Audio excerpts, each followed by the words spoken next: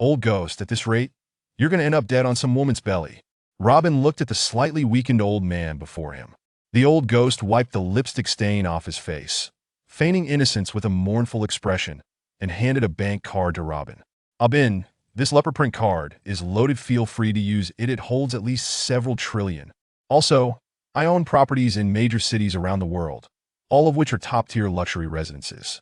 You can stay in any of them at any time. Lastly, let me gift you a wait. Not that. As the old ghost drew out a piece of black lace women's lingerie from his waist, he realized his mistake just in time. After fidgeting a bit, he produced a strange-colored dagger instead. This dragon dagger has been missing from this world for 50 years. I'm handing it to you now. It's no ordinary short blade. It holds the power to command. Never mind, it's time. Someone will contact you soon. Just wait for them in the Dragon Nation. Abin, once you return to fulfill the marriage arrangement. The old ghost was about to continue when suddenly, four stunning women with alluring figures descended the stairs and swept the old ghost away. Old ghost, what are you hesitating for? We're all anxious here. Rest assured, your beloved disciple is so skilled that even demons fear him. He won't come to harm. Ah! Moments later, anguished screams echoed from the bedroom above. Robin glanced towards the second floor, shrugged his shoulders, and shoved the leopard print card into his wallet.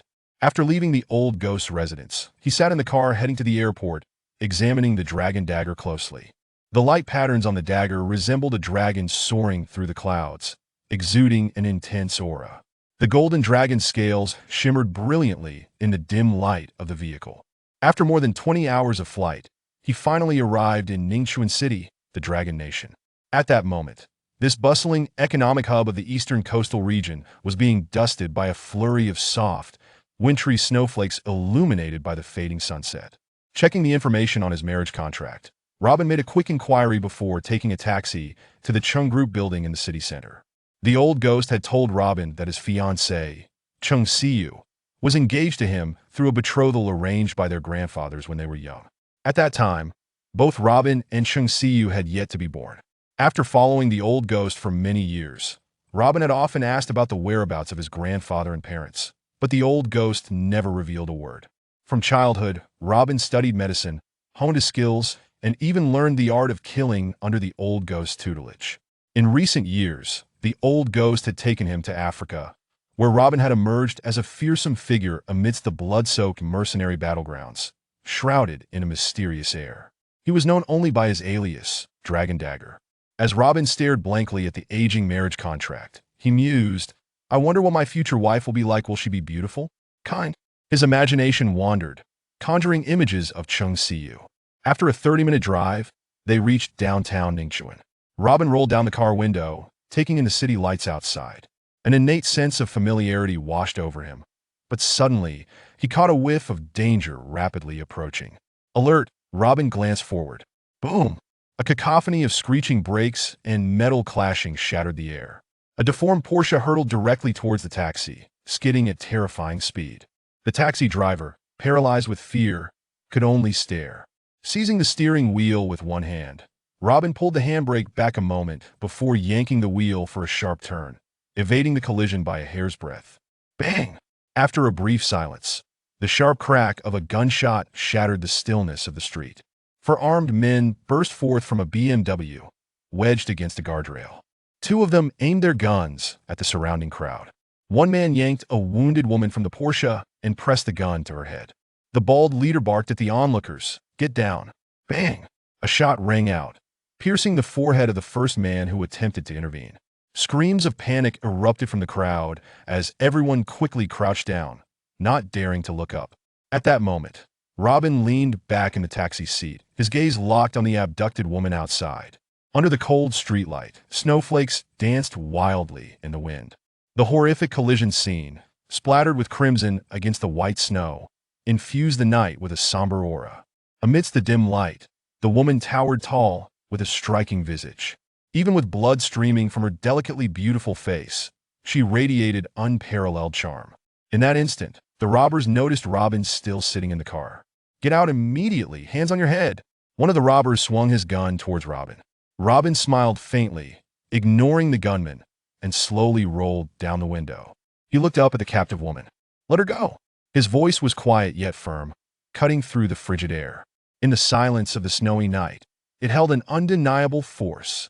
The gunman's arm trembled involuntarily at Robin's words, and the terrified woman cast a glance in his direction. This fleeting moment made her heart flutter with an unexpected nervousness at the sight of Robin's almost tranquil demeanor amidst such chaos.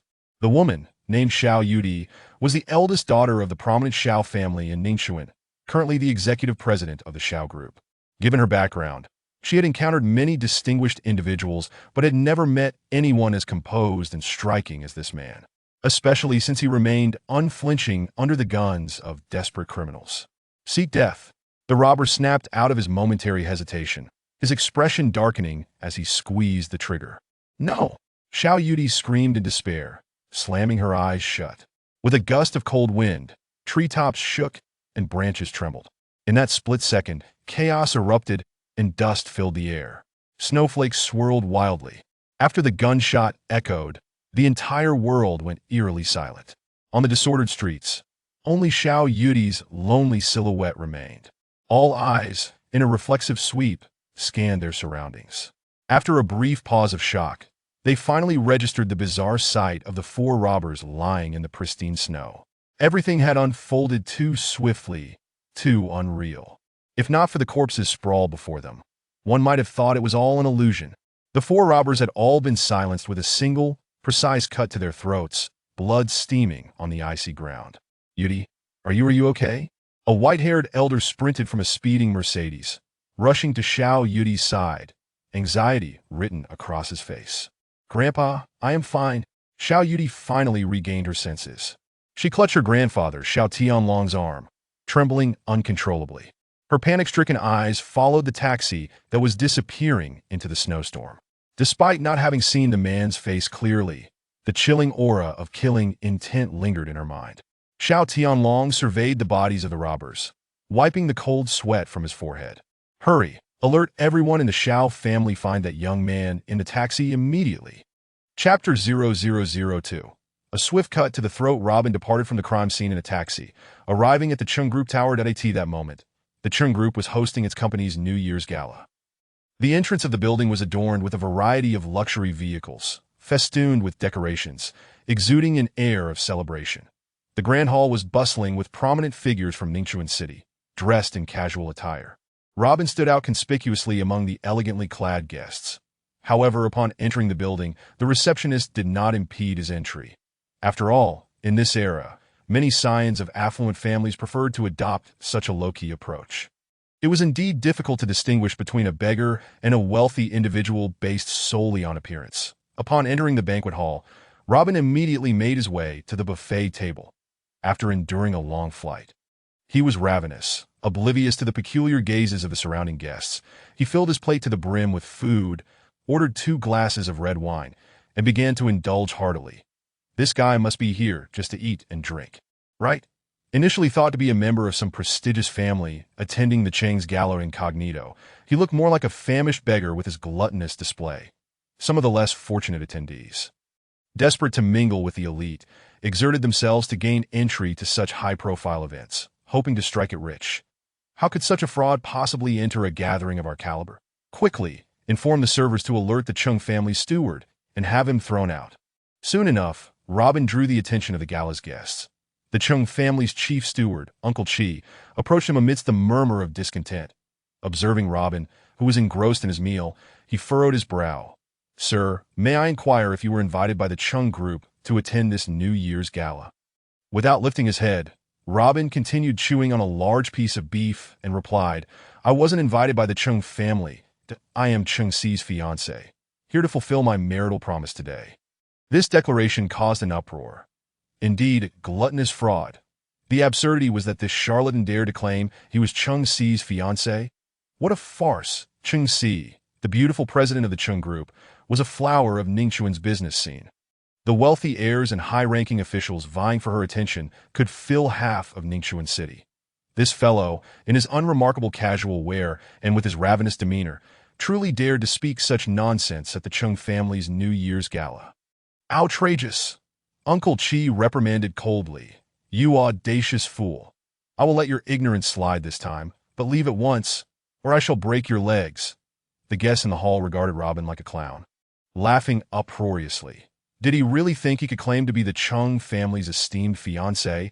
He should take a look in the mirror at his pathetic appearance. Ha-ha-ha-as Robin chewed on the beef. He raised his head to witness the twisted smiles on the faces of the guests around him. Glancing at Uncle Chi beside him, he retorted, "Who are you to tell me to leave? I am Chung Si's fiancé. Bring her to me. I wish to speak with her." Uncle Chi stumbled back slightly, furiously declaring, "Kid, you dare question my identity? I am Ching Chi, the chief steward of the Chung family." Robin paused for a moment, a smirk forming on his lips that, "Oh, little Chi, I see your family. Perfect. Now take me to meet my wife." What the hell? Not only is this kid poor, but he also seems to have a screw loose. The guests in the hall perked up at once that he just called the Chung family's chief steward Little Chi. This guy is truly something. Who doesn't know that Uncle Chi is a martial arts expert? With few in Ningxuan daring to challenge him. It seems this kid intends to leave in a most unconventional manner today. Uncle Chi scoffed coldly, "Kid, you have guts. Dare to repeat what you just said?" Robin looked at Uncle Chi bewildered. "What?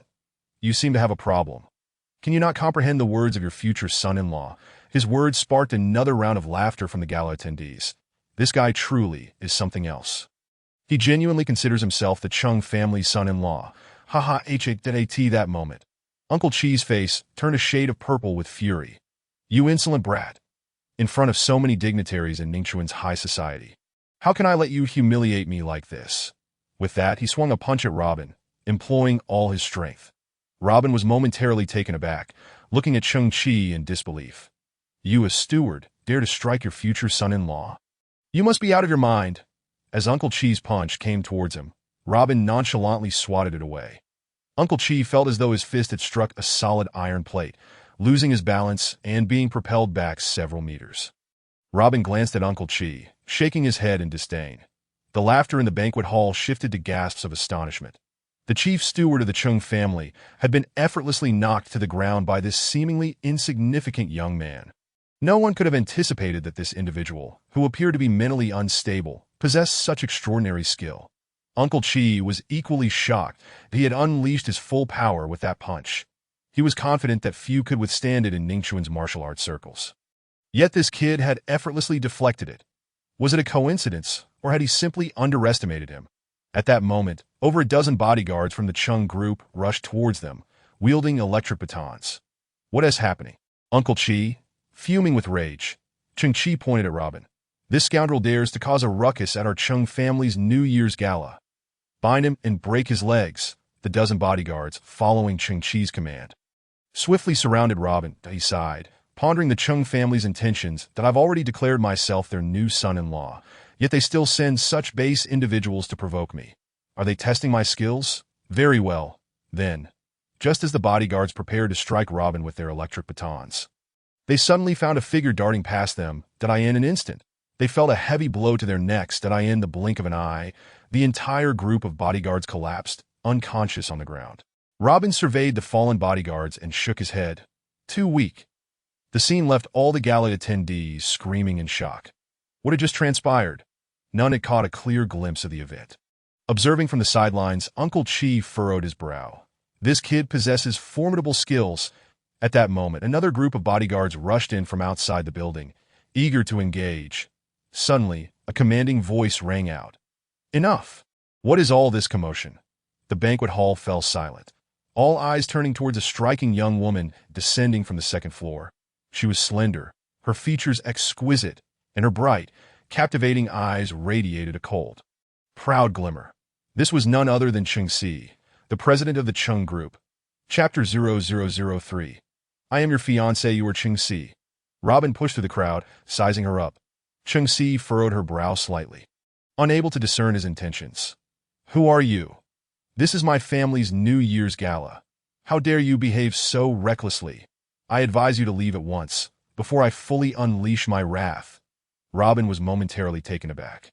His fiancée, seemed rather domineering. However, her icy demeanor held a certain allure. "See, I am your fiancé. I have come to fulfill our marriage contract. When shall we go to the Civil Affairs Bureau to formalize our union?" A wave of laughter erupted in the silent banquet hall. "This guy is truly ridiculous. Enough, if you dare speak such nonsense again, I will not hold back, Cheng Si admonished coldly. The man beside her stepped forward, his voice sharp. Who is this lunatic? Does he not know he is tarnishing Si's reputation? Step aside.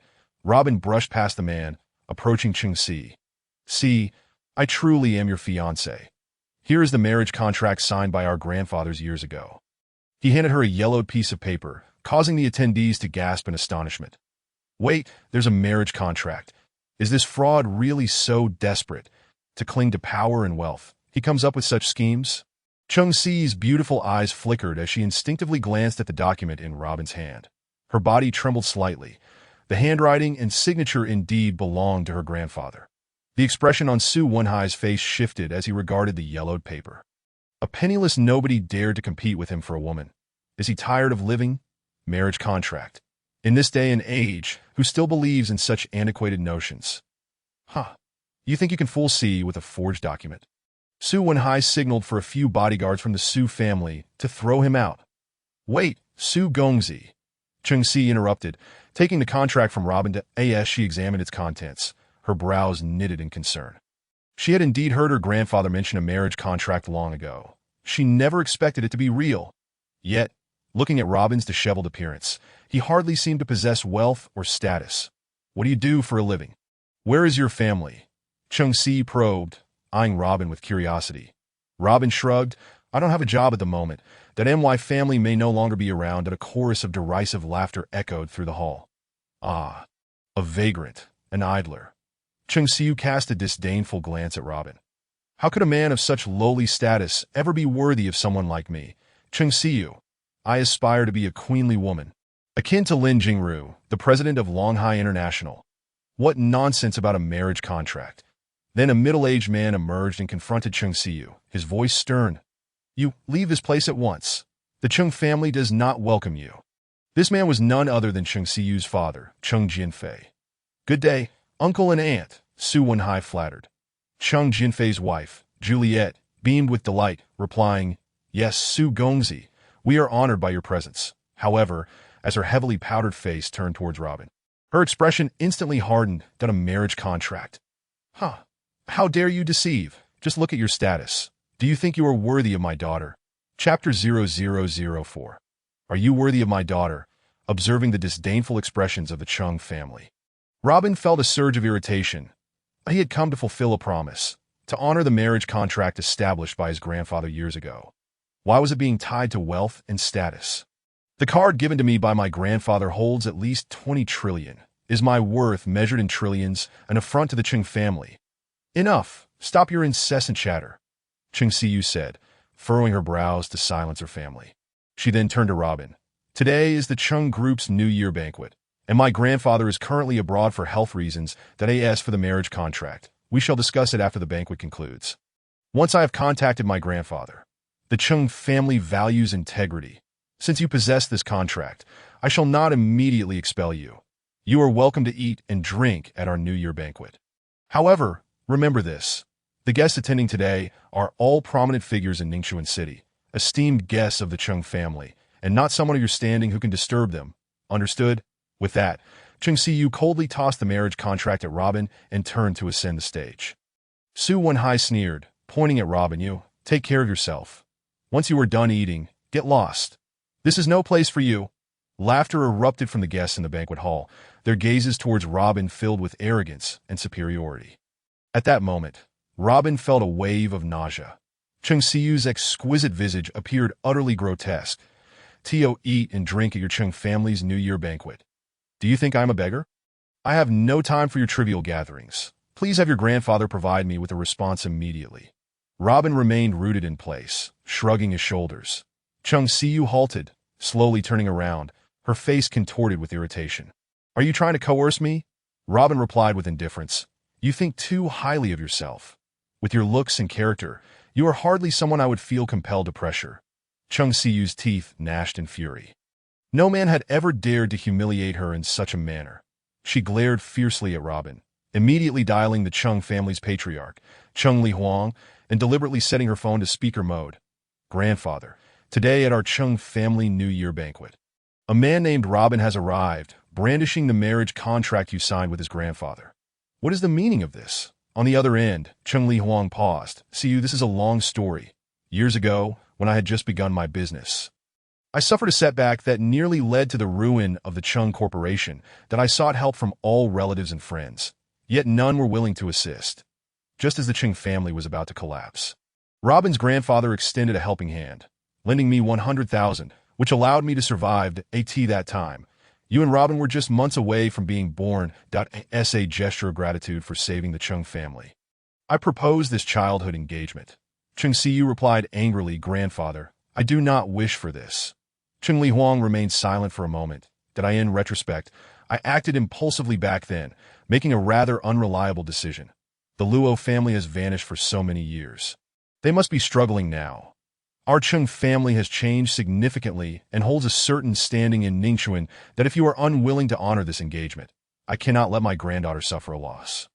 Cheng Siyu hesitated. Grandfather, are you saying that we can annul the engagement? Cheng Li Huang sighed. I was rash in my considerations back then. If you are dissatisfied, then let us dissolve the engagement. However, we must also maintain a degree of decorum. The Luo family has fallen. We shall return the 100,000 borrowed from Robin's grandfather, ensuring a proper conclusion. Cheng Siyu's furrowed brows relaxed instantly, and she cast a frigid glance at Robin, presenting him with a check. Did you hear that? This is my grandfather's response. We are not of the same standing. Tear up that marriage contract. Here is your 100,000 check, consider it returned. Remember, from this moment forth, the Cheng and Luo families shall have no further ties. Robin looked at the marriage contract in his hand, then at the haughty Cheng Siyu, and smiled. Very well. I hope the Cheng family does not come to regret this. Su Wenhai scoffed. Regret? Haha. You think the Cheng family would regret because of you? You must be dreaming. Get out. Leave immediately. A glint of coldness flashed in Robin's eyes. Cheng Siyu huffed. You can leave. I do not wish for you to feel embarrassed here. Take my advice. Do not think of seeking revenge against Su Gongzi. You could never compare to him. The 100,000 is enough for you to live comfortably. With your qualifications, do not entertain unrealistic aspirations. Find a woman from an ordinary family to marry instead. And I will never regret tearing up this contract. Robin looked at Cheng Siyu's repugnant face and tore the marriage contract and check to shreds, casting them into the air. Chapter 0005. Immediately kneel and apologize to Su Gongzi. Cheng Siyu coldly snorted, muttering to herself, desperate to save face, yet suffering the consequences. I fear you will regret this once you return. At that moment, a stir arose at the entrance of the banquet hall. The crowd parted, creating a pathway. Xiao Tianlong and Xiao Yudi, guided by Xiao Cheng, entered.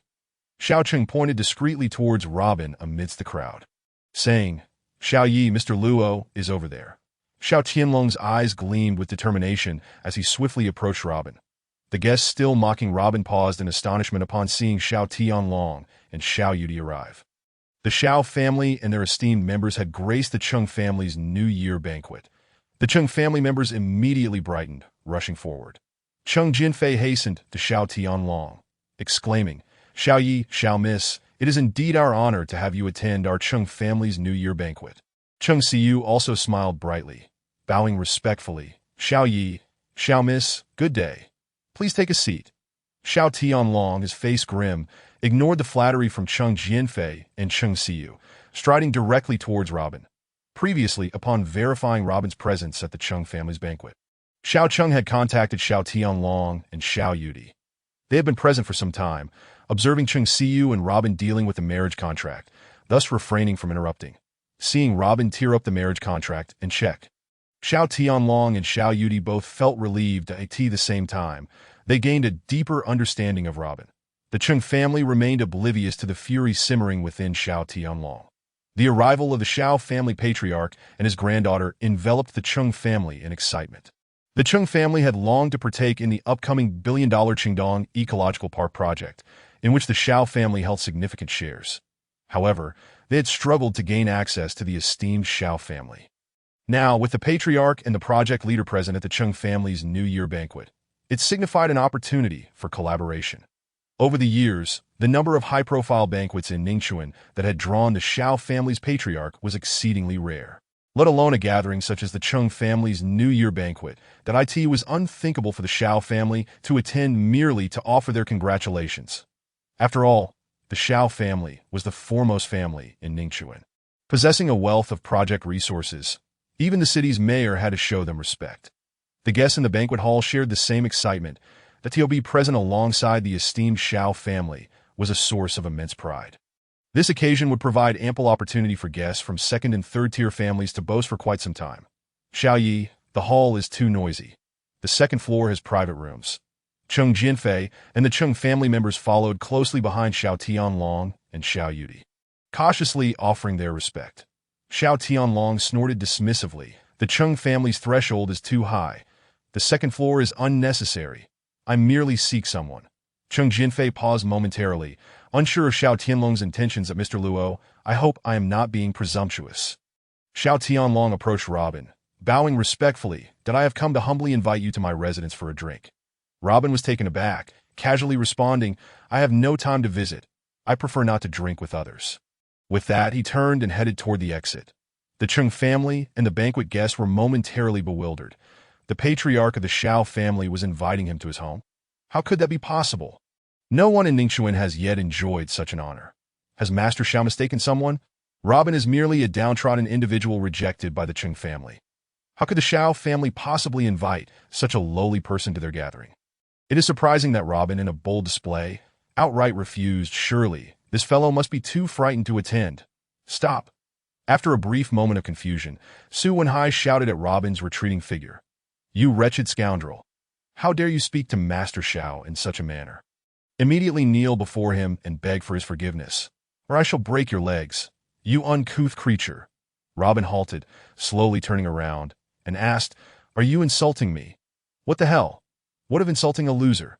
Kneel, that Su Wenhai retorted disdainfully. However, before he could finish, Robin splayed his fingers, seized Su Wenhai's hair, and forcefully pushed him down. Bang! Su Wenhai's knees wobbled, unable to support him, as he knelt before Robin. His knees collided painfully with the marble floor, causing him to grimace in agony. How dare you strike me? Su Wenhai's eyes burned with rage as he struggled to rise. Robin had humiliated him in front of so many aristocrats of Ningxuan. More importantly, the lady of the Xiao family, Xiao Yudi, whom he had long admired, was right before him. At this moment, he wished nothing more than to eliminate Robin. Slap, slap, slap. Before he could finish speaking, Robin delivered 3 resounding slaps that drew blood. Do you believe I wouldn't dare to kill you? Su Wenhai covered his face, immediately sealing his lips, fearfully gazing at Robin, who wore a half-smile. Robin, you have gone too far, Cheng Si scolded coldly. I know you are quite displeased with my family's annulment of the engagement, but what is this, resorting to violence, displaying your rudeness? What else can a person of your lowly status do besides resort to violence? Kneel and apologize to young Master Su at once. Perhaps then I might still intercede on your behalf with the Su family, allowing you to leave Ningxuan alive otherwise. Otherwise what? A pampered scion Mr. Luo has acted. And what of it? Xiao Yudi stepped forward, casting a frosty gaze at Cheng Si. Cheng Si was momentarily speechless. Xiao, you mean to say that your family intends to defend Su Wenhai? Xiao Yudi replied coldly. If that is the case, my Xiao family will not hesitate to act directly, obliterating both your Chung and Su families. Chung Jinfei was momentarily taken aback, his mind racing. Has this young man deceived you? He was just rejected by my Chung family, a mere lowlife. Xiao Tianlong's expression darkened. That Mr. Luo is a distinguished guest of my Xiao family. You Chung family dare to indulge Su Wenhai's kind in repeatedly insulting him. Do you truly think my Xiao family is benevolent? A distinguished guest of the Xiao family? Chung Jinfei was immediately flabbergasted, trembling violently, nearly collapsing. The patriarch of Ningxuan's foremost family, Xiao Tianlong's fury exuded an overwhelming, suffocating force. The guests at the gathering now perceived the chilling intent behind Xiao Tianlong's gaze, that hadn't Master Xiao and Miss Xiao come specifically to attend the Chung family's New Year banquet. Why would they take such an adversarial stance against the Chung family? Cheng Si and the rest of the Chung family were utterly bewildered. What was the meaning of this, in their recollection? The Chung family had never offended the Xiao family. How could they provoke such hostility? Yet, before the warnings of Xiao Tianlong and his granddaughter, they dared not question. Xiao Tianlong approached Robin, pointing at the kneeling Su Wenhai, and coldly stated, "Mr. Luo, with just a word from you, my Shao family could erase the Su and Cheng families from existence." Chapter 6.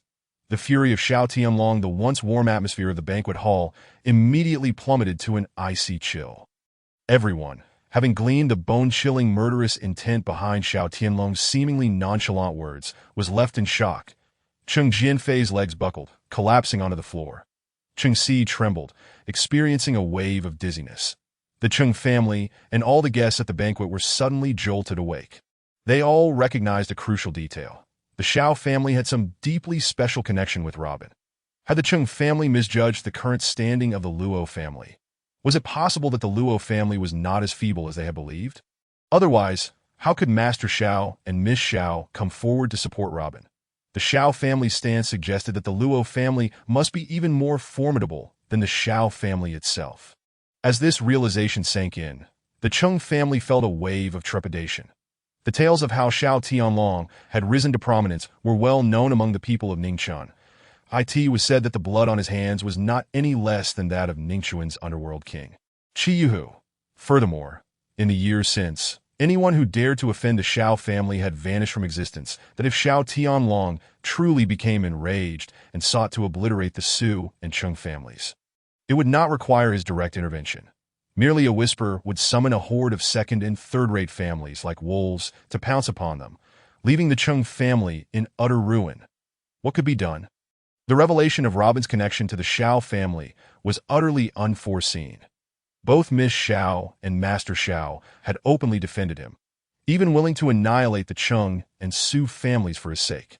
Had they known of Robin's ties to the Shao family, they would have eagerly accepted the marriage proposal from the outset, thereby securing their position beneath the shade of the Shao family tree, soaring to success. Yet now, this unexpected turn of events had occurred. Shao Tianlong's wrath was directed at the Cheng family due to Robin's influence, placing them on his blacklist. Cheng Si's heart burned with indignation. How could a mere pauper like Robin be regarded as a distinguished guest by Shao Tianlong and Xiao Yudi? Furthermore, he displayed such blatant disdain and contempt before her. She found this utterly unacceptable. What qualification does he possess to belittle me? Cheng Si. Just a fade of authority, relying on the might of others. Without the Shao family's protection, Robin is nothing. Cheng Si's thoughts whirled with fury. However, when she considered the collaboration opportunity for the Eastern Eco Park project, she bit her tongue and swallowed her anger. Stepping forward, she bowed and smiled at Shao Tianlong and Xiao Yudi, saying, "Master Shao, Miss Shao, please temper your anger. This matter is purely a misunderstanding. Our Cheng family truly did not know he was your esteemed guest. Had we known, we would never have acted in such a manner." Shao Tianlong could not be bothered to respond to her. Seeing that he remained silent, Cheng Si assumed his anger had subsided. Thus, she turned to Xiao Yudi, respectfully saying, "Miss Shao, since our misunderstanding has been resolved, may we proceed to the private room on the second floor? I was just about to discuss the collaboration on the Chengdong Ecological Park Development Project with General Manager Shao. Our Cheng family is very eager to partake in the investment and development of this project." Xiao Yudi did not even spare a glance at Cheng Siyu, coldly stating, "I have no time." Cheng Siyu was instantly taken aback, her delicate, fair cheeks burning with a sudden heat.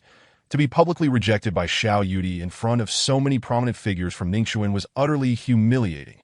As Xiao Yudi approached Robin, her beautiful eyes gazed intently at him. In that moment, Robin felt as if he were being closely watched by a ravenous wolf, a chill running down his spine. To be honest, Xiao Yudi surpassed Cheng Siyu in height, physique, appearance, and demeanor by a wide margin. Especially her exquisitely beautiful eyes, which were now filled with deep affection as they fixed on him.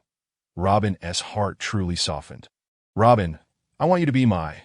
Chapter 0007. What is Cheng Siyu worth? As Robin listened to the words flowing from Xiao Yudi's alluring lips, he instinctively tightened his grip on his collar, as if to convey to her that he had his limits, that he was not someone to be trifled with.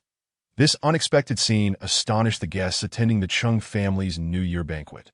The eldest daughter of the Xiao family, granddaughter of Shao Tianlong, executive president of the Xiao Group, and Ningchuan's most beautiful woman, Xiao Yudi. What could this mean? Was Xiao Yudi truly about to? "Robin, I want you to be my boyfriend." With a blush on her cheeks and her enchanting eyes sparkling, she spoke candidly. That moment. Gasps filled the banquet hall. Xiao Yudi had publicly confessed her feelings to Robin, a mere pauper who had just been rejected by Cheng Siyu.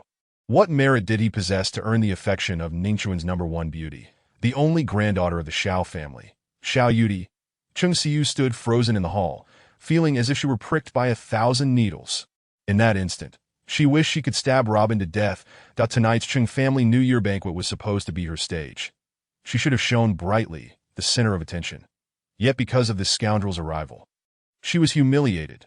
What irked her even more was that Robin, whom she had just heartlessly rejected, was now treated as an esteemed guest by the Xiao family. To make matters worse, Xiao Yudi had openly confessed her feelings in front of everyone. Was it truly her own folly that had led her to extinguish her own bright future? Impossible. Cheng Siyu would never misjudge. Just based on Robin's attire and demeanor, he was utterly unworthy of her. She, Cheng Siyu, aspired to be a queen-like woman, akin to Lin Jingru, the president of Longhai International. Cheng Siyu firmly believed that this despicable scoundrel, Robin, must have employed some deceitful means to gain the Xiao family's trust, which is why he was regarded as an esteemed guest by Xiao Tianlong. The Xiao family had undoubtedly been duped. Robin, one day, when the Xiao family sees through your tricks, you won't even know how you met your demise.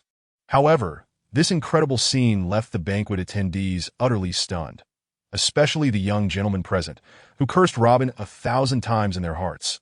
What kind of luck did this guy stumble upon? How could he be confessed to by the goddess?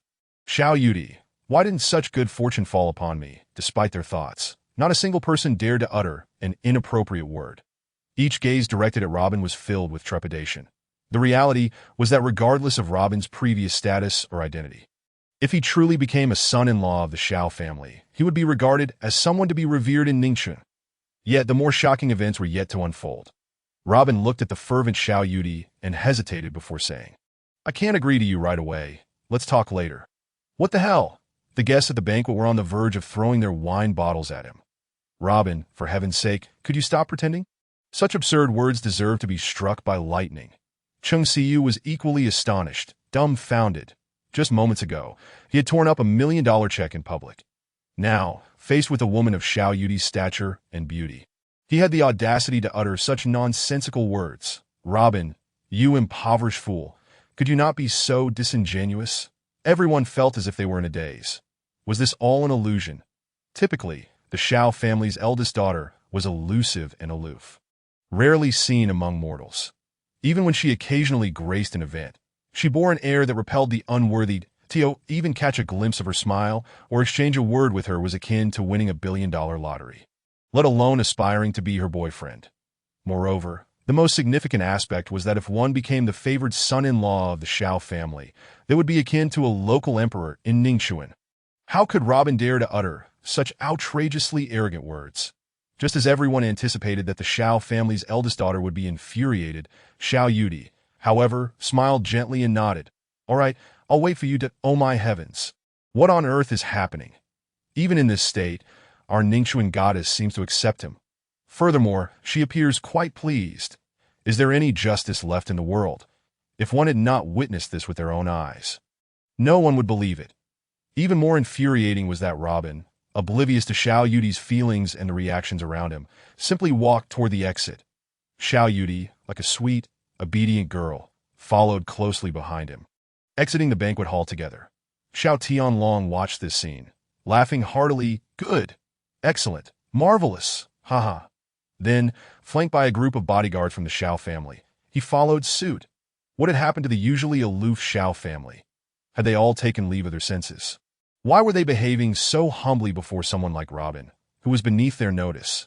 It seemed that Robin had not outright rejected Xiao Yudi. Rather, it was as if he had bestowed upon the Xiao family the greatest favor. Cheng Siyu, standing amidst the crowd, felt despondent and melancholic. Robin's actions had dealt a heavy blow to her and the Cheng family's pride. The words he had spoken implied that the Xiao family's esteemed daughter had confessed to him, and he didn't even regard it with any seriousness. What is Cheng Siyu worth? Compared to Ningxuan's #1 beauty, universally recognized as a goddess, Xiao Yudi, Cheng Siyu was indeed several tiers below in both lineage and beauty. Had the Luo family truly become a formidable powerhouse? Otherwise, why would the Shao family treat Robin with such reverence? Could it be that she was genuinely mistaken? Siyu, do not be upset that he is merely a fool who has stumbled upon a stroke of luck. At that moment, Su Wenhai, who had just risen from the ground, approached Cheng Siyu and spoke sternly. This scoundrel must have set up a scheme to gain the trust of the Shao family. He will inevitably reveal himself. Today, this bastard has humiliated me, and our Su family will not let this slide. A lowly pauper like him, we could easily ensure he meets a fate worse than death. Chapter 0008. This matter concerns the life and death of the Shao family, that Su Wenhai noticed that Cheng Siyu remained dejected, and, wiping the blood from the corner of his mouth, continued, Siyu, are you unhappy because of the Qingdong Ecological Park project? Never fear. Recently, my father has begun discussions with Lin Jingru from Longhai International. She mentioned that the Qingdong project could offer us 100 billion in partnership. At that time, I will speak to Miss Lin about allowing our Su family to relinquish 30% of our share to the Cheng family. As you know, Longhai International is the largest shareholder of the Qingdong Ecological Park project. Upon hearing this information, Cheng Siyu's eyes lit up. Lin Jingru of Longhai International was a queen-like figure, renowned in Ningxuan, and held in equal regard to the underground king, Qi Yu. Moreover, she was an idolized figure in Cheng Siyu's heart. Ever since she took over the Cheng family, she had aspired to become a woman like Lin Jingru. When Longhai International initially entered Ningxuan, the underground king sought to suppress them.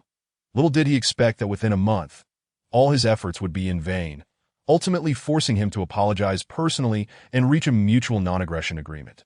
Henceforth, Longhai International rapidly rose in Ningxuan, with Lin Jingru establishing herself as the most mysterious and formidable queen in the business realm. Cheng Siyu, still skeptical, inquired, Su Gongzi, are you saying that your Su family has truly made contact with Miss Lin of Longhai International? Su Wenhai paused for a moment, smiling as he replied, Indeed, Su. So we need not fear the Shao family. Robin, that lowly pauper, is even less worthy of concern. The guests at the banquet, upon learning this information, were equally astonished. Although Lin Jingru maintained a low profile in Ningxuan's business sector, she was a figure of immense mystery and authority. With such a personage backing them, the Shao family would not dare to claim supremacy in front of her. The Su family had evidently secured a connection with her. This indicated that the Su family, as one of Ningxuan's prominent families, possessed considerable strength. The Cheng family members sighed in relief. Cheng Siyu's mother, Juliet, who had been apprehensive, suddenly felt exhilarated upon hearing the news. Wenhai, we are counting on your Su family for Siyu and our Cheng family. Once we become partners with Longhai International, I want to see how that uncouth Robin dares to act arrogantly in front of us. A smile gradually appeared on Cheng Siyu's face as she thought to herself, Robin, you a crude and uncultured pauper, think you can strut around just because you've attached yourself to the Shao family? How laughable! You will never measure up to Su Gongzi. Do not even think about raising your head arrogantly in my presence. I, Cheng Si, shall inevitably ascend to the status of a queen akin to Lin Jinglei of Longhai International. When that time comes, should you dare to disregard me again, I will compel you to kneel before me and beg for mercy. Upon exiting the Cheng family conglomerate, Xiao Tianlong hastily pursued Robin, bowing respectfully as he addressed him. Mr. Robin, I humbly request that you join me in the car for a discussion. Robin halted his steps, initially inclined to refuse. However, upon observing the earnest expressions on the faces of Xiao Tianlong and Xiao Yudi, he recalled how the two had previously stood by him at the Cheng family banquet. Xiao Yudi had even publicly declared her feelings for him, laying aside all her reservations to defend his honor. Although he did not require such gestures, the sincerity displayed by the Shao family was indeed commendable. If it were not for Mr. Robin's timely intervention today, my precious granddaughter might have faced grave peril. Mr. Robin, you are a benefactor to our Shao family. I would willingly bestow upon you all of our family's assets. From this day forth, you shall be our most esteemed guest, and you may avail yourself of any of our properties at your convenience. All members of the Shao family will adhere to your commands. Furthermore, what my granddaughter expressed at the banquet was no trifling matter. It reflected the genuine sentiments of both herself and our family. And I implore you to consider it gravely. At this moment, a blush crept onto Xiao Yudi's cheeks, spreading to her delicate earlobes as she shyly averted her gaze from Robin he responded with a nonchalant smile. Noting that his earlier act of salvation had been merely coincidental, a trivial matter that required little effort. Xiao Tianlong stepped forward once more, bowing deeply as he requested, "Mr. Robin, please allow me a moment longer. I have an urgent matter to discuss, which pertains to the very survival of the Xiao family." Robin contemplated declining and turning away, but Xiao Yudi interjected, "Mr. Robin, the individuals who kidnapped me are our family's long-standing enemies.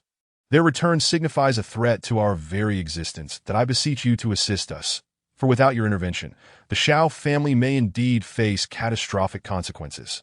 Robin furrowed his brow, stating, "I don't wish to remain uninvolved in your family disputes." Xiao Tianlong hesitated briefly, then nodded in resignation. "Mr. Robin, if you truly do not wish to help, I shall not press the matter further. However, given the heavy snowfall and the late hour, I implore you to stay with us at the Xiao residence for the night. You may depart at your leisure tomorrow."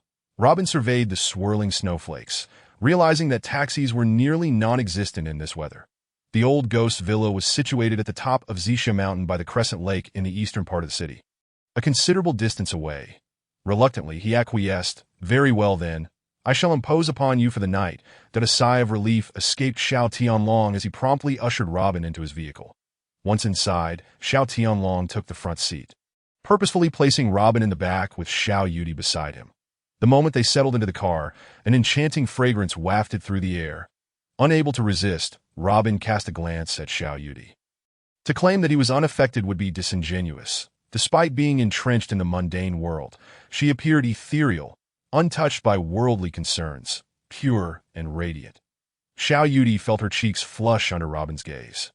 Just as she was about to express her gratitude, Robin leaned back against the seat, closing his eyes to rest. Recognizing his disinterest in conversation, both Xiao Yudi and Xiao Tianlong fell silent. After approximately 10 minutes of travel, as they entered the winding road leading to the Xiao family villa, the vehicle suddenly came to a halt. Due to the slick snow-covered road, Xiao Tianlong's convoy of 5 or 6 cars collided in a chaotic tangle. "Xiao Master, we have been ambushed by assassins sent by Qiao Shanbao." Xiao Cheng immediately rallied a dozen bodyguards to shield the car containing Xiao Tianlong. About 4 armed assailants were closing in. "Xiao Master, we must call the police for assistance." Xiao Tianlong furrowed his brow, realizing there was no time. Even if they called for help, it would be too late by the time assistance arrived. Chapter 0009. The Dark Web Assassins. Robin slowly opened his eyes, peering through the gaps between the bodyguards to assess the situation outside. Xiao Tianlong's convoy was completely encircled by the assassins. From their positioning, it was evident that these assailants were far more professional and ruthless than those who had previously kidnapped Xiao Yudi. "Xiao Master, just how deep is your enmity that they would employ such formidable mercenaries?" Judging by their equipment and demeanor, it was clear that this adversary had spared no expense. They would not have come without a bounty in the hundreds of millions. Xiao Tianlong replied with a bitter shake of his head. "Mr. Robin, this is merely my fate catching up with me. Years ago, I was once close friends with this enemy, Qiao Shanbao. In our youth, we forged our empire together with our iron fist, and we both fell in love with the same woman, Qin'er, who is now Yudi's grandmother. Qin'er eventually married me, shattering our brotherhood. Once, while I was on a business trip to Europe, Qiao Shanbao took advantage of my absence to harm Qin'er, abducting her with the intent to smuggle her out of the country. Unable to bear the humiliation, she took her own life. Upon learning of this, I intercepted him at the border in a fit of rage, accidentally killing his brother and breaking his legs in consideration of our past friendship. I spared him, forbidding him from ever returning to Longhua. Who could have imagined that 30 years later, this scoundrel would seek vengeance? Suddenly, with a dull thud, Robin shoved Xiao Tianlong aside and rolled out of the vehicle, holding Xiao Yudi close. "Everyone down," he commanded, cradling Xiao Yudi in one arm while using the other to lift the Mercedes they had just vacated. Under his direction, the Xiao family's bodyguards protected Xiao Tianlong. Crouching behind the overturned vehicle, that moment, Robin sensed something unusual in his right hand. Xiao Yudi, sensing the shift, hastily pushed Robin away. The heat of embarrassment rushed to her delicate neck. Robin glanced at his palm, muttering, "Is it this large?" Xiao Yudi understood his implication and, in a fit of annoyance, shoved him. Robin stumbled, tumbling out from behind the vehicle's cover. A muffled shot rang out as another silenced bullet zipped past his ear. The assailants were momentarily taken aback, astonished that he had evaded 2 lethal shots. The once nonchalant assassins quickly took cover behind their shields, but when they looked forward again, Robin had vanished without a trace. "Don't bother searching. I am right here." Robin casually twirled a dagger in his hand, speaking with indifference. The assassins finally realized that he had stealthily maneuvered behind them, and their sniper rifles had been rendered useless. As they prepared to draw their knives for a final stand, they caught sight of the dagger Robin was toying with, which shimmered with the image of a golden dragon before vanishing in an instant. "Young master, we did not recognize you. Please forgive us." The 4 assassins immediately knelt, trembling in fear that Robin's voice turned cold. "Have you all nothing better to do on the dark web, accepting such lowly tasks? It seems that during your absence, Sophie has neglected to manage you. Returning to young master, we were commanded by the Night Queen to await your summons. With nothing else to do, we took on this assignment.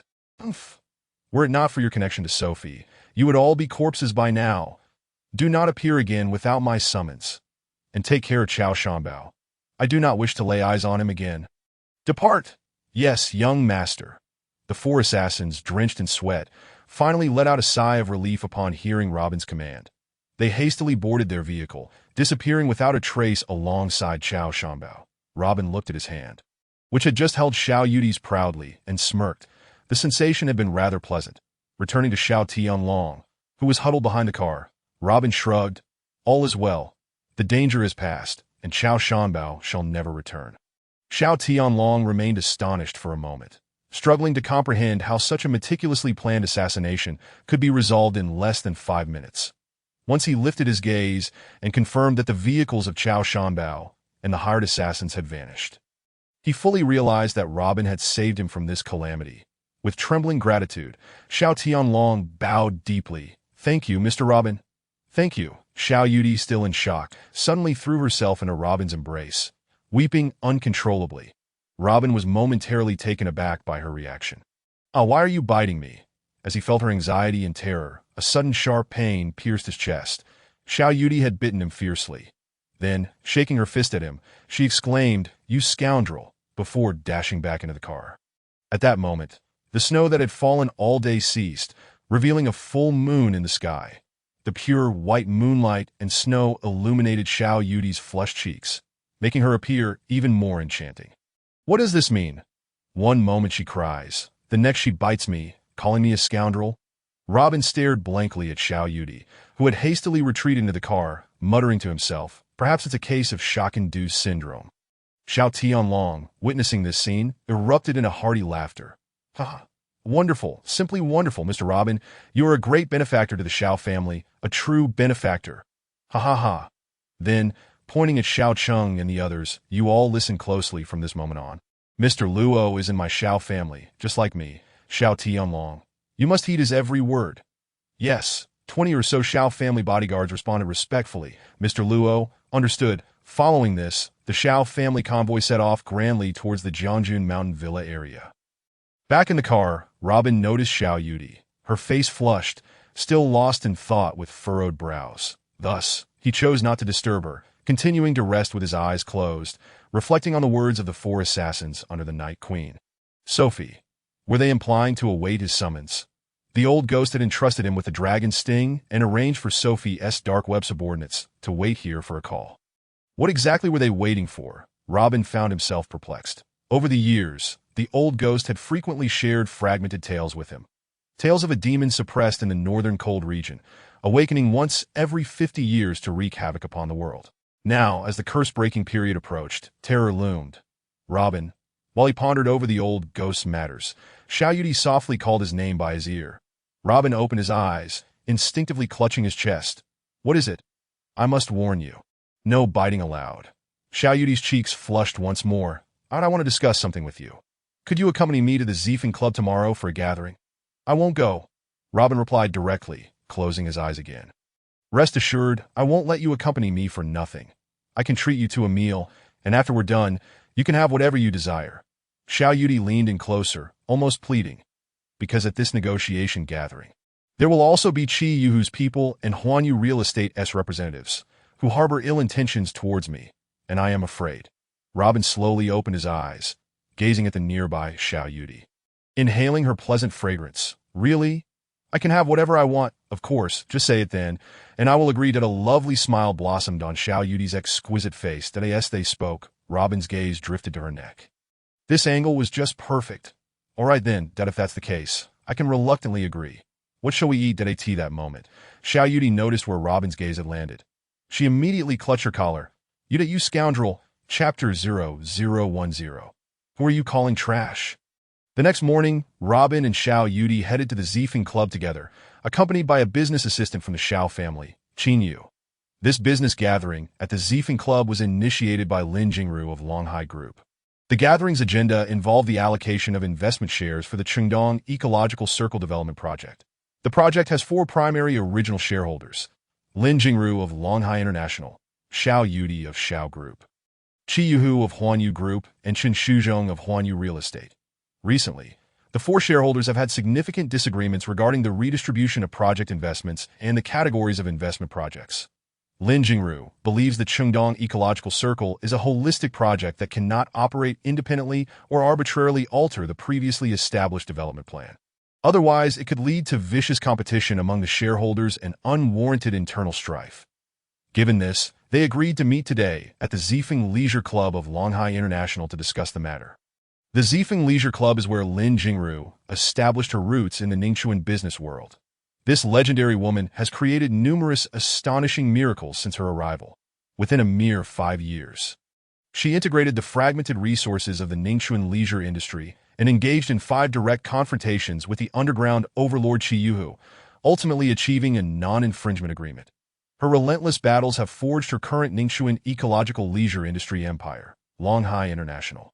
Lin Jingru is not only assertive and exceptionally talented, but also breathtakingly beautiful, exuding an enchanting allure. She stands as a queen in the Ningxuan business realm. Despite her ethereal beauty, she is ruthless in her early years in Ningxuan.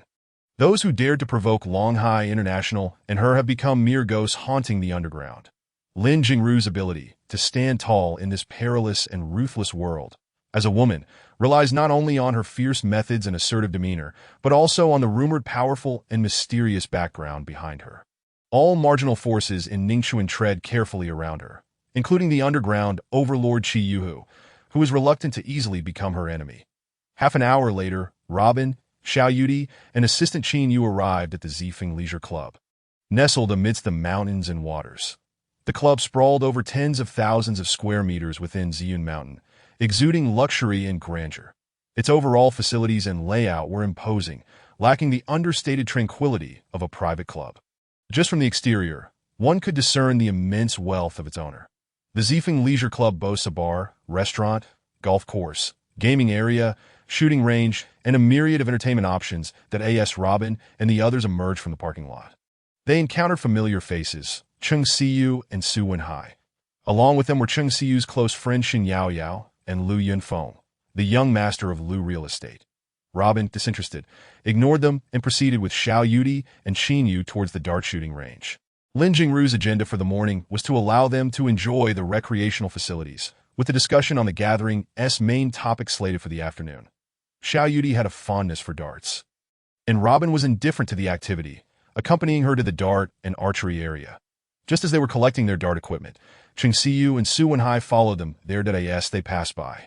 Su Wenhai intentionally greeted them. Miss Xiao, hello. I've heard you excel in darts and archery. Since we're all gathered here, why not have a friendly competition to add some fun? What do you think?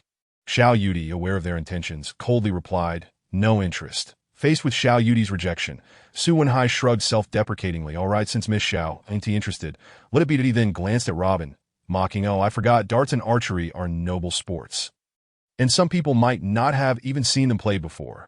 Miss Xiao is merely trying to spare his face by not wanting to compete with us. After saying this, he exchanged glances with Cheng Siyu, Lu Yunfeng, and Xin Yaoyao, and they all laughed together.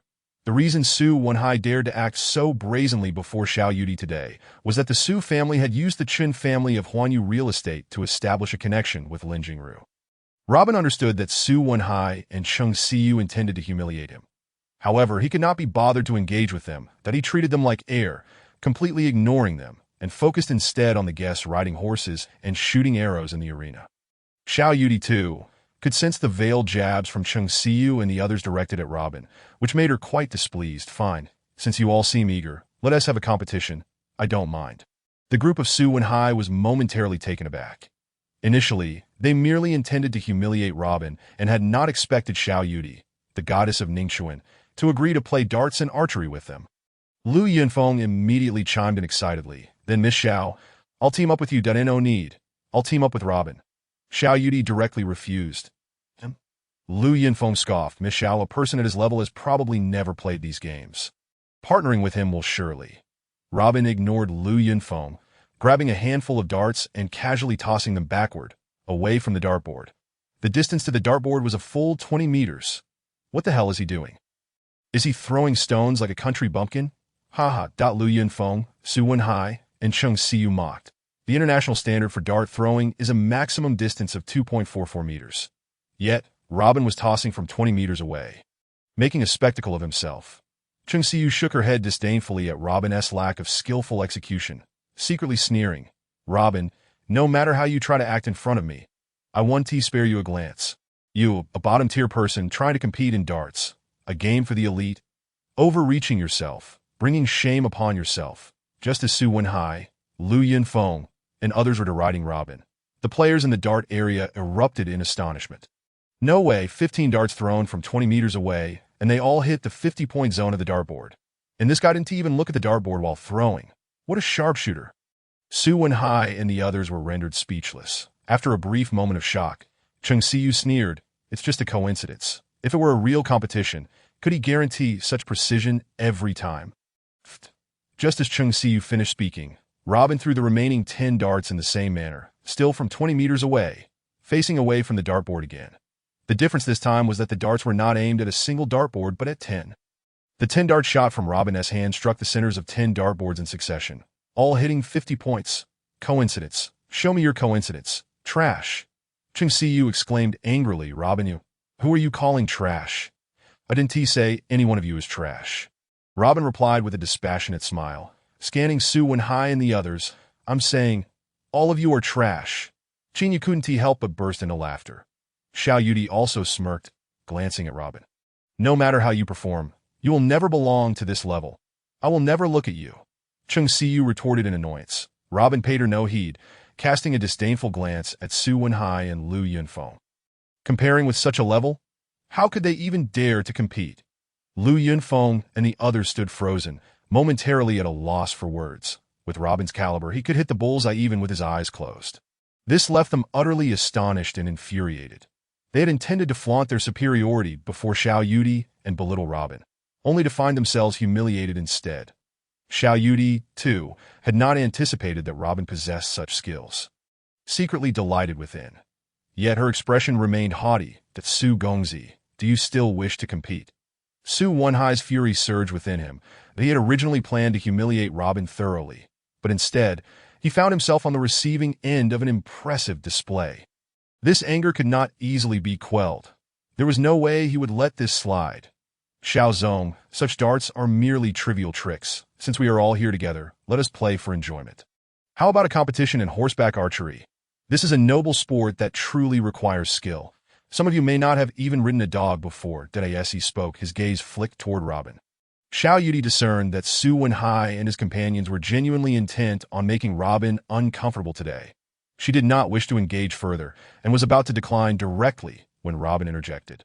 Since some individuals are so keen on competing, let us indeed have a contest. Chapter 0011.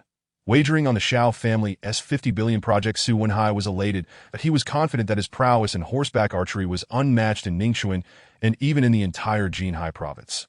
A lifelong enthusiast of the sport, he had garnered numerous awards over the years, including a championship in the adult amateur division of the National Horseback Archery Competition last year. That if Robin agreed to compete with him, it would be a splendid opportunity to publicly humiliate him. Very well. How shall we compete? Will it be in teams or one-on-one?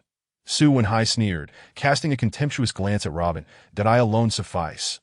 You may choose whatever format you wish. Robin replied indifferently.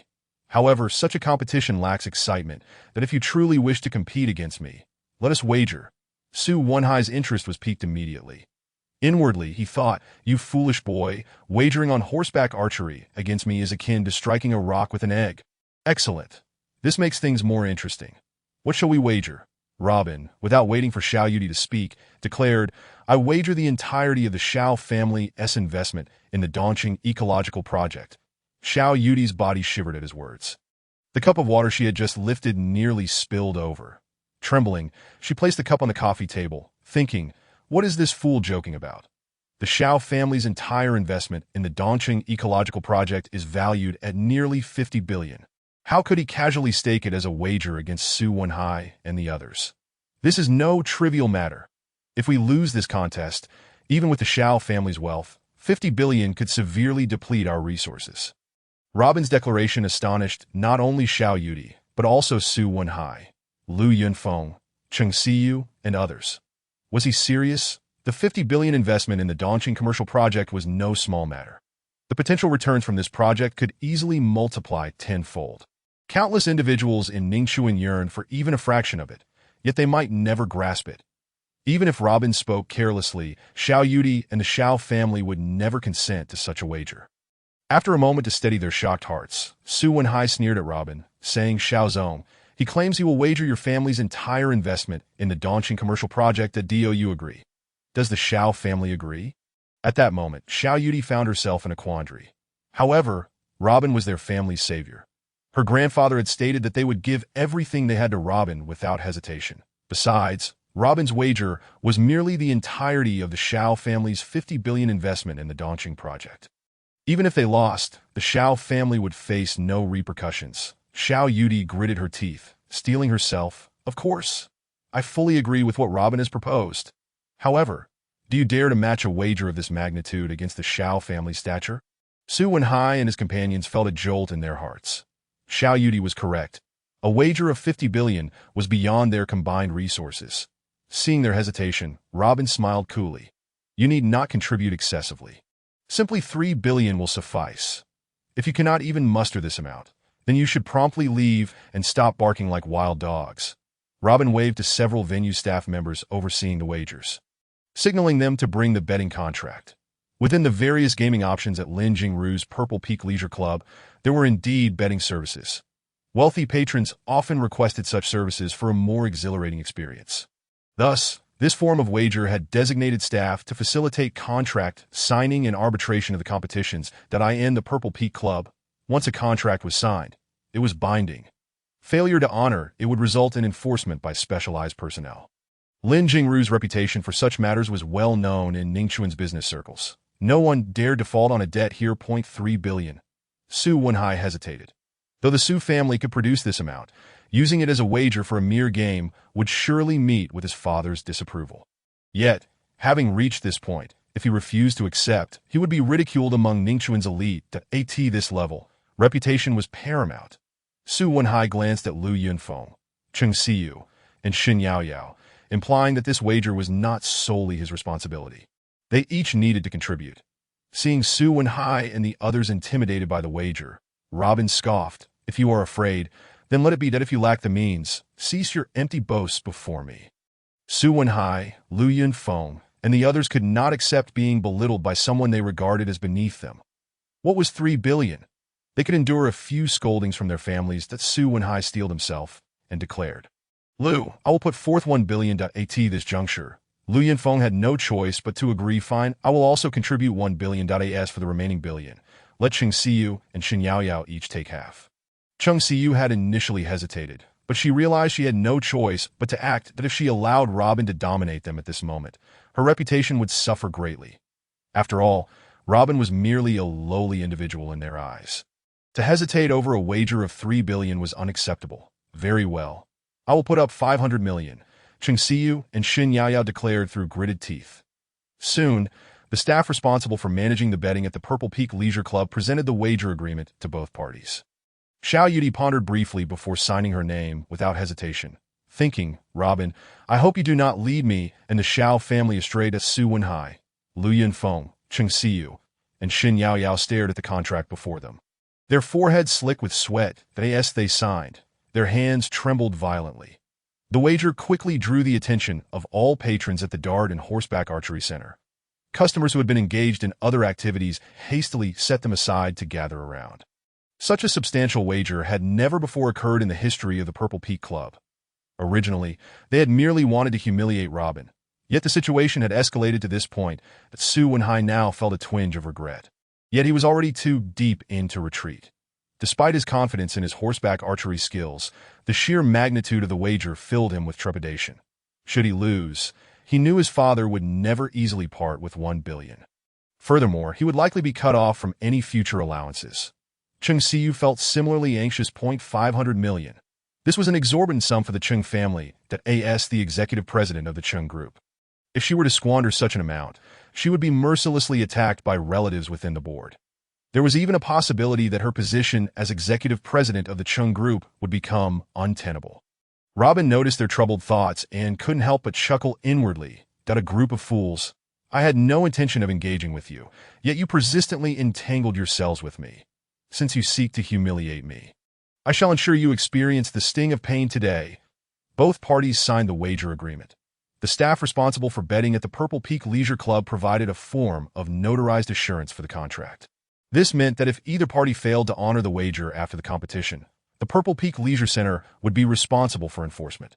Before the competition even commenced, all patrons and management at the Dart and Horseback Archery Center had gathered around. After all, this was a wager worth 50 billion. More significantly, one of the parties involved was the esteemed Miss Xiao Yudi of the Xiao family. Such a scene was indeed rare, that Su Wenhai was already renowned for his skills in horseback archery within Ningchuan. The young master had been the champion of last year's national horseback archery competition in the adult amateur division. Thus, many spectators placed their bets on him. After signing the contract, Su Wenhai quickly immersed himself in the competition. 10 minutes later, Su Wenhai appeared in a dashing equestrian attire, slinging a metallic bow and arrows, atop a magnificent white steed, striding confidently onto the competition arena. His demeanor exuded an effortless charm, embodying the athletic grace of a seasoned equestrian expert. His entrance was met with a chorus of applause and cheers. Chapter 0012. Su Wenhai scores a perfect 10 with 3 arrows. Cheng Siyu cast a glance at Robin, who had yet to take the stage, and mockingly remarked, "Do you see that? Young Master Su has been trained by renowned British Royal Equestrian coaches since childhood. His skills are such that even professional athletes would find it challenging to compete against him. You, a mere country bumpkin, probably haven't even ridden a horse before, have you? Robin, we are not even on the same level that I've torn up our engagement, and you should simply take your 1 million and leave Ningchuan to live your life. I don't understand why you would go to such lengths to prove yourself superior to young Master Su by deceiving Miss Xiao and wagering the Xiao family's 50 billion investment project. You are truly out of your mind. Robin, let me make it clear. No matter how well you perform, I, Cheng Siyu, will never regard you as anything but a loser.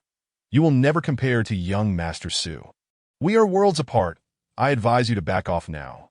Otherwise, you may find yourself in an irreparable situation, not knowing how it all ends."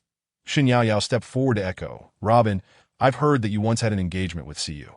Let me tell you, you are not from our world, so stop trying to squeeze into this circle point. One must possess self-awareness, or risk humiliation that I don't know what your connection with the Xiao family is, or why their young lady would allow you to wager 50 billion.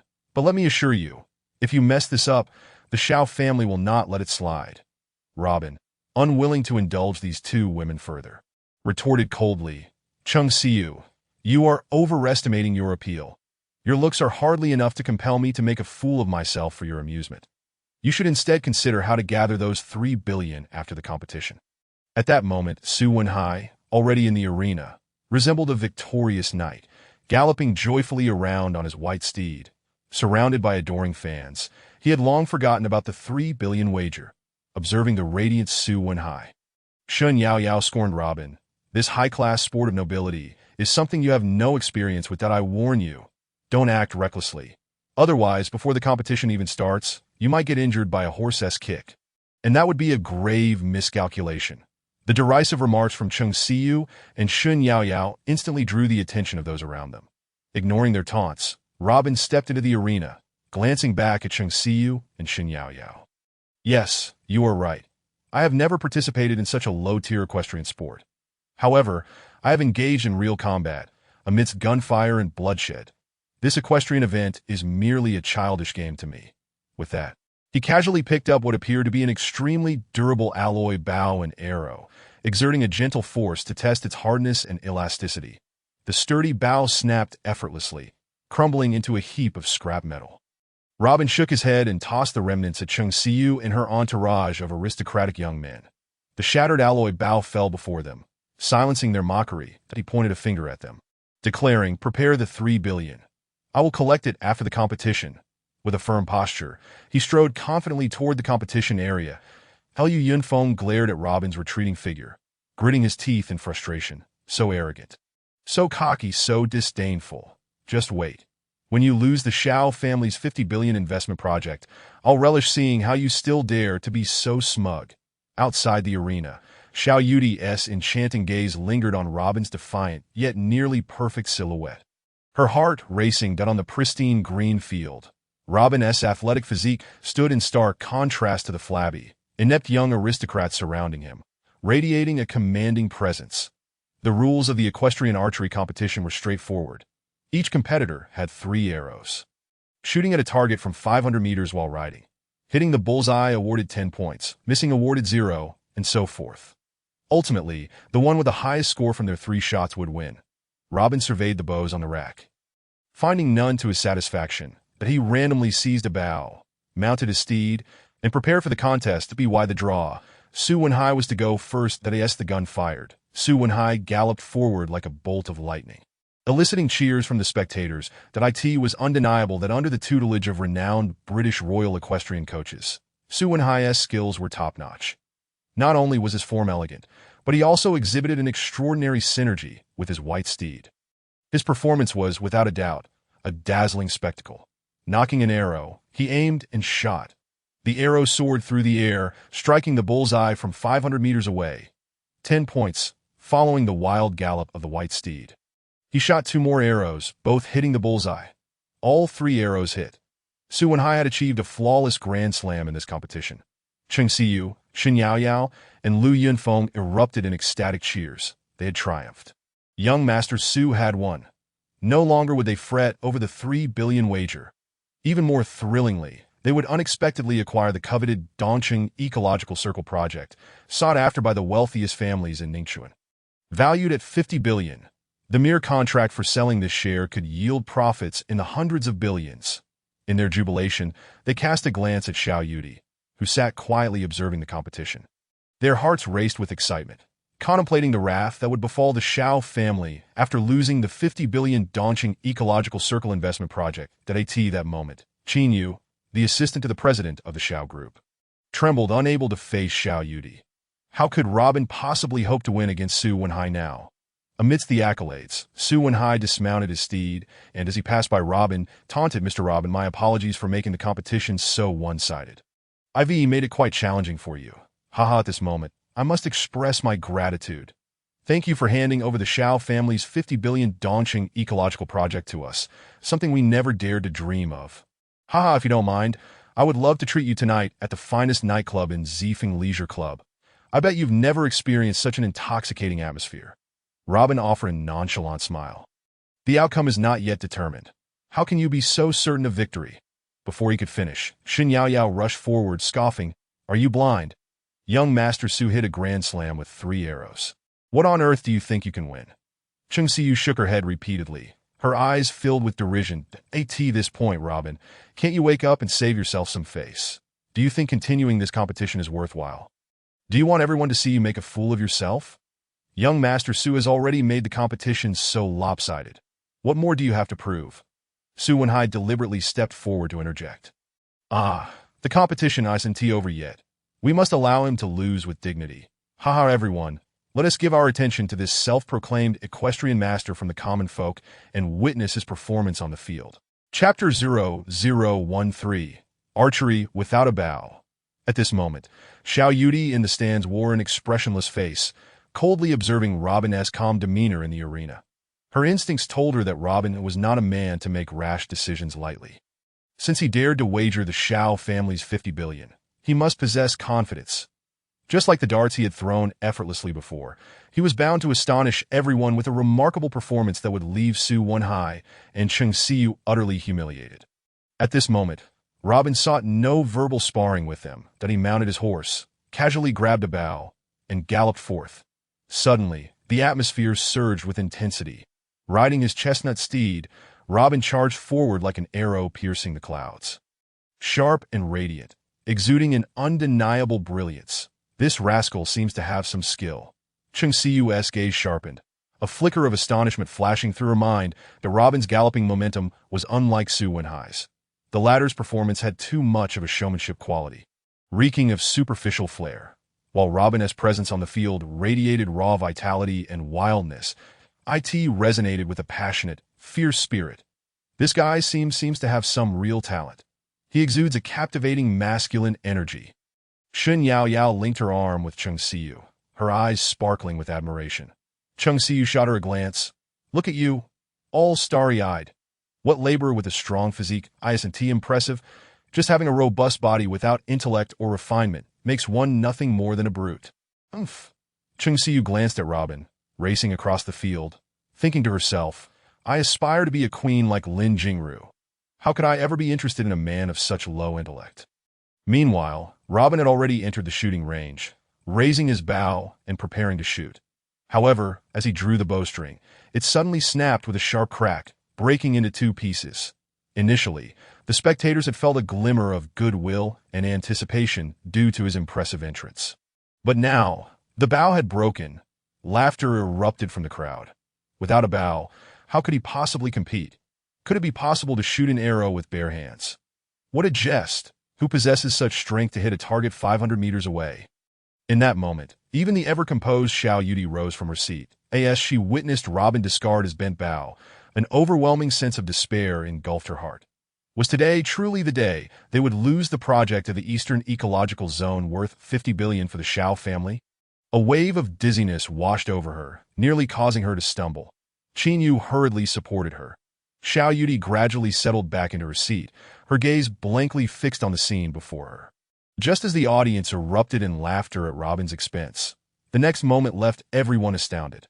After tossing aside the bow, Robin drew a sharp arrow from his quiver, adopting the most audacious and flamboyant stance, and shot 3 arrows towards the target situated 500 to 600 meters away.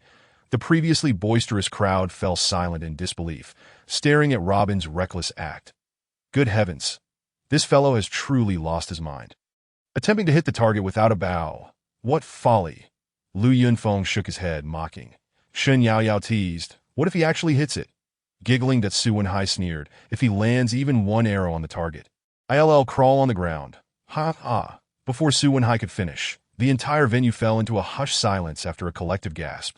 Indeed, all 3 arrows struck the bullseye at a distance of 500 to 600 meters.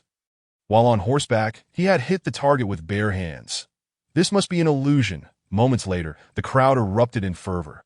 The once intact target began to shatter from the impact of the arrows, scattering fragments across the ground. Such force and precision were terrifying, commanding the attention of all present. The outcome of this contest was unmistakably clear. Xiao Yudi, who had been steeped in despair, now felt tears of joy glimmering in her eyes. Xiao Zong, we've won! Qin Yu exclaimed, her face awash with tears, celebrating and leaping in delight. After regaining her composure, Xiao Yudi shot her a reproachful glance. How could we possibly lose? Robin will never lose. With that, a hint of pride flickered in her sparkling eyes. This method of shooting doesn't count.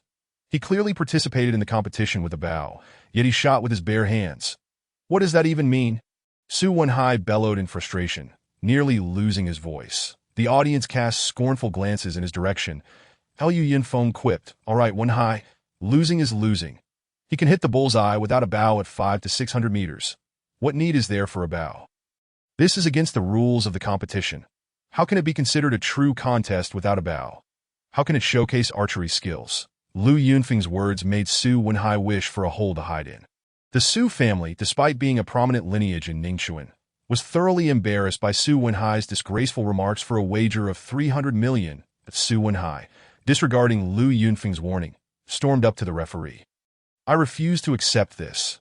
He didn't use a bow in this contest. He shot 3 arrows with his bare hands. Even if he hit the bullseye, it's unprecedented. Shen Yaoyao rolled her eyes and whispered to Cheng Si, "Does Su still have any shame left? If this continues, he'll embarrass us all." Cheng Si thought for a moment. Su does have a point. This is an archery competition, not a barehanded shooting contest. How can hitting the bullseye without a bow be considered a win? Shen Yaoyao was taken aback by Cheng Si's unexpected stance, left speechless. Just as Su Wenhai continued to argue with the referee, Robin approached him, a glimmer of defiance in his eyes. Not satisfied? Allow me to astound you even further. With that, he casually picked up a massive horn bow from the stand. This bow was not a lightweight, high-tension design of modern technology, but rather a powerful horn bow that only ancient strongmen could draw. Without the strength of 1,000 pounds, it was utterly impossible to bend. Since the establishment of the Zifeng recreational archery range, no one had ever managed to draw this bow. Robin intended to use it. As he grasped the horn bow, the audience collectively held their breath. What was he planning? Did he intend to challenge the archery contest once more with this horn bow? This bow possessed a force of 1,000 pounds. Whether he could even draw, it was still uncertain. Even more astonishing was the fact that he had taken out 3 sharp arrows to place on the bowstring. 3 arrows on one bow. And he planned to shoot them right here. "You, activate the moving target," Robin instructed, glancing at the target 2,000 meters away. Good heavens, 1,000-pound horn bow, 3 arrows, shooting at a moving target 2,000 meters away. Is he joking? The staff at the recreational venue, now numbed by the spectacle, refrained from further argument and promptly activated the moving target. Squeak. Robin began to draw the horn bow. Chapter 0014. Kneel down and call me grandfather 3 times. This mighty bow, with its 1,000-pound strength, was indeed drawn into a full arc.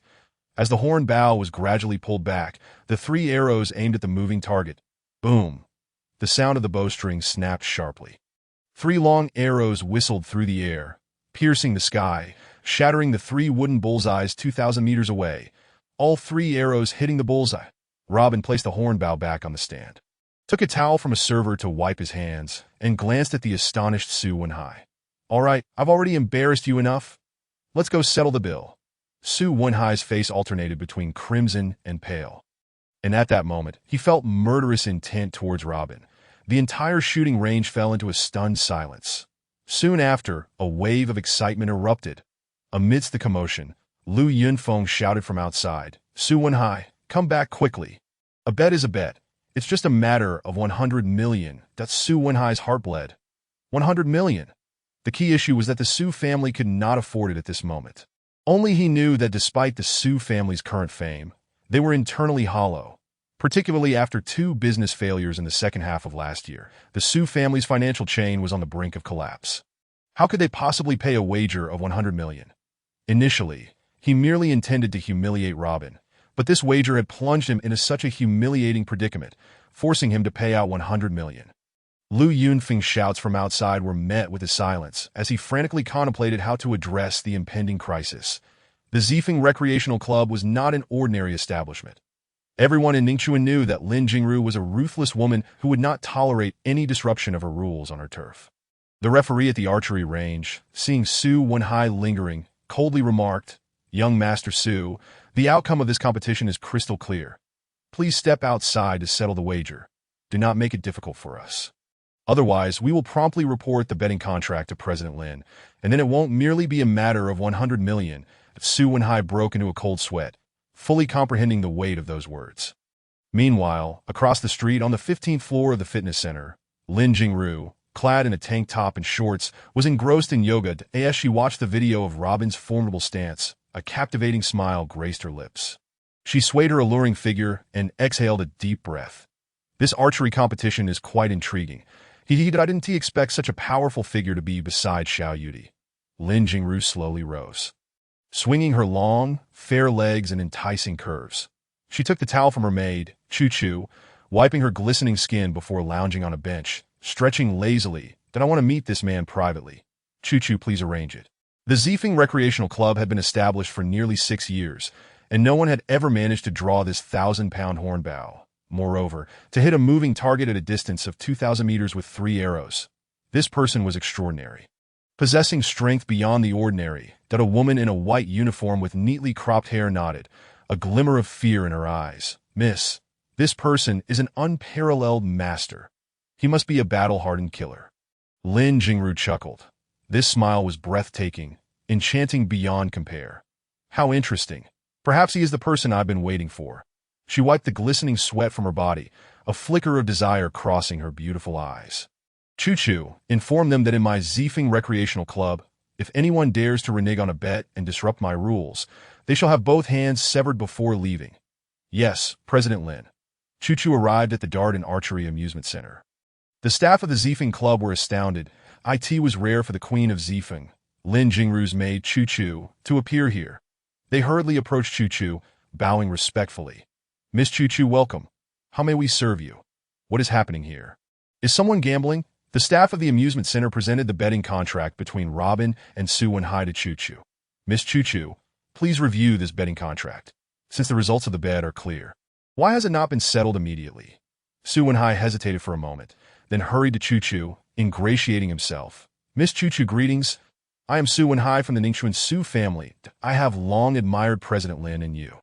Today, at the invitation of General Ling Lin, I have accompanied my father to discuss the share issues concerning the investment project in the Eastern Eco Circle.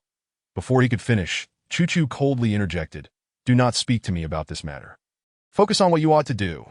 Su Wenhai awkwardly chuckled. All right, Miss Chu-Chu at this moment. Robin had already arrived outside. Chu-Chu glanced at Robin and nodded toward Xiao Yudi. Hello, President Xiao. General Lin would like to request Mr. Luo to come over. Xiao Yudi was momentarily taken aback, unclear why Lin Jingru would invite Robin. Robin cast a sidelong glance at Chu-Chu. I am currently unavailable.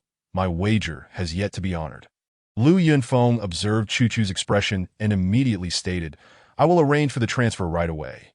Seeing this, Xin Yaoyao quickly contacted her family, directly transferring 50 million to the account provided by Xiao Yudi. Although Cheng Si was reluctant, she could not afford to lose face and gritted her teeth to withdraw 50 million from her savings over the years, transferring it to Xiao Yudi's account. However, Su Wenhai was in a predicament.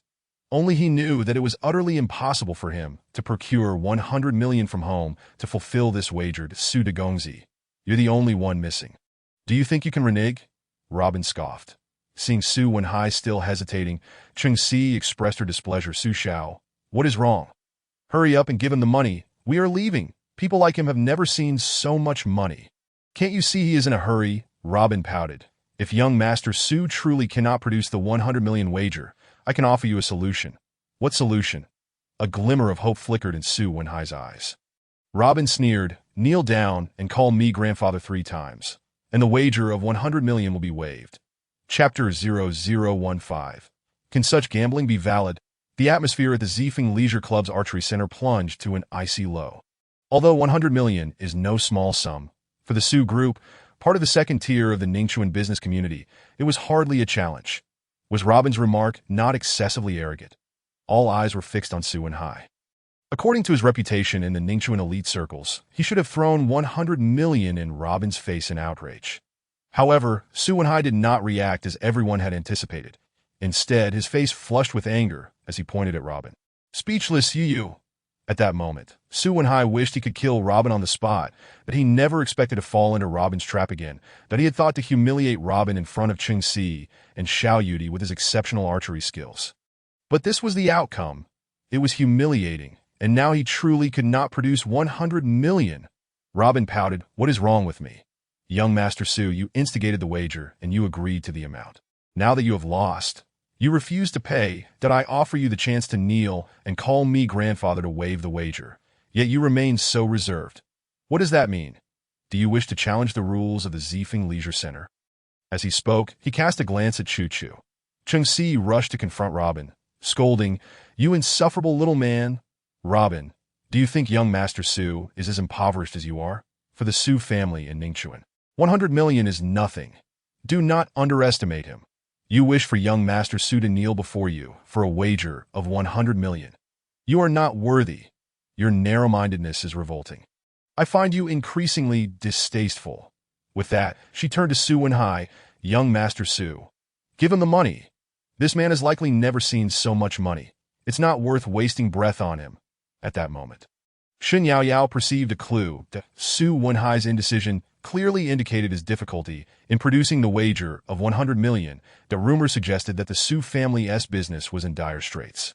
Could it be true that they could not come up with 100 million? Looking at Su Wenhai now, his legs trembled slightly that Liu Yunfeng glanced at Xiao Yudi, who was absorbed in his phone. He stepped forward. Robin, is it? Do not go too far. It is merely a wager. Let us leave each other some room and not make this situation too extreme. Robin raised an eyebrow, a cool smile gracing his lips. Are you suggesting that this wager is inconsequential? Fine. As long as you say you cannot fulfill the wager, as I mentioned earlier, I will consider the 100 million wager settled that a group of wealthy young men regarded Liu Yunfeng with disdainful glances. If one were to play tricks over a wager, they would no longer be able to mix in Ningxuan's elite society. That Liu Yunfeng sensed the mocking gazes around him and retorted, "When did I say I would not honor the wager? You have a petty heart. Su Wenhai, call your uncle and have him transfer the money. What are you still hesitating for?" Su Wenhai thought to himself, I cannot possibly come up with 100 million cash right now. If I could, would I endure such humiliation from this scoundrel? At that moment, he wished he could eliminate Robin entirely. However, the Su family's current predicament must not be exposed. Otherwise, it would not merely be a matter of 100 million, but the very fate of the Su family's future. Today was a pivotal day for the Su family, that if they could successfully sign the contract for the Eastern Eco Circle Investment Development Project, the Su family could immediately resolve the severe crisis in their cash flow. Su Wenhai swallowed his indignation and spoke, Robin, 100 million is hardly a concern for me. President Xiao is well aware that with our Su family standing in Ningxuan, we would never deny this 100 million. Thus, tomorrow by noon, I will ensure that 100 million is transferred to your designated account. Cheng Si and Liu Yunfeng were momentarily stunned. How could Su Wenhai utter such demeaning words? Shen Yaoyao silently shook her head. It seemed the rumors of the Su group's financial troubles were indeed true. Otherwise, Su Wenhai would never speak such humiliating words in this setting. Impossible. Robin replied expressionlessly that Su Wenhai gritted his teeth. Robin, do not go too far. Robin shrugged, a frosty smile on his face. If I were the one who lost, would you be willing to wait until tomorrow to claim the project contract worth 500 billion from the Xiao family? You would not. Now that I have won this match, you expect to delay until tomorrow to pay. Had I simply wished to ask, does the Zifeng Leisure Center have such a precedent? Several management personnel shook their heads. Never. At the Zifeng Leisure Center, wagers must be honored on the spot. That if funds are inconvenient, we have a designated loan service that allows for asset collateral to facilitate immediate payment, but we never defer gambling debts. Otherwise, we will sever hands and feet. Su Wenhai shuddered. Young Master Su, do not jest. It is enough to tease him. Quickly pay him the 100 million, so we can leave. Cheng Si assumed Su Wenhai was deliberately toying with Robin and scoffed. Su Wenhai was at a loss for how to explain to them that Liu Yunfeng, seeing Su Wenhai's indecision, whispered, Su Wenhai, what is the matter? Hurry and call your uncle. Have him send you 100 million. Is that so difficult? Su Wenhai gritted his teeth and picked up his phone. Moving aside, Dad. Where are you? Wenhai, I am in the lobby of the Zifeng Leisure Center. What is happening? How did I need 100 million? What? 100 million? What are you doing? I lost a wager in the archery center at the Zifeng Leisure Club. The wager is 100 million, and I must repay it now. You scoundrel. Is this a child's game? Can such gambling even count? My Su family does not recognize it. Come, follow me. As he spoke, he grabbed Su Wenhai's arm and attempted to leave. Wait. Chu Chu stepped forward, blocking his path. Are you the Su general of the Su group? Oh, yes, Miss Chu Chu. I apologize, I did not notice you were here. My respects. That Su Rundong forced a smile, nodding slightly. The wayward son, lacking in understanding, has caused you trouble, for which I sincerely apologize. Miss Chu, that I shall take him away at once. Chu Chu merely smiled coldly and replied, however, I must ask young Master Su to first settle the wager of 100 million before you may leave. What wager of 100 million? Su Rundong's lips twitched as he feigned ignorance that it's merely a child's game. We can discuss it later. Chu Chu remained expressionless and retorted, those who come to Zifeng are indeed playing children's games. However, the rules are not to be trifled with. Does young Master Su not know the regulations of Zifeng Leisure Center? Su Rundong frowned slightly, He was well aware of the betting rules at Zifeng Leisure Center. But he merely wished to feign ignorance and lead his son away. I am here at the invitation of General Lin and General Chun to discuss investment cooperation in the Dongqing Ecological Zone. If I am late, I fear Miss Chu would not be able to bear the consequences of their displeasure. Chapter 0016. The living Yama Chu coldly replied, if the rules of Zifeng are broken, there are some who would bear even greater consequences. Su Rundong's lips twitched as he scrutinized the aloof Chu, finding himself in a dilemma. Robin watched the father-son duo with keen interest and chuckled softly. Su Wenhai, there is no need for such pretense.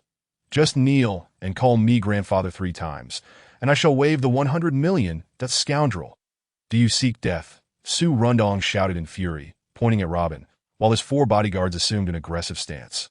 Robin raised his gaze to Su Rundong and said, are you suggesting we engage in a physical altercation? I think not. Your subordinates lack the necessary weight to contend with me. Moreover, resorting to violence over a debt would not reflect well on you. The best course of action is either for your son to pay promptly or for you to kneel and call me grandfather 3 times, and this matter shall be resolved. Impudence. Su Rundong's expression darkened, prompting his bodyguards to charge toward Robin. Xiao Yudi stepped forward and coldly remarked, Mr. Su, if your son is ignorant, must you also disregard the rules? Su Rundong frowned slightly and looked at Xiao Yudi. What do you mean by that, Miss Xiao? This wager was instigated by your son Su Wenhai. At the outset, I wagered the Xiao family's 50 billion Dongqing Ecological Zone project, while their wager was merely 300 million. Now that my friend Robin has emerged victorious, do you intend to renege? Do you think I, Xiao Yudi, have the time to waste with someone like Su Wenhai? Su Rundong's heart trembled slightly. He realized now that the one he was gambling against was none other than the young lady of the Xiao family. Xiao Yudi cast a glance at Su Rundong and his imposing bodyguards that Mr. Su, if you wish to resolve matters in such a manner, then the Xiao family is more than willing to engage. Su Rundong narrowed his eyes at Robin, then at Xiao Yudi. Weighing her words carefully that in the past, he would never have dared to oppose the Xiao family. However, circumstances had changed, despite the Su family's financial crisis, which could lead to their downfall at any moment. They had now allied themselves with the Chun family of Huanyu Group. Should he successfully negotiate with Lin Jingru today, the Xiao family, a long-established first family of Ningxuan, would be of little concern. Su Rundong chuckled awkwardly and changed the subject. Miss Xiao, this is merely a child's game. Do you take it seriously? Xiao Yudi picked up the betting contract and coldly replied, are you suggesting that this contract from Zifeng Leisure Center is a trivial matter? Su Rundong's eyelids twitched violently. Before he could respond, Chu spoke in a firm voice, immediately shut down the archery amusement center and the enforcement department, and addressed the issue of the wager between Ms. Xiao and Su Wenhai. In an instant, the doors of the underground training facility at Zifeng Leisure Center crashed open. Dozens of mercenaries from Zifeng Security gathered around the archery amusement park.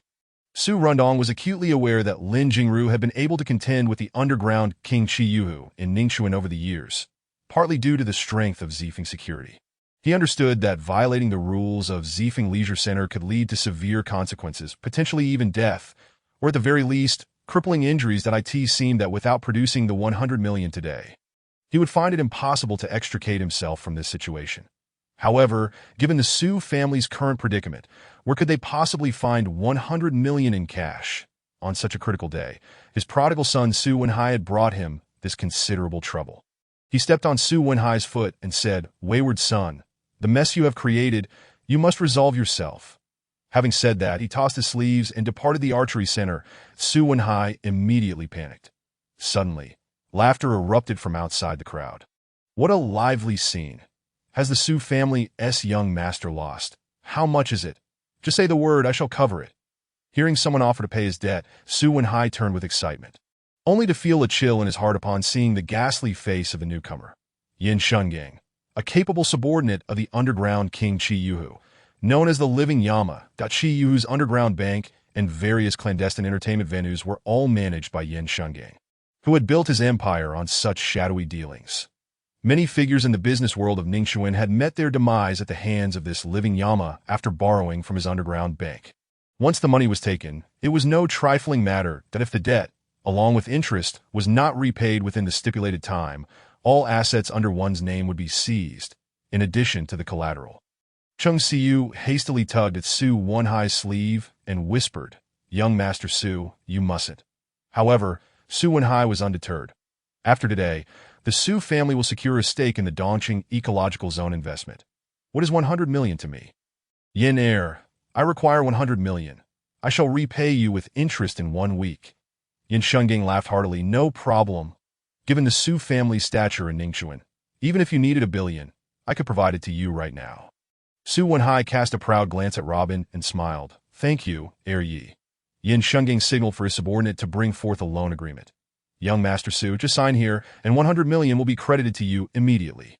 Su Wenhai glanced over the contract and was taken aback that he realized he would owe 300 million in a week. Heir Yi, isn't this interest too high? I doubt I can't. Yin Shuangong's expression soured to Su Wenhai. Are you toying with me?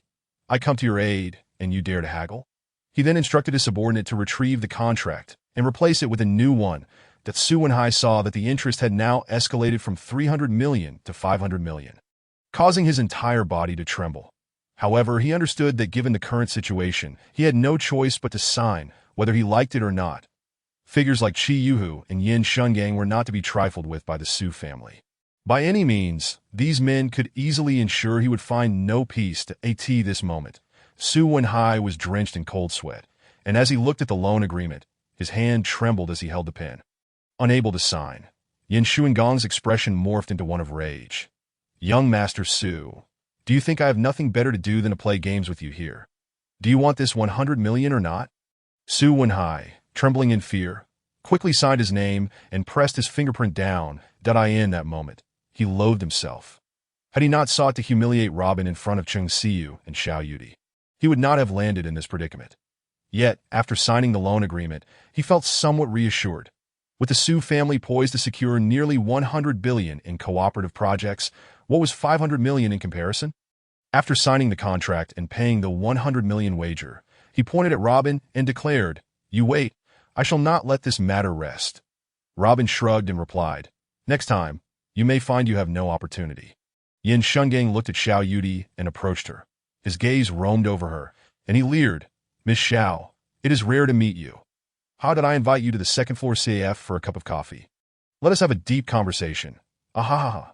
Xiao Yudi ignored Yin Shungang and turned to Robin, saying, "Let us move ahead and take a look." Yin Shuangong's expression darkened instantly. "Miss Xiao, are you truly refusing to give me face?" Xiao Yudi replied coldly, "What are you? Why should I give you face? Step aside." With that, she turned to leave. The crowd of onlookers gazed in astonishment at the back of the Xiao family's young lady. In Ningxuan, aside from Lin Jingru, there was no one who dared to speak to the living Yama in such a manner that it was said that even Xiao Tianlong preferred not to confront him directly. Yet Xiao Yudi had the audacity to speak to him so defiantly. However, given her status and demeanor as the daughter of the Xiao family, how could she even consider accepting an invitation to drink coffee with the head of a rogue like the living Yama? Yin Shungang glared at Xiao Yudi's retreating figure and coldly shouted, "Stop right there. What do you have to be so proud of? Strip off your clothes, and you are no different from the princesses of our nightclubs." Haha, that moment. Yin Shungang raised his massive hand to strike Xiao Yudi's delicate face. Chapter 0017. Do you even know who you were striking? As the living Yama, Yin Shuangong's hand swung toward Xiao Yudi's face. A cacophony of shrieks erupted from the patrons of the Zifeng Leisure Club. Many turned away, unable to bear the spectacle any longer. Suddenly, a resounding slap shattered the tranquility of the Equestrian Entertainment Center. Yin Shungang was sent soaring through the air, only to crash heavily onto the ground 3 or 4 meters away. The marble floor of the audience area cracked with a thunderous roar. Yet, Xiao Yudi remained unscathed, not a scratch upon her. However, upon witnessing the unfolding scene, her feigned composure could not disguise the astonishment in her eyes. Qin Yu's eyes widened in disbelief, her mouth agape, utterly at a loss. The one who had delivered the slap to Yin Shuangong's face was none other than Robin. Why not be a decent person instead of a ghost? He wiped his hands with a towel handed to him by a server, his gaze flickering with disdain and mockery. Yin Shungang had been struck by Robin's hand, losing 2 teeth in the process, his vision clouded with stars, his ears ringing that he nearly lost consciousness, left speechless for a moment.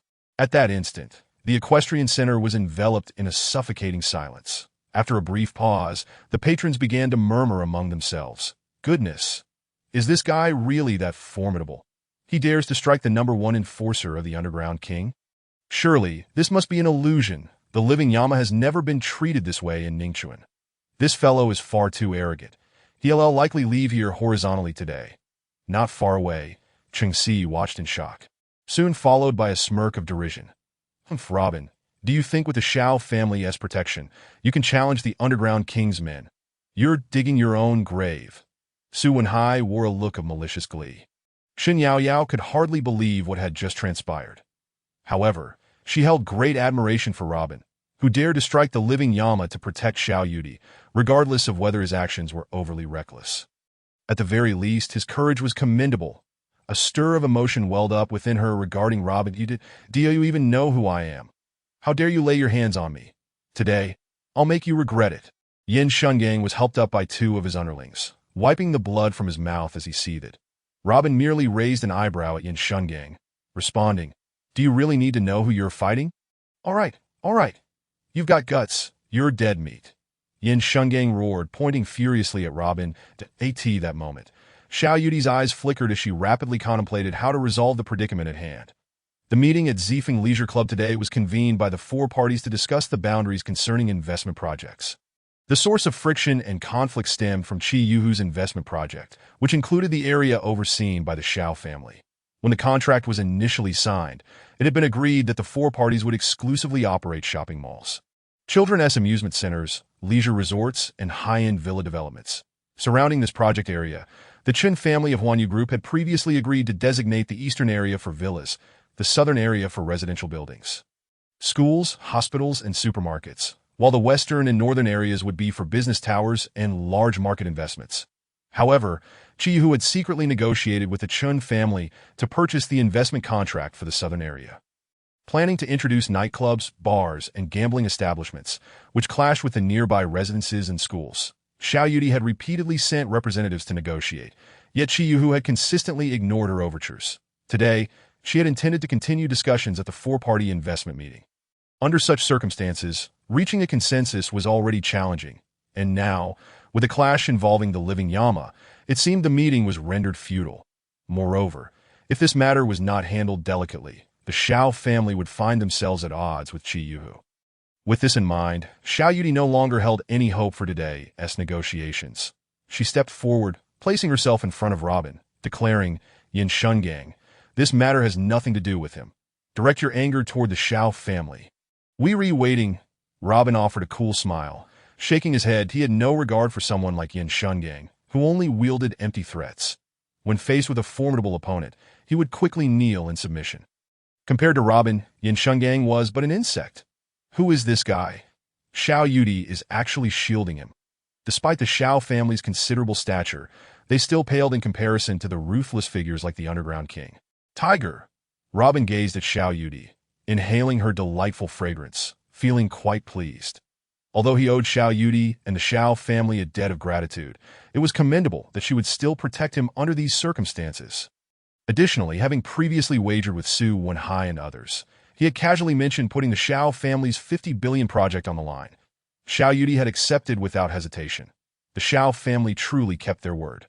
Robin had grown up amidst bloodshed and danger, relishing the company of those who were loyal and honorable.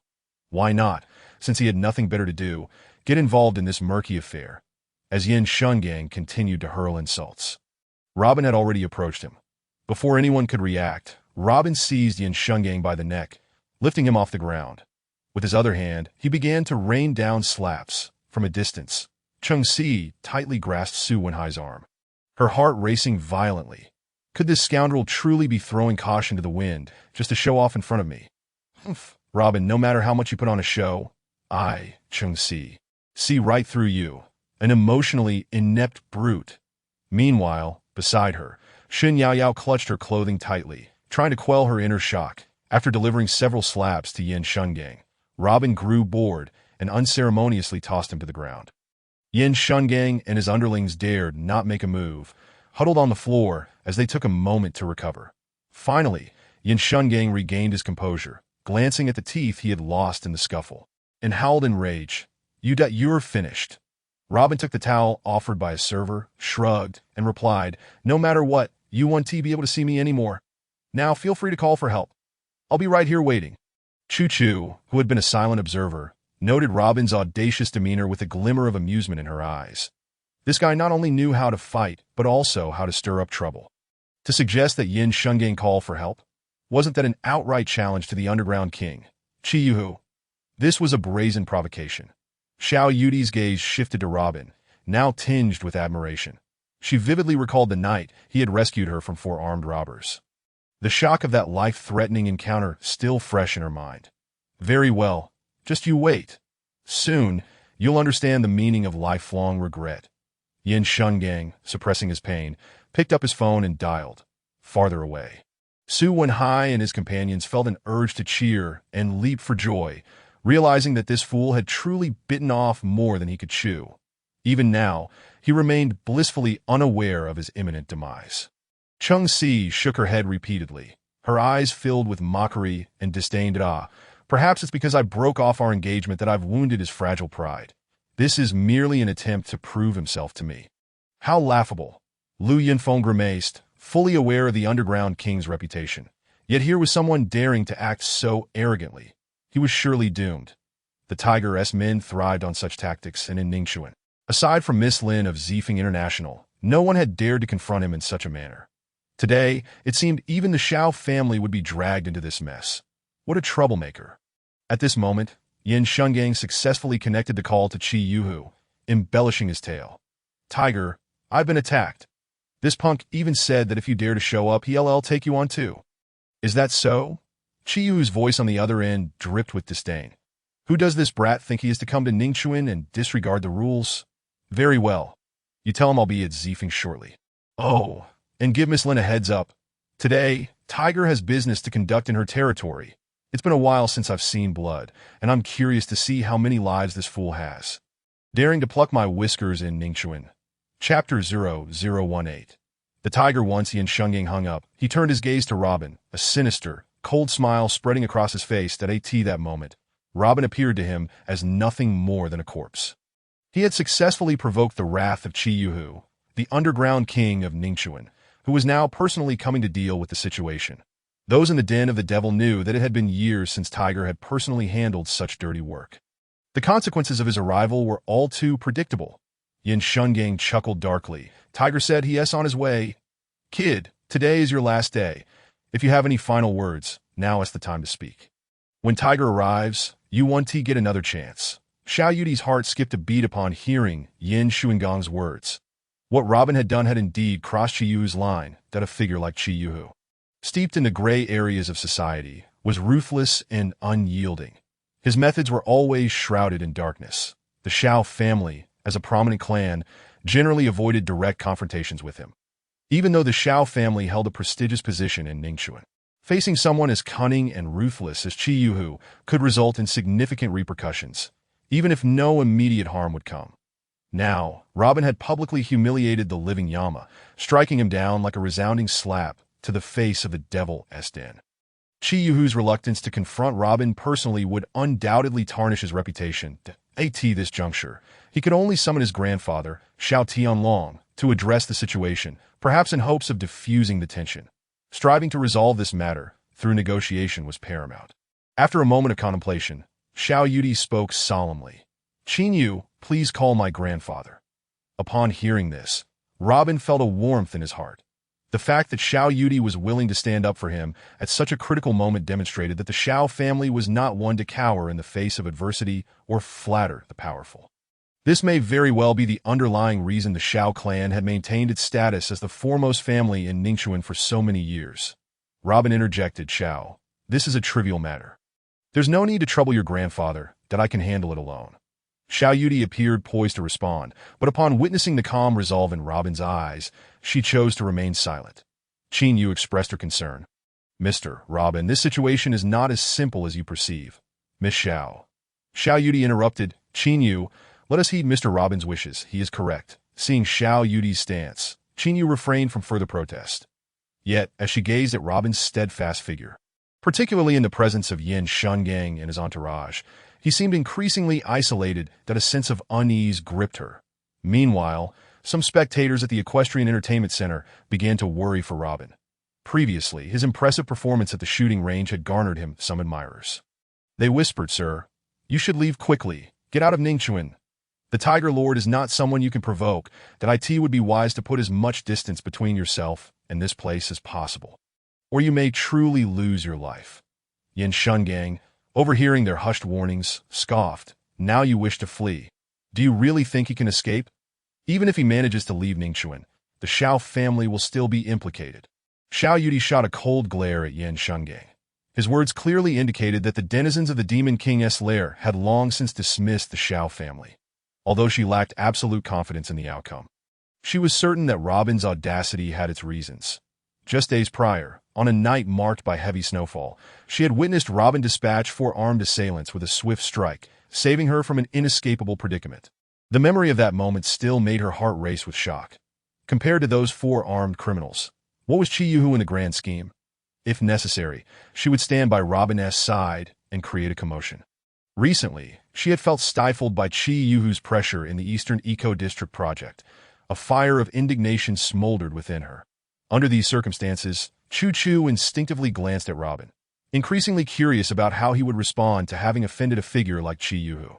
Though they were in the Zifeng Leisure Pavilion, Qi Yuhu had already instructed Yan Shungang to use this territory to resolve matters concerning the Demon King's lair. Lin Jingru would certainly not extend assistance to Robin. The only support he could rely on was the Xiao group. Should these 2 formidable powers collide, the power dynamics in Ningxuan would inevitably undergo a significant transformation. Meanwhile, Cheng Si, observing the escalating situation from a distance, could not suppress a smirk. "Robin, you've truly gotten yourself into deep trouble today." "Humph. A brute is a brute. He will never understand that many in this world are beyond his reach." Figures like Qi Yuhu were inherently devilish. To challenge his limits was tantamount to courting death. Beside her, her friend Shen Yao Yao, with an expression of complex emotions, watched the unfolding drama with growing intrigue. It seemed she had developed an expectation regarding Robin. Observing his nonchalant demeanor, her heart raced in anticipation of how the arrival of Qi Yuhu would transform the scene. That moment, a commotion erupted outside the equestrian center. Looking up, they beheld a sea of black. Over 100 burly men clad in black, brandishing short blades, strode into the venue. The forefront was a tall, imposing middle-aged man draped in a black trench coat. None other than the Tiger Lord of Ningxuan. Qi Yu as he entered the equestrian center, the entire venue fell silent. Cheng Si gazed in dread at the man who instilled fear throughout Ningxuan, her lips twitching.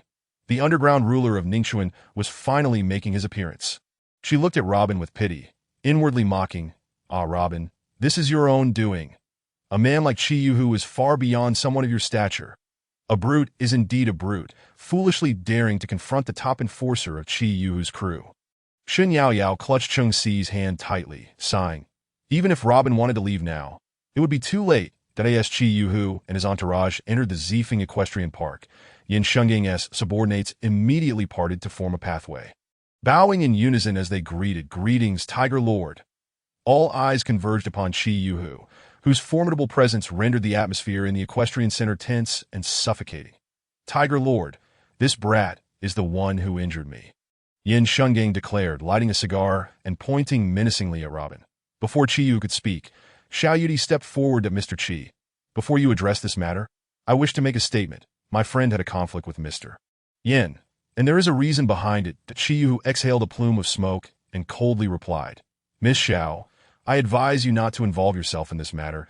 As for the one who struck my man, I have no interest in the reasons. Regardless of the justification, anyone who lays a hand on my men shall die here today." Xiao Yudi frowned slightly. "Mr. Qi, do you not consider right and wrong when handling affairs?" Qi Yuhu cast a sidelong glance at Xiao Yudi. "In my domain, there is no room for such considerations. Anyone who dares to strike a member of the Demon King's lair is deserving of death." Yan Shungang reveled in his boss's ruthlessness, casting a smug look at Xiao Yudi and Robin. This was Qi Yu's customary approach. When his subordinates were harmed, regardless of the circumstances, retribution would follow. His brazen demeanor often disregarded even the face of Miss Xiao.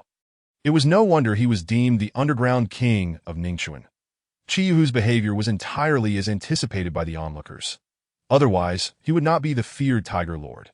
Xiao Yudi furrowed her brows, while Robin, wearing a dispassionate smile, regarded Chi Yuhu with keen interest that if that is your stance, then let your men come at me. Robin shed his casual jacket to reveal a fitted t-shirt that accentuated his muscular physique. Chi Yuhu paused momentarily, his eyes narrowing as he scrutinized him. However, the moment their gazes met, Chi Yuhu felt a shiver run through him, nearly causing him to stumble. Chapter 0019. I'm here to fight you. Xiao Yudi noticed the fluctuating expression in Chi Yuhu's eyes, puzzled by his thoughts. Could it be that Chi Yuhu was weighing the significance of the Xiao family in this incident? She could not decipher the mind of this demon king. Still, she sought to make one last effort at Mr. Chi. I hope you will handle this matter with caution. At that moment, Chi Yuhu was fixated on Robin, evidently oblivious to Xiao Yudi's voice. Robin, however, wore a half-smile as he awaited Chi Yuhu's next move. Behind Chi Yuhu, over 100 knife-wielding assassins stood poised to charge at Robin, ready for a one-sided massacre. Yet, Chi Yuhu remained motionless, his gaze locked onto the dragon dagger, that hung from Robin's waist. A brilliant flash of gold glinted from the dagger's sheath for a brief moment. In that fleeting instant, Chi Yuhu recognized the legendary golden dragon. A wave of dizziness washed over him. Just a week prior, several assassins from the dark web had intruded upon his territory, leaving him astounded that it was said that once one caught the attention of the enigmatic dark web organization, death was imminent. Chi Yuhu understood that. Although the Demon King's lair wielded considerable power in the gray areas of Ningxuan, it was nothing against the dark web, which dominated global criminal organizations. The 4 dark web assassins had warned him that the most esteemed guest of the Night Queen, the Golden Dragon Young Master, had arrived in Ningxuan. They would be able to call upon his Demon King's lair if necessary. Now, seeing the dragon dagger at Robin's side, alongside the fleeting image of the Golden Dragon, he realized that the man before him was indeed the esteemed Golden Dragon Young Master. The ruthless Dark Web Queen even regarded this Golden Dragon Young Master as a distinguished guest, let alone a mere Chi Yuhu. The moment Chi Yuhu considered advancing further, he would plunge into an abyss. A wave of terror washed over him as he realized the gravity of the situation. How could his humble Demon King's lair dare to challenge an entity capable of toppling nations? Confronting a demon with the power to annihilate was nothing short of suicidal. The Golden Dragon Young Master before him was a figure he could never hope to provoke. Damn it! Chi Yuhu cursed, casting aside his trench coat, his eyes blazing with a terrifying intent. Instantly, over 100 assassins raised their blades, poised to charge at a moment's notice. The Tiger Lord has truly been provoked. It appears that even the Xiao family's intervention cannot withstand the wrath of this underground king, but it has been a long time since the Tiger Lord has displayed such fury in public. Robin is doomed, and even the Xiao family may suffer significant repercussions. The ferocity of the Tiger Lord's anger is terrifying. We should hastily retreat to a safer distance, lest the residual force of this king's wrath inadvertently harm us. From afar, Cheng Siyu, who has been waiting for Chi Yuhu to take action, scoffs derisively.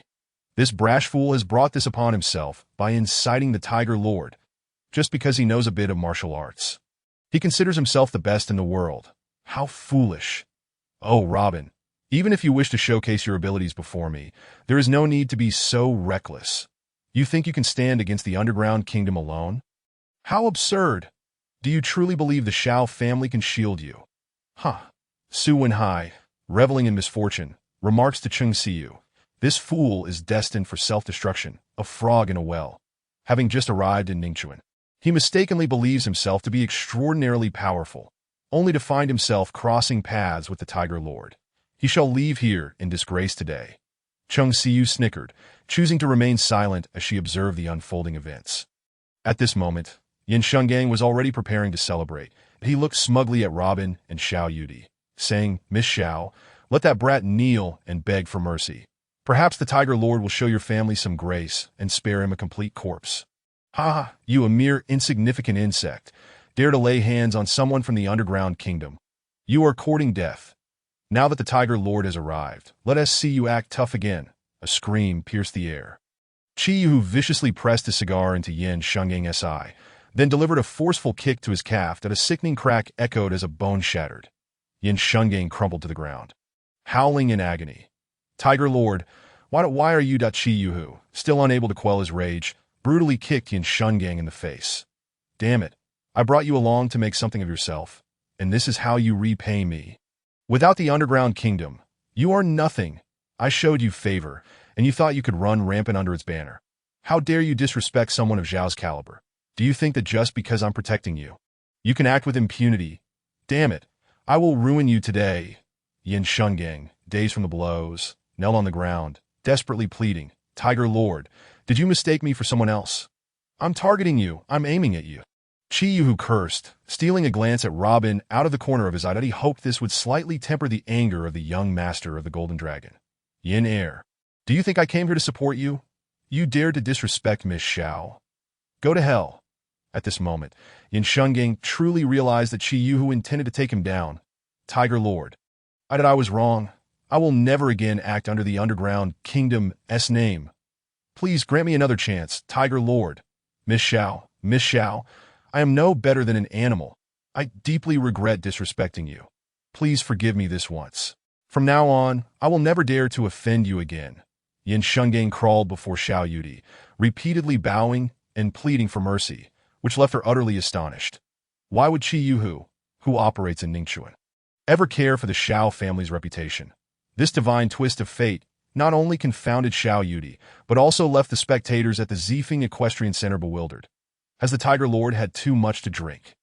He clearly came to support Yin Shungang, so why has he suddenly turned on his subordinate, leaving him battered and humiliated?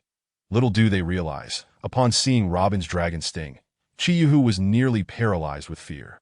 Yet, he had to maintain a facade of calm, feigning ignorance of Robin's identity. The Dark Web had warned him that the identity of the young master of the Golden Dragon was a closely guarded secret.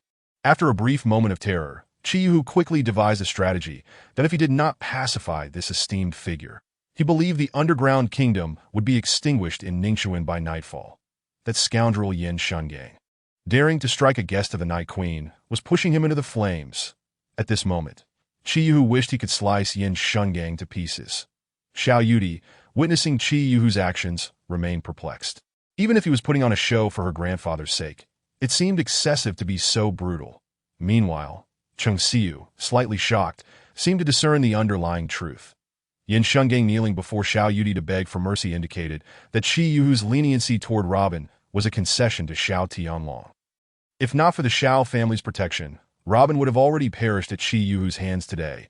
This useless man can only bring disaster. How infuriating. However, Xin Yaoyao held a different perspective. She noticed a subtle detail. At the beginning, when Xiao Yudi stepped in to explain, Chi Yuhu completely ignored her. The moment Chi Yuhu laid eyes on Robin, he exhibited extreme anxiety and fear. Clearly, Chi Yuhu was frightened of Robin. Xin Yaoyao's beautiful eyes sparkled with intrigue as she scrutinized Robin from a distance, a knowing smile playing on her lips. This man is rather interesting. It seems he is quite the story. To see someone as ruthless as Chi Yuhu display such fear is telling of Robin's formidable background. Xin Yaoyao cast a glance at the still disdainful Cheng Xiu, that I in her heart, she mused. Xiu, perhaps you are truly blind, that you've kicked a treasure out the door, that if the opportunity arises, don't blame me for not being righteous. At this moment, Xin Yaoyao made a bold decision. She would seek to draw closer to Robin. Perhaps he would truly provide her with an unexpected surprise. Chapter 0020. What I do is none of your business. Get lost. Chi Yuhu kicked Yin Shungang aside. Pointing at his bewildered subordinates, he ordered, bind him up and take him back for processing. Two disciples of the Underground Kingdom immediately seized Yin Shungang and escorted him away from the Zifeng Leisure Pavilion. That a trace of a smile finally appeared on Chi Yuhu's cold, wrinkled face. Miss Xiao, does this handling meet your approval? Xiao Yudi was momentarily taken aback. The situation had developed beyond her expectations. Since Chi Yuhu had made a concession, she did not wish to escalate matters further. She nodded slightly and coldly replied, Chi, you manage your own subordinates as you see fit. Thank you for your forgiveness. Miss Xiao. Chi Yuhu bowed slightly, evidently relieved that if that esteemed figure had been dissatisfied, Yin Shungang would have been dealt with on the spot. Miss Xiao, my subordinates are numerous and varied, and their quality is inconsistent that I have indeed neglected their management, and I did not expect they would offend you, that I sincerely apologize. Xiao Yudi coldly nodded. Qi, let us leave this matter as it is. No need to bring it up again. Qi Yu secretly exhaled in relief. Miss Xiao, we came to Zifeng today to discuss the investment project for the Eastern Ecological Zone.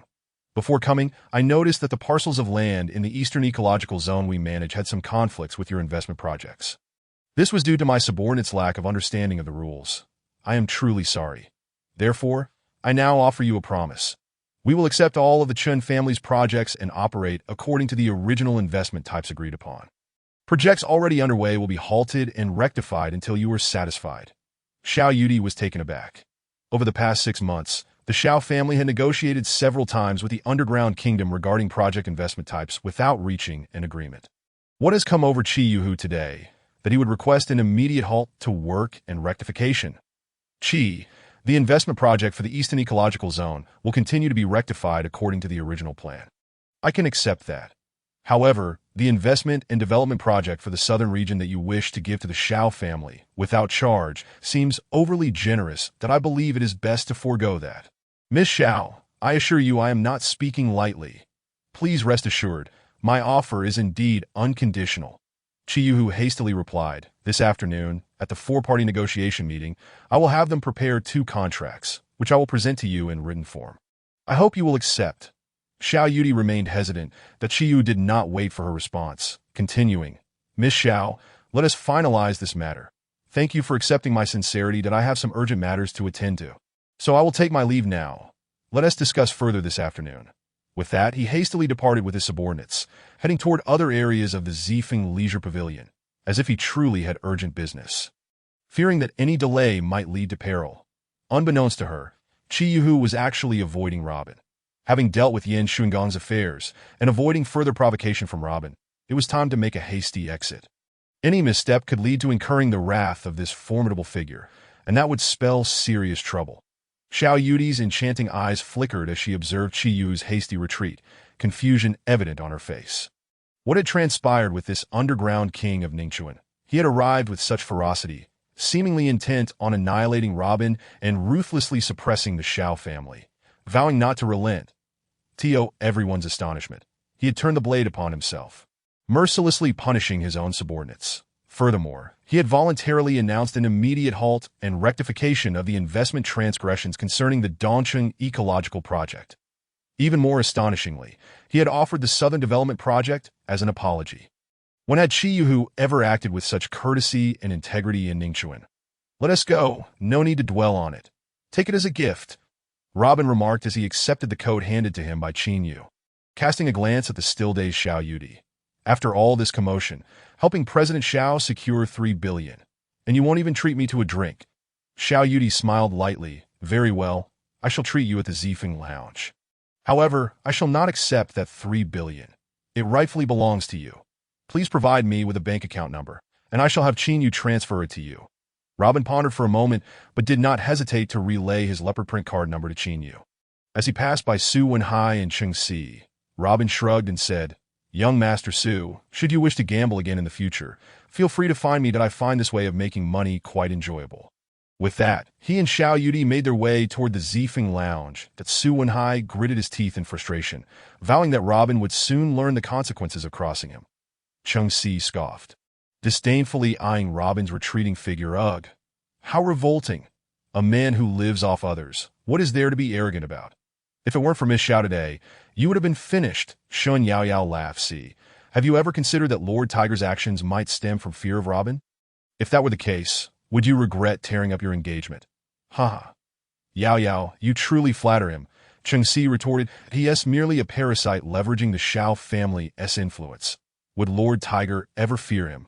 Even so, I shall never regret my decision to break off the engagement. He is nothing but a brute. Just then, Chu Chu approached, prompting Cheng Si to respectfully introduce herself. Chu Chu shot Cheng Si a cold glance, ignoring her as she hastened to Robin. Mr. Robin, please wait a moment. Master Lin requests your presence. Robin, bewildered, replied, I don't even know your Master Lin. I want to go. Chu Chu was momentarily stunned, a flicker of anger flashing in her eyes. After years of being beside Lin Jingru, she had never encountered a man bold enough to decline her invitation.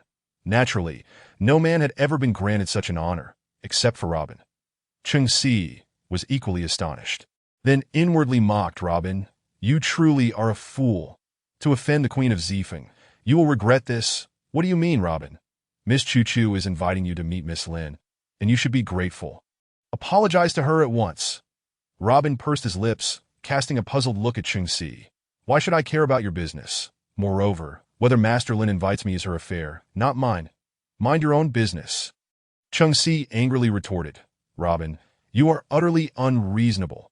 How dare you speak such disrespectful words? Apologize to Miss Chu Chu immediately." Xiao Yudi's expression darkened at Cheng Si's words, just as she opened her mouth to respond. Chu Chu slapped Cheng Si across the face. "That I am speaking with Mr. Robin. Do you wish to provoke me?" Cheng Si, terrified, clutched her cheek. "Miss Chu Chu, I was merely referring to that scoundrel Robin, who is completely ungrateful." "Mr. Robin is a guest invited by the young lady. Are you insulting him?" Chu Chu glared at Cheng Si, her words laced with lethal intent. To insult her guest is akin to slapping Lin Jingru's face. "Do you wish to die?" Cheng Si quickly bowed, apologizing profusely. "I'm sorry, I didn't mean it, please leave." Chu Chu coldly interrupted, and Cheng Si had no choice but to flee as she passed by Robin.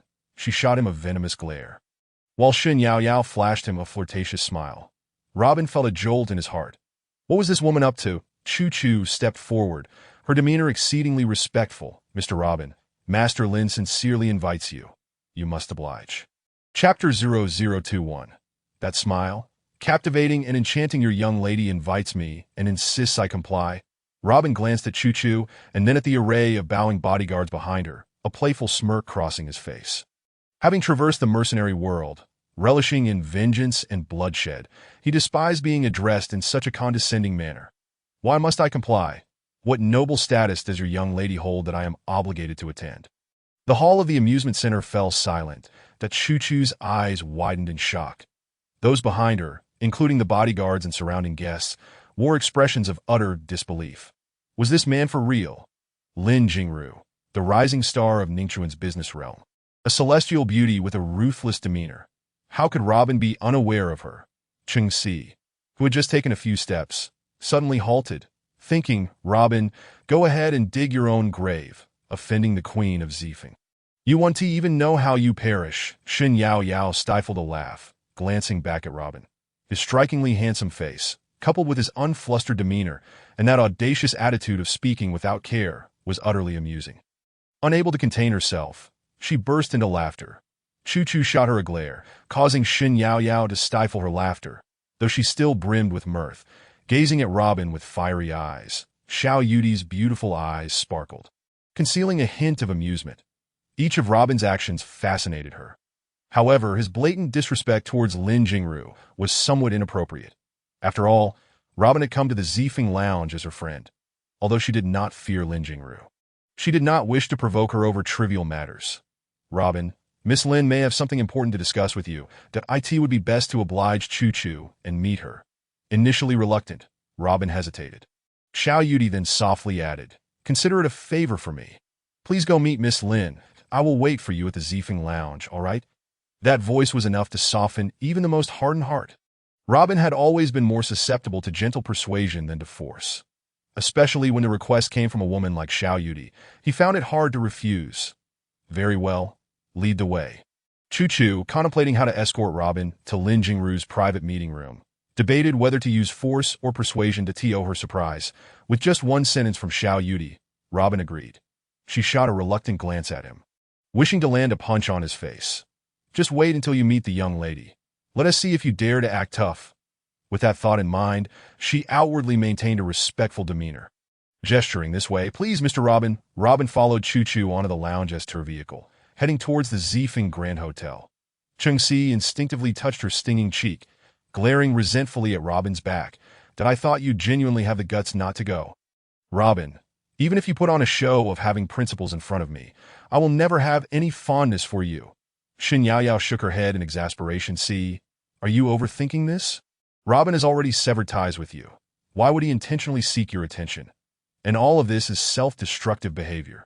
Cheng Si scoffed. Yao, you overestimate this man. He traveled a great distance to seek a marriage with the Cheng family, clutching onto an engagement from over 20 years ago. Now he lingers in Ningchuan for what? to prove himself worthy of my acceptance. He will never understand that I could never see him as anything other than a simple-minded brute. His meager ambitions could never comprehend what I truly desire. Shen Yaoyao chuckled lightly. I see. You wish to become a woman of Lin Jingru's caliber, don't you? Fine, let's go. I'm famished. Let's head to the bar for a drink and a bite to eat. At the Zifeng Fitness Center, a maid approached Lin Jingru, who had just emerged from a bath. Miss, Chu has successfully brought Robin. They are en route to the private meeting room at the Zifeng Grand Hotel. A sly smile danced in Lin Jingru's eyes. Lazily, she rose, shedding the thin bath towel, her fair and supple skin becoming momentarily visible. The maid draped a vibrant red coat over her, stepping into the public hall of the fitness center. The half-open red coat revealed her devilishly enchanting figure and long, fair legs, shimmering in and out of sight. This wild and sultry image drew the fervent attention of every man in the hall. As if a transcendent seductress had captured their hearts in an instant, the men engrossed in their workouts had their eyes nearly popping out, parched and overwhelmed, with blood gushing from their noses, that a pair of piercingly bright eyes fixated intently on the alluring woman's open trench coat, as if they yearned to pluck out their own eyeballs and stuff them into that accursed garment to relish the boundless beauty concealed within. Lin Jingru had long grown accustomed to such ravenous and lascivious gazes, responding to them only with disdain and scorn. These intolerably vulgar men could merely observe from a distance, daring not to approach this rose adorned with deadly thorns. However, beneath her enchanting exterior lurked those reckless enough to challenge her. Before long, a dandy, convinced of his own handsome allure, positioned himself before Lin Jingru. This young gentleman bowed slightly in a most gentlemanly manner. It is an honor to encounter such a beautiful lady as yourself. I have reserved the finest presidential suite at the Zifeng Grand Hotel, an environment most suitable for a heartfelt conversation with someone of your caliber. Come, allow me to elevate your spirits. Yes, he spoke. His eyes radiated lewdness and depravity. Lin Jingru smiled playfully, beckoning him to draw closer. The young man, elated, hurriedly approached her. Miss, you are truly wise and warm-hearted. Whatever you desire, just tell me. For a Ningxuan, there is nothing beyond my reach. Lin Jingru parted her lips, her face still adorned with a smile, yet a chilling gleam suddenly flickered in her beautiful eyes. Do you not realize that your utter lack of respect could lead to your demise? The young man shivered instinctively at her icy gaze. However, upon recalling his formidable connections, he relaxed, a sense of filth gleaming in his eyes. I, young master, delight in thorns on roses. With that, he stepped forward to lightly caress Lin Jingru's flowing hair. In that instant, his mind clouded with bloodlust, yearning to seize this beguiling woman and dominate her world. Bang! A striking figure flashed before him as Lin Jingru's female bodyguard delivered a swift kick to his leg. The sharp heel of her stiletto pierced his calf with a brutal crack, causing him to collapse to the ground. How dare you strike the young master? He howled in agony, as his dozen or so black-clad bodyguards surged forward. A cacophony of chaos ensued as dozens of Zifeng security personnel encircled the young man and his entourage. The female bodyguard seized his hair, delivering a powerful punch to his face. You dare offend Miss Lin? Have you a death wish? How dare you, Miss Lin? You will all pay for this, he bellowed, nearly driven to madness with rage. Suddenly, he recalled the enigmatic Lin Jingru of Zifeng. You are Miss Lin, in Ningxuan, who did not know of this mysterious woman, more fearsome than Qi Yuhu himself. Over the past 5 years, those who dared to offend the queen of Zifeng had long since become mere memories in the grave. Even the ruthless underground king, Qi Yuhu, trembled before her. She was a woman as cruel as a viper. Reflecting on his previous foolish actions, he was now terrified, kneeling before her. Miss Lin, I did not realize it was you. Please, on account of my ignorance, spare me. Lin Jingru gazed expressionlessly out the window at the approaching Robin, a smile playing at her lips. Very well, I am in a splendid mood today and wish not to mar my joy. You may live, but let us sever your tendons. The young man cried out in desperation. Miss Lin, I beg you to spare me. I shall never dare again. Silence. Take him away and have his tendons severed. If he does not behave, let him sink to the depths. A group of bodyguards dragged the young man towards the basement. Soon, anguished cries echoed from below. Lin Jingru turned her gaze outside, her beautiful eyes filled with the sight of Robin's tall and elegant figure. She smiled charmingly. This smile was captivating, enchanting all who beheld it. Come, prepare yourself. I shall receive our esteemed guest. With that, she swayed her long, graceful legs, striding toward the Zifeng Grand Hotel. Chapter 22. The Enchantress Queen. A ray of brilliant sunlight streamed through the floor-to-ceiling windows of the Zifeng building sky bridge, casting a slanting glow upon Lin Jingru's alluring and frosty visage. That a cadre of impeccably proportioned female bodyguards surrounded her, exuding an air of ethereal beauty and chilling majesty, akin to a queen ruling over her realm. She glanced out at the Zifeng Plaza, where Robin approached. Lin Jingru's lips curled into a seductive smile. She recalled her entry into this tumultuous world, where her mentor had forewarned her of the irrevocable path ahead. This journey was fraught with thorns, its mysteries unfathomable. To carve out the desired path, one must emerge from the arena of blood and battle. Once embarked, there is no turning back. To survive in this treacherous domain, one must learn to be fiercer, more ruthless, and utterly unscrupulous. As a woman blessed with extraordinary beauty, to stand independently and achieve remarkable feats is far more challenging than for any man of renown. In this world, kindness, softness, and lack of principles are mere self-delusions of the weak. Only by standing atop the pinnacle of society, instilling fear and respect in others, can one orchestrate the ebb and flow of their realm. Thus, Lin Jingru, fortified by this philosophy, navigated her path with unyielding resolve. The more daunting the challenge, the more exhilarating and desirable it became. Just like the striking man who had descended from afar, his presence igniting a spark within her. It was his strength and uniqueness that caught Lin Jingru's attention. Proud and solitary, he disregarded the world around him, even if it meant defying all. Hence, Robin's arrival swiftly captivated her discerning gaze. She beheld his chiseled features, reminiscent of a sculpted visage, and his defiant, fearless eyes that seemed to pierce through all. Lin Jingru felt as though she had caught a whiff of the finest vintage wine. This was an intriguing man. Surely his life was filled with fascinating stories. She longed to enter his world and uncover what depths of character allowed him such audacity. Robin, accompanied by Chu Chu, arrived at the entrance of the Zifeng Grand Hotel's reception hall when suddenly he sneezed. In that moment, he distinctly felt a pair of seductive, sharp eyes observing him from an angle above, that it was akin to traversing a jungle, feeling the predatory gaze of a fierce beast lurking in the shadows. An unsettling sensation that he glanced in the direction of the gaze, but the glaring sunlight reflected off the glass, rendering any secretive movements invisible. Meanwhile, Chu Chu was also scrutinizing the man beside her, pondering what qualities could possibly endear him to her esteemed mistress.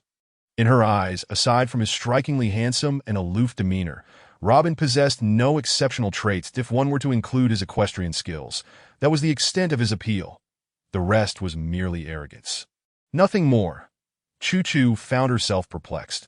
Her mistress was a woman of unparalleled pride, and Robin's haughty demeanor was worlds apart from her stature, having followed her through the trials of life, defeating formidable foes. He had earned his current position and honor. Yet, what man had ever been granted such a privilege to capture her heart? Nonetheless, since her mistress had taken a liking to him, there must be something extraordinary about Robin that set him apart from the ordinary. However, despite her keen observation, Chu Chu could not discern what made Robin unique. Over the years, countless men had yearned for the chance to share tea with Lin Jingru, regardless of their wealth or powerful backgrounds. Yet, she had never granted them a moment's opportunity. What qualities did this man possess to break that precedent? As Chu Chu pondered, lost in thought, Robin suddenly halted, colliding into her. "Why did you stop so abruptly?" Chu Chu exclaimed, fixing her disheveled hair in irritation, "that I felt your eyes boring into me from behind. It's quite uncomfortable." Flushing with embarrassment, Chu Chu attempted to mask her furtive glances at Robin. "That do not flatter yourself. I would never fixate on you. I wouldn't even glance at a dog." With that, she anxiously shifted her gaze to a nearby maid. The maid whispered, "Miss Chu Chu, please do not look at me. I am not a puppy. You are quite troublesome."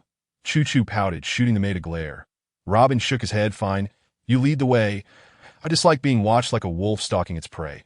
Chu Chu shot him a sidelong glance before stepping into the elevator. Internally, she thought, "How dare he call me a wolf? Humph. When I get the chance, I will show him." Throughout the journey, Choo-Choo maintained an air of haughty silence, refusing to glance at Robin even once. Her expression markedly different from the cheerful demeanor she had displayed at the Equestrian Amusement Center. Robin shook his head. This woman only pretended to be aloof, concealing her fiery enthusiasm. Just then, Choo-Choo stole a glance at him. Caught in his penetrating gaze, her cheeks flushed, and she quickly averted her eyes. This scoundrel is definitely up to no good, she thought. All men are the same, lecherous and shameless. Why is my mistress so intent on inviting him for tea today? The elevator finally reached the top floor of the Ziefing Hotel. As they exited, they were immediately intercepted by two female bodyguards. Wait. If one is found carrying a weapon, it must be surrendered before entry is permitted. Robin was taken aback, feeling quite displeased.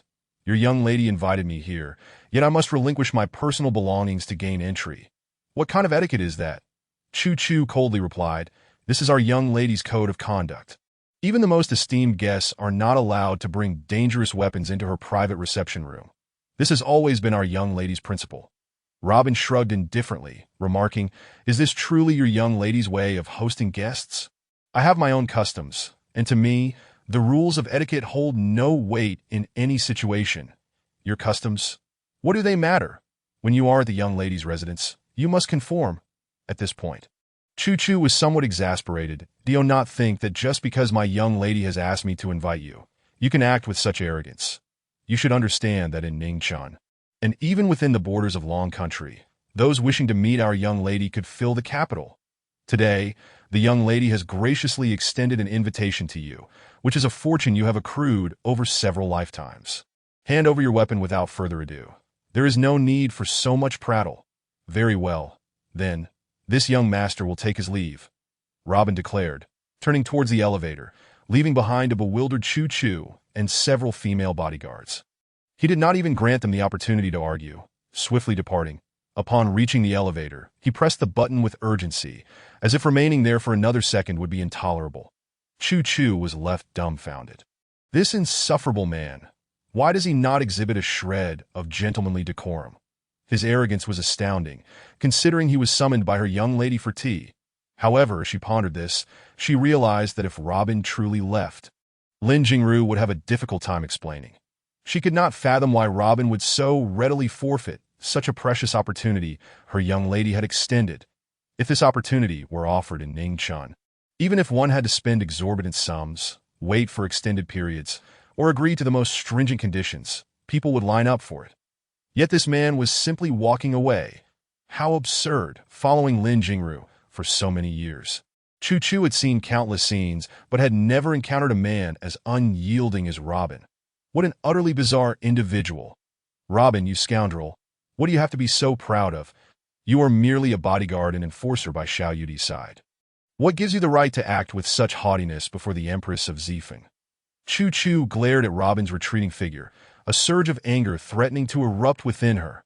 At that moment, the personal maid beside Lin Jingru whispered, Miss Chu, quickly retrieve Mr. Robin, or the young lady will hold you accountable that I end that instant. Choo-Choo felt her pride was at stake, and she snapped, Are you instructing me on what to do? Do you think I am unaware of my duties? Mr. Robin, please wait. Choo-Choo hastily dashed outside. Chapter 0023. I am busy and have no time to watch you show off. Watching Robin's resolute back. Choo-Choo was infuriated. As she chased after him, she cursed him repeatedly in her mind to Mr. Robin. Please hold on. I have something to say. Despite her displeasure, this was a man invited by her young lady. Setting aside all her pride was necessary to keep this insufferable man. The elevator had arrived, and Robin stepped inside, that if this fellow truly refused to cooperate and close the door, he would slip away, and she would be unable to account for it to her young lady. Choo-Choo quickly positioned herself in front of the elevator doors. Wait, Mr. Robin. You are Miss Zhao's bodyguard, so that there is no need to surrender your weapon. Please come back with me. Even though Lin Jingru's private elevator was quite spacious, Robin stood in the middle, slightly to the left. In a moment of desperation, Choo-Choo rushed into the elevator, squeezing into the left side of the doorway, their faces nearly touching in an awkward proximity. Robin glanced down at her, a smirk forming at the corners of his mouth. What do you intend to do? Seduce me? I am not swayed by such tactics. Chu Chu suddenly realized how improper their position was that in her haste, she had not noticed that her pride was brushing against him with each breath. Her face flushed a deep crimson, which spread to her ears. Please come back with me. She quickly stepped back, pressing the elevator button, struggling to suppress her simmering rage. Robin stepped into the elevator, letting out a cold laugh. Not going back. Who is your young lady? That she thinks she can command me. Seeing Robin's insistence to leave, Chu Chu was at her wit's end. Mr. Robin, this time can be an exception. You do not need to relinquish your weapon. It is too late. Robin declared, stepping out of the elevator and heading toward the fire escape. Chu Chu had never encountered a man who disregarded her young lady's authority so completely. Watching Robin's determined figure, she had no choice but to chase after him. Standing in front of him, with a beautiful gaze, she shot forth a piercing chill. What must you do to return with me? Robin raised an eyebrow. I will not go, no matter the circumstances. Step aside. In that moment, Chu Chu realized that all her previous arrogance crumbled before this man. She felt utterly powerless against him. She could only slightly bow and say, I sincerely apologize. Surely, that will suffice. Now, please return with me to meet the young lady. How, not going? Robin replied coolly, sidestepping her and continuing down the staircase. Who does your young lady think she is to act so haughtily in front of me? The wealthiest, most beautiful, and most renowned women in the world must schedule a year in advance to meet me. I might even consider whether I have the time. Chu Chu felt as though she were hallucinating. Had she truly been reduced to this state, he still refused to accompany her back, damn it. Are you out of your mind? What do you want? Fuming, Chu Chu stomped her foot in frustration and chased after him. Mr. Robin, please forgive me. It was entirely my fault. Please come back with me. Robin chuckled coldly. Just because you refuse me entry does not mean I cannot go in. You think I must comply? Who do you think you are? Chu Chu was at the end of her rope. Raising her voice, let me tell you, no man has ever had the privilege of drinking tea alone with my young lady in Ningchun. Mr. Robin, please cherish this rare opportunity. Drinking tea is a precious opportunity. Robin scoffed, I'm not interested. If your Miss Lin truly has something important to discuss, she should have scheduled it in advance. I am busy and have no time for your posturing. Chu Chu was utterly furious, wishing she could beat the man senseless. You are ungrateful. You are merely a bodyguard by Xiao Yudi's side. What gives you the right to flaunt your personality before our young lady? In the next moment, Chu Chu suddenly realized that Robin had vanished without a trace. Just moments ago, he had been right there. Where did he go? She glanced around, searching for his figure. Suddenly, she was taken aback. Through the hotel corridor's floor-to-ceiling windows, she spotted Robin in the plaza of the hotel lobby below. At that moment, he was walking towards the Zifeng bar, from the 39th floor of the Zifeng Hotel to the ground floor in under a minute. How had he accomplished that? Mississippi Chu Chu was still in a daze when Lin Jingru approached her, her enchanting eyes flashing with displeasure and anger. Can you accomplish what Mr. Robin just did? Tell me. Lin Jingru's icy voice directed at Robin in the plaza, Mississippi. I believe there is no one else in this world who could achieve such a feat. What gives you the right to make things difficult for Mr. Robin behind my back? Chu Chu immediately knelt on the ground. Young miss, I was wrong. I will go retrieve Mr. Robin right now. Can you bring him back? Lin Jingru smiled coldly. That if you can bring him back, he would not be the man I wish to see. Then, what should we do? Young miss, it was all my fault. Please punish me.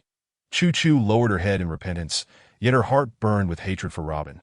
Robin, you scoundrel, one day I will make you realize the might of my young lady. We shall go see him. Lin Jingru's face was grim as she turned towards the elevator. Watching Lin Jingru's retreating figure, Chu Chu was engulfed in a cloud of confusion. How could her young lady, despite merely possessing some skills, want to personally visit him? Upon arriving at the Zifeng bar, Robin received a message from Xiao Yudi's assistant.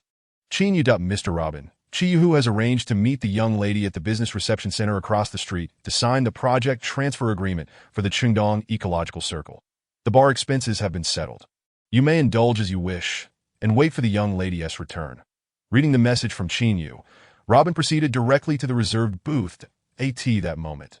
Cheng Siyu and her companions, dining and drinking on the second floor of the bar, caught sight of Robin. A flicker of annoyance crossed Cheng Siyu's eyes. Today, because of Robin, she not only lost 50 million, but also received a slap from Chu Chu. which embarrassed her at the Zifeng Equestrian Center. Did Chu Chu not take Robin to see Miss Lin? Shin Yao Yao, intrigued, remarked, "Why has he returned so quickly?" Cheng Siyu huffed. Perhaps he was scolded by Miss Lin and sent away. Lu Yunfeng fixed his gaze upon Robin for quite some time, pondering the possibility that this fellow might indeed possess some capabilities, especially since Miss Xiao seemed to treat him well, that Su Wenhai remarked coldly. I wonder how this scoundrel managed to gain the trust of the eldest daughter of the Xiao family. Yet a provincial bumpkin like him stepping into our circle, flaunting the Xiao family's influence to swindle and provoke trouble, is bound to attract the ire of the wrong person someday, that he won't even know how he meets his demise. Cheng Siyu nodded. It won't be long before he offends all the prominent figures in Ningxuan. Miss Xiao will surely regret keeping such a man close. That Su Wenhai concurred. Siyu, it's fortunate you decisively severed the engagement with him. Otherwise, the Cheng family would inevitably find itself in an irretrievable predicament. Lu Yunfeng paused momentarily. I've heard that an old enemy of the Xiao family has resurfaced recently. Perhaps, seeing Robin's commendable skills, the Xiao family decided to keep him by Xiao Yudi's side as a safeguard. Cheng Siyu cast a scornful glance at Robin, who was currently indulging in his drink. What else can such a person offer besides bravado? Xiao Yudi's decision to keep him around is merely a temporary shield. It is quite tragic. Shin Yao Yao, overhearing their discussion of Robin, chuckled. Perhaps you all are not well acquainted with Mr. Robin? Or maybe Miss Xiao truly has a fondness for him. Cheng Siyu scoffed. Yao Yao, you're elevating him far too much. A man I look down upon. How could Xiao Yudi possibly like him? Shin Yao Yao smiled enigmatically. If that were the case, when Robin wagered the Xiao family's 50 billion City East ecological project. Miss Xiao didn't hesitate for a moment and immediately agreed. Could you, for someone akin to a bodyguard, have done the same? Cheng Siyu chuckled dismissively. Yao Yao, your imagination is quite vivid. Regardless, even if he possesses something unique, I will never regard him favorably. Very well, Siyu. You said it yourself. Do not regret it later. Shin Yao Yao stood, casting a glance at Robin below. I shall go down and gain a deeper understanding of this man. Chapter 0024. Robin, you've landed yourself in serious trouble this time. Shin Yao Yao disregarded Cheng Siyu's attempts to stop her, swaying her slender waist and gracefully descending the stairs until she stood before Robin. Mr. Robin, would you mind if I joined you for a drink? Robin glanced at Shin Yao Yao, raising an eyebrow. You drink your drink, and I'll drink mine. What is there to mind? Rest assured, I won't be picking up the tab. Shin Yao Yao was momentarily taken aback, not expecting such an opening line from him, and suddenly burst into laughter. That is fine. I can treat you instead. Robin shot her a sidelong glance. Why would I want you to treat me? All my expenses here have already been covered by Xiao Yudi. So was Xiao Zong who paid for you. Must be quite comfortable living off someone else, huh? She giggled. Robin shrugged seriously. Of course. It is quite pleasant to live off others. It's my dream. What is wrong with that? Seeing Robin's earnest demeanor, Shin Yao Yao laughed uncontrollably, her attire shifting suggestively. What is wrong with women these days? They all seem to be quite a handful. Robin cast a glance at Shin Yao Yao. Did I say something wrong that made you laugh so heartily? Realizing her embarrassment, Shin Yao Yao blushed and instinctively adjusted her neckline. Suddenly, Robin raised his glass and spat a mouthful of phlegm into it. Shin Yao Yao immediately ceased her laughter, looking up to see a somewhat plump young man standing before them. Yao Yao, what brings you here? The newcomer, unperturbed by Robin's actions, approached Shin Yao Yao with a smile. That he was Chen Fei, the deputy general manager of Huanyu Group, and the nephew of the president, Chen Shuzhong OH.ITSU, Chen Xiao, Yu. Shin Yao Yao was aware that this young master had always desired her company. Despite her reluctance to engage, she dared not refuse outright, due to the formidable background of the Chen family. Having avoided this debauched scion, that I heard from Su Xiao that this fellow was kicked to the curb by Cheng Siyu? Yao Yao, sitting with someone like him diminishes your worth. Drink this. Robin emptied the ashtray into the glass and said indifferently. Chen Fei paused for a moment before bursting into laughter. Do you know who I am? I am the vice president of Huanyu Group. Chen Zong is my uncle. You think I would drink this? You must be out of your mind. Shin Yao Yao knew that Chen Fei was deliberately provoking Robin because she was present. Robin, perhaps you should reconsider. Just as she began to persuade him, Robin's next action left her stunned, her mind racing. This is it. Before Chen Fei could finish his sentence, Robin splayed his fingers, seized Chen Fei's hair, and poured the contents of the glass down his throat. With a swift motion, he slapped Chen Fei's chest, forcing the phlegm, red wine, and dozens of cigarette butts into his stomach. Cough, cough, cough, that you bastard. Chen Fei's face twisted with rage, wishing he could eliminate Robin on the spot. Robin was about to relent when he heard Chen Fei curse. He grabbed Chen Fei's hair and slammed his face down onto the table with a resounding thud. Chen Fei's face was bloodied as he crashed to the floor, the thick tabletop shattering into splinters. Robin disdainfully released Chen Fei's hair, gesturing for the terrified server to bring a towel. Shen Yaoyao stepped back in fright. Robin, do you know who he is? Robin took the towel handed to him by the panicked server and wiped his hands. That drink was quite expensive. I expect him to compensate me once he gets up. Shen Yaoyao was at a loss for words that he asked Chen Fei, the nephew of President Chen of Huanyu Group. If you hit him, the Chen family will not let this slide. The Chen family of Huanyu Group? Are they formidable? Robin tossed the towel onto the convulsing Chen Fei's head. Shen Yaoyao was at a loss for what to say. Robin, you've really gotten yourself into a dire situation this time. We must leave immediately. Otherwise, when the Chen family arrives, we won't be able to escape. Robin glanced at the bloodied Chen Fei on the ground, shrugged. Fine, staying here is becoming tedious. Today has been a nuisance. I keep encountering oddballs. How tiresome. Meanwhile, on the second floor, Cheng Siyu, Su Wenhai, and Lu Yunfeng were witnessing the entire scene unfold. Cheng Siyu, seeing Robin strike Chen Fei, was initially astonished. Soon, her delicate features contorted with mockery. Trouble follows him wherever he goes. Such a person is truly irredeemable. Su Wenhai chuckled. Having struck the young master of Huanyu Group, he wouldn't find it easy to leave the Zifeng now. Previously, Qi Yu had perhaps considered the Xiao family's strength and might have given Xiao Yudi a face. But with President Chen of Huanyu Group, that is another story entirely. Moreover, Xiao Yudi is not present at the moment. Robin is in deep trouble. Lu Yunfeng nodded. I've heard that Chen Shuzhong has always looked down upon the Xiao family. Although the Chen family doesn't have the Xiao family's substantial backing. Over the past 2 years, they've established connections with overseas organizations. Many of the Homan's dealings in Long will have been facilitated through the Chen Group. That it is precisely because of this alliance that the Chen family's influence has surged in Ningchuan over the past few years, rapidly elevating them from a second-rate family to one of the 4 major powers in the city. That in just 5 years, Chen Shuzhong's momentum has even begun to eclipse that of the Xiao and Qi families. Today, Robin has assaulted Chen Fei, and even if Xiao Yudi intervenes, he may not be able to protect him. The Su Wenhai eagerly downed his drink. This is a spectacle worth watching up close. See you, Yunfeng. Let us go down and see. Chen Fei wiped the blood from his face and, seeing Shen Yaoyao pulling Robin toward the bar's exit, struggled to shout, You bastard! You hit me and think you can get away. Stop right there. At that moment, the bar's lobby erupted into chaos. Several of Chen Fei's bodyguards rushed in from outside. Fei Guo, what happened?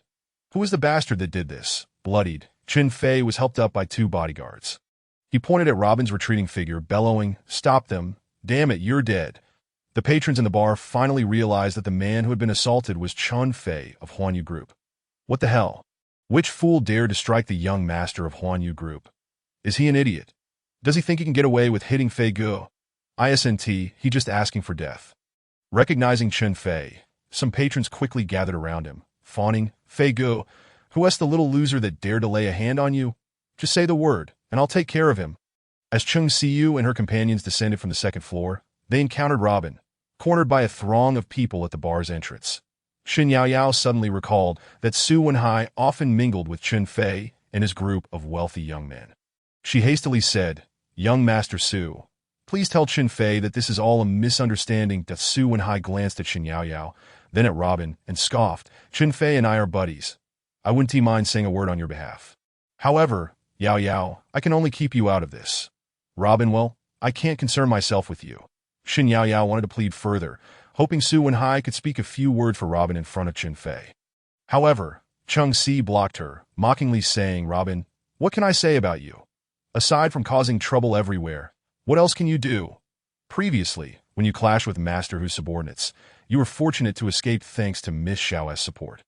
Now that Miss Xiao is not here, I'm eager to see how you will handle young Master Chen. She chuckled, just wait for a life where you can't even take care of yourself.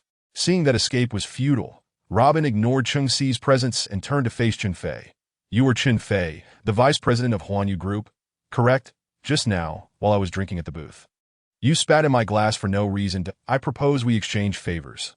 I pour this cigarette butt and the drink into your stomach, and then we call it even. That I'm rather tired today and wish to avoid further altercations. So, kindly leave to prevent any more complications, all right? Su Wenhai could hardly contain his urge to shout. Was this person for real? Was he courting death or simply foolish? Cheng Si regarded Robin's audacious demeanor with disdain. Shaking her head, he beyond saving. This man is far from ordinary stupidity. Chapter 0025. Zifeng Bar, a crowd of onlookers erupted in laughter upon hearing Robin's words. They had encountered many foolish individuals, but none as arrogantly foolish as this. This is hilarious. How dare he speak such nonsense in front of young Master Chen? Ignorance breeds fearlessness. It seemed he had no idea of Chen's family's true stature. Chen Fei wiped the blood from his face and scoffed. Do you know who I am, kid? Do you have any idea what the Chen family represents? You are utterly ignorant, so let me enlighten you. Chen Shuzhong of Huanyu Group is my uncle. The Chen family serves as the representative of the Hongmen in Longhua. At these words, gasps filled the bar. The Hongmen, having connections to the Hongmen, is serious business. They had initially thought the Chen family merely engaged in some business dealings with the Hongmen, never anticipating that they were its representatives in Longhua. Robin, equally surprised, exclaimed, Your family is connected to the Hongmen? Observing Robin's astonished expression, Chen Fei cleared his throat, spitting out 2 cigarette butts and laughing triumphantly.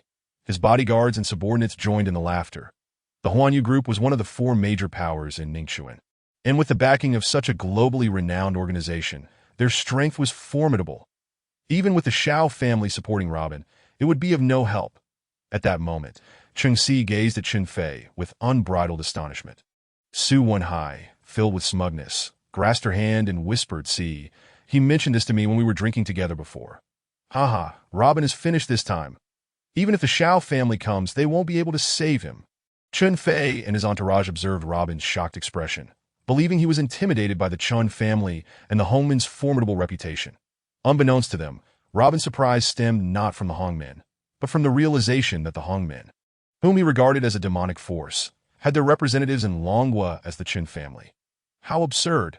Years ago, Robin single-handedly infiltrated the Hongmen's lair. The Hongmen's leader, Yin Honggang, had knelt before him, begging for mercy and swearing an oath that the Hongmen's disciples would never offend Robin again, honoring him as their eternal master. Whenever Robin called, disciples of the Hongmen around the world would respond without hesitation, ready to serve him to the death.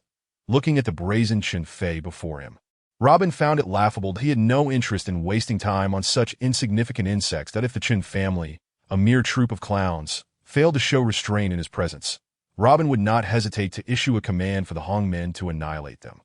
Are you scared now? Chen Fei sneered as he noticed Robin's silence. Robin shrugged. What do you want? Chen Fei snarled. If you want to leave alive, you must drink my urine in front of everyone. His henchman immediately brought forth a cup. Chen Fei, amidst a wall of bodyguards, publicly urinated into the cup. The bodyguards excitedly presented the steaming cup to Robin. Kid, Brother Fei says, drink this cup of urine. Then chop off your hands and kneel to apologize, and this matter will be over. Also, Miss Shen, one bodyguard leered at Shen Yaoyao's fair, long legs. Brother Fei says the big bed in the VIP room upstairs is quite comfortable. He wants you to accompany him for a more in-depth conversation. Hee. Shen Yaoyao's face turned pale with fear. She never imagined things would escalate to this degree. That in her desperation, she turned to Su Wenhai for help. Young Master Su, you tell young Master Chun that we are willing to apologize and compensate. Okay. Su Wenhai hesitated, not responding immediately. Cheng Si chimed in. Wenhai, you should speak to Chen Fei. You're more familiar with him. Ask him to spare Yao Yao for Robin. Let him suffer a bit. He will learn that our world is not one that a clueless bumpkin like him can navigate. Shen Yaoyao hurriedly pleaded.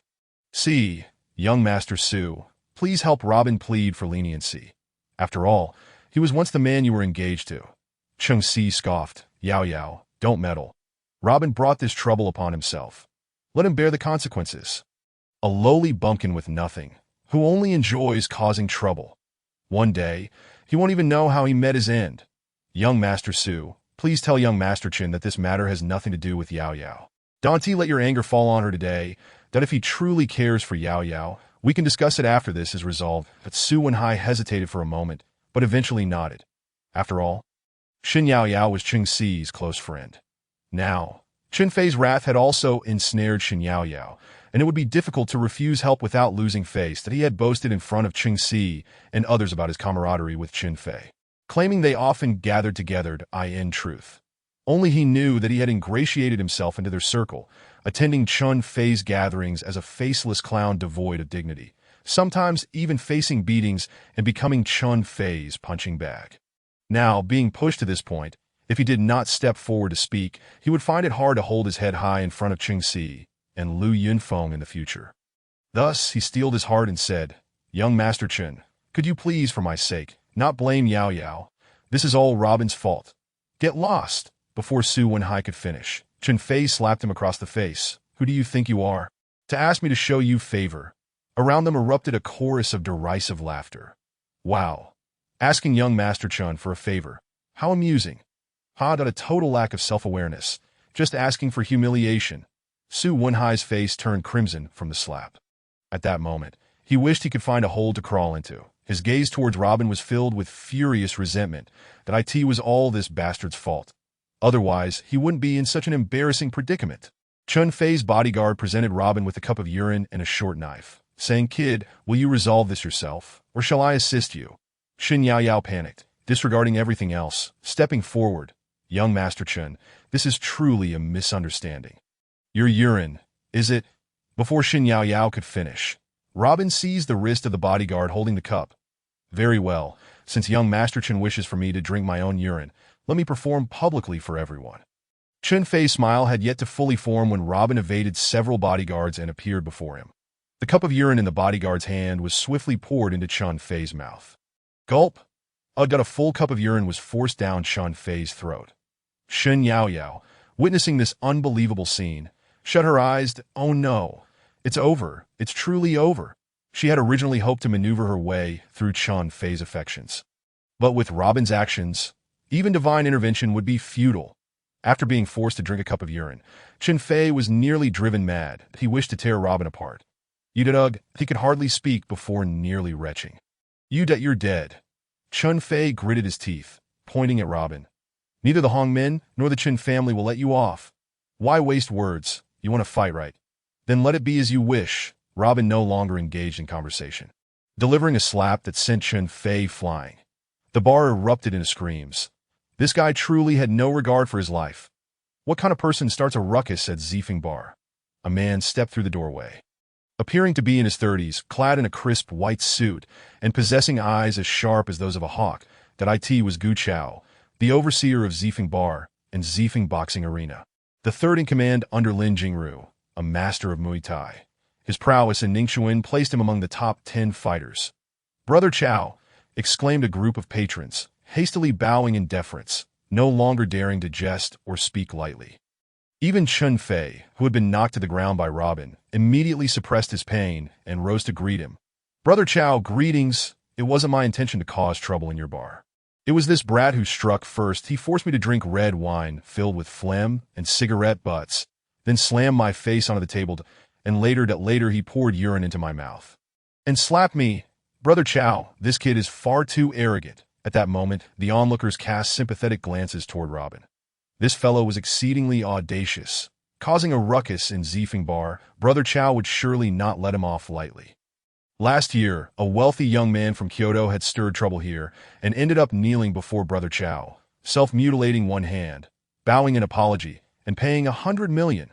This bumpkin was doomed today. Chapter 0026. Interrogating me? Who do you think you are? The guests at the bar foresaw the grim fate awaiting Robin, that an outsider with no connections had struck the scion of the Chen family, one of the 4 great powers in Ningxuan, and had dared to stir trouble on Lin Jingru's turf. Such actions had already infringed upon the dignity of the 2 most formidable and ruthless factions in Ningxuan. There was no way Robin could escape unscathed. The eager spectators could hardly wait to witness Robin drinking urine, self-mutilating, bowing in supplication, and seeing Shen Yao Yao being dragged upstairs by Chen Fei for a brutal ordeal. After listening to Chen Fei's account, Gu Chao's piercing gaze turned toward Robin. However, Robin, seemingly indifferent, nonchalantly took a towel from a server and began wiping his hands, appearing entirely unconcerned with Chen Fei's narrative. More importantly, he completely ignored Gu Chao's presence. A flicker of anger crossed Gu Chao's eyes. Was what Chen Fei said the truth? Robin disdainfully tossed the towel onto the server's tray and lazily raised an eyebrow. Is that important? I'm asking you a question. Answer me. Gu Chao was evidently displeased with Robin's dismissive demeanor, but a fierce aura emanated from him, causing all the patrons in the bar to instantly feel the weight of his formidable presence. No one dared to utter a sound. With a sardonic smile, Robin replied, "Interrogating me? Who do you think you are?" The bar erupted in gasps, and some even stumbled back in shock upon hearing Robin's words. What the hell? This guy is completely insane. Speaking to Brother Chow in such a tone, he was clearly asking for death. Never before had anyone dared to utter such self-destructive words in Miss Lin's establishment. From the looks of it, this kid was on a path to destruction. All right, kid, you're audacious. Gu Chao's voice turned icy. If it weren't for the fact that the young lady is expecting an important guest here shortly, I would have already made you understand the rules of Zifeng Bar. I'll give you one last chance. Kneel down and apologize to Chen Fei, and we'll consider this matter settled. Otherwise, don't expect to leave this place. Just because you say I should apologize, I will. Just because you say I can't leave, I won't. Who do you think you are? With that, Robin grasped Shin Yaoyao's hand and declared, "This is no fun. We're leaving." Shin Yaoyao trembled violently, taken aback by Robin's assertiveness. "Leave? Do you really think you can walk out of here? You reckless fool." Chen Fei jumped in front of them. "Brother Chow, this kid actually dares to disregard you. How utterly arrogant." Gu Chao's cold gaze followed Robin's retreating figure as he waved his hand. 20 security personnel from Zifeng immediately positioned themselves in front of Robin. Realizing the gravity of the situation, Chen Fei jumped in front of Robin, pointing accusingly. "You struck me on Brother Chow's territory and think you can just walk away. Do you even know the rules of Zifeng Bar? Let me enlighten you. Those who cause trouble here, those who strike others, will have their tendons severed. Those who strike and attempt to flee will have their feet broken." Smack! Before Chen Fei could finish, Robin slapped him away. Is it really necessary to complicate things over a brawl? If you're unhappy, get up and let's continue. This time, Robin no longer held back. Ignoring Shin Yaoyao's pleas, he approached Chen Fei and seized him. Feeling disgruntled, "Very well, let's keep fighting." With that, he began to unleash a flurry of slaps. After a brief silence in the bar, an uproar erupted. "This guy has gone mad. I can't believe he's throwing caution to the wind. Brother Chow will definitely not let him off this time." Gu Chao, eyes filled with murderous intent, advanced step by step toward Robin. "You are indeed quite arrogant." The patrons in the bar quickly retreated, sensing that Brother Chow was about to personally deal with this insolent young man. Brother Chow's Muay Thai was unmatched in Ningxuan. This kid was bound to face a gruesome fate today.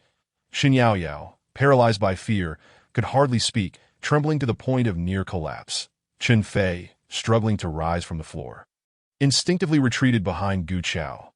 "Brother Chow, did you see? This kid doesn't regard you or Zifeng Bar at all." Gu Chao scoffed coldly. "No one dares to disrupt the rules here," just as he was about to strike. One of his subordinates approached and whispered in his ear, "Brother Chow, a call from Miss Chukyu." Jiu Chao paused momentarily before taking the call to Jiu Chao. "The young lady is in box 1 on the 2nd floor. And that Mr. Robin is the guest she wishes to meet." Instantly, Gu Chao's gaze shifted to Robin. This brat was actually the guest of the young lady. Chen Fei hurriedly interjected, "Brother Chow, does Miss Lin know about this?" "Just chop off his hands." The Jiu Chao dismissively waved his hand. "Today, Robin struck you, true enough. However, you were the one who provoked him first. That Mr. Robin was enjoying drinks and conversation with Miss Shin, and you spat phlegm into his cup. According to the rules of Zifeng Bar, if we delve deeper, you might not escape unscathed either. What I mean to say is, this matter ends here." "What? Ends here?" Chen Fei was utterly baffled. He had been urinated on and publicly humiliated. And all Gu Chao had to say was that it ended here. Cheng Siu, who had been observing from a distance, was equally perplexed. That it was clear that Robin had assaulted Chen Fei and had publicly defied Gu Chao, disregarding the dignity of the Zifeng Queen, Lin Jingru. And this was how casually it was dismissed. Shin Yao Yao was utterly stunned. Given the earlier tension, it seemed Gu Chao was poised to teach Robin a lesson. But after receiving a call, it was all over. What did this mean? Chen Fei was outraged. Brother Chao, I was beaten to this extent, and you just let it go. What do you mean by that? Gu Chao coldly replied, That's exactly what I mean. Do you have a problem with my decision? As he spoke, Gu Chao assumed a posture ready to strike, and the Zifeng security team turned their attention toward Chen Fei. Poised for action. Chen Fei, knowing better than to provoke someone as ruthless as Gu Chao, could only say, Brother Chao, that's not what I meant, that's best. Gu Chao replied icily, Zifeng Bar will cease operations for now. Everyone please exit immediately. With a furious glare directed at Robin, Chen Fei begrudgingly led his entourage out. The patrons in the bar quickly followed suit. Mr. Robin, please wait. Come with me to the second floor. Gu Chao hastily stepped forward, positioning himself in front of Robin. Robin raised an eyebrow, inquiring, What is it? Do you wish to engage in a brawl? Gu Chao frowned slightly, stating, Someone has invited you upstairs for a discussion. Chapter 0027. Hanoi Chinchua, someone has invited me upstairs for a conversation. Robin sensed a pair of eyes from the second floor fixated upon him, making him feel quite uncomfortable. To Mr. Robin, I have been waiting for you all morning.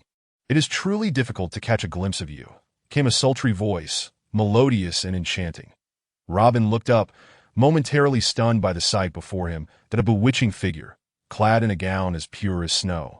With delicate hands and a slender wrist resembling jade, that a cascade of dark hair flowed like a waterfall, and a pair of captivating eyes sparkled with emotion. The exquisite beauty before him was akin to a gentle spring rain, softly drifting in. Miss Lin Lin? Shin Yao Yao nearly gasped in surprise. Miss Shin, please leave the bar at once. Gu Chao promptly gestured for her to exit. After a moment of hesitation, Robin also turned to leave. Mr. Robin, I harbor no ill intentions.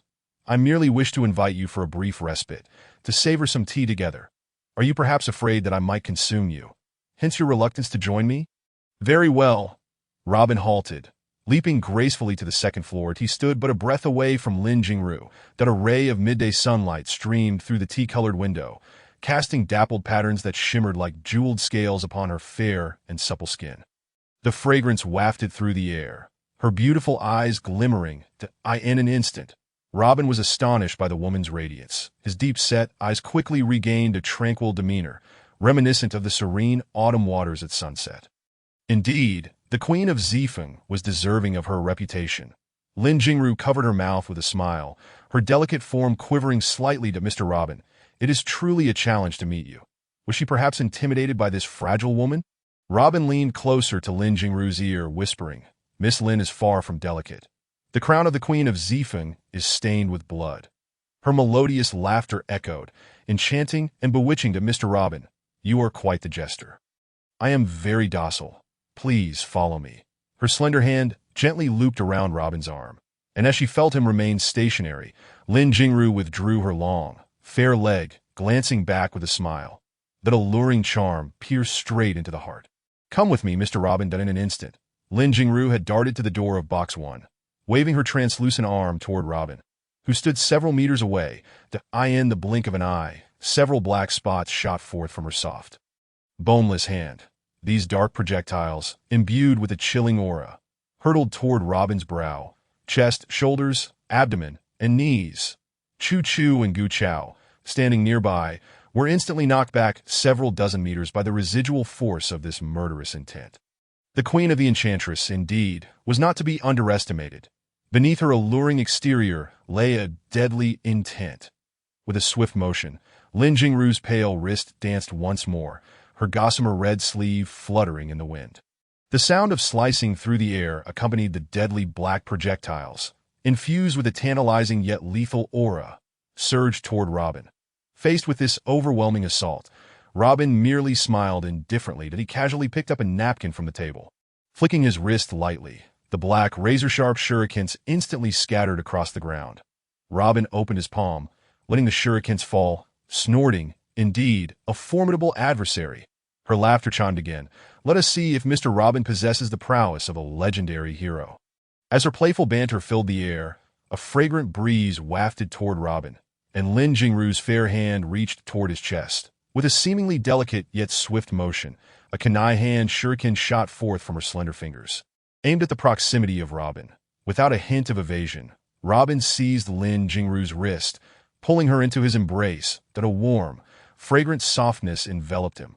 Lin Jingru attempted to move her limbs, but her long, fair legs were utterly immobilized. Her hands were firmly grasped by Robin's iron-like grip that in that moment. She lay there, breathy and vulnerable, like a lamb awaiting sacrifice. You brute. You have no regard for my delicate nature. UV caused me pain. Lin Jingru feigned indignation, twisting her body in a mock display of vulnerability. Not far away, Gu Chao bellowed, outrageous. He leapt forward, launching a flying kick aimed at Robin's back. Chu Chu also drew a dagger, darting toward Robin's vulnerable spot. Robin executed a backward kick, striking Gu Chao's shoulder with a resounding thud. Jiu Chao knelt on one knee, the force sending Chu Chu flying back several meters. Miss Han Noi Chinchu. Robin released Lin Jingru, his gaze icy as he fixed it upon her, his tone calm. Lin Jingru shuddered, gazing at Robin in astonishment. After a brief moment of hesitation, she gestured to Gu Chao and Chu Chu. You two may withdraw. I wish to speak with Mr. Robin alone. Robin smiled faintly. Let us enter the private room. If we delay, you may find yourself devoid of the strength to brew tea. What have you done to me? Lin Jingru's beautiful eyes flared with anger as she felt her limbs grow weak and her vision blurred, leaning against Robin's shoulder. Robin, have you poisoned me? Are the shurikens of your Hanoi family all laced with poison? I had no idea. Robin cast an innocent glance at Lin Jingru, supporting her as they made their way to Box 1. Had I known, I would have been more cautious. You. Lin Jingru was livid. Realizing that the secret weapon of her family had been used against her, she attempted to straighten herself, but was met with dizziness, utterly powerless to resist. Your elaborate invitation for tea was merely a guise to kill me? Upon entering the room, Robin embraced Lin Jingru's soft form, sneering as he tossed her onto the sofa. Has your family grown weary of life? Robin brandished the kunai shuriken, pointing it at Lin Jingru's delicate neck. She glared at him defiantly. Do not forget, this is the Zifeng Club. And what of it? Your Zifeng Club is of no consequence. Even your Hanoi family is but a swarm of ants. Currently, I find myself residing in Longhua. Should you take issue, I wouldn't mind traveling to Sakura country to admire the cherry blossoms and pay a visit to the Hanoi family. Robin's indifferent smile and the arrogance in his gaze made Lin Jingru gasp, instinctively sensing that this man was not merely boasting. Before him, both the Zifeng and Hanoi families were insignificant. Who are you? Lin Jingru, summoning her willpower, fought to remain conscious, gritting her teeth as she questioned him. Who I am is of little importance, Robin replied coolly with a smile. What matters is that I am aware of your identity as the underground queen of Beihai. Lin Jingru, gazing at the stern yet handsome face of the man before her, was engulfed by terror. How could he possibly know her secret? Suddenly, her eyes caught sight of the inconspicuous dragon spike hanging at his waist, shimmering with a golden dragon that savagely devoured the clouds. In that fleeting moment, Lin Jingru's heart raced with dread. Her soft body trembled violently, her face turning as pale as snow, the god of death's dragon spike. In a swift motion, she rolled off the sofa and onto the floor. Struggling against her weakness, fearfully kneeling in that instant, her previous regal demeanor as a queen vanished completely. Lin Jingru trembled, murmuring, My Lord Dragon Spike, I did not know of your esteemed presence. Please, in light of my ignorance, spare my life. Chinchue is willing to dedicate everything to you, my Lord Dragon Spike. From this day forth, I shall serve you faithfully. Without uttering a word, Robin seized Lin Jingru's hair, his gaze icy as it bore into her alluring, delicate face. Lin Jingru felt utterly at a loss under his gaze. Then, abruptly, he released her and tore open her gown. With a rip, her pristine white dress fell to the floor, leaving only a few scant pieces of undergarments. Before Lin Jingru could process Robin's audacious action, he produced a silver needle, swiftly piercing it into her acupoint, that a wave of excruciating pain surged through her, causing her to convulse on the ground. Her body drenched in beads of sweat. Accompanied by her anguished cries, a plume of black smoke began to emanate from her pale chest. The dark mist gradually coalesced into a fearsome black python in midair. What is happening? Lin Jingru, now slumped on the ground, gasped weakly. Her once enchanting visage now glistened with sweat, her face drained of color, resembling someone who had just returned from the brink of death. With a swift motion, Robin's palm struck down, causing the black python to explode. The remnants of her once modest attire were obliterated, raining down from the air. The pure, maidenly form was laid bare for all to see. Instinctively, Lin Jingru attempted to raise her arms to shield her modesty, but her body was too weak to comply. Did the dragon spike intend to claim her here? Of course, to be graced with a night of intimacy with the god of death would be an unparalleled honor. Yet, under such circumstances, it felt rather embarrassing. Chapter 0028. Qinxue obeys the orders of the dragon spike. Robin casually picked up a red coat from the sofa and draped it over Lin Jingru's shoulders. You possess the means to dissolve the soul-binding poison of your family. Lin Jingru gazed weakly at Robin's tall figure, a flicker of disappointment in her beautiful eyes. Yet, upon seeing the black stains scattered across the floor, her heart raced with alarm. What is this? You have been afflicted with a soul-binding curse. Robin slowly turned to face her. Such a curse can only be cast upon a pure body before the age of 3. The black python within you was once merely a remnant spirit, now devoid of its original form. Having resided within you for such an extensive duration, it has gradually taken shape in due time. The black python shall detach from your body, siphoning away your very essence and vitality that moment. You shall be rendered a mere shell of a person, your physical form aging rapidly until it succumbs to death. Ah! Lin Jingru trembled in horror, utterly astonished at this revelation. In her memories, she recalled an incident from her childhood when her grandfather had a fierce argument with her mother. The specifics of their dispute remained unclear to her. The following day, her mother passed away. For many years, she had suffered from an inexplicable discomfort, often feeling an unsettling chill throughout the night. During those few days each month, her body would ache as if countless ants were gnawing at her very bones. After menstruation, it felt as though she had died once. Over the years, she had sought the expertise of numerous renowned physicians, yet none could discern the ailment afflicting her. You frequently experience coldness, an overwhelming sense of despondency. And during that particular time, each month, a bloodthirsty and violent inclination arises within you. All these symptoms are manifestations of the soul-devouring curse that plagues your body. Should this malevolence remain unvanquished, you shall not live to see your 21st year. Ultimately, you will be left with nothing but a depleted essence, a withered soul, leading to your demise. Upon hearing these words, Lin Jingru's eyes sparkled with disbelief. In just 6 months, she would celebrate her 21st birthday. Had she not encountered Robin, she would have remained blissfully unaware. Would she truly become an unjustly perished spirit in half a year?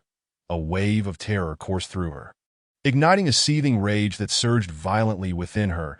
In that fleeting moment, a tempest of fury threatened to erupt from her chest. Robin observed Lin Jingru's pallid countenance and unfastened his overcoat. Lin Jingru, weak and fatigued, longed to recline. In his hand, 3 silver needles appeared. With a flicker of white light, the needles pierced the acupoints on either side of Lin Jingru's shoulders and the Dazui point. Her body convulsed violently. Moments later, a piercing scream escaped her lips as she expelled a white mist, releasing a long sigh of relief, her body slumping onto the sofa. After a while, a flush of color gradually returned to her as she slowly opened her weary eyes and weakly murmured, "Mr. Robin, what on earth is happening?" Robin withdrew the silver needles, noting her improving complexion, and picked up a handkerchief to wipe his palms. In this world, there exists a type of spirit known as a malevolent soul. Without the influence of external forces, it can only wander aimlessly through the void, devoid of body and mental dominion, that if not driven by powerful entities, it possesses neither consciousness nor purpose. Conversely, should there be intent, it requires a special vessel to harbor and nourish it, what is often referred to in the folklore of Longhua as the phenomenon of soul possession. Lin Jingru, upon hearing Robin's explanation, felt on the verge of collapse. Although she had heard such legends, she had never believed in their existence. Yet, the scene with the black python had been vividly real. After Robin expelled the creature from her body, she experienced an unprecedented sense of relief and comfort that she had not felt in years. At that moment, It seemed as though a fervent warmth was surging through her, continuously replenishing her spirit. She felt alive in a way she had never known before. However, the thought that the one who had cast this soul-devouring curse upon her was none other than the esteemed head of the Hakai family, whom she had revered for so long, left her shattered. All her years of faith and purpose crumbled in an instant. Reflecting on her journey from childhood to the present, she became increasingly aware that she might merely be a sacrificial pawn of the Hakai family. The notions of being the queen of the underworld, the family's glory, the rise of the Hakai clan, and the responsibilities that accompanied it. All of it had been a grand deception. The upper echelons of the family were aware of the truth, while she remained a Na'vi fool ensnared in their machinations. With this realization, Lin Jingru trembled as she gazed at the still cold and indifferent Robin, and once more knelt before him. Lord Longxi, from this day forth, Qin Shi is willing to serve you faithfully, unflinchingly facing any peril. If her earlier acknowledgement of allegiance to Hakai Qinshu had been born out of fear for the fearsome dragon Spike, now it was a genuine submission. She understood that only by aligning herself with Longxi's protection could she hope to survive and seek vengeance. She believed that her mother's death was undoubtedly intertwined with the tragic fate she had endured for so many years. In the near future, the upper echelons of the Hakai family would discover that she had broken the soul-devouring curse and would surely dispatch their top assassins to eliminate her, if she could remain by Dragon Spike's side. What did the Hakai family matter? Even if they claimed to be the foremost martial family in Ningguan Nation, capable of sweeping half the globe, they were nothing before Dragon Spike. Robin smiled indifferently. Your choice is not misguided. Although your body is free from the remnants of the Black Python soul, nearly 2 decades of your essence and vitality have been entirely depleted. That it will require a considerable period of recuperation to restore you to a state of normalcy. However, if you refrain from forcibly circulating your energy, you should be no different from an ordinary person. Take care of yourself, that we shall conclude our meeting here. I will assist you with your recuperation in due time. If all goes well, you should regain 30% of your essence in 3 months. Lin Jingru remained prostrate on the ground. Qinshu shall faithfully heed Lord Longxi's directives. You may rise, Robin instructed, tossing the handkerchief onto the table. I am unaware of the Hakai family's intentions in bringing you to Longhua, and I presume you do not comprehend it either. They have meticulously devised a soul-devouring curse for nearly 20 years, which has now been dismantled. The higher-ups of the Hakai family will likely become aware of this soon. Perhaps, in the coming days, assassins will arrive in Ningxuan. Lin Jingru's strength gradually returned, today as she glanced at her unclothed state. Her cheeks flushed crimson. Hastily, she donned her overcoat and stood, attempting to tidy her disheveled hair. Robin cast a fleeting glance at the embarrassed Lin Jingru. Let today's events be as though they never occurred. Do you understand? Yes. Lord Longxi. Robin turned and exited the private room. Outside, Chu Chu and Gu Chao awaited, bowing in greeting. However, upon seeing Lin Jingru's flushed cheeks and the scattered remnants of clothing, particularly the fragments of her black undergarments, Chu Chu's eyes nearly bulged in shock. Miss this. Did that scoundrel do anything to you? Impudent. Lin Jingru huffed. This is not your concern. Remember, Mr. Robin is my esteemed guest, and you must comply with all his requests. See him off immediately, yes, miss. Chu Chu's heart was filled with 100 questions. Stealing another glance into the private room, the scene within was utterly distressing. Despite her reluctance, since the young mistress had spoken, she dared not defy her. Stealing a glare at Robin, she said, Mr. Robin, please. Robin grinned playfully and delivered a light slap to Chu Chu's rear. Smack! The sound echoed sharply, leaving Chu Chu momentarily stunned. That scoundrel actually slapped my behind. The first contact with a man left her feeling both embarrassed and furious. Chu Chu was about to retaliate when she caught sight of Lin Jingru's calm demeanor, akin to that of a maiden. She swallowed her frustration and thought, Robin, you rogue. One day, you shall learn the consequences of trifling with me. As they exited the Zifeng bar, Shun Yao Yao and the others awaited outside. Upon seeing Robin emerge, Shun Yao Yao rushed forward, scrutinizing him. Robin, are you all right? Chapter 0029. Robin is just a troublemaker. What could possibly happen to me? Robin cast a sidelong glance at Shin Yao Yao. Opening his phone, he found a message from Qin Yu. Mr. Robin, The Zifeng banquet is about to commence. That Mr. Xiao has asked me to inform you to meet him in the banquet hall on the 28th floor of the Zifeng Convention Center in half an hour. Shen Yaoyao glanced at the furious Chu Chu beside her, and seeing Robin engrossed in replying to the message, she whispered, "Robin, did Miss Lin really not do anything to you?" Robin surveyed the nearby Cheng Si and Su Wenhai, then turned to the inquisitive Shen Yaoyao, chuckling lightly. "What could she do to me? Are you disappointed that I seem fine?" Shen Yaoyao shot him an incredulous glare. "You didn't really? You were so arrogant in the bar earlier. How did they not deal with you? Perhaps Lin Jingru and Miss Chu Chu have taken a liking to me," Robin remarked playfully as he directed his attention toward Chu Chu while making his way to the Zifeng Convention Center. "Umph." Chu Chu glared daggers at Robin. Shen Yaoyao shivered slightly, hastily lowering her head and quickening her pace to catch up. Cheng Si, Su Wenhai, and a group of onlookers had been waiting at the leisure tea area outside the bar, eager to witness the aftermath of Robin's exit. However, they were bewildered to see him emerge in such a manner that In Ningxuan's upper echelons, who was unaware of the rules governing Lin Jingru's Zifeng bar. Given Robin's behavior earlier, he should have been dealt with by Lin Jingru's people to their astonishment. The scoundrel had emerged unscathed. They couldn't help but wonder what had transpired. Su Wenhai, nursing his swollen lip, muttered begrudgingly. Cheng Si let out a cold snort, presumably believing that he had begged for mercy before Miss Lin while kneeling, which allowed him to exit the bar alive. That Su Wenhai shook his head in disbelief. What a strange occurrence. Could it be that he called Xiao Yudi and the Xiao family intervened, prompting Miss Lin to show him some leniency? It seems that this is the only plausible explanation. Cheng Si nodded in agreement. Su Wenhai turned his gaze toward Robin's retreating figure, letting out a couple of scornful laughs. Robin had been exceedingly arrogant today. Not only had he thoroughly offended Chen Fei, but he had also publicly clashed with Gu Chao, the foremost warrior under Miss Lin, and previously beaten up the second-in-command of in such a short span. Robin had nearly antagonized all the prominent figures in Ningxuan at the Zifeng Leisure Club.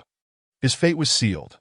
Even if several parties temporarily spared him for the sake of the Xiao family's reputation, who could guarantee what would happen next time? The Xiao family's influence and goodwill could only be spent once. And there would come a day when it would be exhausted. At that point, I shall see how Robin continues to act so arrogantly. Haha.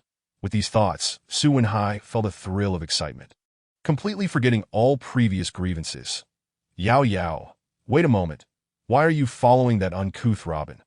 Cheng Si and Su Wenhai caught up with Shen Yaoyao, mocking her.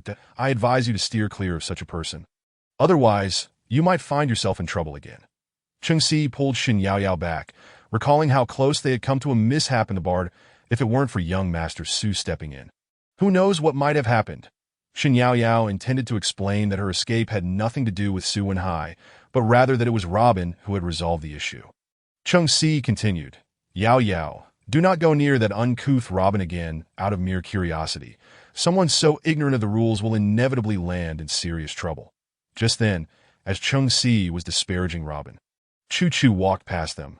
She hurriedly interjected with flattery. Someone like Robin, who is from the lower strata, simply does not understand the etiquette we adhere to in our social sphere. I believe he should be expelled from this Zifeng Investment Project Gala. Su Wenhai chimed in, eager to please. Si is absolutely right. In our upper echelons, Robin is nothing but a troublemaker. Chu Chu halted in her tracks, casting a cold glance at Cheng Si and Su Wenhai. Your strata, Robin is a troublemaker. Are you implying that Robin is a thorn in your side? Cheng Si and Su Wenhai replied in unison, Indeed, Miss Chu Chu, we should expel him. Haha. Chu Chu let out a chilling laugh.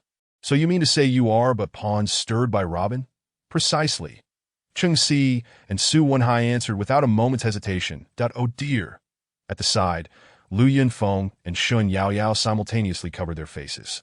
Chu Chu said nothing further, waving her hand dismissively near her nose, casting a disdainful glance at them before turning to enter the bar.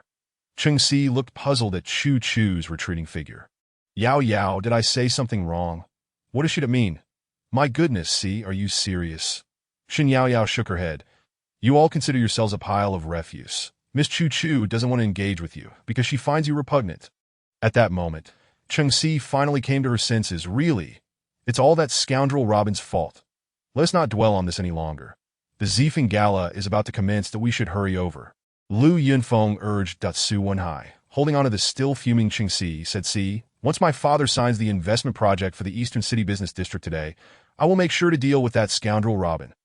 He won't be able to flaunt himself for much longer." At the Zifeng Convention Center's 28th floor banquet hall, Xiao Yudi and Qin Yu were waiting in the business leisure area. Following the WeChat location, Robin found them. Xiao Yudi assessed him. "Are you all right?" Robin shrugged. "I'm perfectly fine. What's the matter?" "I heard from Qin Yu that you had a bit of a run-in with Chun Fei from Huanyu Group at the bar. Was that resolved?" "Just a trivial matter," Robin replied, lifting a cup of coffee that a waiter brought him. Xiao Yudi observed Robin's nonchalant demeanor. "Gu Chao from the bar didn't give you any trouble?" "Not at all. Everyone was quite polite." Robin set down the coffee. "Why do you ask?" "Oh, that's good to hear." Xiao Yudi had initially wanted to inquire about Lin Jingru's invitation for him to meet. But seeing that Robin seemed unwilling to elaborate, she hesitated and decided against pressing further. After all, Robin was merely a benefactor and guest of the Xiao family. He was under no obligation to share his affairs with her. However, after this morning, her curiosity about Robin had only deepened. Initially, she had thought him to be merely a capable individual, perhaps with a background as a special forces operative. Yet, the peculiar behavior of Qi Yuhu, Lin Jingru's unexpected invitation, and Robin's ability to emerge unscathed after a brawl at the Zifeng bar all pointed to something much more unusual, igniting Xiao Yudi's intrigue further. Contemplating Robin's engagement with the Chung family, Xiao Yudi began to wonder if she was overthinking things. Perhaps Qi Yuhu had made significant concessions in the Eastern City Ecological Investment Project due to the Xiao family's foundation. Or maybe Lin Jingru was simply curious about Robin's exceptional archery skills, leading her to invite him for a meeting and to let him go after the incident at the bar. Robin noticed Xiao Yudi staring at him intently and shrugged. "Are you so captivated by me because I'm exceptionally handsome?" Xiao Yudi's cheeks flushed, and she retorted, "You wish.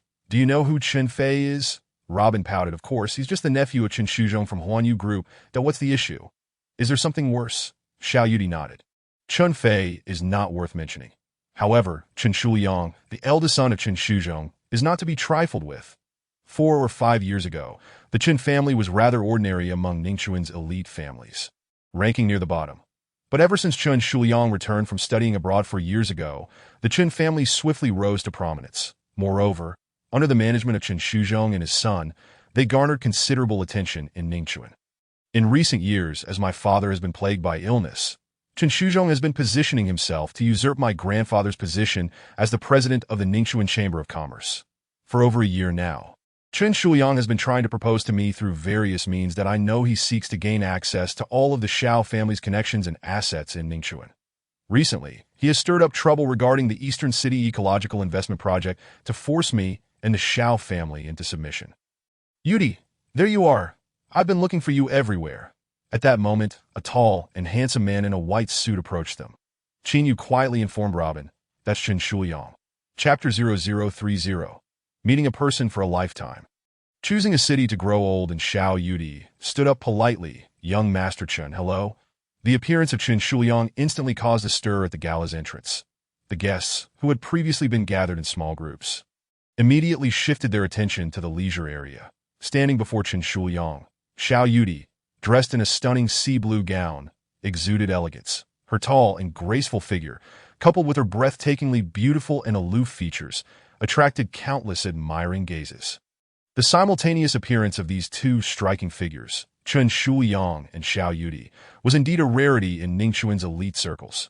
Recently, rumors had circulated among Ningchuan's upper class that Chen Shuliang was fervently pursuing the Xiao family's eldest daughter, Xiao Yudi.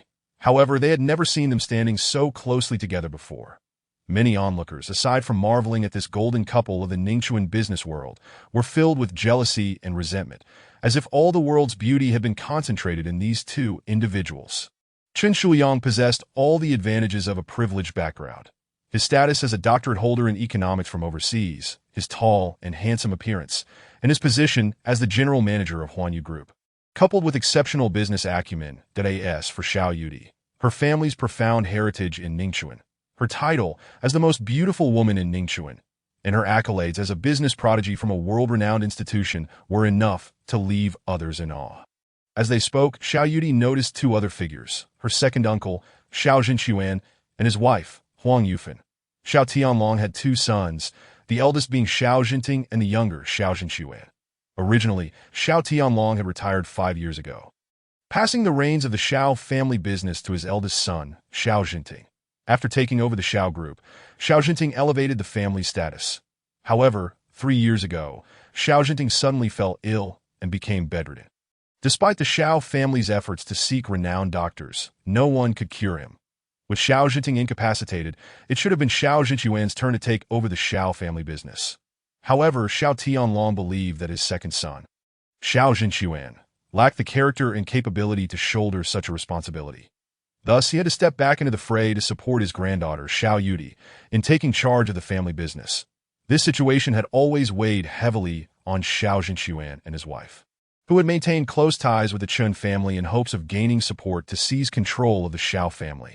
After learning of Chen Shuyang's intentions to marry the Xiao family's eldest daughter, they had been exceedingly attentive and eager to facilitate the union. "Yudi, you're early. I thought you were at the company." Upon seeing Xiao Yudi, Xiao Jinchuan let out a long sigh of relief and excitedly approached her. "This gala has nothing to do with you. Why are you here?" Xiao Yudi cast a frigid glance at the couple, Xiao Jinchuan and his wife. "Yudi, we are here today at the invitation of young Master Chen," Xiao Jinchuan said, attempting to curry favor with Chen Shuyang. "Young Master Chen truly adores you. You two are a match made in heaven." "Enough," Xiao Yudi interrupted coldly. "When did it become your place, second uncle, to meddle in my affairs? Yudi, please listen to me." Xiao Jining tried to continue. "Second uncle, please go inside first, and I need to speak with Yudi for a moment," Chen Shuyang interjected, extending a courteous hand and smiling at Xiao Yudi. His suave demeanor and warm smile resembled that of a prince charming stepping out of a fairy tale, eliciting excited screams from the young ladies gathered at the entrance of the banquet hall. "Wow, young Master Chun is so handsome and so much of a gentleman. He is my dream idol. Yudi, what second uncle said is true. I sincerely admire you. Everyone in Ningxuan knows that in my heart. There is only you, the woman I wish to walk hand in hand into the sanctuary of marriage." Chen Shuyang gazed deeply into Xiao Yudi's eyes, his tone gentle and heartfelt, moving the onlookers. "Yudi, if you are willing to hold my hand, I will never forsake you. To meet a person and grow old together, to choose a city to settle in, to give my true heart, and to hope for a lifetime of companionship." Upon hearing these words, several infatuated women in the crowd were brought to tears, sobbing, "Young Master Chun, how touching." Meanwhile, Xiao Yudi's expression remained icy, her demeanor furious. "Young Master Chen, this is a commercial banquet, not a stage for your theatrics." Chen Shuyang, however, merely smiled indifferently. "Yudi, isn't life itself a performance? If I could be the leading man in your script, I would gladly showcase my talents until the end of time." As he spoke, applause and excited cries erupted from the crowd. The young men and women surged forward, emotionally shouting, "Be together! Be together!" Xiao Yudi furrowed her brows, feeling utterly at a loss in the face of Chen Shuyang's eloquent declaration that I in a moment of desperation. She retreated to Robin's side, linking her arm with his and smiling. "Young Master Chen, let us not jest. Allow me to introduce my boyfriend, Robin." Robin was momentarily taken aback upon seeing Xiao Yudi's pleading gaze. He quickly understood, wrapping an arm around her waist, casting a cold glance around before nodding slightly, that he then mockingly addressed Chen Shuyang. "Who do you think you are, to utter such revolting words to my Yudi in my presence? Do you think I'm invisible? Get lost." Xiao Yudi blushed, leaning affectionately against Robin's solid shoulder. In that instant, everyone truly noticed Robin's presence. Though surprised, it was undeniable that Robin and Xiao Yudi appeared even more compatible together. Among the onlookers, some had come from the archery center and Zifeng Bar. They recognized Robin as the one who had gambled 3 billion at the archery center and had brutally beaten Chen Fei at Zifeng Bar. Confronting Gu Chao with fury, he was actually Xiao Yudi's boyfriend. No wonder he was so arrogant. Cheng Si, arriving shortly after, rolled her eyes at the scene, scoffing, "Looks like it's Robin's time to stir up trouble again." Su Wenhai shook his head. Chen Shuyang is no Chen Fei. His influence in Ningxuan is unmatched, except by Lin Jingru. It was evident that Xiao Yudi was merely brushing off Chen Shuyang, allowing Robin, her bodyguard, to pose as her boyfriend. I bet Robin wouldn't dare offend young Master Chen At that moment. Chen Shuyang noticed Robin beside Xiao Yudi. Since entering the 28th floor banquet hall's leisure area, he had paid no mind to anyone. accustomed as he was to being the center of attention wherever he went. How could he have anticipated that Xiao Yudi had a boyfriend? Self-proclaimed as Ningxuan's foremost gentleman, he had publicly confessed his feelings, only to be soundly slapped in the face by Robin. 4 years ago, upon returning from overseas, Chen Shuliang had established himself as the top young master in Ningxuan. Both he and Xiao Yudi were naturally suited for each other in terms of family background, talent, and appearance. Yet this unknown individual, Robin, dared to flaunt his affection for Xiao Yudi publicly, utterly shaming Chen Shuliang. Not only was Chen Shuliang incensed, but the guests present were equally outraged by Robin's audacity. The first to recover from the shock was Xiao Yudi's second uncle, Xiao Zhenquan. He rushed to stand before Robin and Xiao Yudi, fuming. "Yudi, what are you doing? Young Master Chen has made a rare confession to you, and you pull out a bodyguard to brush him off? Your grandfather would surely be furious if he knew. And you."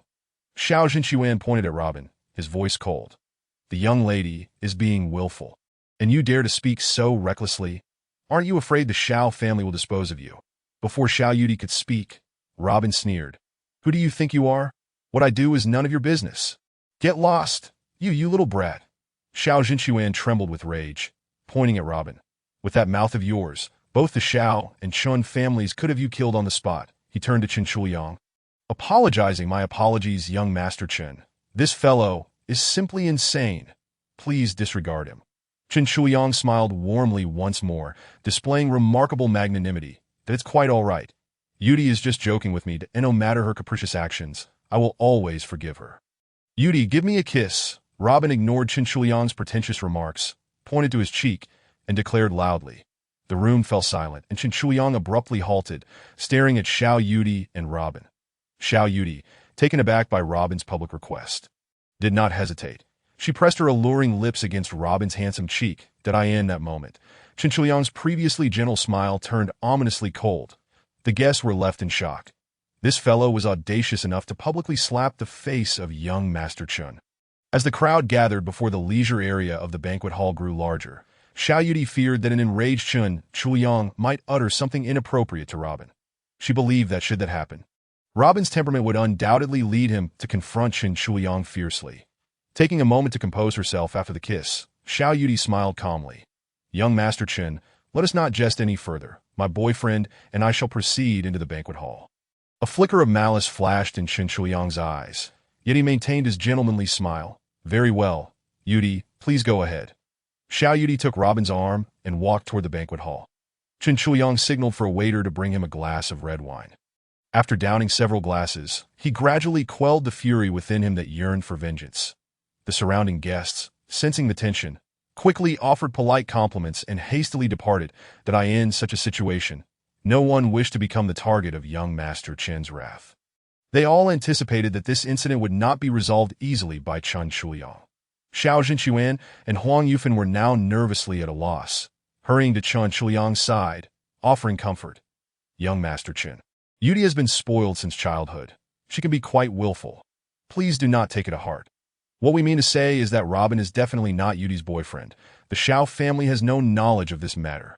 It must be that scoundrel who deceived Yudi with sweet words that I will inform the old master upon my return and intervene. And please, young Master Chen, do not hold any grudges against Yudi."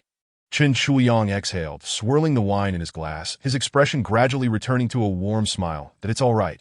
I know Yudi can be willful and mischievous, that I have often said that no matter how playful she is, as long as she doesn't cross the line, I will be infinitely forgiving." That moment, Chen Fei and his companions rushed in from outside. "Brother, I thought I was beaten by someone named Robin at Zifeng Bar."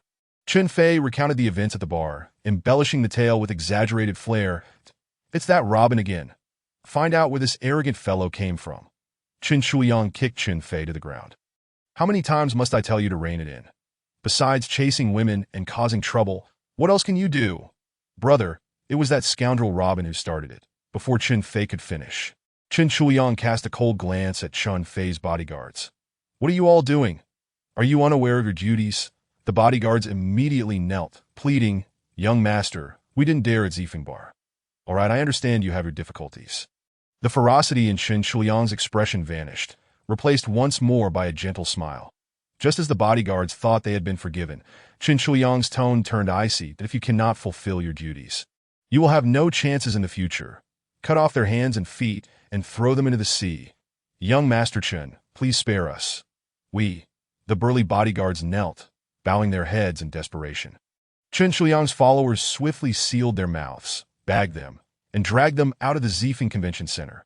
Xiao Zhenquan and his wife trembled in fear at the scene before them, not daring to utter a sound. Robin, Xiao Yudi, very well. Qin Shuliang sneered, straightening his bow tie as he made his way toward the banquet hall. Not far off, Cheng Siyu, who had been anxiously observing the unfolding events, dared not utter a single sound. It was only when Qin Shuliang stepped into the banquet hall that she finally exhaled in relief. Robin, that oblivious bumpkin, I can only hope he digs his own grave without dragging the Cheng family into it. Shun Yao Yao remarked with a hint of amusement. Sue, you might be overthinking things. Did you not see how Miss Xiao gazed at Robin with such affection just now? That kiss was truly enchanting, evoking envy in all who witnessed it. Even if Robin were to provoke Qin Shuliang, he has Xiao Yudi to shield him.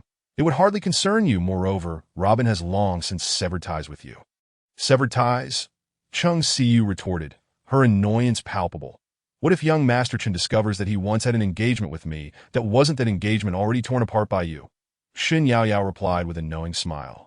Now, Siyu, stop overthinking. Robin may not be as simple as you imagine. Cheng Siyu irked shot back, Yao Yao, I can't help but notice you seem to be defending Robin. Do you realize how perilous that is? Are you perhaps being deceived by him? Shin Yao Yao sighed, almost to herself, that if Robin truly were that way, I would be quite pleased. All right, let us not be alarmists. The banquet is about to commence. We must hurry inside. The primary agenda for today's business banquet regarding the investment project in the Eastern Ecological Zone consists of two main topics. The first involves negotiations among the Xiao Group, Huanyu Industries, the Demon King's Cave, and Zifeng International regarding adjustments to the project types within the Eastern Ecological Zone. The second pertains to a meeting for discussions on outsourcing and collaboration for the projects invested in by the four parties. Thus, in addition to the respective heads of the four companies overseeing the Eastern Ecological Zone investment projects, other capital-strong enterprises from Ningxuan have also arrived, hoping to secure a piece of the pie from the four major investors. The banquet hall is resplendent, exuding opulence. The Zifeng International Hotel has engaged renowned chefs from around the world to present exquisite culinary treasures for the banquet. The selection of beverages is equally diverse, featuring top-tier wines from across the globe, each variety valued at several tens of thousands of dollars. The waitstaff and receptionists are undoubtedly the CRME de la army of handsome men and beautiful women. The overall atmosphere of the banquet is extravagantly luxurious. Upon entering the venue, Robin and Xiao Yudi immediately sensed the disconcerting atmosphere. Many of the guests attending the investment business meeting had been invited by Qin Shuliang. Robin's brazen provocation of Qin Shuliang outside the banquet hall had naturally incited the displeasure of those who were soon to become partners with the Qin family. Following private discussions among the merchants, word spread that Robin was the lowly individual who had been jilted by the young lady of the Qin family. Their disdain for this unknown figure was palpable, were it not for Xiao Yudi's presence. They would have long since ridiculed and expelled such an inconsequential character from the banquet hall to avoid being associated with him. Under these circumstances, Robin found himself utterly isolated upon entering the venue. As the clock struck 3 in the afternoon, Lin Jingru had yet to arrive. The event management informed Chen Shuliang, Xiao Yudi, and Shi Yuhu that Miss Lin had matters to attend to and would arrive later. Everyone also noted that Shi Yuhu, who rarely participated in such gatherings, was personally present today. Even more peculiar was his uncharacteristic low profile. He sat in a corner of the banquet hall, isolated by several bodyguards, quietly drinking while refusing to engage with anyone who approached him. Due to Lin Jingru's tardiness, the originally scheduled negotiations among the four parties would now be postponed to the evening. The discussions regarding the outsourcing and collaboration for the four investment projects would commence early during this time slot. Chen Shuliang, not waiting for the guests to engage with the four parties, stepped directly onto the stage. Ladies and gentlemen, esteemed friends, greetings. The banquet hall erupted into enthusiastic applause, and all eyes were immediately drawn to the charismatic Chen Shuliang. In this splendid moment, I wish to share our joy and achievements with you all. The Eastern Ecological Zone project, jointly developed by our Huanyu Group and the other 3 companies, has taken shape. This fertile land will yield us exceedingly generous returns in the future. All of you present at this banquet are like brothers and sisters. Such good fortune for Huanyu Group is certainly one to be shared with everyone. No sooner had he finished speaking than a throng of admirers and supporters began to shower him with compliments. Young Master Chen, you are truly a bodhisattva. Even in times of profit, you still think of us. We are incredibly grateful. Chen Shuyang's gaze swept across the banquet hall, taking in every eager visage, and he smiled warmly. Here I wish to ask, do you all truly believe in Huanyu Group? Do you truly wish to join hands with us? The Chen family, to create brilliance together? The guests could hardly contain their excitement, erupting into cheers. Of course we believe. Of course we are willing. Young Master Chen, tell us how we can collaborate. Chen Shuyang smiled gently. Please do not rush. Since you all wish to create brilliance alongside Huanyu Group, take a look at this investment cooperation agreement, that if there are no objections, you may sign it on the spot, and together we shall achieve greatness in the Eastern Ecological Zone project. With that, he gestured for his subordinates to bring forth a hefty stack of agreements. The guests were utterly thrilled. They had never envisioned that they could have a share in the coveted Eastern Ecological Zone investment project. At that moment, Su Wenhai eagerly beckoned Cheng Siyu and Xin Yaoyao. Quickly, have your family send the contract seal over. We must not miss out on such a golden opportunity. Do you realize that if we can secure a piece of the Eastern project, it could yield us billions in returns within 2 years? Cheng Siyu nodded excitedly at his words. However, Xin Yaoyao and Lu Yinfeng hesitated, saying, Siyu Wenhai, let us not rush, that I can't shake the feeling that something is off here. Cheng Siyu laughed and replied, what could possibly be off? Are you intimidated because you've never dealt with such large-scale business before? Does young Master Chen truly have the capacity to deceive us? Unperturbed by Xin Yaoyao's warning, she promptly picked up her phone to notify the secretary and legal counsel of the Chen Group to come to Zifeng for the signing. After arranging this, she caught sight of Xiao Yudi and Robin not far away. Cheng Siyu scoffed and muttered, what do you Xiao family members have to be so proud of? We can just as easily secure our share of the investment in the Eastern Ecological Zone without relying on you. Chapter 0032. Can you represent the Xiao family? Qin Yu delivered an investment cooperation agreement to Xiao Yudi. This agreement, concerning the cooperation project shares in the Eastern Ecological Zone, outlined the terms for becoming a controlling shareholder in the partnership. Upon reading it, a flicker of indignation crossed Xiao Yudi's proud eyes. This was a coercive acquisition contract. Robin glanced at Xiao Yudi. This has nothing to do with you, that if they wish to prosper alongside the Chen family, let them. Xiao Yudi retorted angrily. Did you see the notes on the contract? All the original project types will undergo significant changes. Although Qi Yu has secured a portion of the Chen family's projects and we, the Xiao family, have reached an agreement, the investments must still adhere to the conditions set when the 4 of us began investing.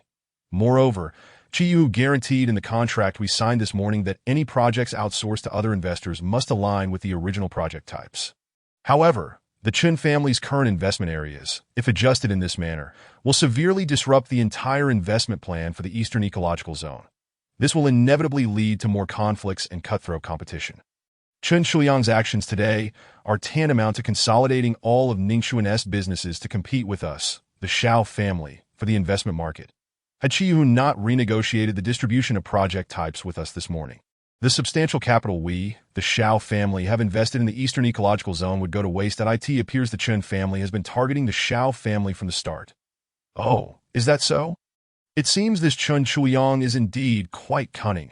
Robin swirled the red wine in his glass as he observed Chen Shuyang, who was confidently addressing the guests at the front. However, there is no need to rush. Though many merchants are eager to participate in the Eastern Ecological Zone investment project, they are not lacking in intelligence. Look around at today's attendees. Not one of them is a novice in the business arena, who would willingly hand over the fruits of their labor to someone else. Do not be fooled by their current enthusiasm. Soon enough, you will see their true reactions. Robin was not mistaken in the business realm. Everyone is always driven by profit. Those invited to the banquet are all seasoned professionals, accustomed to dealing with contracts on a daily basis. How could they possibly sign such a substantial agreement without scrutinizing it first? Initially, the merchants who had been excited about the opportunity to participate in the Eastern Ecological Zone investment cooperation quickly recognized the trap hidden within the contract. Young Master Chen, While your terms may superficially appear profitable, they are ultimately illusory. In the end, the enterprises we have built over a lifetime would all become yours, that we risk walking away with nothing. One cannot possibly use anticipated profits a decade hence as the basis for current capital investment. Can they? 10 years? Who knows what may transpire in that time? This is nothing short of a ruse, a scheme to seize our entire industry without spending a dime. Such a jest is far too grand. Robin cast a glance at the front desk, where Chen Shuliang wore a beaming smile and let out a meaningful chuckle. This fellow has been making various moves in the Dongqing ecological circle recently, clearly aiming to monopolize the entire business community of Ningxuan. He seeks to ally with Qi Yu while covertly undermining the Xiao Group and Zifeng International.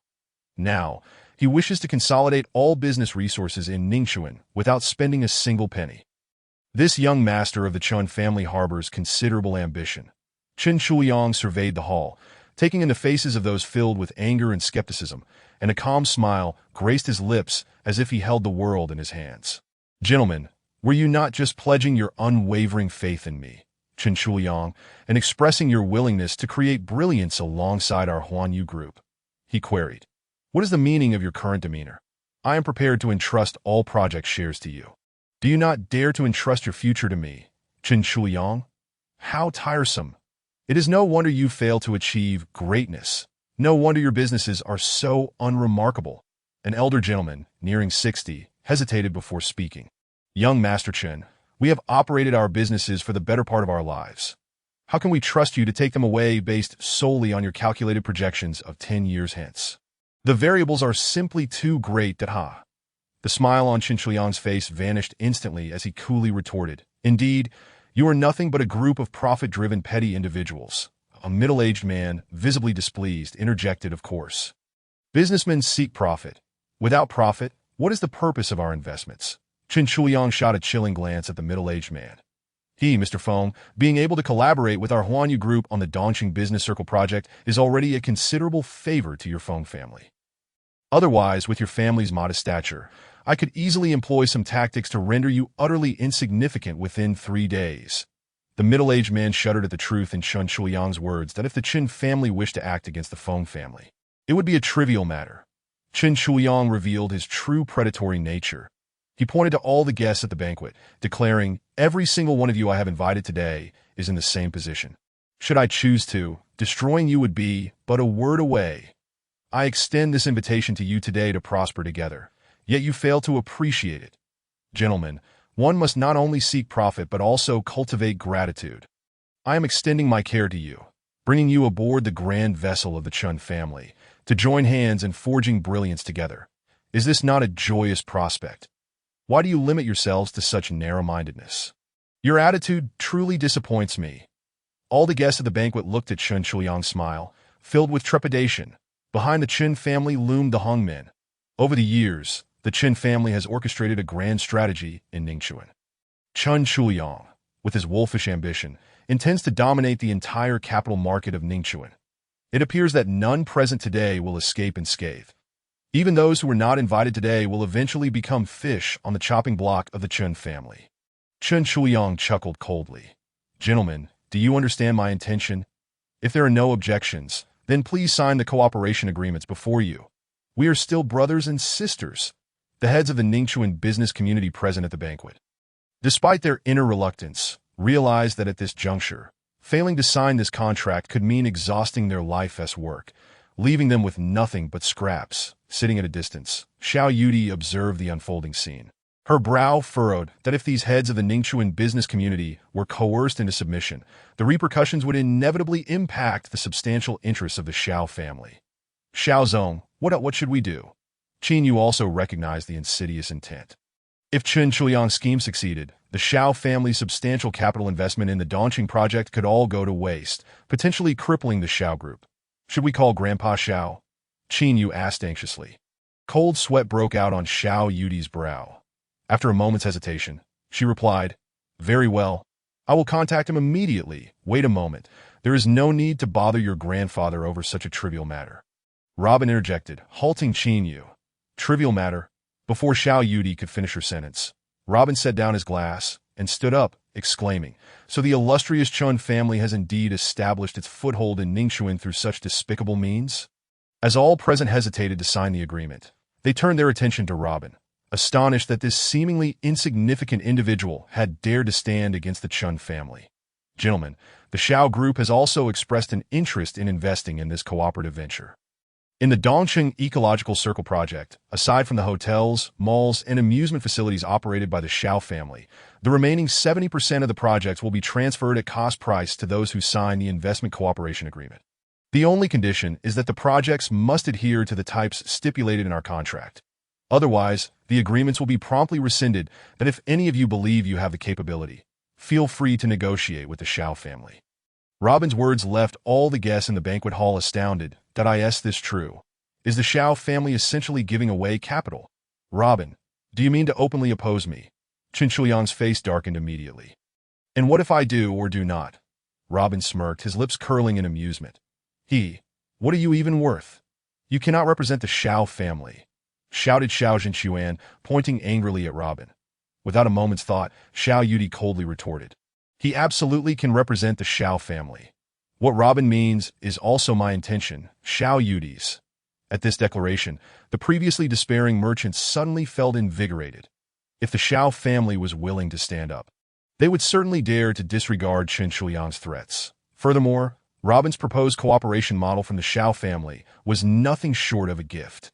In an instant, the guests who had previously isolated Robin began to gravitate towards him and Xiao Yudi. The proud and triumphant expression in Chen Shuyang's eyes gradually turned icy.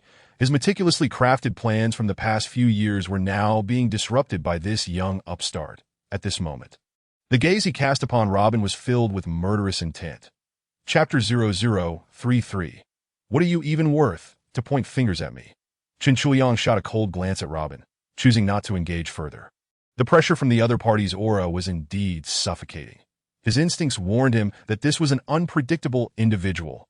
Was he merely a fool who knew no fear, or did he genuinely possess the confidence to stand against him? Chen Shuyang could not ascertain. Based on the information he had gathered about Robin, he was merely an insignificant character, cast aside by the Chung family. This inconspicuous figure had consistently disrupted his plans and made him uncomfortable since entering the banquet hall. Until this person was dealt with, his resentment would never subside. Suddenly, Chen Shuyang chuckled softly. The smile was reminiscent of his hallmark gentility, grace, and magnanimity. "Yudi, you have become increasingly humorous," he remarked, gracefully approaching from the front desk. Under the dazzling lights, he remained the same elegant figure, exuding charm and poise. The guests at the banquet felt a sense of disorientation. Could it be that all that had transpired was merely an illusion? This present version of Chen Shuyang was precisely the one they had envisioned. Humble, cultured, like a gentle spring breeze, warm and amiable. "Dear brothers and sisters," Chen Shuyang addressed the heads of families gathered before him. A smile gracing his lips as he nodded, that he then slowly turned his attention to those who had come to discuss contracts. "Consider this. If General Manager Xiao were to relinquish 70% of the Dongqing Ecological Circle projects to you free of charge, would the Xiao family simply sit idly by and let such wealth slip from their grasp? Whether one belongs to a prestigious family or is an ordinary merchant, once drawn into the arena of financial competition, one is fated to ruthlessly seize any profit within their reach." Upon hearing this, the heads of families who had been filled with excitement merely moments ago suddenly fell silent. Chen Shuyang's assertion rang true. The Xiao Group was hardly insane enough to share their hard-earned gains with their competitors. "Yudi, I understand that you may harbor resentment towards me, which prompted this impulsive course of action." Chen Shuyang sighed softly. "I admit that this is all my oversight. Although I have often expressed my fondness for you in various settings, my hectic schedule has prevented me from genuinely inviting you to dinner or attending a concert together. I sincerely apologize for that. From this moment on, I will dedicate a significant portion of my time to being with you." A wave of gasps swept through the banquet hall, dissipating the previously tense atmosphere. The young women present gazed at Chen Shuyang with sparkling eyes filled with excitement. They once again cast envious glances at Xiao Yudi. Xiao Yudi scoffed, "What a pity that young Master Chen does not pursue a career in acting." With that, she took Robin's arm, instinctively feeling that only with him by her side would she possess the courage to face the situation. Gentlemen, the outsourcing agreement regarding the Dongqing Ecological Circle investment project that Mr. Robin just mentioned truly represents the intentions of the Shao family. Rest assured, esteemed guests, aside from adhering to the original project type as initially planned, there are no additional stipulations whatsoever. This matter will be entrusted entirely to Mr. Robin. At this juncture, I cast a brief, knowing smile in Robin's direction, who appeared suddenly overwhelmed that she truly assigning the signing of the Eastern City Ecological Circle investment project to me. I did not foresee that this woman possesses such cunning. Yet as I felt the warm, fragrant aura enveloping me, a subtle, delightful scent wafting from Xiao Yudi, I found it rather comforting. Since I find myself unoccupied, I might as well indulge this woman in her whims for a while. 10 minutes hence, the legal department of the Shao Corporation will deliver a letter of intent regarding the project investment to the venue, allowing everyone to peruse the contract details before making a decision. 3 days from now, the Shao Corporation will arrange a dedicated signing event for the outsourcing of the Eastern City Ecological Circle project. Friends who are interested are welcome to come and discuss. Additionally, I would like to share another piece of news with all present in this outsourcing collaboration. Aside from the original investment areas of the Shao Corporation, the Southern Development Zone of the Eastern City Ecological Circle has been graciously transferred to the Shao Corporation by Master Hu at no cost. Therefore, the number of outsourcing projects available for signing with the Shao Corporation is substantial, sufficient for many of our capital-strong friends in Ningxuan to partake, that I urge everyone to remain composed and deliberate carefully. Investment is a significant choice. It can lead to either heaven or hell with a single thought. Upon hearing Xiao Yudi's words, Chen Chuyang's expression darkened ominously. Xiao, do you intend to oppose my Chan family at all costs? Xiao Yudi tightly grasped Robin's hand, casting a haughty glance around the gathering, that if young Master Chen perceives legitimate business competition as opposition, then so be it. Very well. Good. Chen Chuyang's gaze bore into Xiao Yudi and Robin with a chilling intensity. He then turned his attention to Qi Yuhu, who had been seated quietly in a corner of the venue. Master Hu, having graced this gathering for quite some time, it is high time you make your presence known to everyone. In that moment, all guests recalled the presence of a heavyweight in the room. Master Hu. Qi Yu's lips twitched slightly as he glanced at Robin before hastily averting his gaze to your DAS for investment. I'm an outsider. I have nothing to contribute. You all carry on. Chen Chuyang was taken aback and infuriated by Qi Yuhu's dismissive response. Previously, the Chen family had privately conspired to employ such underhanded tactics to consolidate the capital of these second- and third-tier families in Ningxuan, ultimately aiming to suppress the Shao Corporation's standing in the Eastern City Ecological Circle project and dethrone them from their position as the leading family. The Chen family intended to share the spoils with Qi Yuhu. Chen Chuyang's entire plan hinged on this step, after which he would leverage the power of the Hongmen to crush Qi Yuhu, eliminate Lin Jingru, and seize control of Ningxuan's business landscape. However, Qi Yu's current demeanor left him feeling suddenly insecure. What game is this rascal playing today? Master Hu, what do you mean by this? Are you also looking to sabotage my plans?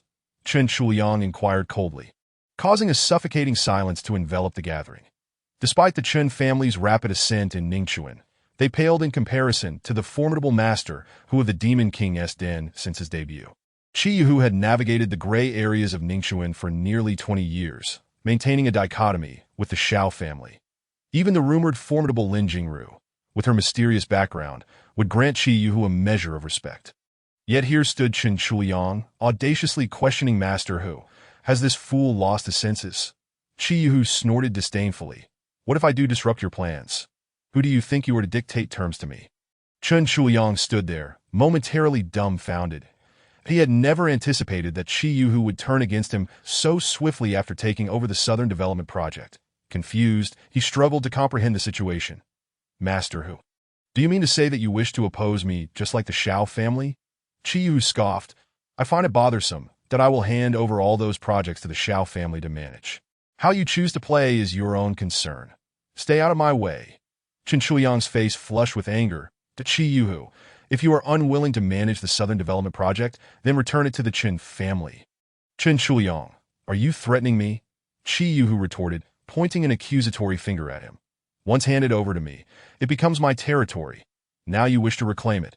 Ask my 1,000 brothers from the Demon King's Den if they agree. As Qi Yuhu's words fell, Over 100 disciples from the Demon King's den burst into the venue. Chen Shuyang's bodyguards swiftly shielded him. Robin stepped forward. The Southern Development Zone has already been transferred to the Xiao family. Is it truly worth your while to fight over it? Chen Shuyang, with malevolence etched on his face, replied, "Very well. Qi Yuhu, I won't debate with you just yet." Qi Yuhu waved his hand, and 100 disciples from the Demon King's den dispersed. The guests in the venue collectively exhaled in relief. Had those reckless individuals unleashed chaos, not only would Chen Shuyang have struggled to cope, but the attendees would also have been caught in the crossfire. Chen Shuyang scrutinized Robin as he approached, sneering, "Ah, I see now.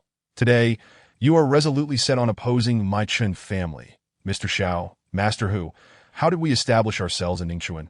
We all know that every port is built through sheer effort. Since there is contention over the ownership of the Southern Development Zone project, let us settle it with our fists. Whoever prevails shall claim it." As he spoke, a young man in his 20s appeared before them. This individual was Tu Tiansheng, a disciple of the Southern Fist King Qianzhan Ke, and known in the martial world as the Butcher of Jiangnan. With unmatched prowess, he had rendered all challengers in Jiangnan either dead or incapacitated. The fact that Chen Shuyang had recruited him sent shockwaves through the Zifeng banquet hall. The appearance of Tu Tiansheng startled Qi Yuhu. This was a genuine force to be reckoned with. He recognized that no one under the Demon King's den had ever bested this butcher. Many were aware that Qianzhan Ke rarely engaged in the disputes of the business world. His disciples operated solely within their own realms. Now, Tu Tiansheng's incursion into these matters raised questions. Did Qianzhan Ke remain unaware of this development? Or had the Chen family forged an alliance with the Southern Martial Alliance? If so, the Chen family's maneuvers in Ningxuan could not be underestimated. That Qi Yuhu glanced toward Robin, uncertain how this esteemed young master, revered by the Dark Web Queen, would navigate the current predicament. Upon witnessing Tu Tiansheng's entrance, Xiao Yudi was equally taken aback.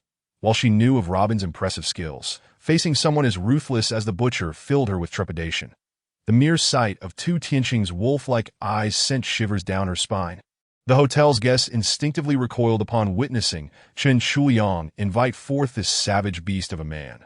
From the left rear of the banquet hall, Cheng Si once again emitted a derisive laugh. "Robin, you simply cannot resist courting disaster. You think you can act recklessly just because you have the Xiao family backing you. Little do you know, you have offended young Master Chen. Your chances are slim." Su Wenhai snorted. "This time, Yuan-Ti have another opportunity. Tu Tiansheng is a cold-blooded killer. He has never known defeat. Over the years, anyone who has faced him has either died or been rendered incapable of self-sustenance." Hearing this, Xin Yaoyao turned to Robin in shock. Judging solely by presence, Tu Tiansheng outclassed him significantly. For those who had never witnessed Robin in action, they might assume this man posed no threat. That indifferent smile, those calm, untroubled eyes, beyond his good looks, he appeared unremarkable. Could Robin withstand the challenge posed by Tu Tiansheng? Chen Shuyang regarded Robin, who remained unfazed, and smirked with satisfaction. "Mr. Robin, are you perhaps feeling intimidated? Perhaps you have never encountered our method of resolving disputes? Ultimately, this world is a contest of strength. The ultimate currency is power. Thus, if you cannot bear such consequences, do not overreach. Otherwise, it could cost you dearly." "Ha ha ha, what on earth is happening? Why the ruckus? Honestly, none of you are making things easy." A beguilingly seductive voice echoed from outside the banquet hall that asked the guest party to create a path. Lin Jingru's arrival was met with waves of admiration. The heads of various families, standing aside, bowed respectfully. "Miss Lin, good day. Miss Lin, it is an honor to meet you." Lin Jingru, radiating an enchanting smile, nodded graciously as she made her way to the center of the banquet hall. Flanked by Gu Chao, Chu Chu, and a retinue of bodyguards. "Master Hu, Mr. Xiao, young Master Chen, I heard you were having an amicable discussion earlier. Why has it escalated to this?" Qi Yuhu chuckled coldly, offering no response. Xiao Yudi, with her captivating eyes, stood imperiously beside Robin. Chen Shuyang elaborated on the Southern Development Zone matter, embellishing the details as he coldly addressed Lin Jingru.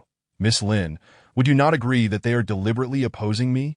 Lin Jingru chuckled lightly and remarked, "Ah, Master Chen, therein lies your folly. Since you have already ceded the development rights of the Southern Development Zone to Lord Hu, the specifics of that transfer are a matter for another day. Thus, Lord who undoubtedly possesses the authority to handle it as he sees fit. To whom and in what manner he chooses to do so is their affair, that I suggest we let this matter rest. For today is a day of difficult reunions, and should we not maintain civility in our dealings? With that, she gestured for the waiter to bring forth 4 glasses of red wine. Very well. Young Master Chun, this is not a matter of great consequence. Let us not escalate matters and disturb the harmony. Kindly have this individual step aside.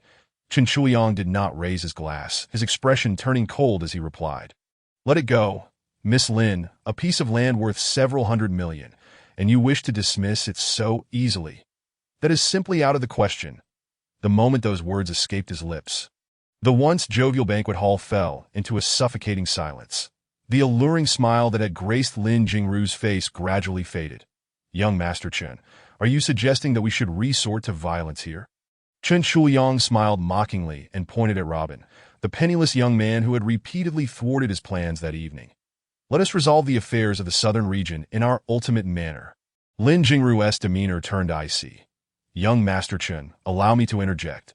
This is my territory, and should anyone wish to act recklessly here, they must first seek the approval of the Queen of Zifeng. All the guests in the banquet hall instinctively shuddered. They had heard tales of the ruthless and merciless Queen Lin Jingru, but had never witnessed the fury of this enigmatic woman firsthand. Since you insist on taking action here, so be it. Lin Jingru signaled to Chu Chu to clear the hall, that in an instant. All other guests vacated the premises, though they remained outside, speculating about the impending life-and-death duel within. It was the first time they had seen Miss Lin enraged, and her imposing presence was truly formidable. It appeared that Robin was in grave danger this evening. Inside the banquet hall, Chen Shuiyang, instead of retreating, seemed invigorated by the unfolding situation. Miss Lin, while I am resolving matters on your turf, I hope you will refrain from intervening. This is between me and them. Lin Jingru chuckled softly. On my territory, how can you expect to act with impunity? With a slight smirk, Chen Shuiyang replied, It seems you are determined to wade through this murky water. Miss Lin Duddy stepped back, and Tu Tianxing scanned the room. Pointing at Lin Jingru and her companions, the Jiu Chao launched himself forward, aiming a flying kick at Tu Tianxing's leg. In an instant, the skilled Muay Thai fighter Gu Chao engaged in a fierce exchange with Tu Tianxing. But after a few exchanges, Gu Chao began to weaken. Chu Chu watched anxiously, her forehead beaded with sweat. Finally, after 5 rounds, Tu Tianxing landed a crushing blow, sending Gu Chao sprawling to the ground. Yet it was not over. The Butcher, as he was known, was relentless. Under his might, no opponent emerged unscathed. He then leaped high into the air, a height of 4 to 5 meters, and descended upon Gu Chao's chest with his knee as the point of impact. Chu Chu could no longer bear to watch as Gu Chao lay incapacitated. She imagined that if the Butcher's knee struck Gu Chao's chest, it would either mean death or a fate worse than death. Lin Jingru furrowed her brow, sensing the imminent disaster. However, she was powerless to intervene. The soul-devouring blood curse that had been forced from her by Robin left her weakened, and Robin had warned her against using her true energy for the time being.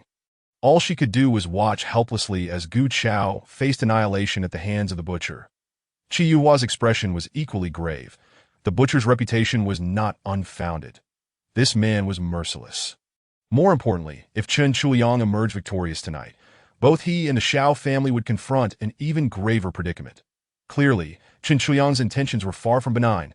Just when everyone believed Gu Chao was doomed to perish beneath Tu Tianxing's knee, Robin nonchalantly pushed the descending Tu Tianxing aside. The Butcher flew several meters away, as if struck by a ton of steel. In that moment of shock, Gu Chao was taken aback that he was closest to Robin, and he had witnessed Robin's actions with utmost clarity that he could scarcely fathom what technique Robin had employed to effortlessly send Tu Tianxing flying. The onlookers were still reeling from the surprise when an enraged Tu Tianxing had already risen from the ground. Fists clenched and charged at Robin. That moment, Robin was in the process of helping Gu Chao to his feet. His back turned to the Butcher. Mr. Robin, watch out. Jiu Chao, just now rising, shouted as he saw Tu Tianxing's iron fist nearing Robin's head. Robin sighed, not turning back, and with a slight pull of Gu Chao, he sidestepped, delivering a kick to the exposed back of the charging Tu Tianxing. With a resounding thud, Tu Tianxing's nearly 300-pound frame was sent crashing into the column of the banquet hall. Contorting his body like a twisted pretzel, his spine shattered beyond repair. The IT was over. The notorious butcher was destined to lie motionless for the rest of his life. Chapter 0035. This bastard is stealing the spotlight. The now empty banquet hall was so silent that a pin dropping could be heard, and no one had anticipated that the merciless butcher, who had taken countless lives, would meet his end in such an unremarkable manner. Concluding his ruthless escapades in the martial world, to everyone present, it seemed that Robin had merely executed a reflexive dodge, a mere happenstance kick. The formidable Tu Tianqing had been vanquished. Was it mere coincidence? Or had Robin's skills reached an extraordinary level? Regardless of other speculations, Gu Chao had witnessed every detail of the scene, but he had once thought that Robin's abilities were merely comparable to his own. Now, it was evident that his earlier arrogance was as insignificant as dust compared to Robin's prowess.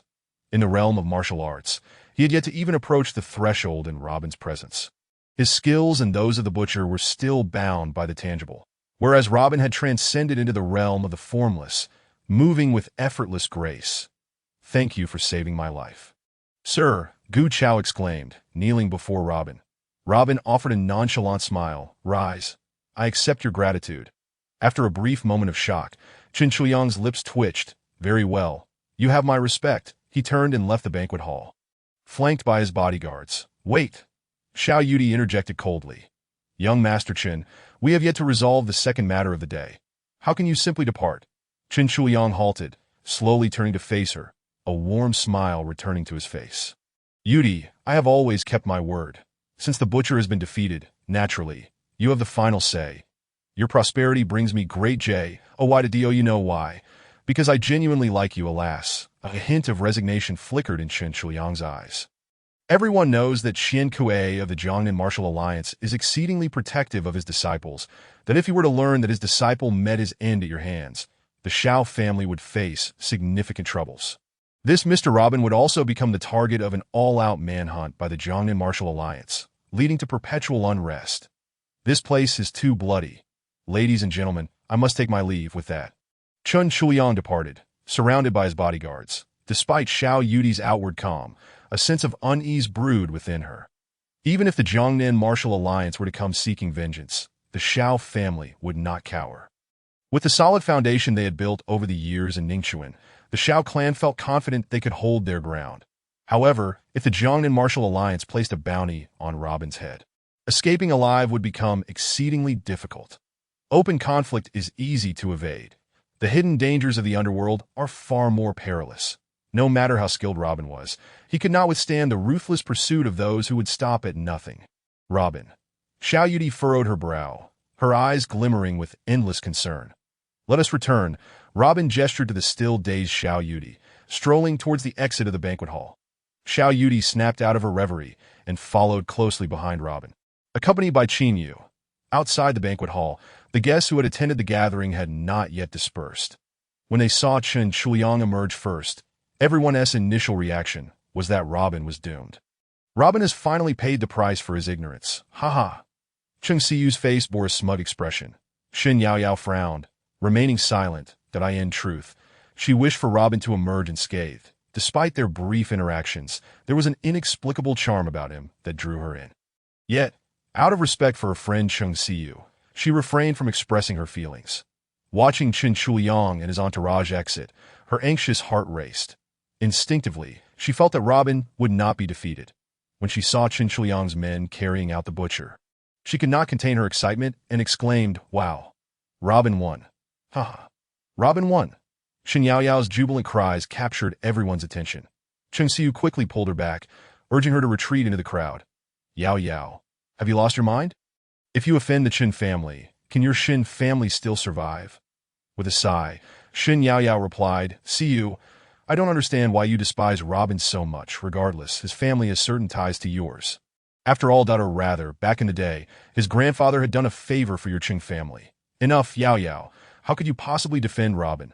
Cheng Si remarked with displeasure that it is indeed true that his grandfather assisted our Chung family in the past. However, that was only because he saw potential in our family and lent my grandfather 1 million. Now, our Chung family is nearing assets worth 1 billion. And what is Robin? A man who has lost everything. Without even a job to speak of, let alone a career, he is on an entirely different level than I am. Shen Yaoyao shook her head helplessly. Fine. Even if what you say is true. His grandfather merely sought to speculate by helping your Luo family. You disdain him for having nothing now and wish to annul the engagement. However, must you harbor such animosity towards him? After all, you once shared a bond. Cheng Si scoffed. The mere thought of having been betrothed to the Luo family feels like a stain on my life. One day, when I become a woman like Lin Jingru, if anyone discovers that I had a betrothal history with a man like Robin, how embarrassing would that be? Ugh. Shen Yaoyao was left speechless. Fine. You Cheng Si aspire to be a woman of royal stature. While those like Robin would only tarnish your reputation, it seems that even I, a woman devoid of ambition, would become a blemish in your life. Perhaps I should distance myself from you. How can you say that? Yaoyao, you are my dear friend, and when I succeed, I intend to share it all with you. Cheng Si said, linking arms with Yaoyao, smiling that I have no desire to share any royal honors with you. I simply wish to lead a simple life. Oh, Yaoyao, stop talking. My idol has arrived, Cheng Si exclaimed, pulling Shen Yaoyao through the crowd to the front. Upon seeing Lin Jingru gracefully exiting the banquet hall, Cheng Si excitedly covered her mouth and whispered, wow. Yaoyao, look. My goddess is so beautiful. That aura, that presence, I must become a woman like her.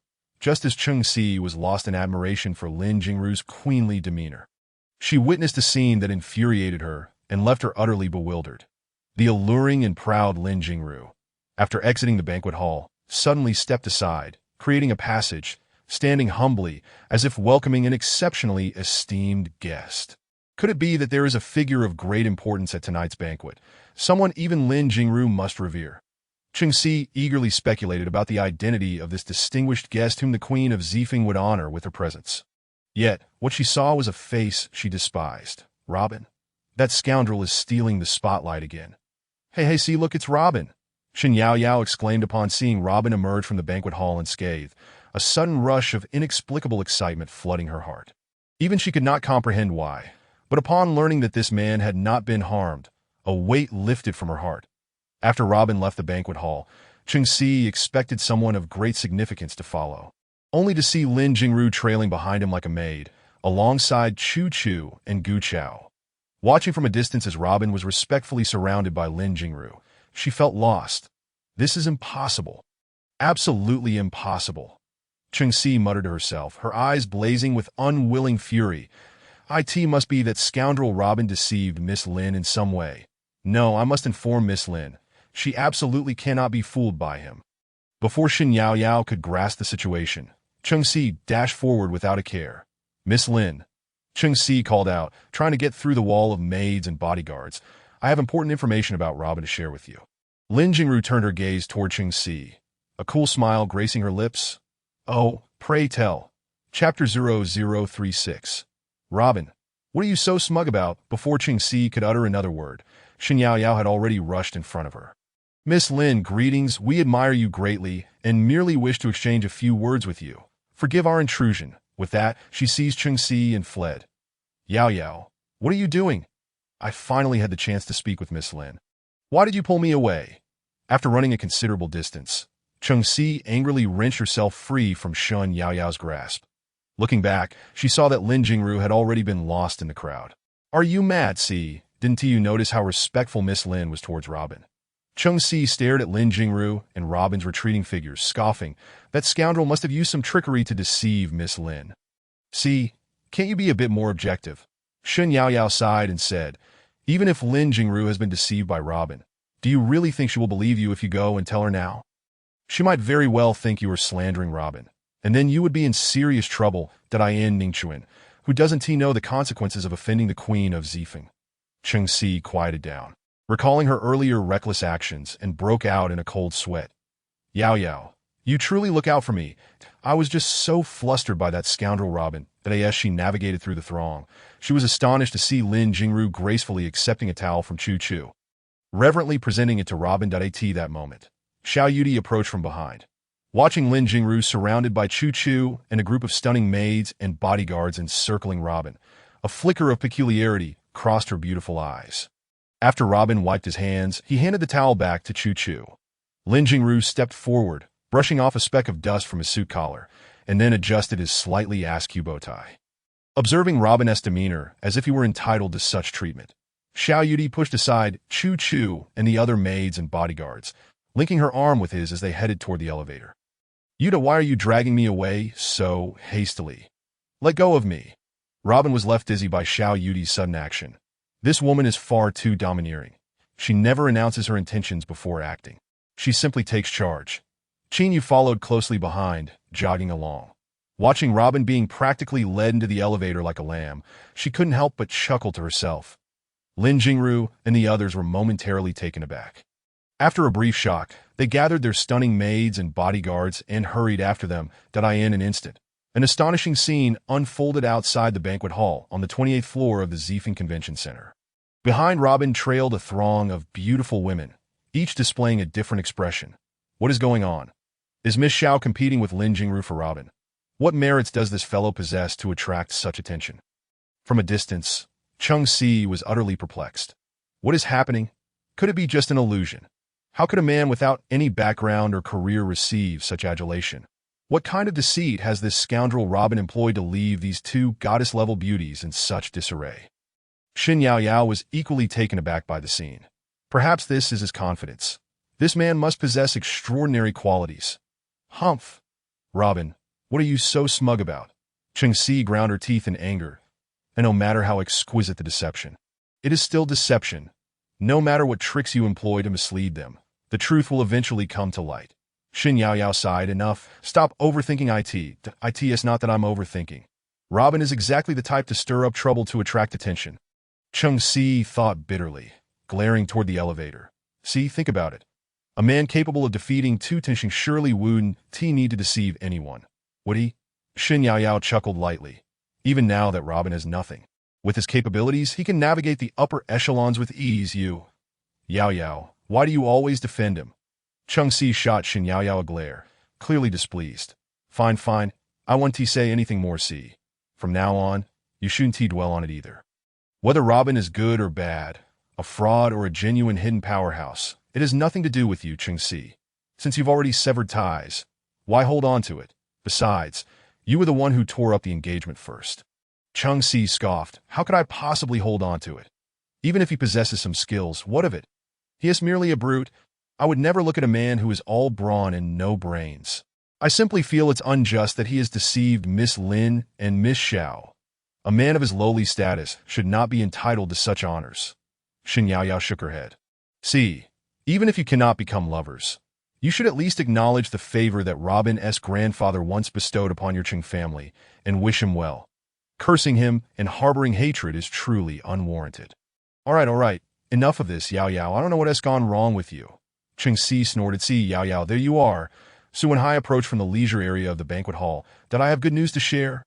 My father said that young Master Chun has agreed to invest in a portion of the Eastern Eco Circle project for our Su family, which is rumored to be worth over 10 billion. Cheng Si and Shen Yaoyao were utterly astonished. Mr. Su, have you not also reviewed the cooperation contract with the Chun family? It is a veiled acquisition. Does Uncle Su not comprehend this? Su Wenhai smiled enigmatically and revealed. I must inform you that our family's cooperative development contract is not that particular document, but rather another one. The contents of the contract merely pertain to a transfer outsourcing agreement, lacking any terms regarding shareholding or control. The sole condition of the contract is that investments must align with the project types mandated by the Chin Group. Rest assured, should an opportunity arise, I will have my father speak with young Master Chin to see if a portion can be allocated to your families. Cheng Si exclaimed with excitement. Thank you in advance to Uncle Su. Yaoyao, should your Shen family also request Uncle Su to facilitate an introduction for participation in the Chen family's investment project in the Eastern Ecological Zone? Shen Yaoyao hastily waved her hand. I never involve myself in matters of family business. Moreover, I feel a certain trepidation in dealing with young Master Chen. It is perhaps best to refrain from such endeavors. Xiao Yudi pulled Robin along briskly until they reached the main hall of the Zifeng Leisure Club. Xiao, could you please refrain from holding me in such a manner? It makes me feel as though I am being abducted.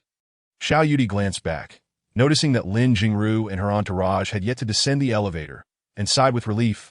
I cannot shake the feeling that Lin Jingru harbors some ulterior motives. I am merely concerned that you might fall under her enchantment. Robin replied innocently, that am I truly such a person? What could she possibly enchant me with? Xiao Yudi frowned slightly. Her behavior toward you today has been rather peculiar. She previously invited you for tea, and just now she provided you with a towel and adjusted your bow tie. Such attentiveness surely indicates she has some ulterior motive, since I brought you here today. I must take responsibility for you. At this point, Xiao Yudi's voice softened, and a blush crept onto her cheeks. Chapter 0037. The renowned Ting Master Lin Jiqian Xiao, your grandfather is on the line. Qin Yu stepped forward and handed the phone to Xiao Yudi. Xiao Yudi glanced at Robin. Please wait a moment. I need to take my grandfather's call. You may proceed. Robin shrugged and walked toward the exit of the Zifeng Leisure Club. He intended to leave the Xiao residence that evening and settle in a villa owned by Old Gui in Ningchuan. Once Xiao Yudi finished her conversation with Xiao Tianlong, he would broach the subject with her. Robin, hold on a moment, that A.S. Robin pondered deeply. Xiao Yudi hurried after him. That M.Y. grandfather is called to inform me that I must go to the airport to pick up an important individual. Please accompany me. Robin smiled and replied, Xiao, I will not be going, nor do I intend to stay with your family, that I would prefer to return on my own. Before Robin could finish, Xiao Yudi noticed Lin Jingru and her entourage hastily approaching. She promptly pushed him into the car that had arrived before them and instructed butler Xiao Cheng, Uncle Cheng, to the airport. Alas, Xiao, please let me out. I do not wish to accompany you. Robin attempted to exit the vehicle, but under Xiao Yudi's direction, Qin Yu opened the other door and entered. Robin glanced at the two beautiful women beside him, exasperated. What are you doing? Time is of the essence, that M.Y. grandfather said that Mr. Lin Jiqian, the chairman of the Dragon Country TCM Health Association, has already arrived in Ningchuan. You must come with me to meet him. This visit by Chairman Lin is specifically to treat the father of Ningchuan's mayor, Li Zongqing. Old Li's condition is critical and cannot be delayed. Please endure for a moment and accompany me to welcome Chairman Lin.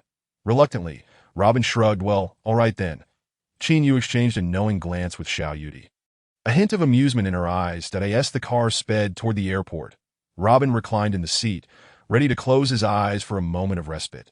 Suddenly, he caught sight of an extraordinarily grand spectacle in the rearview mirror. Following their top-tier Rolls-Royce was a procession of incredibly luxurious vehicles, including Rolls-Royces, Maybachs, and Bugattis. In order to welcome the chairman of the TCM Health Association, the Xiao family had dispatched 12 luxury vehicles to the airport. There were even 4 identical top-tier Rolls-Royces. The convoy of 12 luxury cars moved majestically toward the airport, causing passing vehicles to immediately pull aside to pay their respects. Such an extravagant display for the arrival of a TCM Health Association chairman. The Xiao family truly indulges in excess, Robin remarked casually. Xiao Yudi sighed.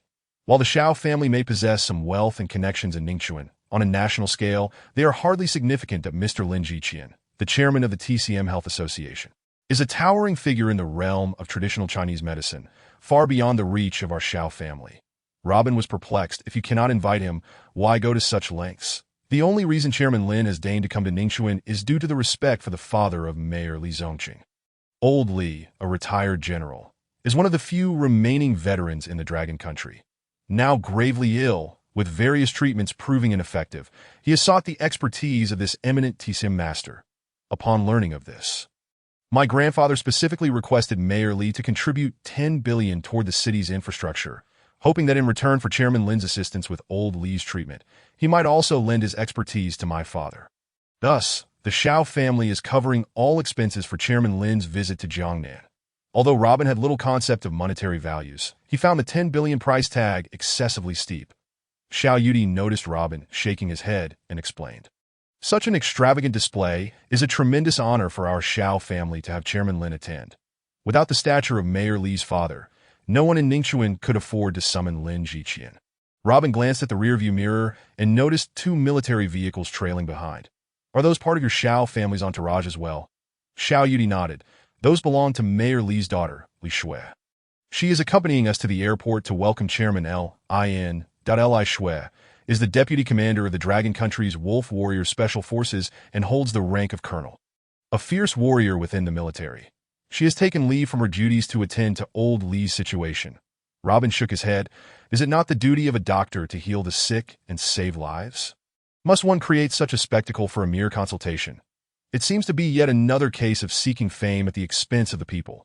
Xiao Yudi chuckled softly, but it cannot be dismissed in such a manner. Chairman Lin's medical skills are exceptional, and his reputation precedes him. The number of individuals seeking his treatment is countless that if every patient were to seek his assistance, even his capabilities would be stretched thin. Therefore, there are issues of priority and a series of related matters. Furthermore, Chairman Lin has thousands of esteemed disciples practicing medicine in various locations, and he himself rarely treats patients anymore. Even on the rare occasion, he does. Only those who meet his criteria could hope to engage his services. At 72 years of age, Chairman Lin seldom personally tends to patients. Robin chuckled. Is not a doctor supposed to dedicate their life to healing? Moreover, with age comes wisdom, in medicine. 72 is merely the beginning in the realm of traditional Chinese medicine. Additionally, this old fellow's willingness to treat patients based on their social standing is nothing short of pretentious and self-serving. Xiao Yudi smiled but chose not to further engage with Robin on the topic. Initially, when her grandfather shared these insights, she had harbored similar sentiments. However, after accepting the responsibilities of the Xiao Corporation, she began to comprehend that the nuances of human relationships in this world are far more intricate than one might imagine. Each situation is intertwined with various connections, all revolving around a singular core, interest. In this world, who truly embodies the spirit of healing?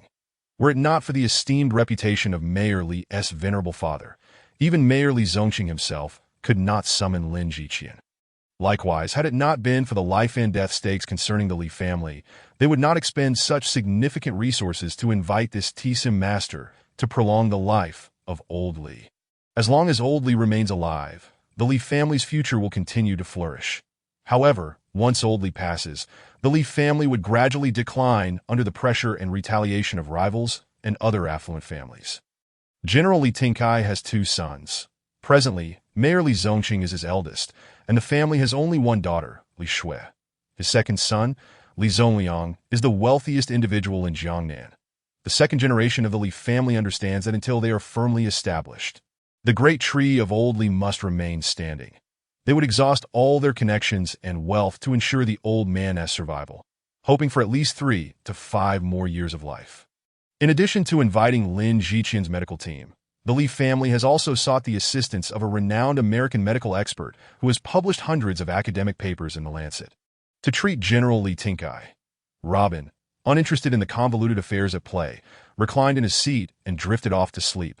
The convoy welcoming Lin Jiqian arrived at Ningxuan Airport 30 minutes later, aligning perfectly in front of the departure hall. The airport had received notice an hour prior and had prepared the area for a thorough clearance, apart from a portion of airport staff.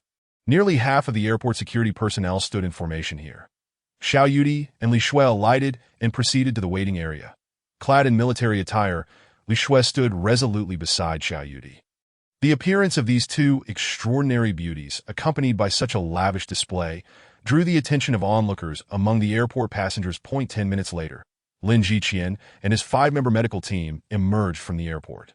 Li Shui promptly approached them, with Xiao Yudi closely following. Hello, Grandpa Lin. I am Xiao Shui. Thank you for your efforts on this trip to Ningxuan. Lin Jiqian nodded, grasping Li Shui's hand. Xiao Shui, how time flies. You've grown so much. Time indeed passes swiftly. When I first met you, you were merely 3 years old, nestled in your grandfather's embrace. How is your grandfather now? Li Shui replied, her voice tinged with sorrow. Grandpa has been bedridden for the past 6 months and has been in a coma for 2 days now. My second uncle has invited a cardiovascular specialist, McCall, from abroad to conduct a series of examinations for Grandpa.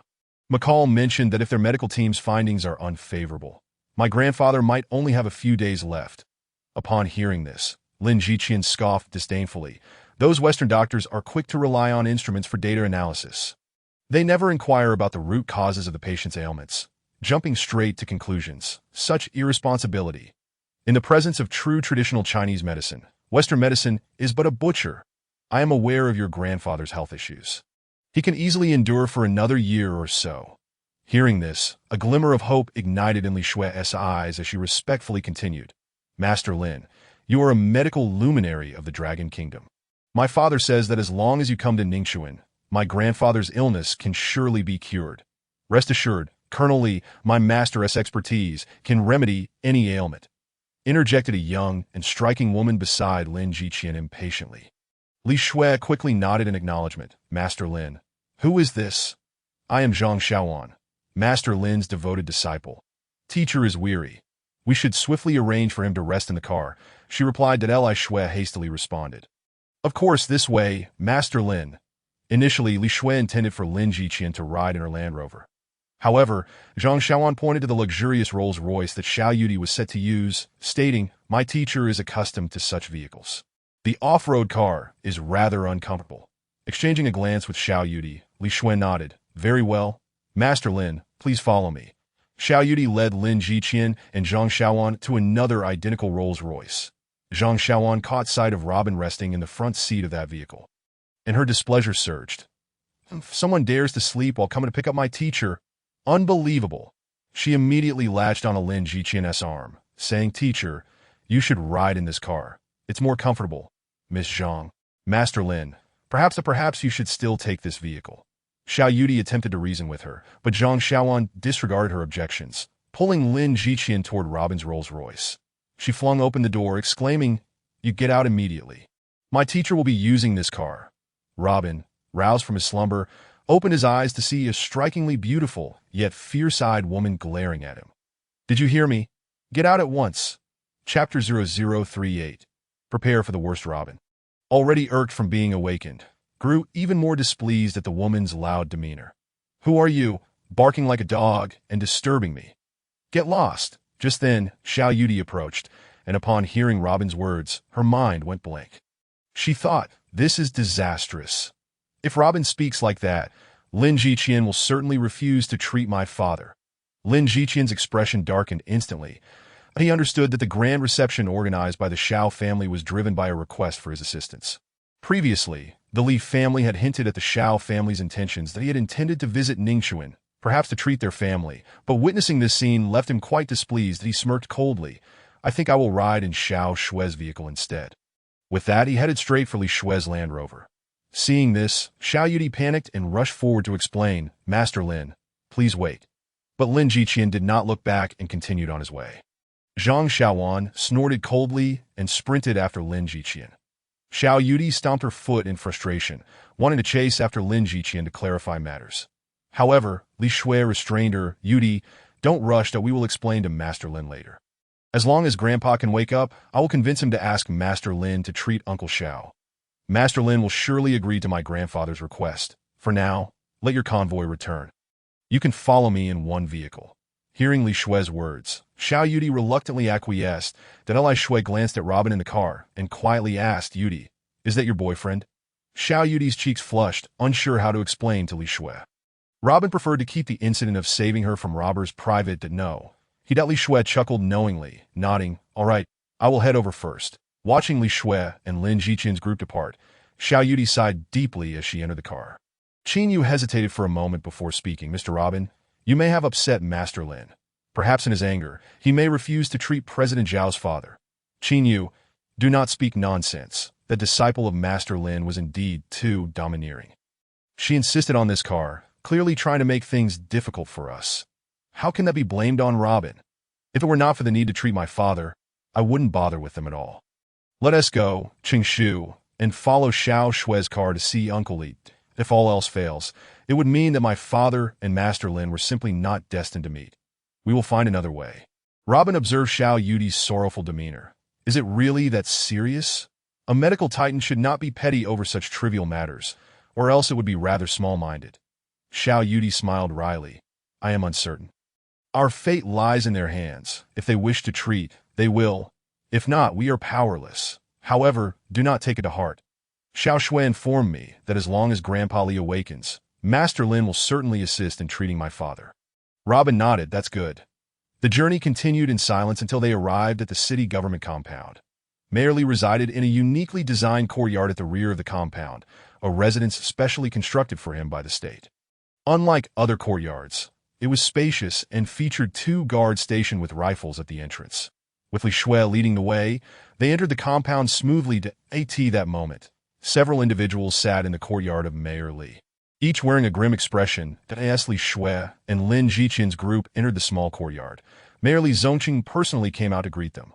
Master Lin, I truly appreciate your efforts in traveling such a long distance from the capital to treat my father. Please take a moment to rest and enjoy some pastries before attending to his health. Lin Jiqian waved his hand dismissively. That won't be necessary. I will first assess your father's condition. Wait, Mayor Li. The examination data for my patient is not yet complete. You must not allow anyone to interfere at that moment. Lin Jiqian noticed several foreign doctors by a table on the eastern side of the living room, one of whom, a man in his 30s, appeared quite irate. Lin Jiqian furrowed his brow slightly. Li Zongqing hastily stepped forward to explain, Master Lin, my apologies in my eagerness. I neglected to introduce you. This is Mr. McCall, a doctoral supervisor at the Black's Medical Laboratory in America. Professor McCall is also one of the foremost authorities in the field of cardiovascular diseases globally. He was specifically invited by my brother from the United States, and his medical team is currently conducting a comprehensive examination of my father's health and performing data analysis that I ask for your understanding. Lin Jiqian sneered dismissively. Very well. Zhang Xiaowan, however, huffed disdainfully, casting a scornful glare at McCall. What do they know? Those so-called Western medical experts are merely a bunch of data-obsessed robots. Upon hearing Zhang Xiaowan's derisive remarks, McCall and his colleagues immediately grew displeased. This young lady speaks rather impolitely. I intended to extend some courtesy to you practitioners of traditional medicine, but you have made that impossible. You practitioners are merely ignorant believers in witchcraft, dabbling in the supernatural. In truth, you are playing with patients' lives. We Western doctors rely on precise instrument analysis, adhering strictly to scientific principles for data collection, which informs our final diagnosis. Treatment plans are then formulated based on those results. Zhang Xiaowan was about to retort when Li Zongqing quickly interjected. Mr. McCall, Master Lin, I do not understand your academic disputes. I ask that you both show some tolerance. Today, all present are esteemed guests of the Li family, and the paramount concern is to cure my father's illness. Though Lin Jiqian felt a surge of anger, being a revered figure in the field of traditional Chinese medicine in Longhua, he refrained from voicing further objections. With a solemn expression, he nodded slightly. Very well. I shall observe how our American cardiovascular specialists employ data analysis to diagnose my old friend's ailment. McCall scoffed derisively. In 10 minutes, you will witness the results of our data analysis. At that moment, you will comprehend the essence of true science. The atmosphere in Li Zongqing's residence fell into a heavy silence. Xiao Yudi and Robin occupied the least conspicuous corner of the living room. Observing the tense standoff between the two parties, Robin shook his head with a smile. What are you laughing at? Xiao Yudi whispered that I laugh because none of them will be able to cure Mayor Li's father tonight. What a farce of so-called experts, merely braggarts. Although Robin's voice was not loud, it pierced through the stillness of the Li residence's living room. Both McCall and Lin Jiqian shot angry glances at Robin. Who dares to speak such nonsense here? Li Zongqing exclaimed furiously. Li Shui quickly stood to explain. Dad, he's a guest from Grandpa Zhao's family. Xiao Yudi added apologetically. Uncle Li, I am truly sorry. Before she could finish, Robin interjected. I merely spoke the truth. None of them can save your father. Xiao Yudi felt overwhelmed, her eyes wide with fear as she sensed the impending fury in Li Zongqing's gaze. That moment. Li Zongliang, who had remained silent until now, snorted coldly. Kid, are you courting death? Whether I am or not is none of your concern, but I know if they treat your father, he will surely perish. Upon hearing this, Li Zongqing furiously pointed at Robin, shouting, Get out! Leave this place! Robin stood up. Do you think I want to stay here? At this moment, Xiao Yudi regretted her involvement. She had never anticipated that Robin would utter such shocking words, offending not only Lin Jiqian and McCall, but also the Li family to an irreparable extent. Stop right there. Do you think you can simply walk away after spouting nonsense?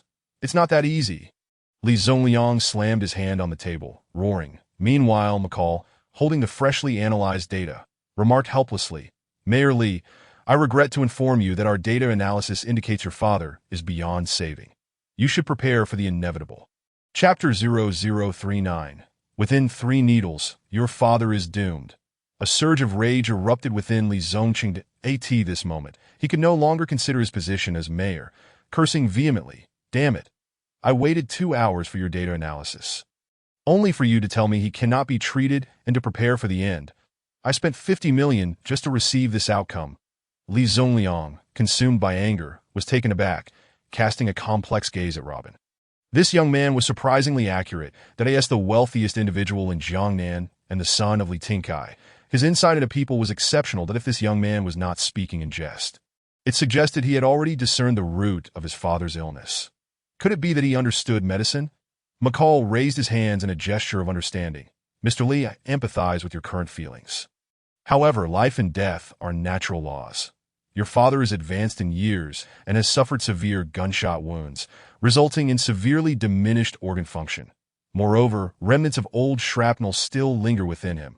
Aggressive treatment would be futile and only add to his suffering. It is better to allow him to depart peacefully in his final moments. Nonsense. Lin Jiqian sneered, slowly rising from the sofa. You have no capability to cure the patient, yet you hastily declare him untreatable. How absurd! Li Zongqing, both angry and anxious, momentarily forgot about the esteemed presence of Lin Jiqian, rushing to grasp his hand and pleading, Old Lin, I sincerely apologize for the delay, that I should have asked you to intervene to save my father sooner. Lin Jiqian patted Li Zongqing's shoulder, saying, Do not worry, Mayor Li, I will do my utmost to treat General Li. With that, he accepted the silver needles handed to him by Zhang Xiaowan and immediately inserted one into the Baihui acupoint of Li Tingkai. You are killing him, not saving him. Robin's untimely voice echoed through the silent living room. What nonsense are you spouting? Li Zongqing fumed, pointing at Robin. Throw him out. Robin retorted with a cold snort. The old general, a hero in life, ends up perishing at the hands of a bunch of quacks. With this needle, he is already walking the edge of the Naihe Bridge. Kid, what absurdity are you uttering? Lin Jiqian responded angrily. Robin glanced at Li Zongqing. Within 3 needles. Your father is doomed. You scoundrel. If you utter another word, I will have you arrested. Li Zongqing was genuinely enraged, ready to command the guards. Li Zongliang immediately intervened.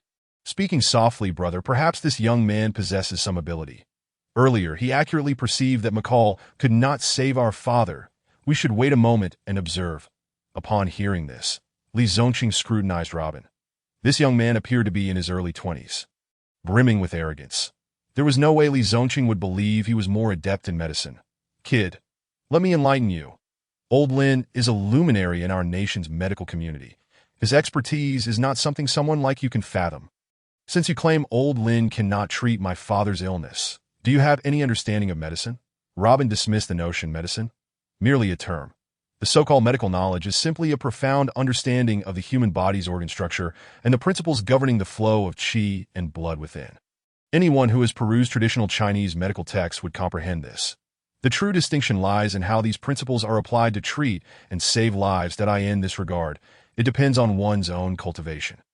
The so-called president of your Chinese Medicine Association, with that one needle, has already violated the body's operational rules. That in essence, he is accelerating your father's demise. Hearing Robin's words, both Li Zongqing and Li Zongliang broke into a cold sweat. Feeling a chill run down their spines, if what Robin claimed was true, had they inadvertently harmed their father. At this moment, Lin Jiqian could no longer contain his fury, pointing at Robin with indignation.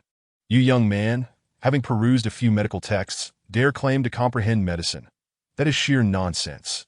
Zhang Xiaowan rushed forward, rebuking, What nonsense are you spouting? My master has never failed in his medical practice. There is no ailment he cannot treat. Upon hearing this, Lin Jiqian felt a twinge of regret. Zhang Xiaowan's words were overly assertive. In reality, there are no true miracle workers in this world. Even if his master were alive, he would not dare make such an arrogant claim. Yet, having spoken, Zhang Xiaowan's words could not be retracted. Lin Jiqian had no choice but to steel himself and prepared to administer the second needle, intending to forcefully insert it into Li Tingkai's brow, betting that the qi and blood within Li Tingkai could surge and circulate under the stimulation of this needle. With this second needle, General Li should be on the brink of the Naihe Bridge. After hearing Robin's words, Li Zongliang hesitated. If this young man did not possess complete certainty, how could he dare make such definitive assertions? You, a naive and inexperienced lad, come here and witness. After I insert this needle, observe what changes occur in General Li. Lin Jiqian, after inserting the second needle, noticed that Li Tingkai's complexion gradually regained a faint flush. His heart leaped with joy. He had indeed made a correct wager. Today, I shall let you witness what true medical skill entails. The onlookers in the room saw Li Tingkai, who had been on the verge of death, gradually exhibiting signs of life, nearly gasping in astonishment. Indeed, our nation's traditional medicine is unparalleled. Master Lin is simply a reincarnation of Huata, just as everyone marveled at Lin Jiqian's miraculous medical prowess. McCall stepped forward, dismissively stating, President Lin, the signs we observe in him are I suggest a mere fleeting revival. His organs have already begun to fail. You cannot possibly revive him. Defiance against the Grim Reaper is a severe violation of the natural laws of science. Lin Jiqian retorted angrily, Enough, according to your scientific principles. General Li should have been sent to the crematorium long ago. Your medical team has spent hours analyzing data with several computers, ultimately only to confirm an untreatable outcome. If you cannot save General Li, then step aside. Silence your insolent mouth. McCall shrugged. Very well, let us wait and see. Humph. Lin Jiqian snorted coldly and returned to Li Tingkai's bedside, extending his hand to feel the pulse. Do not check his pulse. His heart is nearly ceasing to beat, Robin stated coldly. Lin Jiqian ignored Robin, maintaining confidence in his medical skills. However, as he checked the pulse, he found Robin's words to be true. Gradually, his once assured demeanor became increasingly uncertain. His fingers trembled uncontrollably against Li Tingkai's wrist that Li Zongqing observed the flush on his father's face abruptly fade, and his breathing grew weaker. Simultaneously, he noticed Lin Jiqian's hand quivering violently. He rushed forward, questioning urgently, Old Lin, what is my father's current condition? Lin Jiqian wiped the sweat from his forehead, yet had not begun to speak. Robin remarked, the heartbeat is nearly at a standstill, if timely assistance is not rendered. Even the deities will be unable to save him after 5 minutes. You, shut your mouth. Lin Jiqian retorted angrily. Robin scoffed, if you forcefully administer another needle, it would be tantamount to taking his life. General Li had a faint pulse, but your 2 injections have completely disrupted him, that it's akin to a flickering ember that, when subjected to excessive wind, is extinguished. Does he still stand a chance? Lin Jiqian intended to retort, but the words caught in his throat that Robin's assertions were indeed accurate. Li Tingkai's organs were on the verge of failure, with only a feeble vitality struggling to sustain life. His previous attempt to solidify the vital energy within the elder's body was thwarted by the severe blockage in the aged man's veins. Forcing the vital energy would yield no desired result. Instead, it would lead to stagnation, akin to a narrow passage where a throng could traverse slowly but would inevitably cause a blockage if they surged forward en masse. Should these obstructions remain unaddressed, the heart or cerebral vessels may rupture under the strain. Given the current circumstances, General Li's body could scarcely endure 5 minutes to AT that moment. Lin Jiqian's hand trembled even more violently as he pondered whether a third injection could resolve the stagnation within Li Tingkai. It was entirely possible that this injection could indeed claim Li Tingkai's life, rendering preparations for his demise necessary. Robin once again uttered a disconcerting proclamation. Zhang Xiaowan, incensed to her core, shouted at Robin. You scoundrel, you've been obstructing my master's treatment from the very beginning. What is your intent? Enough, you two shall be silent. Lin Jiqian, eyes closed, plunged the third needle directly into the Dazui acupoint on Li Tingkai's back. Very well, everything may soon reach its conclusion. Blood began to pour from Li Tingkai's mouth. 5 seconds in, the 10-second mark. He opened his eyes in a moment of clarity, the 15th second. He began to speak that 30 seconds. He collapsed into convulsions. Within 1 minute, his death was assured. Having spoken, Robin turned and walked toward the door. In the living room of the Li Zongqing residence, an eerie silence enveloped the space. It was as if all present had fallen under a spell cast by Robin. Each person stared, wide-eyed, at Li Tingkai lying on the bed, entirely oblivious to Robin's actions. Suddenly, the slumbering Li Tingkai began to cough up blood. 5 seconds had elapsed, precisely as predicted. McCall exclaimed in astonishment. The gathering had completely forgotten about Li Tingkai's fate, their attention solely fixated on his condition. Then, Li Tingkai abruptly opened his eyes, surveying the concerned faces surrounding him.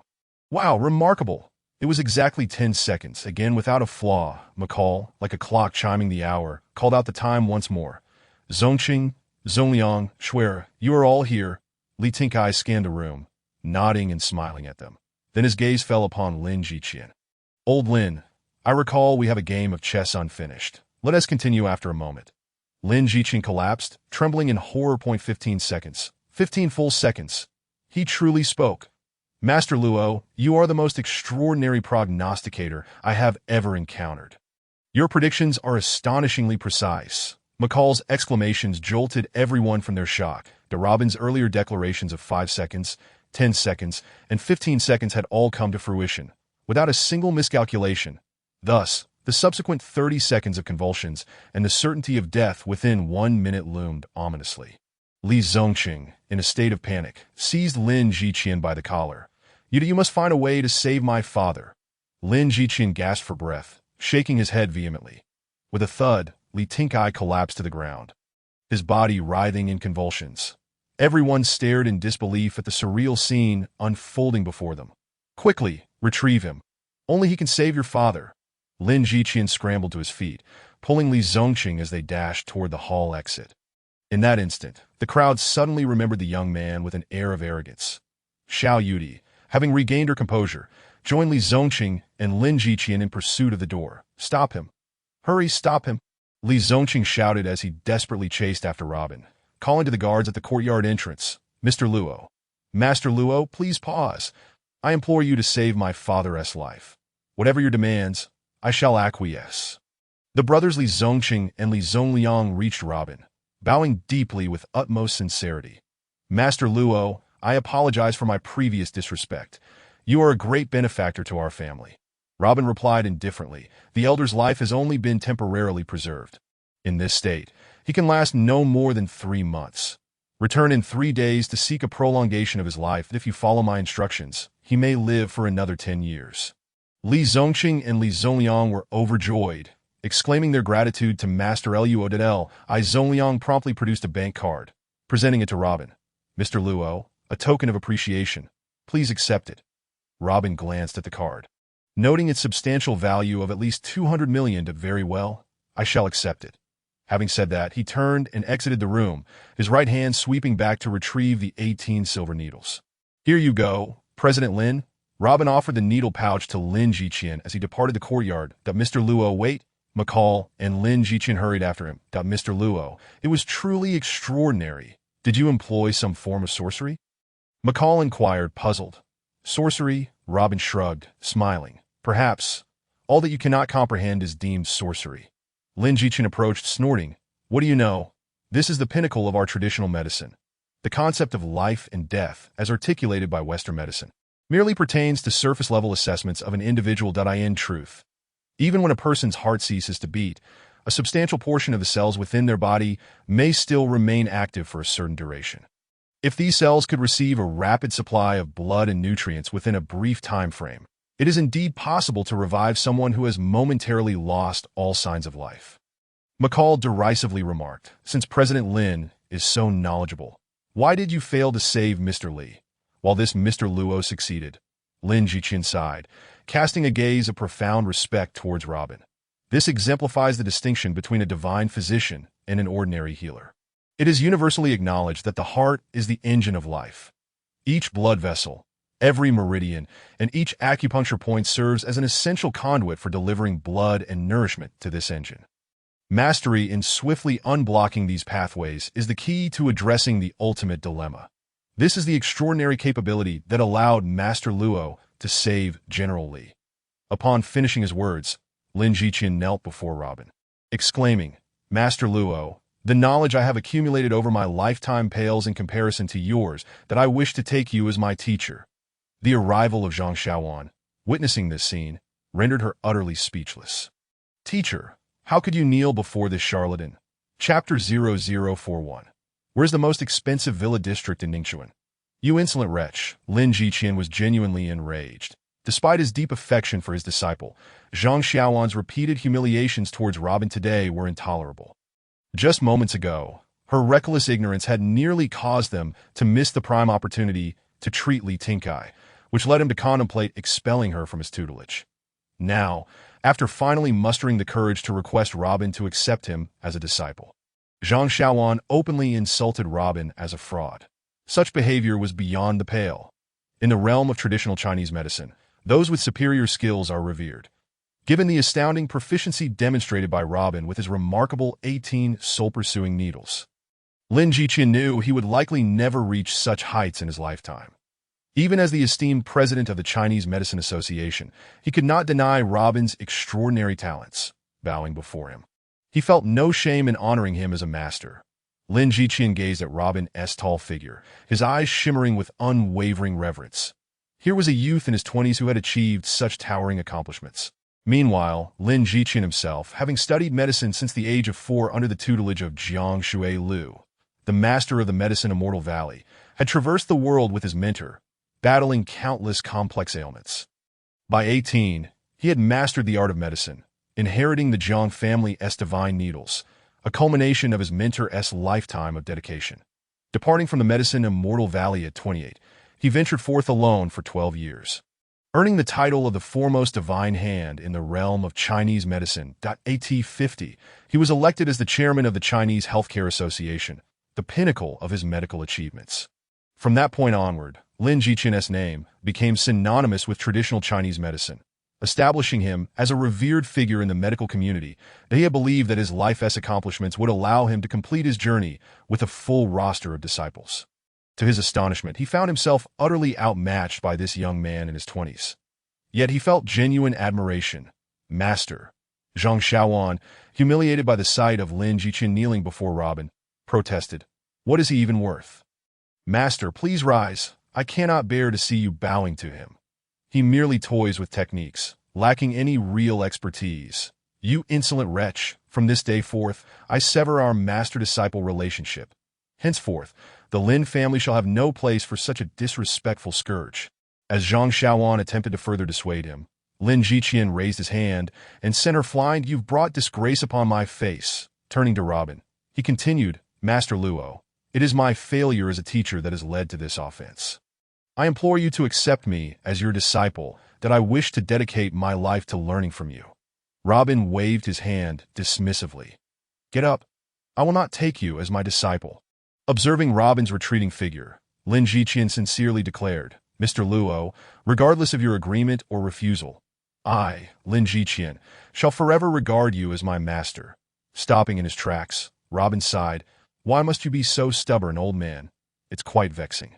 He then abruptly opened his palm and extracted a silver needle from Lin Jiqian's needle pouch, tossing it aside.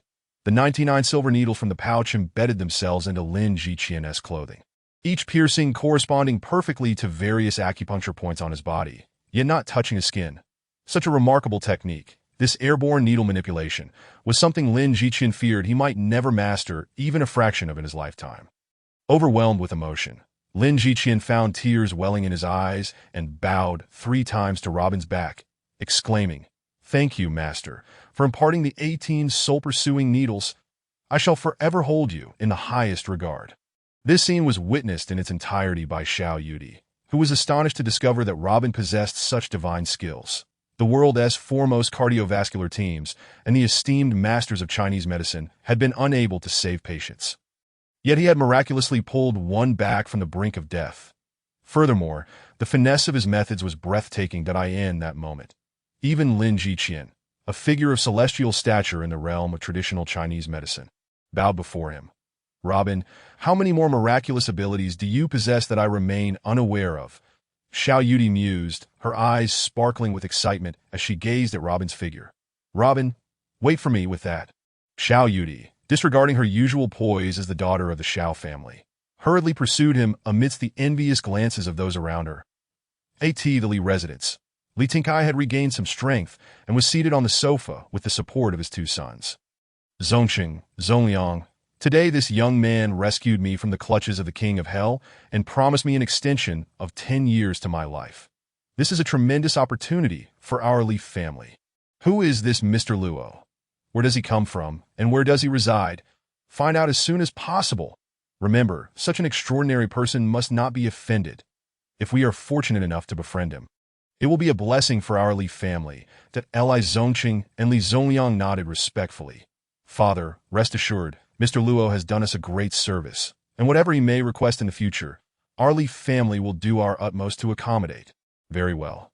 You must understand that with me around, those old geezers won't dare to harbor ill intentions towards our Lee family, that if I were to truly depart, those wolves would not let us rest easy. Thus, you must cultivate relationships with exceptional individuals like Mr. Luo to ensure our family's prosperity under any circumstances. Li Tingkai's gaze fell upon his granddaughter, Li Shui, and a smile of satisfaction graced his face. Shui, I see that Mr. Luo is of a similar age to you. Young people should interact more, that if the opportunity arises, consider that Li Shui's cheeks flushed crimson. Grandpa, you're being foolish. Mr. Luo is UD's boyfriend. Please do not mention this in his presence. It would be so embarrassing. Li Tingkai chuckled. I am not foolish that is he not still unmarried to that girl from the Xiao family until he is married. It means Mr. Luo is still single. And if he is single, everyone has a chance to interact with him. Grandpa, what are you saying? You've just recovered from a serious illness. Perhaps you should speak less. Didn't Mr. Luo say that although you are awake, you are still in a critical period? You must be cautious. 3 days from now, I will find Mr. Luo and ask him to continue your treatment. All right, Li Tingkai laughed heartily. It brings me great joy to be alive and see you all. After leaving the city government residential compound, Xiao Yudi sat in the car, her gaze fixed on Robin, making him feel quite uncomfortable. Xiao, I need to discuss something with you. Could you please stop staring at me like that? I know I'm handsome, but you can't just keep looking at me. It gives me a sense of insecurity. Robin instinctively tightened his collar as he spoke. Shut up. Xiao Yudi shot him a glare. Robin, I'm increasingly convinced that you are shrouded in mystery. You even possess acupuncture skills. Where did you learn that? Robin replied seriously, I learned from my master that I've been studying medicine since I was 3, including killing. Xiao Yudi shot him an indignant look. Then what is your occupation? Robin pondered for a moment. I don't have a specific job. I work as a mercenary sometimes, helping a few presidential friends with security. That's about it. Presidents? You say those presidents are your friends? Yes, they often invite me for tea. Is that strange? Xiao Yudi and Qin Yu exchanged amused glances at Robin's earnest demeanor. You drink tea with presidents? I could claim that I often play golf with the Secretary General of the Allied Nations. Robin shook his head. Believe it or not, it doesn't matter if that's the case. Being around such people must make you quite wealthy, Xiao Yudi inquired with a smile. Robin nodded, not excessively wealthy, but I do have several trillion in this card. Butler Xiao Chung nearly burst into laughter, causing the steering wheel to tremble. Finally, Xiao Yudi and Qin Yu could no longer contain their laughter. Robin looked at their amusement, feeling somewhat helpless, believe it or not. It's up to you. Please stop the car ahead. I need to get out. I won't be returning to the Xiao family villa with you today. I shall visit your father another day.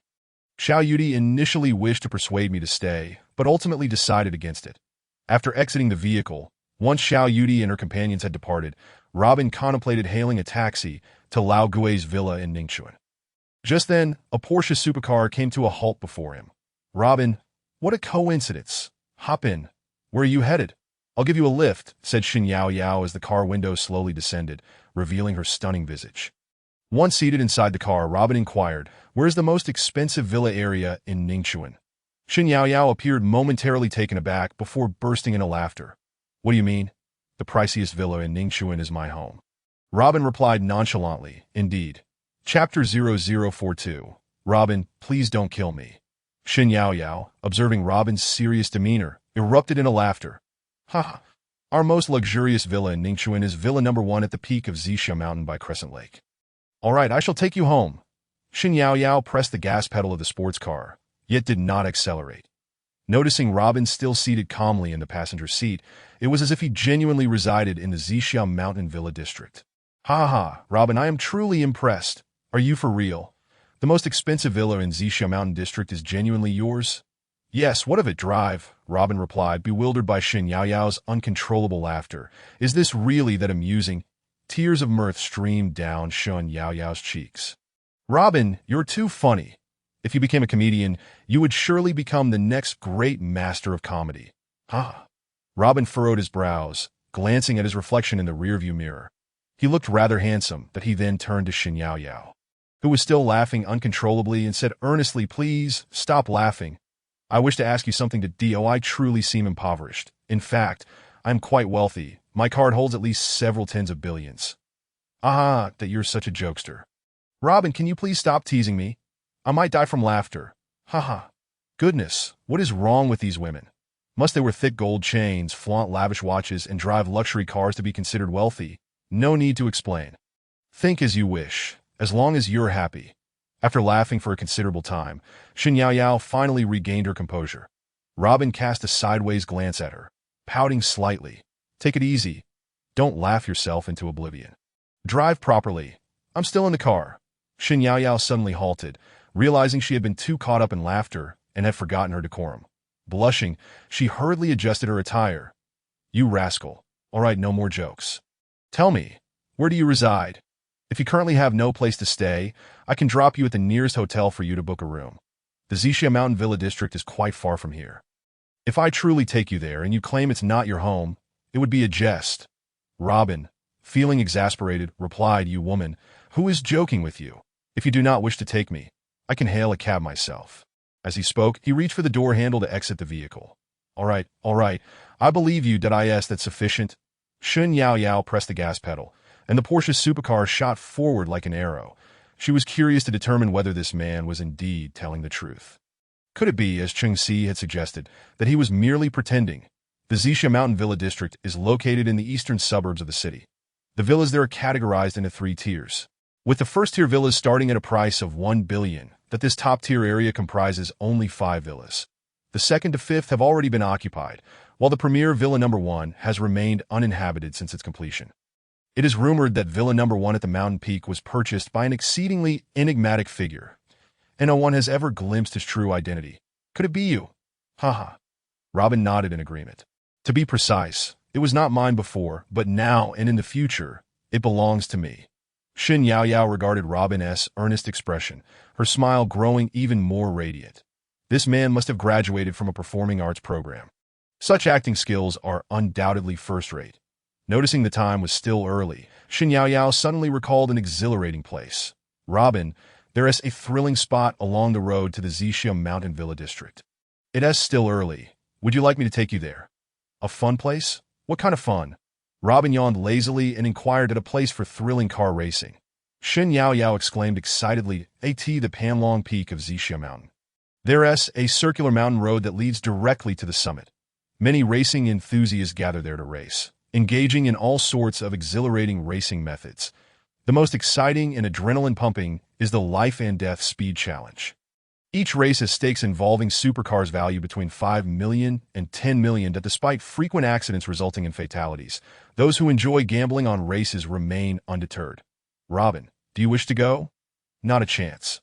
Robin replied without a moment's hesitation that I hold a deep respect for life. I have no interest in such mindless activities. To be coward, Shen Yaoyao scoffed, casting a disdainful glance at Robin. And no wonder Cheng Si looks down on you.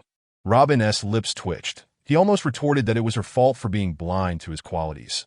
Suddenly, from the right rearview mirror, he noticed 2 Hummer SUVs following their car leisurely that a short distance behind the Hummers were 2 30-ton dump trucks. The 2 Hummers and the 2 dump trucks evidently traveled together, seemingly tailing the Porsche supercar driven by Shen Yaoyao. Were these individuals enemies of Shen Yaoyao, or were they targeting him? It remained uncertain. They were still within the city, surrounded by a multitude of vehicles and pedestrians, making it inconvenient to probe their intentions. He decided to have the dark web investigate these individuals' true motives before determining how to deal with them. Before long, the Porsche exited the bustling city and entered the eastern suburban ring road. This road is the only route leading to the Zixia Mountain Villa district. The scenery opened up, and the number of vehicles and pedestrians on the road diminished. The eastern suburbs had been designated by the Ningxuan city government as a high-end residential area.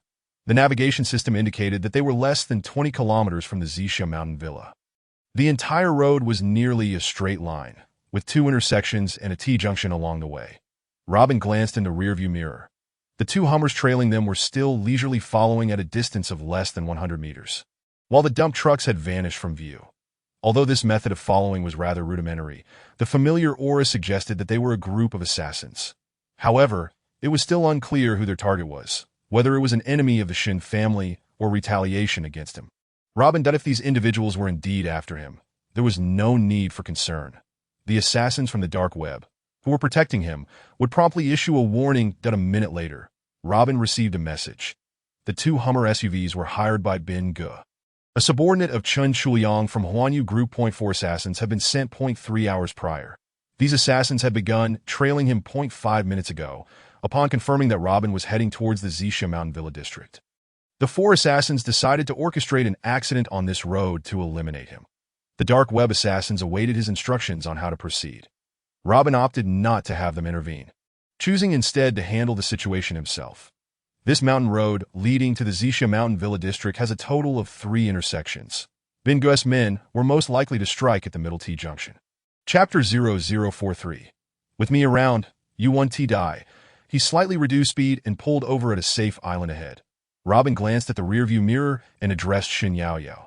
Shen Yaoyao, noticing Robin's impassive expression, chuckled. What do you mean? Are we turning back? You're quite something. I told you.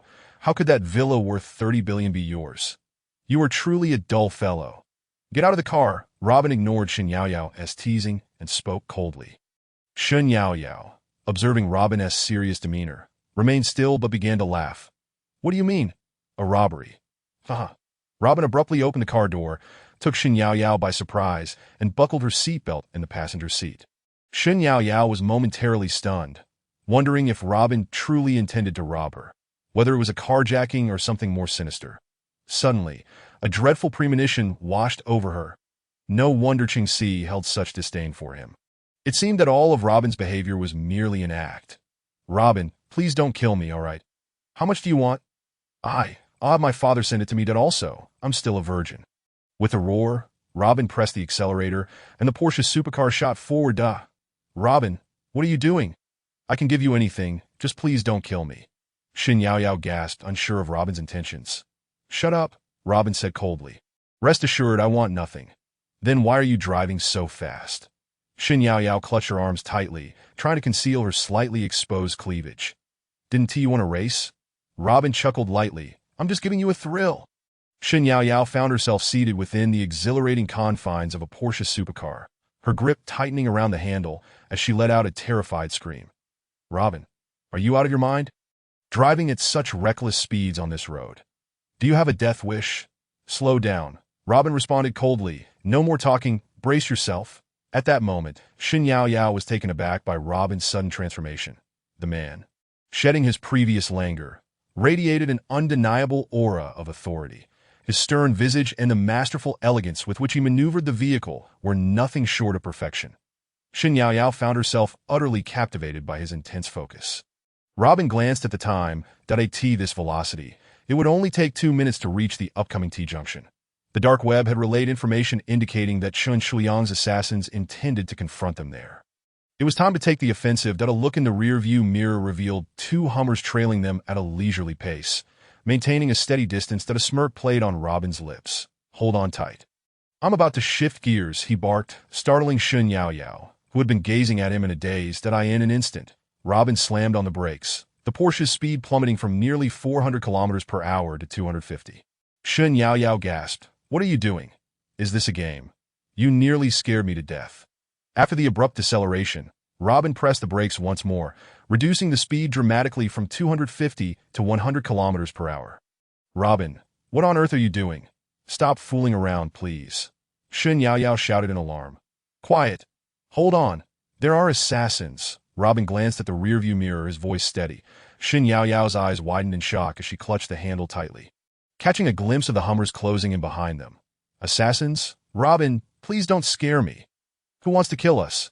I'm terrified. Tears threatened to spill from her eyes. She had never encountered such a harrowing situation in her life. Robin chuckled softly. Close your eyes and keep your mouth shut. You won't die with me around. Shen Yaoyao, her expression one of desperation, looked at Robin, her nerves taut and her heart racing. She dared a glance at the rearview mirror, spotting the 2 Hummers suddenly accelerating, as if intent on overtaking them. Robin shot a look back and then accelerated sharply. The Hummers followed suit, ramping up their speed. Robin's lips curled into a playful smirk. You still have the nerve to smile. Shen Yaoyao was incredulous, her thoughts racing. Before she could voice her disbelief, Robin suddenly jerked the steering wheel. The Porsche, which had been dominating the center of the road, veered sharply to one side. Then, with another abrupt brake, Shen Yaoyao felt her body lurch. Thankfully, The seatbelt held her firmly in place, preventing her from being thrown about. The lead Hummer whizzed past them like a whirlwind. In the midst of this maneuver, a bald man in the back seat of the Hummer gestured at Robin and Shin Yao Yao with a mocking hand gesture. A sinister grin plastered across his face, his terrifying visage merely 20 centimeters from Shin Yao Yao. She gasped in horror as the Hummer swerved in front of the Porsche, weaving dangerously in an S pattern to impede their speed and block their path. The other Hummer followed closely behind, closing the distance. "Robin, what do they want?" Shin Yao Yao nearly cried out in despair. Robin responded coolly, "They want to die." "What?" Shin Yao Yao exclaimed in shock. Robin spoke of life and death as if discussing something trivial, his demeanor unfazed. The two Hummers flanked the Porsche, forcing it forward. Robin discerned their intentions. This arrangement clearly aimed to set them up for a collision at the T-junction ahead. Given the current order of travel, maneuvering the Porsche either forward or backward was impossible. That if they could force the Porsche into the middle of the T-junction, the two waiting dump trucks would be poised to crush it into a mere heap of scrap metal. With mere seconds remaining before reaching the junction, Robin's gaze fixed on the navigation screen, a cold smile gracing his lips as he quietly counted down, 5, 4, 3, 2, 1, unbeknownst to Shin Yao Yao, who was oblivious to his intentions. Robin suddenly revved the engine to its maximum. This Porsche could accelerate from 0 to 400 kilometers per hour in just 2 seconds. In that same instant, Robin executed a sharp turn, timing his maneuver to the millisecond as he brushed past the Hummer on the left, seamlessly positioning the Porsche ahead of it. In a flash, they raced through the T-junction. Just as Robin's Porsche cleared the intersection, a 30-ton dump truck emerged from the right, barreling toward them at full speed. The dump truck grazed the rear of the Porsche, sending it spinning dramatically. As it rotated to a 180-degree position. The front of the Porsche scraped against the side of the dump truck, but fortunately, its rotational trajectory aligned with the dump truck's forward path, allowing it to continue spinning without losing momentum. As the car completed a full 360-degree turn, Robin floored the accelerator, the Porsche roaring back onto its intended course, resuming normal speed. Shin Yao Yao squeezed her eyes shut, screaming at the top of her lungs.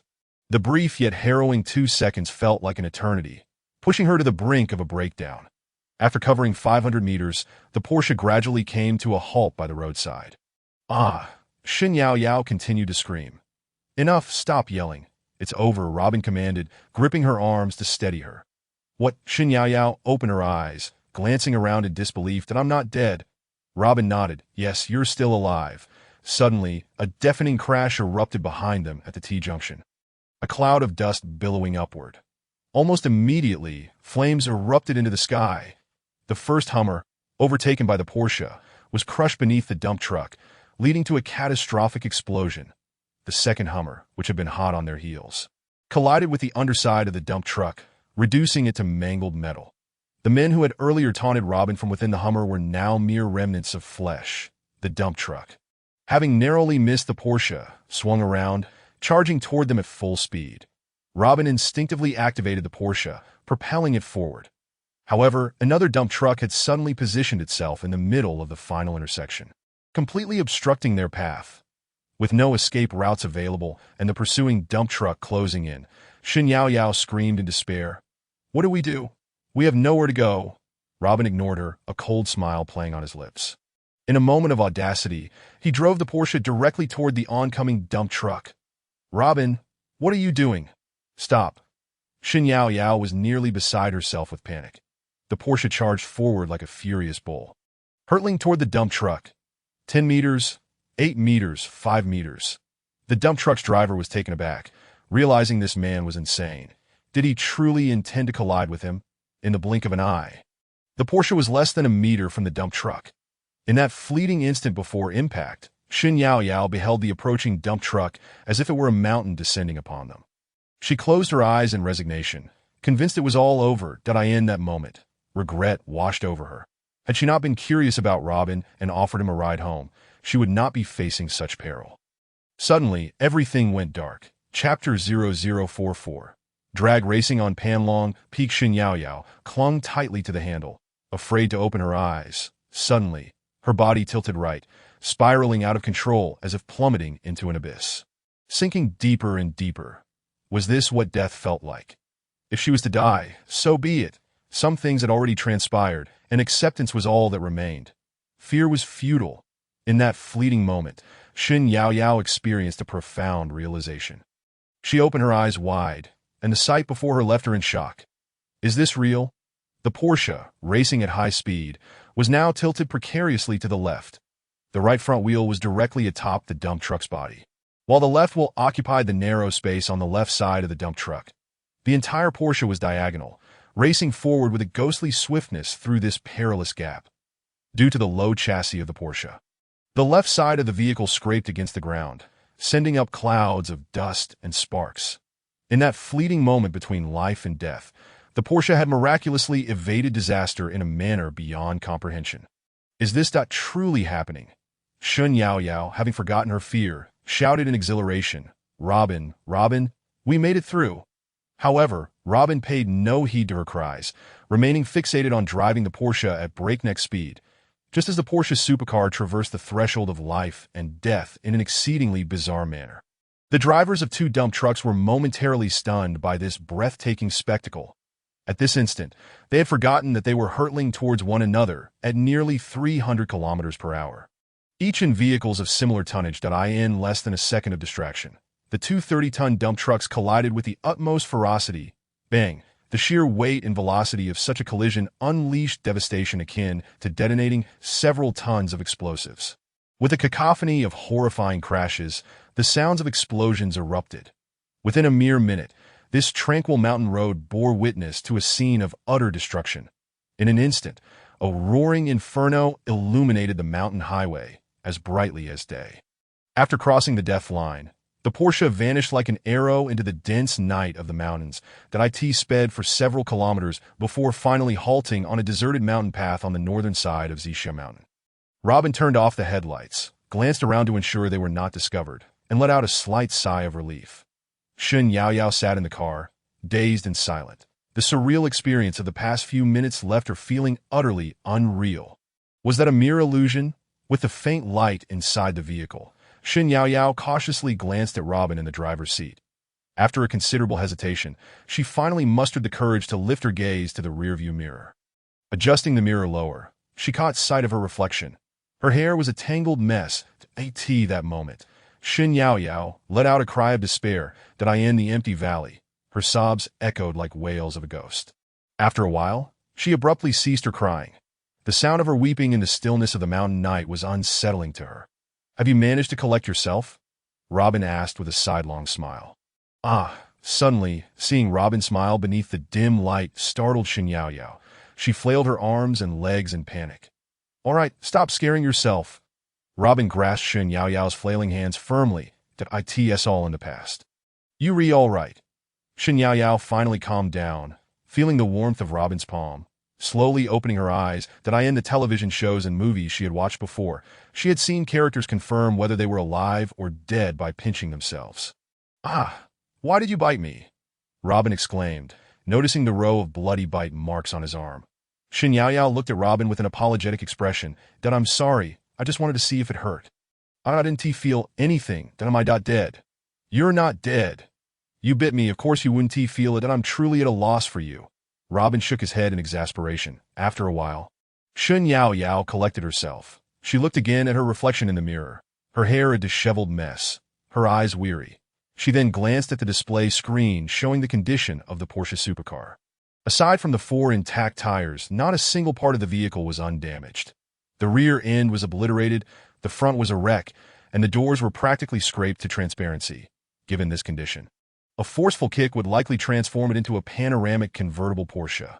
Suddenly, Shen Yaoyao covered her face and began to wail. "Well, what a stroke of bad luck. This morning, I met you for the first time and lost 50 million. In the evening, I kindly offered to drive you home. And now my newly purchased Porsche worth over 10 million is totaled, and I nearly lost my life. Robin, you harbinger of doom. Why am I so unfortunate to have met you?" Woo-woo. Robin watched Shen Yaoyao cry uncontrollably, recognizing that her emotional breakdown was a response to the traumatic accident. Letting it out would help her feel better in time. However, listening to Shen Yaoyao's lament, he felt a twinge of guilt. She had indeed intended to help him return home, only to encounter such misfortune. "How about this? I will buy you a new Porsche tomorrow, the top-of-the-line model, Robin suggested. Observing Shin Yao's desolate appearance. Stop crying. Look at yourself. Your hair is a mess, and your makeup is ruined. It's making me uneasy. Shin Yao halted her tears. Really? Robin nodded. Yes, it's just a car that I'll get you one tomorrow. Shin Yao gazed at Robin for a long while, sensing no deceit in his words. After contemplating, a complex glimmer flashed in her eyes. Robin, I don't want you to buy it for me tomorrow. I want it tonight. Chapter 0045, a tribute at the curve tonight. At this hour, which car dealership is still open? Shin Yao swiftly tidied her hair, applying makeup while speaking that I'll take you to Longpan Peak on Zixia Mountain. Just a 10-minute drive from here. With your skills, you'll arrive in 5 minutes. Robin looked at Shin Yao in astonishment. She had just been terrified to the point of emotional collapse. And now she was perfectly fine? Are you suggesting I race against others? Yes, with your driving skills, winning against 2 Porsches will be no problem. Shin Yao replied excitedly. Then I'm not going. That sounds boring. Robin shook his head. That I'll just buy you one tomorrow. Woo-woo. Shin Yao began to cry again, her sorrow palpable. Observing her distress, Robin sighed. All right, I'll accompany you to take a look. Really? Great. Let us go. Shin Yao quickly finished her makeup, her spirits lifted. Robin watched as Shin Yao's mood shifted so rapidly. Muttering to himself, women are truly troublesome. I'll never let you drive me home again. 5 minutes later, Robin drove the leaky Porsche with Shin Yao to the halfway point of Longpan Peak. From a distance, the sounds of roaring motorcycles and the excited screams of a crowd reached them. That moment, Robin noticed a hint of complex emotion flicker in Shin Yao's eyes. He suddenly realized. Had this woman perhaps lost here before? Was she seeking revenge?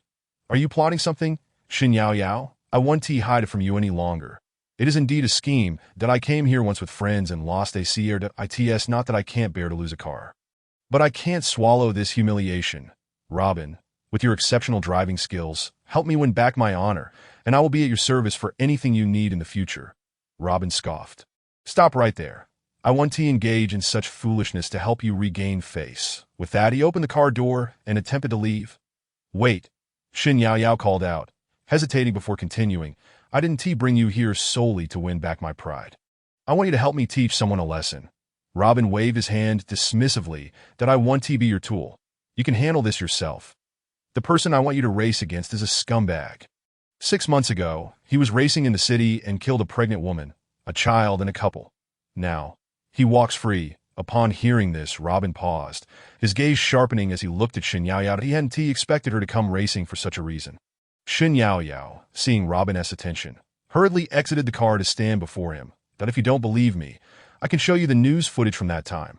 You'll see that scoundrel's arrogant demeanor after he deliberately caused the accident and refused to apologize. Shin Yao pulled out her phone, displaying the video for Robin to see. The footage showed several reckless racers weaving through crowds.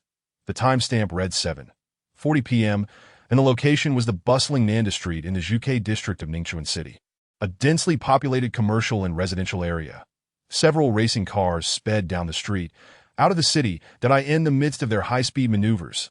A Lamborghini suddenly lost control, veering onto the sidewalk. The ensuing chaos was unimaginable. Dozens of innocent pedestrians were severely injured, with a pregnant woman, a child of about 10, and a couple tragically killed on the spot. Initially, Robin felt anger towards these scoundrels who, blinded by wealth, so callously disregarded life. In just a second, several families were obliterated. However, as the footage continued, his anger morphed into a palpable thirst for vengeance. After the Lamborghini crashed into the crowd, it initially only injured pedestrians but had not yet resulted in fatalities. When the car finally came to a stop, a young man in his mid-20s emerged, accompanied by a woman wearing sunglasses. They surveyed the horrific scene, where a pregnant woman lay in a pool of blood, desperately waving for help, while a child suffered a broken leg and a couple lay bloodied and barely alive. After assessing the situation, the man returned to the car. What followed was a heinous act. The Lamborghini cruelly rolled over the pregnant woman, the child, and the couple, crushing them repeatedly. Throughout this ordeal, the man even leaned out of the car, glancing at the suffering victims beneath his tires, to be precise. There were 5 victims. The video depicted the pregnant woman with a visibly large belly, her baby nearing full term. Such an atrocious act ignited fury in everyone present. They surrounded the culprits, awaiting the arrival of the police. These scoundrels not only failed to cease their frenzied actions, but also retrieved iron rods from their vehicle, unleashing a torrent of violence upon the unsuspecting pedestrians. After dispersing the bystanders, the Lamborghini, accompanied by several racing cars, sped away into the night. Shen Yaoyao switched off her phone and glanced at Robin, whose expression remained inscrutable. The owner of the Lamborghini was named Ge Zhihai, the brother of Ge Zhiquan, a notable figure within the Jiangnan Martial Alliance, said to hold a significant position as the master of the Ningxuan branch. The Ge family had only recently risen to prominence in Ningxuan over the past 2 years, with their nightlife business backed by the ominous forces of the Demon King S-Cave and the Ningxuan Martial Alliance. Robin furrowed his brow, interrupting Shen Yaoyao. Why are you telling me this? I am not a savior. Such individuals will face the law in due time. Shen Yaoyao paused momentarily before her emotions surged. The reality is that the authorities later declared Ge Zhihai's malicious actions to be nothing more than a routine traffic accident. Moreover, the compensation for each victim was capped at a mere 100,000. Can you believe this is classified as an ordinary accident with such a paltry payout? Is this not a joke? Even more absurd, Ge Zhihai and his ilk never even honored that meager compensation. Robin shrugged, conceding, from your account, it seems Ge Zhihai and his cohorts are indeed scum. But what do you want me to do? Are you suggesting I should kill them? Shen Yaoyao offered a bitter smile. Remaining silent, glancing at the time, Robin noted it was already midnight. He opened the car door, beckoning Shen Yaoyao, who remained transfixed by the bend in the road ahead. Enough of this world-saving fantasy. Such grand matters are best left to superheroes. You should go home and get some rest. With a sigh, Shen Yaoyao nodded. All right, give me a moment that I need to pay my respects to my brother, sister-in-law, and my unborn nephew. With that, she opened the deformed trunk of the car, retrieving 3 bouquets of flowers, a bottle of liquor, and some offerings. You are honoring your brother, sister-in-law, and unborn nephew. What do you mean? Robin was taken aback by Shen Yaoyao's actions. Hesitating briefly, she revealed, the pregnant woman in that accident was my sister-in-law. Robin was momentarily stunned. That it became clear why Shen Yaoyao harbored such deep-seated anguish regarding the incident. After that crash, my brother was in utter torment, unable to accept the final verdict, despite his efforts over several months. There was no resolution. Ultimately, the Ge family even threatened him, warning that if he continued to make a fuss, they would annihilate our Shen family. Her father and his mistress feared that the matter would endanger the entire Shen clan, thus commanding her brother to cease his protests. During that period, her brother was nearly driven to madness. Eventually, he sought out Ge Zhihai, determined to stake his life against him in a gamble. At this point, Shen Yaoyao pointed toward the bend 30 meters ahead. That my brother was forced off the road right at this very curve by Ge Zhihai and his vehicles. Observing the hatred burning in Shen Yaoyao's eyes, Robin nodded. Very well. Go pay your respects to your brother and sister-in-law. I will wait for you. Watching Shen Yaoyao's fragile silhouette sway in the chilling night breeze, Robin shook his head. The smile she often wore was merely a facade, concealing the sorrowful vendetta buried within her heart. After more than half an hour, Shen Yaoyao returned from the bend. Sweeping a hand through her wind-tousled hair, she smiled. Let us go, that you've kept me company for so long. Suddenly, a cacophony of revving engines pierced the air. Moments later, a dozen luxury sports cars encircled Robin and Shen Yaoyao. Leaning against his vehicle, Robin surveyed the array of opulent cars.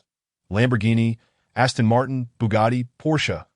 A series of provocative whistles erupted. As the doors of the racing cars swung open, a throng of young men and women emerged. Ha! Yaoyao, we brought some goodies for your brother. Ha! The yellow-haired man stepping out of the Lamborghini was none other than Ge Zhihai, who callously kicked the offering Shen Yaoyao had placed at the bend over the cliff. Fury ignited in Shen Yaoyao's gaze, yet she instinctively shifted closer to Robin. Get in the car, we're leaving. Robin urged as he opened the door, pulling Shen Yaoyao inside. Understanding Robin's reluctance to engage in the matter, Shen Yaoyao sighed inwardly and took her seat. Ha! Yaoyao, we even brought a duck today. Why not put on a little show for your brother? Ah ha ha ha. Just as Robin was about to step into the car, he abruptly retreated. With a resounding slap, he struck Ge Zhihai across the face, leaving him momentarily dazed. The laughter of the group faltered. What the hell? He actually hit Haigo. Is he out of his mind? Robin wiped his palm with a tissue, a sardonic smile gracing his lips. Keep your mouth clean. Understand? How dare you hit me, Ji Hai, regaining his senses. Swung a fist at Robin. With a series of slaps, Robin retaliated. Have you learned your lesson yet, scum? He produced a wet wipe, disdainfully cleaning his hands to so filthy. Remember to wash your face properly next time.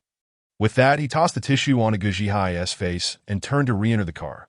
Shen Yao Yao, seated inside, gaped in astonishment. That's so cool. Several female racers around her gazed at Robin with admiration. Realizing he exuded an aura akin to that of a male deity, they teased that moment. Their eyes sparkled with infatuation as they watched his retreating figure. You dare to hit me? Do you even know who I am? Ge Zhihai stormed back to his car, pulling out a short knife and lunged toward Robin. Without turning around, Robin executed a swift disarm, seizing Ge Zhihai by the hair. You want to kill me? Fine. He dragged Ge Zhihai to the edge of the cliff. Ge Zhihai dangled precariously, his entire body suspended over the abyss. Fear overtook him, nearly causing him to lose control. The surrounding crowd fell silent, Shen Yao Yao covering her mouth in shock, witnessing Robin's fierce actions. If Robin were to release his grip, or if Ge Zhihai's hair were to break, the scoundrel would plummet to his demise in that moment. Ge Zhihai realized he was dealing with a formidable opponent. Gazing at Robin's composed expression, he understood that uttering another word would seal his fate. Brother, I was wrong that I won't do it again. Robin ignored him, loosening his grip momentarily, causing Ge Zhihai to descend slightly. Gasps erupted from behind as the other racers, armed with knives, dared not take a step forward at this moment. Robin's fingers barely clutched Ge Zhihai's hair, which continued to slip through his grasp if this trend persisted for another half-minute. Ge Zhihai would be as good as dead. Tears streamed down Ge Zhihai's face as he implored, Brother, if you let me go, you can be my ancestor. Robin remained unmoved, gazing into the shadowy depths of the valley. The hair slipping gradually from his fingers, the bend of Panlong Peak lay in eerie silence, akin to hell itself, save for the chilling night wind that swept past as if a ghost. Finally, Robin relinquished his grip, the hair cascading away. Ge Zhihai screamed, No, brother, I beg you. Everyone on the mountain road watched in terror as the scene unfolded. Shen Yao Yao's eyes widened, rushing out of the car, anticipating the moment Ge Zhihai would plummet to his death. With a thud, at the instant Robin let go, he kicked Ge Zhihai's shoulder, forcefully crashing his arms against the cliff's edge. Ge Zhihai's upper body hung perilously over the precipice, 2/3 of him dangling above the depths. Had it not been for Robin's foot still on his shoulder, he would surely have been on the path to the valley floor by now. In that moment, pain forgotten, Ge Zhihai pleaded, Brother, father, grandfather, ancestor. It was my foolish tongue. I won't dare again. I'm begging you. Let me go. Hold on. Robin lifted his foot from Ge Zhihai's shoulder and retrieved the short knife from the ground. Just as Ge Zhihai was about to slip over the cliff, the knife embedded itself into the rock beside him. Losing his balance, Ge Zhihai instinctively grasped the knife, its sharp blade cutting into his palm. Blood flowing freely. Robin paid him no further mind. Turning to walk back toward Shen Yao Yao, it took the stunned racers a moment to regain their senses before rushing to pull Ge Zhihai back up. Collapsed on the ground, breathless from his near-death experience, Ge Zhihai's expression transformed from one of pleading fear to a chilling resolve. Haigo, should we call Koengo? A racer whispered to him. Ge Zhihai nodded. Signaling them to arm themselves, a dozen racers drew their knives. Shen Yao Yao cried out, Get in the car. Robin shook his head, turning to them, That I'm giving you a chance to leave. Why must you choose to court death? In an instant, the midnight mountain road resounded with cries of despair. The group of knife-wielding racers was scattered, Robin advancing step by step toward Ge Zhihai. Ancestor, I was wrong. I was wrong. Ge Zhihai knelt on the ground, persistently bowing his head in a plea for mercy. Robin's phone buzzed with a message. Jiangnan Martial Alliance had learned of the butcher's downfall and had issued a kill order against the young master. Deputy Enforcer Zhao Heng would arrive in Ningxuan tomorrow to oversee matters with the local branch leader, Ge Zhikuan. Upon reading this dark web intelligence, a cold smile crept across Robin's face, his eyes glinting with a hint of malice. Rise, I have changed my mind. Ge Zhihai immediately ceased his kowtowing, looking at Robin in terror. What do you want, ancestor? A race at our casino? Robin turned and walked towards Shun Yaoyao's car. What? A bet out a race against me? Gu Zhihai glanced at Robin's retreating figure, then at the dilapidated Porsche. You mean to race this car against me? Indeed, this very car. Robin nodded, popping open the hood and making a few simple adjustments to the engine. A flicker of cruel joy passed through Gu Zhihai's eyes as he exchanged glances with a few companions, understanding each other perfectly. Racing them on this mountain road was akin to courting death. Shen Yaoyao sensed Gu Zhihai's intentions and cautioned, Robin, don't be impulsive, don't race them. Robin lowered the hood. Isn't this precisely what you desired? Reluctant to part with your car. That's not what I meant. This car is practically a wreck. What is there to be reluctant about? They have been racing on this mountain road for nearly a decade. Countless lives have been lost on Panlong Peak. Moreover, our car is falling apart. The power system, braking system, and handling cannot guarantee safety, let alone speed. Given its condition, how can you possibly compete with them? Robin wiped his hands, revealing a set of pristine white teeth. Isn't it merely a low-stakes race? Before Shen Yaoyao could offer further objections, Robin leaned against the car and beckoned Gu Zhihai with a gesture. That moment, Gu Zhihai was contemplating where to eliminate Robin on the next bend. But upon seeing the invitation, he dashed forward. If we are to race, there must be stakes. Robin replied indifferently, bring me paper and a pen. Yes, yes. Gu Zhihai immediately commanded someone to fetch them. What should I write?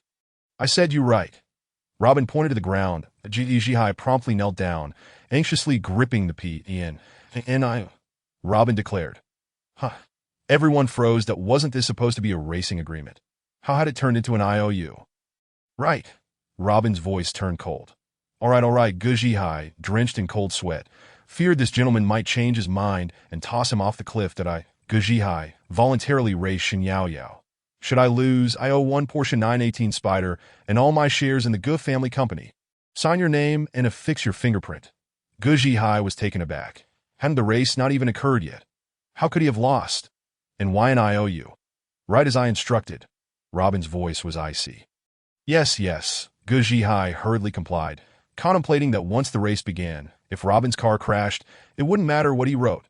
Continue riding. Robin nudged Gu Zhihai with his foot, declaring that this race was a wager of life and death.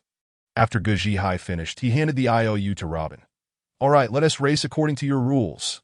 Robin replied indifferently. Gu Zhihai nodded, rising and turning towards the Lamborghini, his eyes blazing with hatred. Just wait. You will meet your demise. You dare to strike me, and I will ensure your end is spectacular. Several of his companions were already accustomed to eliminating their opponents in such races. Typically, they would force the rival's vehicle into a corner, squeezing them towards the cliff's edge. This was how Shun Yaoyao's brother had fallen to his death. Robin returned to the car and tossed the IOU to Shen Yaoyao. Get out. Tomorrow you can take this IOU to the Gu family and reclaim what is yours. I won't get out. Shen Yaoyao clutched the IOU tightly, resolutely stating. Very well.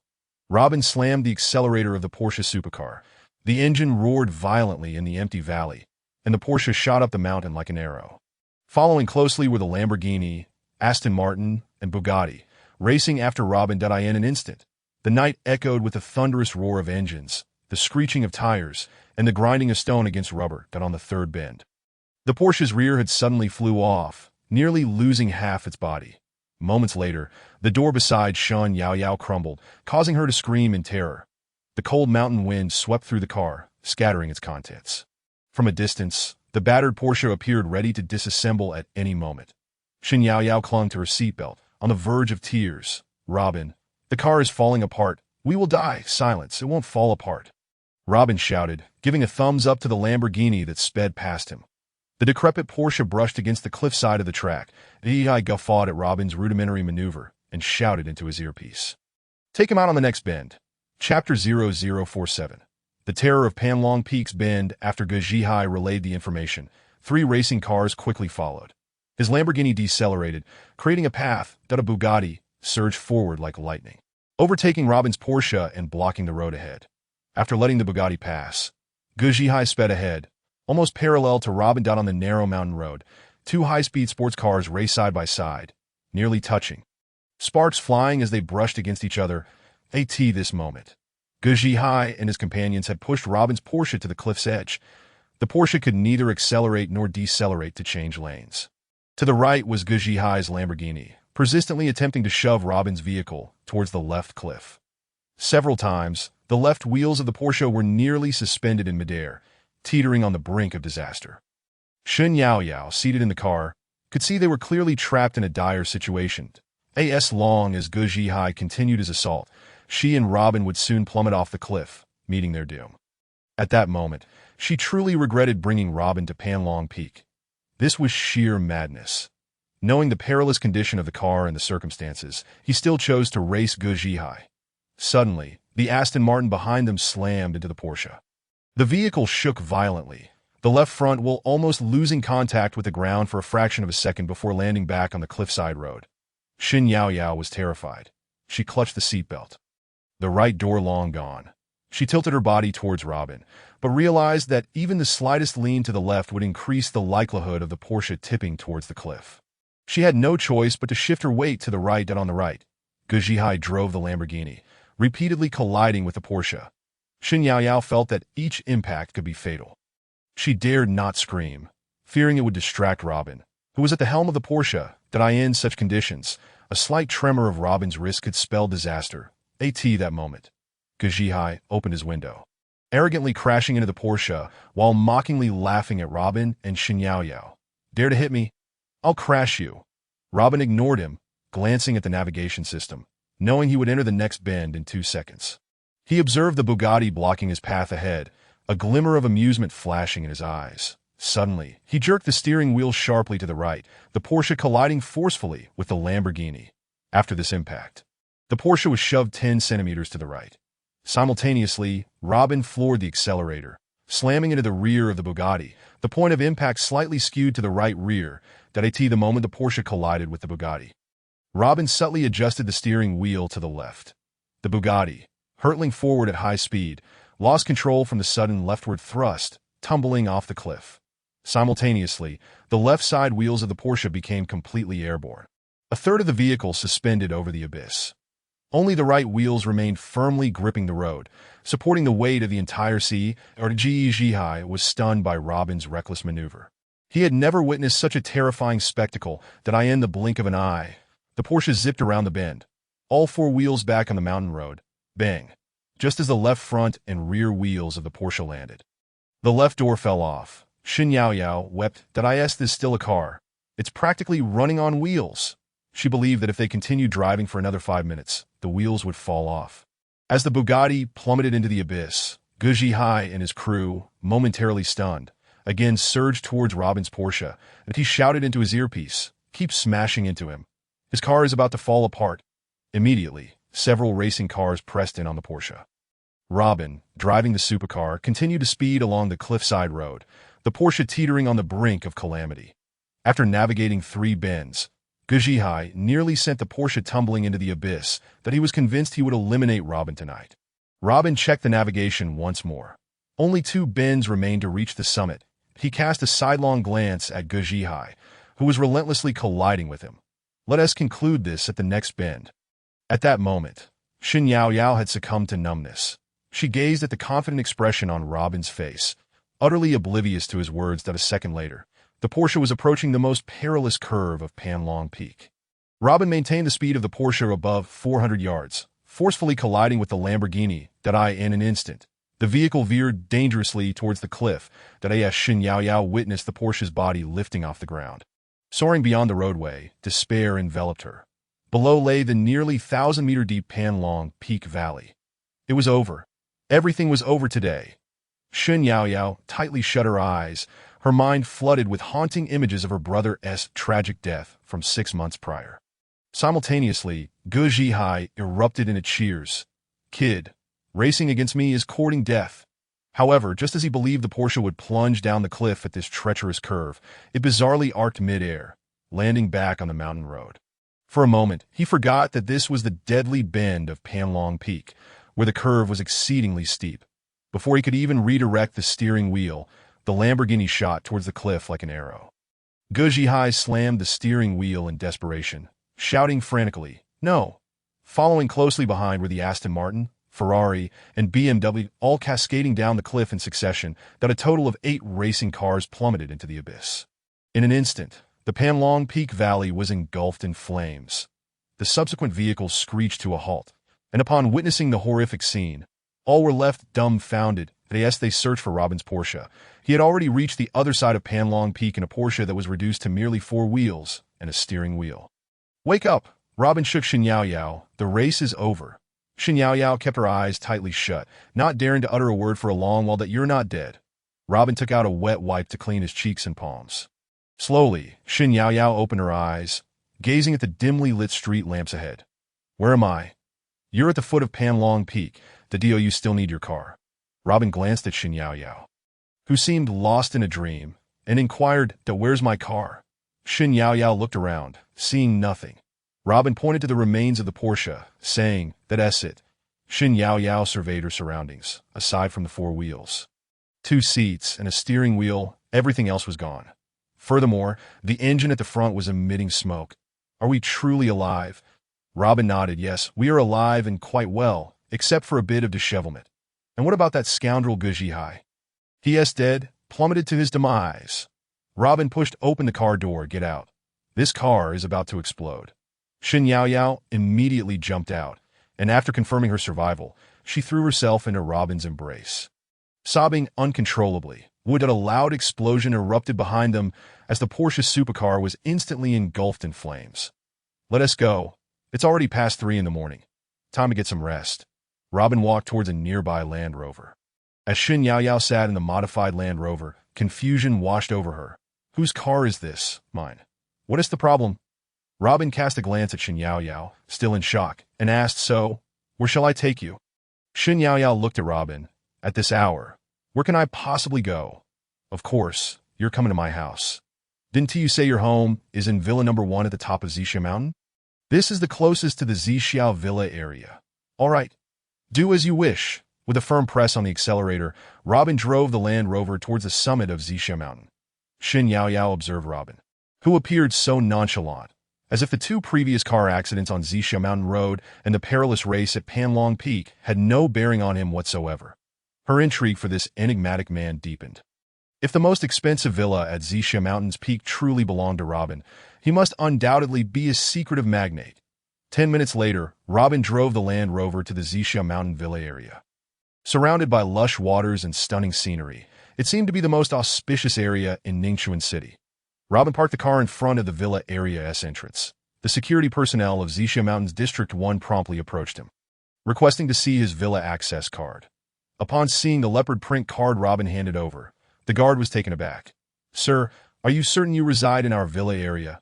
The guard scrutinized the card's design and then glanced at the 2 somewhat disheveled occupants of the vehicle. Hesitating, "Sir, are you sure you haven't gone to the wrong place? This is the most expensive villa area in Ningxuan, District 1 of Zixia Mountain. Not just anyone can reside here. Moreover, our access card features a design of Crescent Lake surrounding Zixia Mountain. Yet yours is a scattered leopard print. If you've come to the wrong place, please leave." The guard returned the leopard print card to Robin, gesturing for them to depart swiftly. Hearing this, Shen Yaoyao glanced at the leopard print card, noticing its design resembled a woman's lingerie. Initially skeptical of Robin, she now felt an acute sense of anxiety regarding the guard's demeanor. If Robin was an imposter, it would be a monumental embarrassment. She discreetly tugged at Robin's sleeve. "Is this for real?" Robin ignored Shen Yaoyao, impatiently retorting, "Whether it's true or not, one day we find out." The guard hesitated but ultimately refrained from insisting. After all, the residents here were the most powerful magnates in Ningxuan. "All right, please hold on, sir." The guard placed the leopard print card against the card reader at the villa entrance. Chapter 0048, The Master of Zixia Summit. Indeed, the card reader emitted an electronic voice. "Greetings, esteemed owner of Villa number 1 at Zixia Mountain. Welcome home." The guard immediately broke into a cold sweat that he was actually in the presence of the owner of Villa No. 1. We're the magnates today, so low-key, residing in such a top-tier mansion and yet driving a modestly priced Land Rover. Since the establishment of the Zixia Mountain Villa area, the owner of Villa No. 1 had never been seen. It was rumored that the owner was a mysterious and inscrutable magnate. Today, he stood before this guard, Just moments ago, the guard had almost misspoken, causing him to break into a cold sweat. The guard quickly regained his composure, hastening back to the car to respectfully hand over the leopard print card to Robin. My apologies, sir, for the wait. Please keep your access card safe. Witnessing this scene, Shen Yaoyao was utterly astonished. The Zixia Mountain Villa area, particularly District 1, this was Ningxuan City's pinnacle of affluence. Only the wealthiest elite and top magnates could reside here. District 1 housed only 5 villas. And Villa Number 1, at the very peak of Zixia Mountain, was revered as the pinnacle of Zixia. The identity of its owner had long been shrouded in mystery, speculated upon by the people of Ningxuan for many years. And Robin turned out to be the master of Zixia's pinnacle. What was happening? Wasn't he the man who had been left homeless after Cheng Xiu tore up their engagement? How could someone regarded as a laughingstock by the people of Ningxuan reside in such a prestigious villa? Yet, reality was as it was. Robin had not deceived her. His home truly was in the Zixia Mountain Villa area. What else with that expression? Robin observed Shen Yaoyao's astonished demeanor and smirked. Shen Yaoyao awkwardly smiled, feeling a bit embarrassed. So your home is really here. When have I ever lied to you? Robin chuckled lightly. Then, he assessed Shen Yaoyao's disheveled appearance. Are you sure you want to come in with me? Shen Yaoyao was taken aback. Are you suggesting I should return alone now, in these desolate surroundings? At 3 in the morning, you expect me to drive your car back alone. How could you even suggest that? Fair point. Robin nodded. You can stay here. However, I must make it clear that you mustn't harbor any improper thoughts. I am not the sort of person to be trifled with. What? Shen Yaoyao gazed at Robin, who spoke so earnestly, utterly flabbergasted. You think I'm worried about your intentions towards me? Robin drove the Land Rover to the entrance of Villa No. 1 at Zixia Mountain, using the leopard print card to unlock the villa's door. The villa's private smart voice system immediately greeted him. Master Robin, verification successful. Welcome to your residence, Villa Number 1 at Zixia Mountain. At this moment, Shen Yaoyao was completely convinced that Robin was indeed the rightful master of Villa No. 1. As she pondered these chaotic thoughts, the smart voice system spoke again. Master, please be cautious of the woman beside you. She seems to have many thoughts about you. With a danger level rated as beat up, both Robin and Shen Yaoyao were momentarily stunned. They exchanged glances at the electronic eye of the access card. Shen Yaoyao blurted out without thinking, "This thing can actually recognize us?" Robin was momentarily taken aback. "Did you start harboring ulterior motives when you hitched a ride with me last night?" Shen Yaoyao, annoyed, kicked Robin. "Do you really believe in this nonsense? I was merely startled by that race earlier. It detected my elevated heart rate, which is why it raised suspicions about me. You're mistaken. A stunning beauty like me could have no such intentions towards you." All right, that explanation is somewhat reasonable. Robin disregarded Shen Yaoyao and strode directly towards the villa.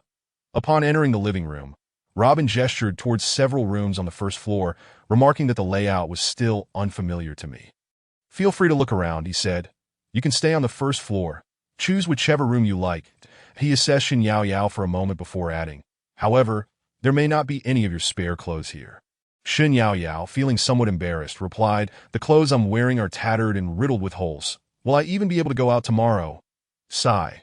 In a villa of this caliber, there must be shops nearby that sell clothing. Right. Robin frowned slightly. "I'm not sure. Let us wait until daylight to discuss this." Yet Shen Yaoyao pressed on, "But how am I supposed to change now? I can't just bathe and remain in bed naked. I fear what you might think of me." "Enough," Robin interjected sternly. "That is not the case at all." After observing Shen Yaoyao's expression, he shook his head. "You're truly a bothersome woman." That he then sent a message to Lin Jingru, capturing Shen Yaoyao in the frame as well. "All right, in half an hour, someone will deliver 2 sets of clothes for you, Dodo." "Thank you," Shen Yaoyao replied distractedly, her gaze captivated by the villa's opulent interiors. This was true wealth. The lavish decoration and facilities alone were worth billions. The overall valuation of this villa was at least 4 billion. Even if all of Shen Yaoyao's family assets combined were 3 times that amount, they could not afford such an exorbitant villa. "Take a look for yourself." "I'm going to wash up and sleep," Robin said, ignoring Shen Yaoyao, who was standing in the hall, lost in thought, and made his way upstairs. In awe of her surroundings, Shen Yaoyao couldn't help but gaze at Robin's retreating figure, feeling a sense of regret. "Cheng Si, it seems your vision truly is impaired. Tio think you labeled the fiancé of such a powerful figure as a mere lowly individual?" You insisted that Robin and you were not on the same level, declaring he could never measure up to Su Wenhai, calling him just a simpleton. A diamond of such caliber came knocking at your door. And you had the audacity to disdain and ridicule him, even breaking off the engagement. Cheng Si, you truly are blind. Now, I fully understand why Xiao Yudi takes his words so seriously. Even Qi Yuhu's transformation, in hindsight, was due to Robin. You claim Robin and you are not on the same tier, and perhaps you are right. No matter how hard your Cheng family strives over the generations, they could never compare to the mere fraction of Robin's wealth. Shun Yaoyao marveled at the luxury before her, contemplating how Cheng Si would react if she were to see Robin residing in this villa, the illustrious #1 villa at the pinnacle of Zixia Mountain, which left the residents of Ningxuan in awe. What thoughts would that evoke? After walking a few steps, Robin sensed Shun Yaoyao staring blankly at him. What are you looking at? Don't worry, your fresh clothes will be here shortly. Just let them place the clothes in the storage cabinet outside the door, and you can retrieve them yourself.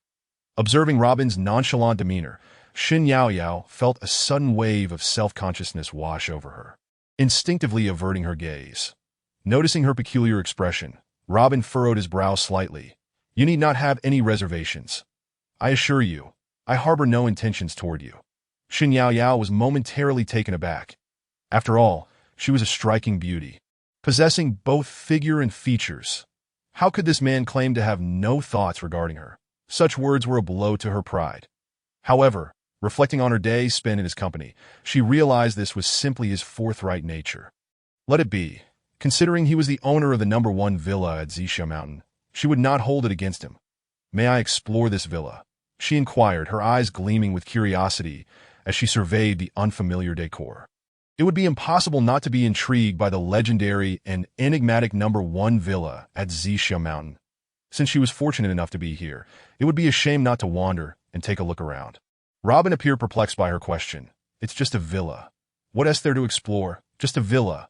How dare you? Upon hearing this, Shin Yaoyao could not help but curse under her breath that a villa worth 3 to 4 billion. The legendary #1 villa at the pinnacle of Zixia, revered by the residents of Ningxuan, and you dare to refer to it merely as a villa, observing Shun Yaoyao still in her daze. Robin shook his head. Fine, if you're not tired, feel free to explore at your leisure.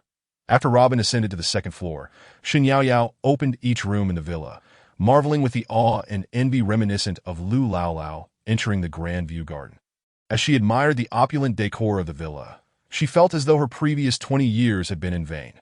Though she belonged to the Shin family, a quasi-first-rate family, and considered herself relatively affluent in Ningxuan, compared to the realm of Robin S. Zixia Mountain Villa, her past living conditions were akin to a slum.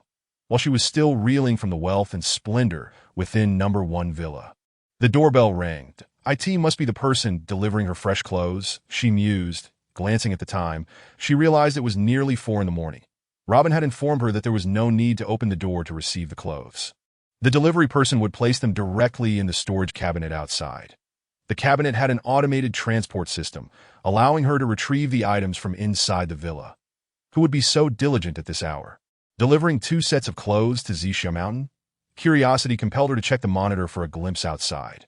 When she saw who stood at the door, she was instantly shocked. How could it be Lin Jingru and Chu Chu? What brought them to Robin's villa? In that moment, a torrent of chaotic thoughts flooded Shun Yaoyao's mind, leaving her utterly bewildered. Chu Chu pressed the doorbell, noticing the lack of response. After a moment, Mr. Robin, the 2 sets of women's clothing you requested have been delivered. Please open the door. If it's inconvenient, we can wait outside. What?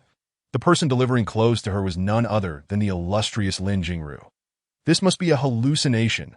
Shin Yaoyao trembled with anxiety.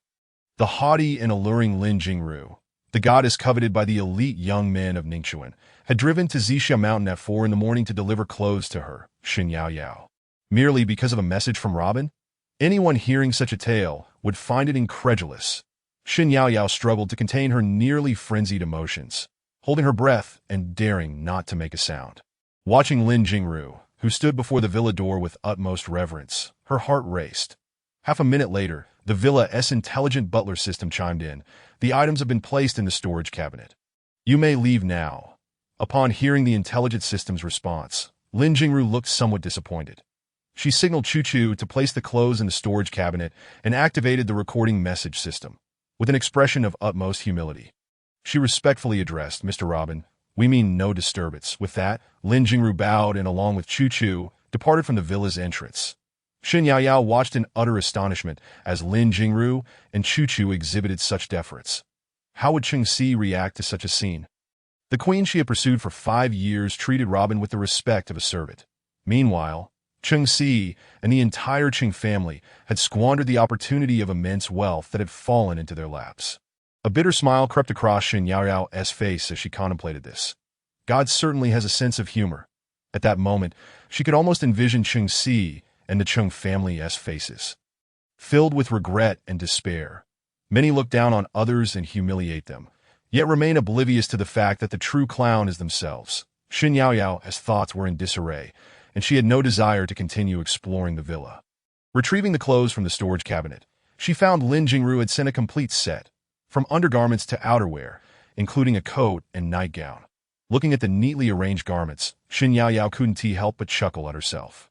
She quickly entered the bathroom, took a hot shower, and changed into the nightgown before lying down on the comfortable bed. Despite the exhausting night, sleep eluded her. Finally, as dawn broke at 6 in the morning, she couldn't resist taking a few photos of the bedroom she occupied. Outside the window lay the breathtaking view of Zisha Mountain. In the distance, the mist hovered over Crescent Lake. The recent heavy snowfall had left the mountaintop still blanketed in white. With no sleep in sight, she whimsically took numerous photographs of the villa's exterior scenery. "See, you must be awake by now. Let me send you a few pictures to provoke a reaction." Shen Yaoyao quickly opened WeChat and selected a few images to share with her. "See, guess where I am? You would never believe it. Ha ha ha ha." After a while, she received a response from Cheng Si. "Yaoyao, are you trying to play a prank so early in the morning? Do you think I can't tell these are photos downloaded from the internet of the Zisha Mountain Villa area? That's the life I yearn for. My greatest dream in this life is to become a woman like Lin Jingru, to reside in the #1 villa at Zisha Mountain, living a queen-esque life. Years from now, standing atop Zisha Mountain, overlooking the beauty of Crescent Lake. What a wonderful sight that would be. To live to such a degree is to truly live."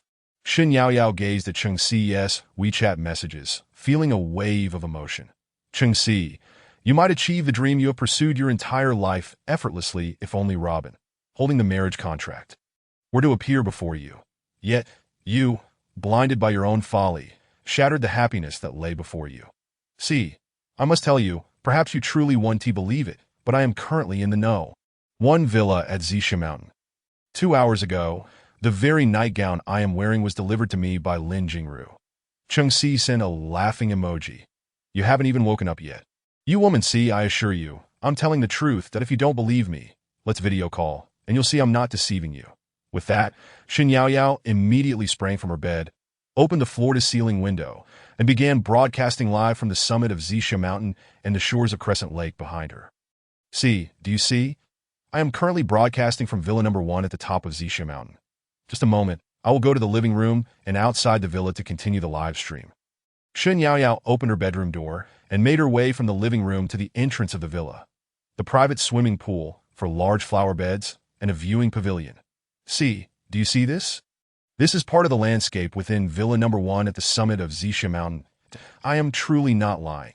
I am right here in this villa. And what might surprise you even more is, can you guess who the owner of this villa is? It's Robin, your former fiancé's family." Cheng Si sent another burst of laughter emojis. "Yaoyao, did you take the wrong medicine this morning? Why so excited to send me this boring stuff? What are you up to?" At that moment, Robin walked out of the villa and saw Shen Yaoyao making faces and striking poses. Shen Yaoyao was taken aback and quickly turned the camera towards Robin. "See, do you see who this man is? Chapter 0050. How dare you hit me?" Cheng Si observed Robin approaching from a distance and let out a cold laugh. "Yaoyao, tell that disgusting man that he thinks just because he had you shoot a prop for me in the film city, it would make me regard him any higher. How utterly ridiculous. Is he really the owner of Villa #1 at Zisha Mountain? Not a chance in the next life. I won't chat with you any longer. I have to visit Mr. Su to see Qin Shuliang. You all entertain yourselves." Shen Yaoyao stared blankly at the WeChat video chat screen, unable to comprehend. She had broadcasted the entire interior and exterior of Villa #1 at Zisha Mountain to Cheng Si. Yet Si refused to believe her. Perhaps the two truly had no fate. Come on, let's quickly tidy up and go out for breakfast. There's no one here to cook for you. Robin urged. Shin Yaoyao shot him an annoyed glance. I thought you would prepare breakfast for me. Letting you stay here for a night is already generous of me. Hurry up, I'll go retrieve the car and return it to you. There's nothing between us anymore. Shin Yaoyao retorted. What do you mean by that? Am I that repulsive? Robin glanced at Shin Yaoyao. Are you trying to cling to me? Hurry up if you don't leave now. You can run down the mountain by yourself. As he spoke, Robin opened the car door and started the Land Rover. Shin Yaoyao panicked, hastily grabbing her clothes and chasing after him, tumbling into the car. How can you be so oblivious to a woman's feelings? Do you still have that IO? Robin ignored her and asked. Yes, I keep it safe. What do you want it for? Shin Yaoyao asked in astonishment. Are you really going to ask Gu Zhihai's brother for a Porsche supercar and all of Gu Zhihai's shares in the Gu Corporation? Robin nodded. Yes, why wouldn't I claim what I risked my life to win? Moreover, I still owe you a Porsche supercar. Robin, I know you're doing this for my brother's sake, Shin Yaoyao said, her voice choked with gratitude. I am truly moved by your actions. Robin glanced at the excited Shin Yaoyao. You overthinking it. I just want to save some money. Shin Yaoyao glared at Robin. Can't you say something to make me happy? Robin scoffed lightly.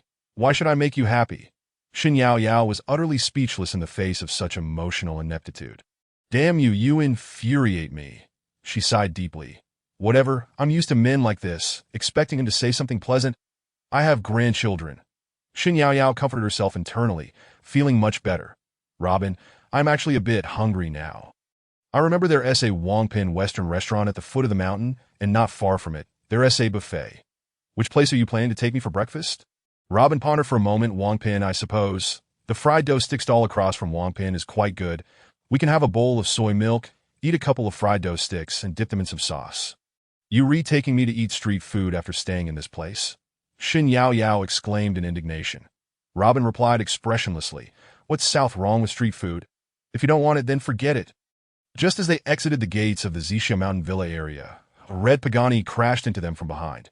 Shin Yaoyao was startled and glanced in the rearview mirror, fuming. That Pagani just rear-ended us while trying to overtake. It seems our Land Rover's bumper is damaged. She should pay for it. Robin looked at the car situation from the dashboard camera and dismissed it as a minor issue. Let us not waste time. He steered the car to the side, waving for the Pagani to pass. The Pagani roared past and blocked the Land Rover's path that a woman's face emerged from the red Pagani. Robin waved. It's fine. You can go.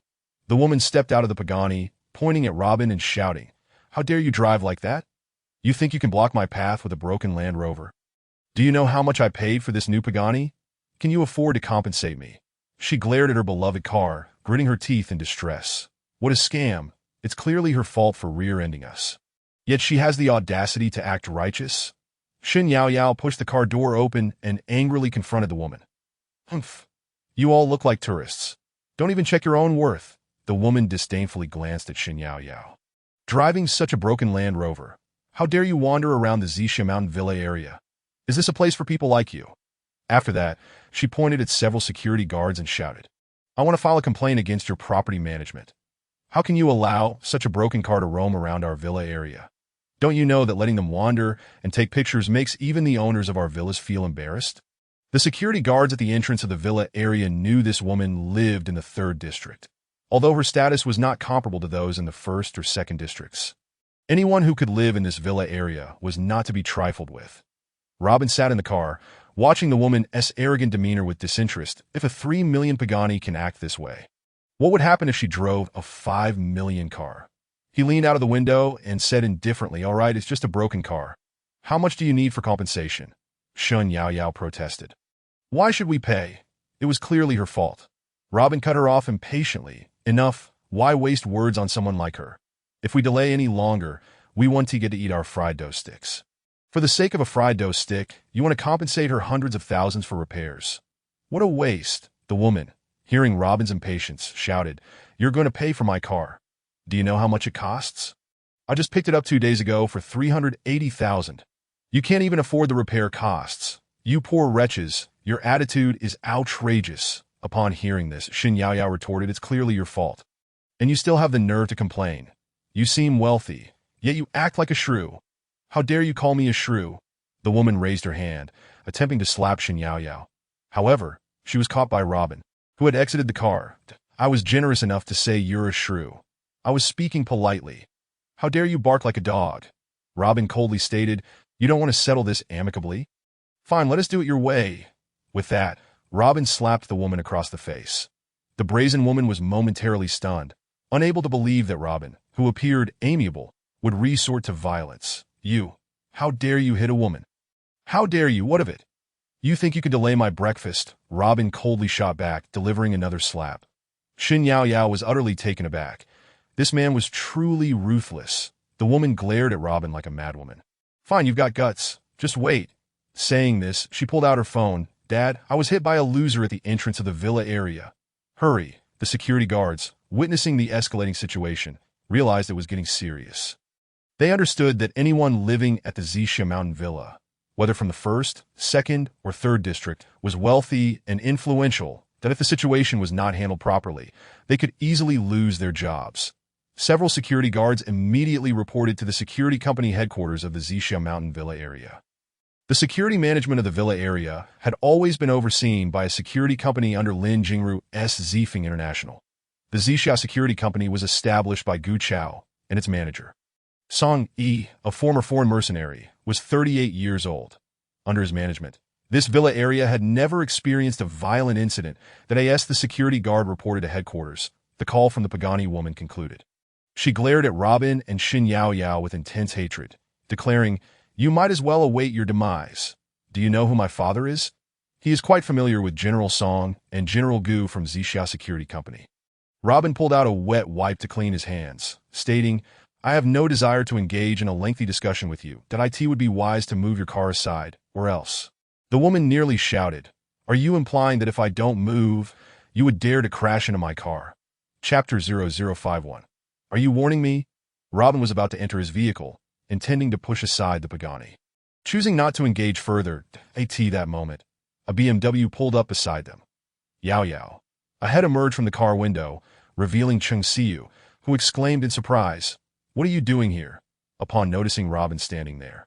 Along with a disheveled woman with a swollen face and the two mangled cars, she quickly grasped the situation that Su Wenhai, seated inside the car, also leaned out, gloating, Robin, had a little accident, did you? It seems you find trouble wherever you go. Did you even hit someone?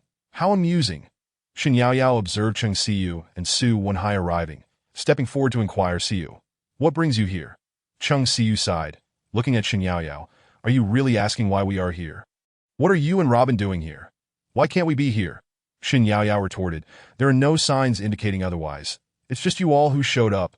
Cheng Siu cast a disdainful glance at Robin, saying, we came to discuss business with young Master Chun, while you two merely took a couple of photos to show me, didn't you? Yao Yao, I can't fathom why you keep associating with someone like Robin, who is utterly beneath consideration. What kind of trickery has he employed to ensnare you? To think you would venture to Zixia Mountain Summit in this frigid weather just to snap a few trivial photos for my sake. I understand his intentions. He wishes to win you back. Shin Yao Yao, utterly speechless, replied, Siu, you are overthinking. No one is that idle, and certainly not Robin. Would someone of his standing need to put on a FA before you? Cheng Siu and Su Wenhai exchanged knowing glances, bursting into laughter. What standing does Robin possess? He is merely a homeless wretch, relying on flowery words to deceive others. Yao Yao, wake up. One day, when you find yourself utterly duped, it will be too late for regrets. I shan't waste any more words on you. You wouldn't believe them anyway. Shin Yao Yao shot a glare at Cheng Siu that if one day you discover that Robin is the owner of the #1 villa on Zixia Mountain, you will have nowhere to weep. He is the owner of the #1 villa? Huh. Cheng Siu and Su Wenhai could hardly contain their laughter. I could claim to be the queen of Zifeng. Ha! Stop dreaming. After crashing into someone's Pagani, do you even know if you can afford the damages? You might as well kneel. Su Wenhai sneered at Robin. Causing a scene in this area, don't expect to get away with it easily. Robin chuckled lightly. My affairs are of no concern to you. Robin, that Pagani cost 3 million. Can you cover that? Su Wenhai scoffed that I still have your generous contribution of 300 million in my account. 3 million is nothing to me. Robin dismissed him as Su Wenhai gritted his teeth, speechless. Meanwhile, the Pagani woman, emboldened by the group's mockery of Robin, boasted C. Kid. A pauper remains a pauper. You lack the guts to act tough in front of us wealthy people. You dared to crash into my car earlier, didn't you? Go ahead, do it. With a playful smile, Robin replied, that was your challenge. Since you wish to see it, so be it. Without waiting for everyone to react. He hopped into his vehicle, reversing 3 to 4 meters before shifting into the highest gear and crashing directly into the Pagani. Bang! The robust Land Rover smashed into the right side of the Pagani, causing a cacophony of screams around them. The Pagani woman, utterly unprepared for Robin's audacity to demolish her $3 million luxury car, was left in shock. After a brief moment of astonishment, Chung Siu shook her head and bitterly remarked, "A brute is simply a brute. What else can he do besides throwing tantrums?" Su Wenhai's eyes widened in disbelief that a $3 million luxury car was not exorbitant for him, but such a cavalier disregard for wealth was indeed shocking. Damn, this guy is completely insane. As everyone stood in astonishment, Robin reversed the Land Rover another 3 to 4 meters, crashing it once, twice, 3 times. The Pagani was utterly reduced to a heap of scrap metal. Robin exited the vehicle, addressing the Pagani woman. Are you satisfied now? Name your price for the damages. The woman was entirely unhinged, shouting, You're finished. Even if you compensate me for both cars, I want to be satisfied. To hell with you. Your unwillingness means nothing. Robin climbed back into the car and waved at Shin Yao Yao. What are you waiting for? Get in. At that moment, 4 BMW SUVs roared in, encircling Robin. 11 or 12 individuals disembarked. Each wielding a machete, that a middle-aged man wearing sunglasses swung his muscular arm toward the Pagani woman, asking, Sweetheart, what happened? Which jerk hit you? I'll take care of him. The woman, tearfully rushing to the middle-aged man, exclaimed, Dad, it was him. He hit me and even wrecked my car. The middle-aged man glared at Robin. Kid Neil. Who the hell do you think you are? How dare you hit my daughter? Robin chuckled lightly. I care not who you are. Your daughter lacks upbringing, and I merely taught her some manners. Are you implying I should teach you some manners too? Su Wenhai laughed. This guy is destined to be beaten to a pulp. Siu, do you know who he is? His name is He Ba. He is a friend of Song Yi, the manager of Zixia Security Company. Legend has it that He Ba and Song Yi were mercenaries in the Xinyue area years ago. And in recent years, they have been overseeing nightclubs in Ningxuan. He commands nearly 100 ruthless men, and his hands are stained with countless lives. It is said that even the underworld's king of hell bows to him.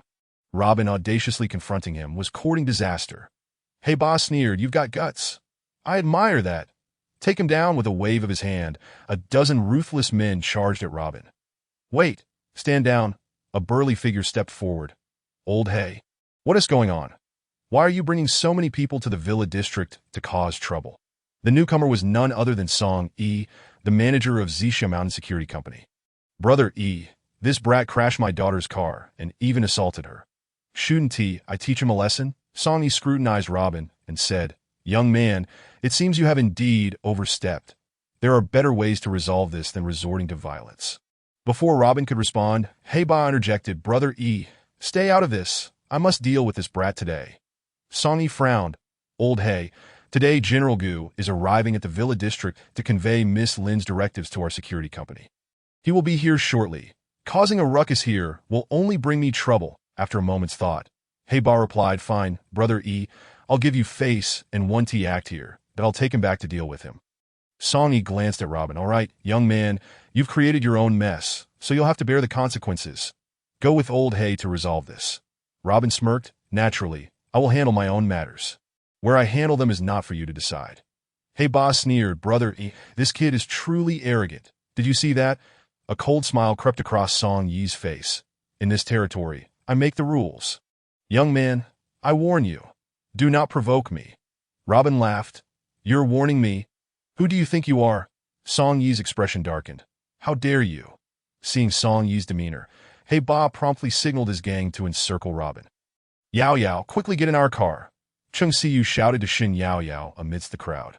Shin Yao Yao ignored her and quickly moved closer to Robin. Song Yi called upon the 30 security guards who had followed him to clear the area, swiftly dispersing Chung Siu and the others.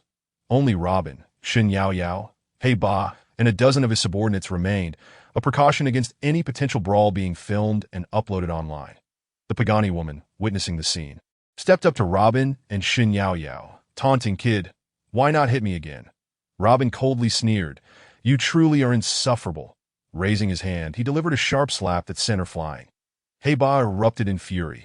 Commanding his men to charge at Robin and Shin Yao Yao at that moment, a Hummer roared up to the villa entrance, and Gu Chao stepped out of the vehicle. Mr. Gu, I apologize, but a peculiar incident has occurred here.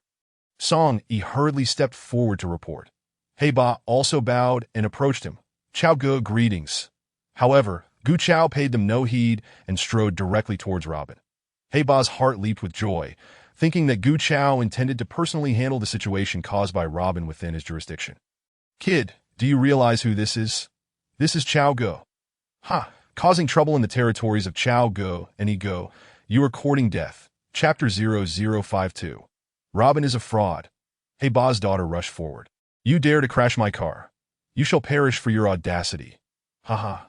Suddenly, her laughter was cut short as a large hand seized her throat and lifted her off the ground. The Gu Chao's icy grip tightened around her neck. You deserve to die. Chao Gu. She is my daughter. He Ba was utterly astounded by the shocking scene before him. Gu Chao executed a swift kick, sending He Ba crashing to the ground, his foot stepping onto his face. Mr. Luo, I apologize for the disturbance that I will handle the matter here. Please excuse me. Gu Chao bowed respectfully. Shin Yao Yao was taken aback by the abrupt turn of events. What on earth is happening? After a brief moment of shock, she recalled that Gu Chao was under Lin Jingru's command. Then she remembered how Lin Jingru had personally delivered clothes to her earlier this morning. She gazed in astonishment at Robin, who appeared as indifferent as the wind. What kind of formidable background does this man possess? Even several legendary figures from Ningxuan are drawn to him. Song Yi was equally astonished. The top enforcer under Lin Jingru, Gu Chao, would personally intervene for someone driving a Range Rover. Chao Gu, dispose of them.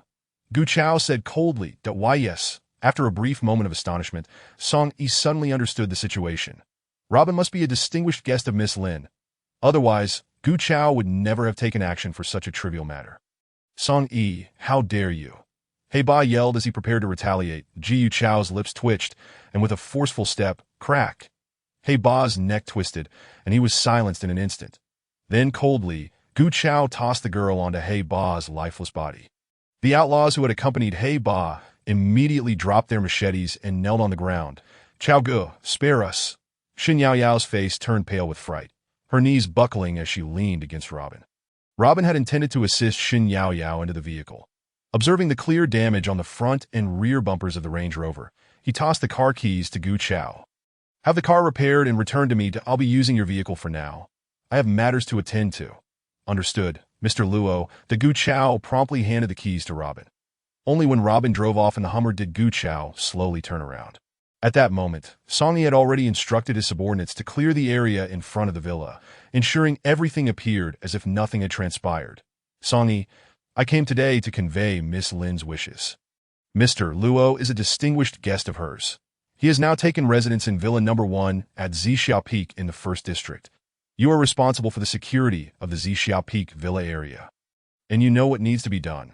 Upon learning that Robin was indeed the owner of Villa No. 1 at Zixiao Peak, Song Yi broke into a cold sweat. The owner of the villa. Revered as a myth in Ningxuan, was Robin. He had almost offended him. Had Gu Chao arrived just a moment later, perhaps those lying on the ground would not only have included He Ba and his arrogant daughter. He feared he might have been accompanying them to the afterlife. Chao Gu, I understand. Please rest assured, I guarantee that nothing like today will happen again. At that moment, Cheng Si and Su Wenhai arrived at the villa entrance in a BMW.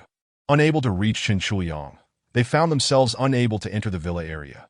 They considered calling Lu Yunfeng, who lived in Area 3, but he was likely drunk and currently unreachable. Reluctantly, they attempted to negotiate with the security personnel regarding their entry. Young Master Su, it seems the situation here has been resolved. Cheng Si observed the restored order at the villa entrance. The Hummer that just drove down the mountain seemed to belong to Robin. What is going on? Su Wenhai muttered to himself that I recall the Hummer belongs to Gu Chao. How could Robin be driving his car? Are they that familiar? Cheng Si scoffed. Do you think that's possible? Young Master Su, you overestimate him. Haha, a brash fool with no background. How could Chao Gu befriend someone like him? Not on the same level, they can never be together. Indeed, Gu Chao would never lower himself to associate with someone like Robin. Su Wenhai smiled bitterly.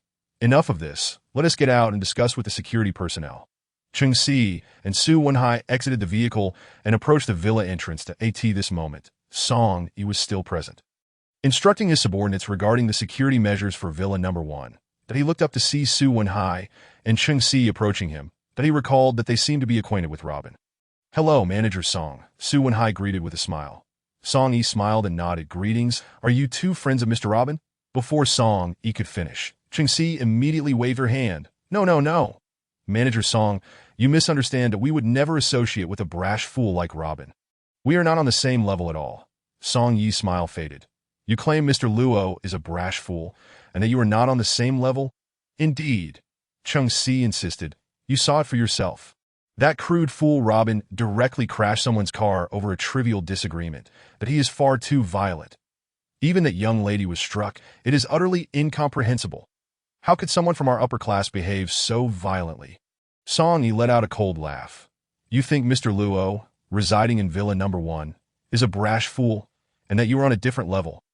May I ask, you proclaim to be of the upper class, but can you reside in this villa area?" Cheng Si's mind momentarily stalled. "Manager Song, are you saying that Robin lives in Villa Number 1 at Zixia Peak?" "Precisely. The owner of Villa Number 1 at Zixia Peak is Mr. Luo." Song Yi smirked. "That I in that case. It seems you are indeed not on the same level." Upon hearing this, Cheng Si grew anxious. "Manager Song, you have been deceived. Robin is a fraud. How could he possibly be the owner of Villa No. 1? Leave." Song Yi rebuked sharply. "If you dare to slander our owner again, I will not be courteous." "Manager Song, you have truly been tricked." Cheng Si attempted to explain further, but several security guards armed with electric batons approached them. All right. We are leaving." Su Wenhai pulled Cheng Si into the car, turning around and driving down the mountain. Robin, driving Gu Chao's Hummer, took Shen Yaoyao away from the Zixia Peak Villa area. It was only once they reached the foot of the mountain that Shen Yaoyao regained her composure. She curiously scrutinized Robin. "May I ask, why does Lin Jingru treat you with such deference? Even her subordinate Gu Chao behaves similarly." Chapter 0053. "I am no gentleman," Robin pouted. "Lin Jingru is my maid. Naturally, she and her subordinates should show me respect." Shen Yaoyao looked at Robin's earnest expression and burst into laughter. "Robin, when you tell lies, it is impossible to tell. Did you really graduate from a performance arts program?" Robin shook his head helplessly. "You women are truly something else. Why is it that when I speak so candidly, you do not believe me? What has become of this world? Must I weave lies for you to accept as truth?" Shen Yaoyao pointed at Robin's innocent face, laughing uncontrollably. "Is it really that amusing? Don't laugh too hard." Robin shook his head. "That if you don't believe me, so be it. I am hungry. Let's grab some breakfast at the Wangpin Western restaurant across the street." Shen Yaoyao finally managed to stabilize her emotions. "All right, enough joking. That I have something to tell you. Cheng Si's grandfather is returning in a few days." Robin glanced at Shen Yaoyao. "So what if he returns? What does it have to do with me? Don't you want to meet him?" Shen Yaoyao inquired cautiously. "No," Robin snorted. Shen Yaoyao studied Robin for a while, a knowing smile crossing her face. Robin noticed a long queue at the oil stick and pancake stand across from the Wangpin Western restaurant. It had been ages since he last had oil sticks. With anticipation, he recalled noticing the breakfast stall last night. "Are you going to eat?" "I won't eat that kind of stuff." Shen Yaoyao shook her head. "Suit yourself. If you don't want to eat, then don't." Robin parked the car in front of the Wangpin Western restaurant and walked directly across the street to the bustling oil stick breakfast stall. Joining the long queue, the business at this oil stick and pancake shop was thriving. It was already 8:30 in the morning, and many people were waiting in line for a warm breakfast. Most of the patrons queuing were office workers and local residents. Standing in line, Robin listened to their discussions about the popular oil stick and pancake shop. Praise be to this establishment, where the fried dough sticks are both large and delectable. It is precisely for this reason that their business thrives so splendidly each day. Robin gazes at the length of the queue before him, estimating that he shall have to wait another 10 minutes to procure his oil sticks and sesame cakes. However, the prospect of savoring those exquisite oil sticks and sesame cakes, accompanied by the spicy hot tofu, is more than enough to endure the wait. Sitting in the car, Shen Yaoyao observes Robin from a distance. A bemused smile gracing her lips, T.O. think he would brave the bitter cold for a taste of fried dough and tofu. waiting in line for such a trivial delight while residing in the most opulent mansion in Ningxuan. What a peculiar man! Could it be that this breakfast stall's offerings are truly exceptional? Shen Yaoyao's thoughts began to swirl, recalling that she, too, had not indulged in the fragrant oil sticks for many years. The last time she had tasted them was when her mother was alive, who had taken her several times, that in an instant, the memory of the oil sticks flavor ignited her appetite. Thus, she sent a message to Robin, requesting him to purchase an extra serving to bring back. After standing in line for nearly 15 minutes, Robin found himself nearing the front, with only 5 people remaining ahead of him, just as he envisioned the delightful sensation of biting into a crispy oil stick. An incongruous scene unfolded before his eyes that a stocky, short man suddenly squeezed past him, roughly embracing a girl in a plaid skirt, his hands inappropriately roaming. "What are you doing? Let me go," the girl cried out, struggling as her documents scattered across the ground. Initially, Robin presumed they were a couple, but upon hearing her cries, it became evident they were strangers. The dark-faced man brazenly committed such lewd acts in broad daylight. Robin glanced at the papers strewn about the floor, which included a recruitment pamphlet from the Shao Corporation and the girl's personal resume. In the ensuing chaos, her resume and accompanying materials were trampled upon. Clearly, she had come to interview for a position at the Shao Corporation today. "Let her go," Robin declared, his good mood marred by this vile display.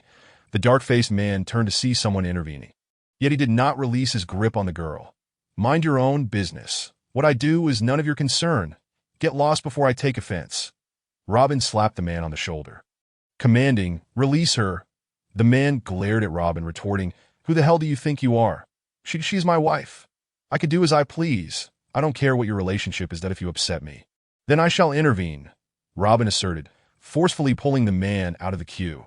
The girl, sensing assistance, quickly hid behind Robin, whispering, "I don't know him." The onlookers at the oil stick stall stared in astonishment at Robin, recognizing the burly man as a local thug. Despite Robin being taller and leaner, he appeared to be no match for the dark-faced brute. The man scoffed, feigning indifference. "Kid, did I hear you correctly? Are you looking for a fight?" Without a hint of emotion, Robin replied, "Indeed, I find you quite displeasing. While I'm still in a good mood, apologize to this girl and get lost." Upon hearing these words, the crowd gasped instinctively. This young man dared to threaten the local ruffian? Was he courting disaster? The girl, fearing for Robin's safety, quickly interjected, "It's fine, I don't want the oil sticks anymore. Let us just go." The dark-faced man smirked, surveying the crowd. "See? Even this little girl isn't saying anything. Don't he go looking for trouble?" Robin sneered, "I thrive on trouble." The dark-faced man coldly warned, "You want to die, huh? Let me tell you, if you don't cause trouble, you won't face consequences with that." He swung his fist at Robin. The line at the oil stick stall recoiled in unison, with everyone holding their breath, reluctant to intervene for fear of receiving a beating themselves. Robin observed the man's fist approaching and shook his head. With a swift motion, he delivered a resounding slap to the man's cheek. The sound echoed as the man flew backward, crashing against the curb several meters away. The dark-faced man was left dazed, utterly shocked that this seemingly frail young man was a skilled fighter. The girl in the plaid skirt, along with the onlookers, were taken aback. Their fears had not materialized. Robin had effortlessly dispatched the ruffian with a single blow. To them, this was an astonishing revelation. This young man was remarkably powerful. The crowd erupted in cheers, praising him. "Well done! Such a splendid display. Brother, are you a professional fighter? Initially, I thought you were in trouble. Be cautious. That scoundrel is a local bully named Luzi, and no one dares to cross him. He's connected to the security company in the area. You should leave quickly. It's your first time here. Don't linger and invite trouble." With a nonchalant smile, Robin remained silent. The girl approached him, expressing her gratitude. "Thank you for helping me." Robin glanced at her resume. "Quickly, go print another copy. You should still have time." She shook her head. "It's likely too late. There are many applicants for the Shao Corporation, all with impressive credentials. I doubt I would be hired even if I went now." Robin glanced at the girl, whose eyes were filled with uncertainty, and said, "How can one know the outcome without taking a chance? Perhaps if you go, you might succeed." The girl pondered for a moment, then shyly smiled. "All right, I will heed your advice and try my luck." After a brief pause, her cheeks flushed, yet she boldly asked, "My name is Zhao Yin. May I have your WeChat ID? I would like to treat you to a meal someday. Robin replied with a dispassionate smile. It's merely a trifling matter, no need to dwell on it. You should hurry and go for the interview. However, the girl hesitated. I just want to invite you for a meal if the opportunity arises. Robin shook his head. There's no need. If fate allows, we shall meet again. The girl felt quite disheartened. Observing Robin's resolute refusal to exchange WeChat IDs, she reluctantly surrendered. Watching Robin's indifferent and composed figure depart only deepened her feelings of longing. She considered herself not exceptionally beautiful, but certainly among the attractive that in school and later in society. Men often approached her, seeking her contact information. Yet this man, who had come to her aid, dismissed it as a trivial matter. Even when she took the initiative to request a means of contact, he declined. Indeed, it was quite extraordinary. Gazing into Robin's clear, water-like eyes, the girl sensed he was not being pretentious, with a sense of disappointment. She made her way to the bus station. Meanwhile, in a vehicle observing Robin, Chung Siu chuckled lightly. Robin, even if you refuse the advances of any girl for my sake, it will not sway me. You may never understand that individuals from different realms can never truly converge. After the girl left, Robin quickly approached a stall selling youtiao that he purchased for Youtiao, for Xiaobing, and a bowl of spicy tofu. Also ordering a portion for Xin Yaoyao.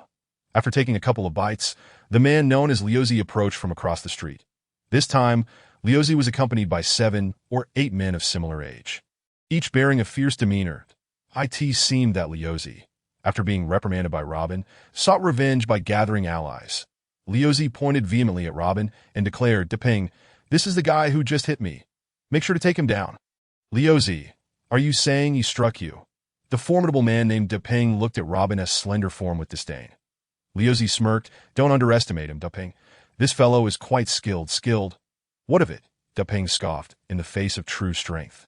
All else is trivial. Liuzi beckoned Robin with a taunting gesture. Hey kid, show me your bravado now. At that moment, Deping stepped forward, scrutinizing Robin. Got a weakling like you. I could take you down with a single punch. I've been around with Yaij for years and have rarely encountered such a feeble opponent, to be honest. Even if I beat you today, I would feel embarrassed. Kneel and call me Grandpa, and we can consider this matter settled. The crowd gathered around the youtiao stall immediately began to worry for Robin upon hearing Daping's name. Daping was somewhat notorious in the area, often proclaiming that Song Yi, the head of the Zixia Mountain Security Company, was his boss. Years ago, he had followed Song Yi into the underworld, and in recent years, he had built a reputation by leveraging Song Yi's name, amassing a band of followers. Many local thugs gravitated around him due to his association with Yaij. Though in reality, Song Yi did not know him at all. Daping, if you take this kid down, I'll wire you 3,000 yuan immediately. Daping patted Liuzi on the shoulder. Don't worry, dealing with such scum is a matter of minutes. The onlookers truly grew tense. Robin had previously defeated the burly man through sheer individual skill, but facing multiple opponents was an entirely different challenge. Moreover, it was rumored that Daping was a subordinate of Song Yi. Crossing Song Yi was no trivial matter, as his backing came from Zifeng International, a towering presence in Ningchuan. Some well-meaning individuals urged Robin quietly, Young man, you should run. Otherwise, you're in for a world of pain. This man is a subordinate of Song Yi from the Zixia Security Company that you've gotten involved with a rogue. Buddy, you've attracted trouble. Don't confront them directly. These men were known bullies, taking advantage of Song Yi's reputation to act tyrannically. Robin nodded to the concerned crowd. It's all right. I have a penchant for dealing with rogues. Daping approached Robin, kicking over a table. Kid, you think you can get away with hitting my brother? You've got a death wish. Kneel and bow 2 times and cough up 20,000 yuan, and we'll call it even. Otherwise, chapter 0055. This guy is too fierce. Otherwise, what? With a swift kick, Robin sent Daping flying. Damn it, even while eating youtiao. I encounter a few pests, lick the tofu and youtiao clean off the ground. Daping was sent sprawling by Robin's kick. Liuzi was instantly dumbfounded that he hadn't anticipated Daping would be taken down before he even had a chance to retaliate. The crowd surrounding Robin, worried about the impending conflict, moved back cautiously as they noticed the 7 or 8 thugs accompanying Daping had drawn knives, ready to strike at Robin, and no matter how skilled Robin was, he would struggle against a group of armed men. Those who had previously advised Robin to leave now scoffed as they saw him surrounded by several knife-wielding men. Sigh, This young man is too headstrong and refuses to listen to reason. Such individuals only learn through painful experiences. Haha, today's youth are truly oblivious. You all are short-sighted, and if he dares to stand his ground here, it's a testament to his strength. He clearly doesn't regard these thugs as a threat. The crowd had various opinions. Whichever side emerged victorious held no significance for them. They merely sought entertainment. None would stand up for Robin because of his previous act of heroism that don't flatter him. The black-faced thug brought a crew of ruthless fighters. Just look at this young man's frail and tall figure. How could he possibly stand against them? True enough, compared to those thuggish rogues. The young man's aura certainly seems diminished. From a distance, Chung Siyu and Su Wenhai exchanged glances, their expressions dripping with disdain. Chung Siyu shook her head in exasperation. Whenever I see Robin like this, I am at a loss for words at his age. All he knows is fighting.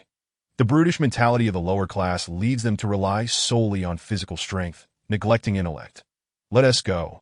I don't want to watch any longer. His antics make my stomach turn to Su Wenhai, however, remained intrigued. Wait a moment, Siyu. I want to see how this unfolds that I enjoy watching this kid put on a show. Haha. Robin is either causing trouble or on the brink of it. I suspect he is aware we've been watching him and is deliberately escalating the situation. Chung Siyu nodded. Of course, he knows the car we drive. He saw it when we were at the entrance of the Zixia Mountain Villa district, and if he were unaware that I was watching him from afar, he likely wouldn't have stirred up this commotion. He is putting on a show for my benefit, risking it all. I don't believe he can take on so many alone. Did you hear?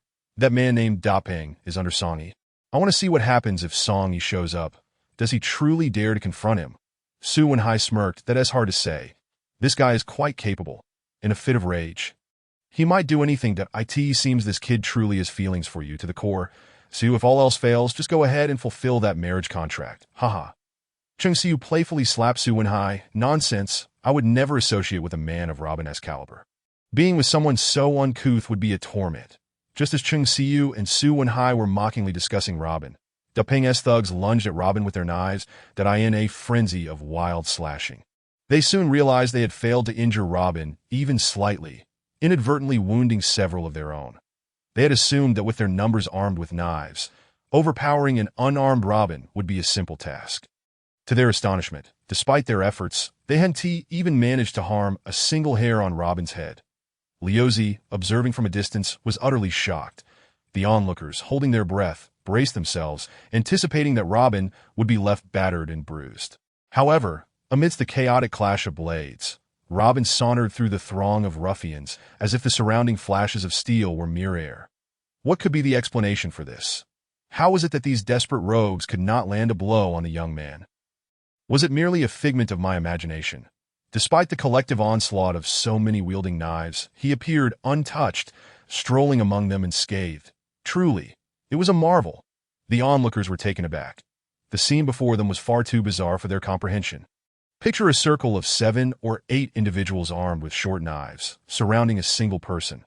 Even without engaging, the mere posturing was intimidating enough. Had they encountered a ghost after 2 or 3 exhausting minutes of feeble attempts? Da Peng and his accomplices were breathless, yet they still could not lay a finger on Robin. Shaking his head, Robin disdainfully remarked, "You lot of worthless fools dare claim to be tough in this society. You ought to be wary of ending up as corpses in the street." This was a blatant humiliation. The gang, gritting their teeth, summoned all their strength for another fierce assault on Robin, only to find themselves utterly disheartened. Exhausted, they paused, gasping for breath. That moment, Liuzi, watching from a distance, began to feel anxious. The men Da Peng commanded were all capable fighters. After such an effort, they had failed to strike him, and now they were utterly spent. He looked in terror at the indifferent expression on Robin's face, his heart racing with trepidation. Had he encountered a master today? If that were the case, trouble was brewing. This fellow would surely not let this go unpunished. As Liuzi contemplated this, he glanced at Robin and instinctively took several steps back in fright. Robin surveyed Da Peng and his men, who were now too fatigued to continue their assault, with a playful smile. He declared, "Having corrected your missteps, it's my turn now." With that, Da Peng and his crew witnessed a blur of movement. Each one struck down in an instant, clutching their chests and writhing in pain on the ground. Meanwhile, the crowd continued to debate whether Robin would emerge victorious today.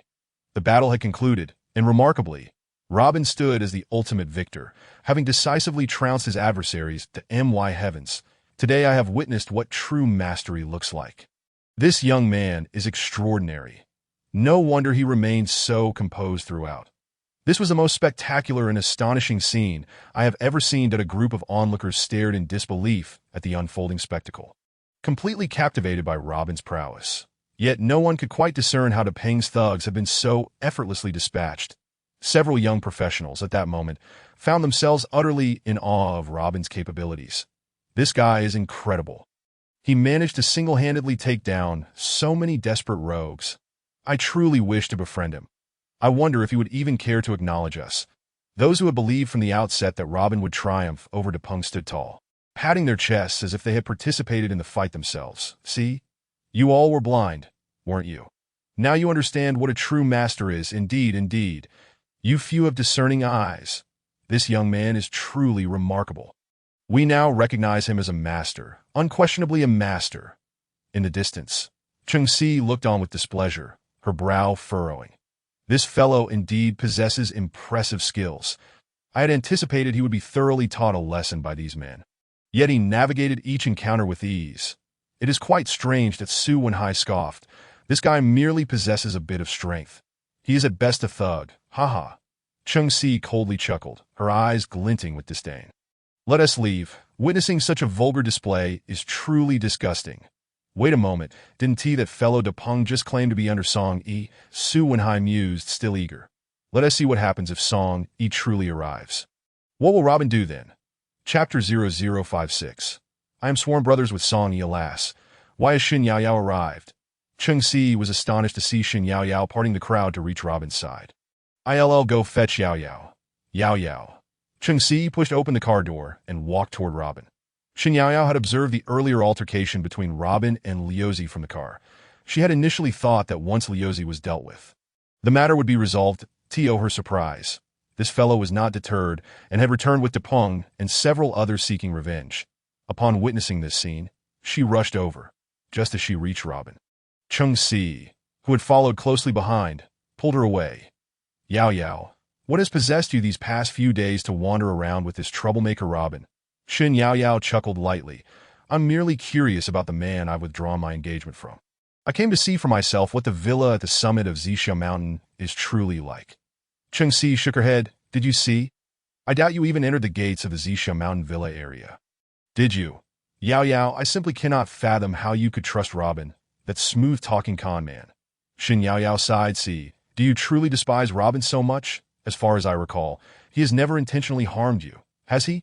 See, I now tell you, Robin is indeed the owner of Villa No. 1 at Zixia Peak. Enough. Cheng Si was already losing patience. Yaoyao, how can someone as astute as you be deceived by this scoundrel Robin? Villa No. 1 at Zixia Peak. That's a myth in Ningxuan.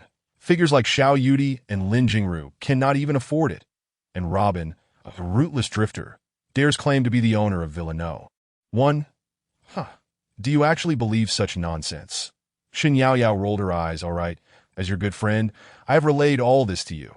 Whether you believe it is up to you. See, remember, don't blame me for not revealing the truth later. Shen Yaoyao observed Cheng Si's disdainful expression and paused before continuing. See, if you say that someone like me, who is carefree and naive, being deceived by Robin's sweet words is somewhat understandable, then what about Miss Xiao and Miss Lin, the two most beautiful and intelligent women in Ningxuan? Are they also simpletons? Cheng Si shot a glare of annoyance at Shen Yaoyao. I won't discuss this with you. You are beyond saving. In any case, I find it utterly nauseating to watch Robin pretend to be wealthy. Fine, Robin is right. Think what you will, as long as you are happy. Shen Yaoyao retorted with a huff, shaking her head. See, do as you please. Point one day, if you suddenly realize that the person you scorned is someone you can never reach, how will you feel? Cheng Si looked at Shen Yaoyao, sighing. Yaoyao, it is I who have led you astray. That scoundrel Robin. See, young Master Chun has asked us to wait for him at the Starbucks on West Street. Let us go. Su Wenhai approached from behind. Yaoyao, you should come with us. Don't continue to follow Robin around aimlessly. Just look at the places he drags you to, associating with these street thugs that Su Wanhai's words immediately drew discontent from the surrounding crowd, who swiftly began to retaliate. Who the hell are you calling a street thug? Chung Si sensed the situation turning dire and quickly pulled him away to AT that moment. Robin approached Dapeng, stepping on his chest, that you'll clean up all that grease and tofu before you leave. He then pointed at Liuzi in the distance. Come here, crawl to me. At this moment, Liuzi was filled with regret. Had he known Robin was so formidable, he would never have spent so much money to summon Dapeng and the others. Witnessing Robin's unpredictable prowess, he realized that even bringing dozens more would be futile. Trembling with fear, Liuzi managed to crawl to Robin's feet, kneeling as he pleaded, Big brother, today it was my blindness that offended you. Please spare me. I will compensate for all your losses. From now on, I, Liuzi, will never appear on this street again.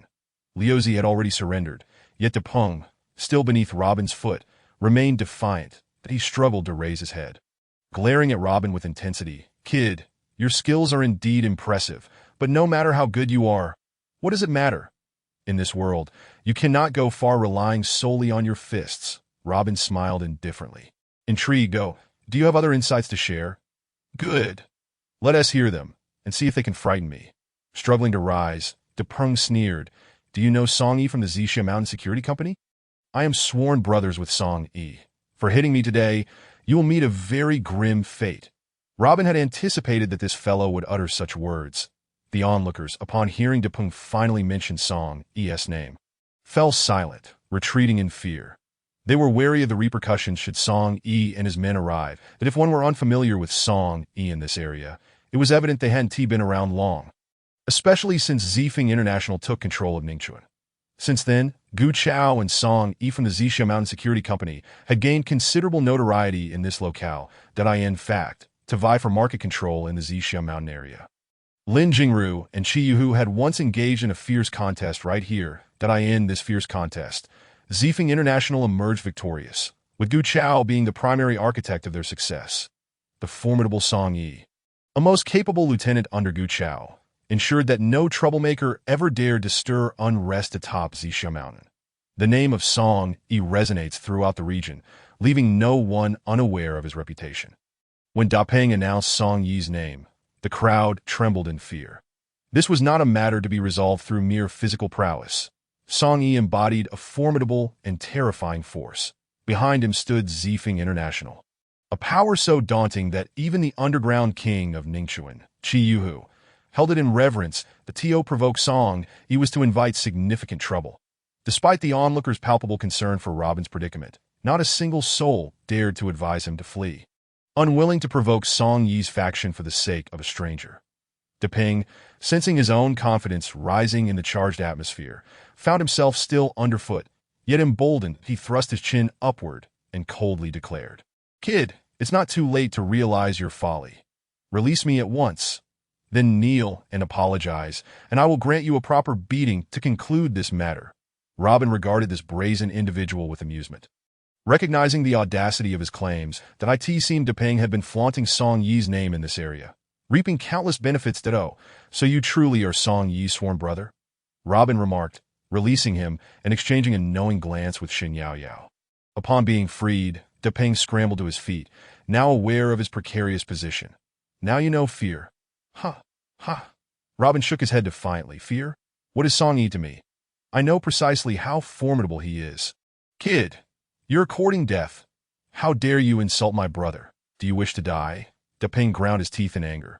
Robin calmly pulled out his phone. Ji Chao, tell Song Yi to come here immediately. His brother claims he wants to kill me.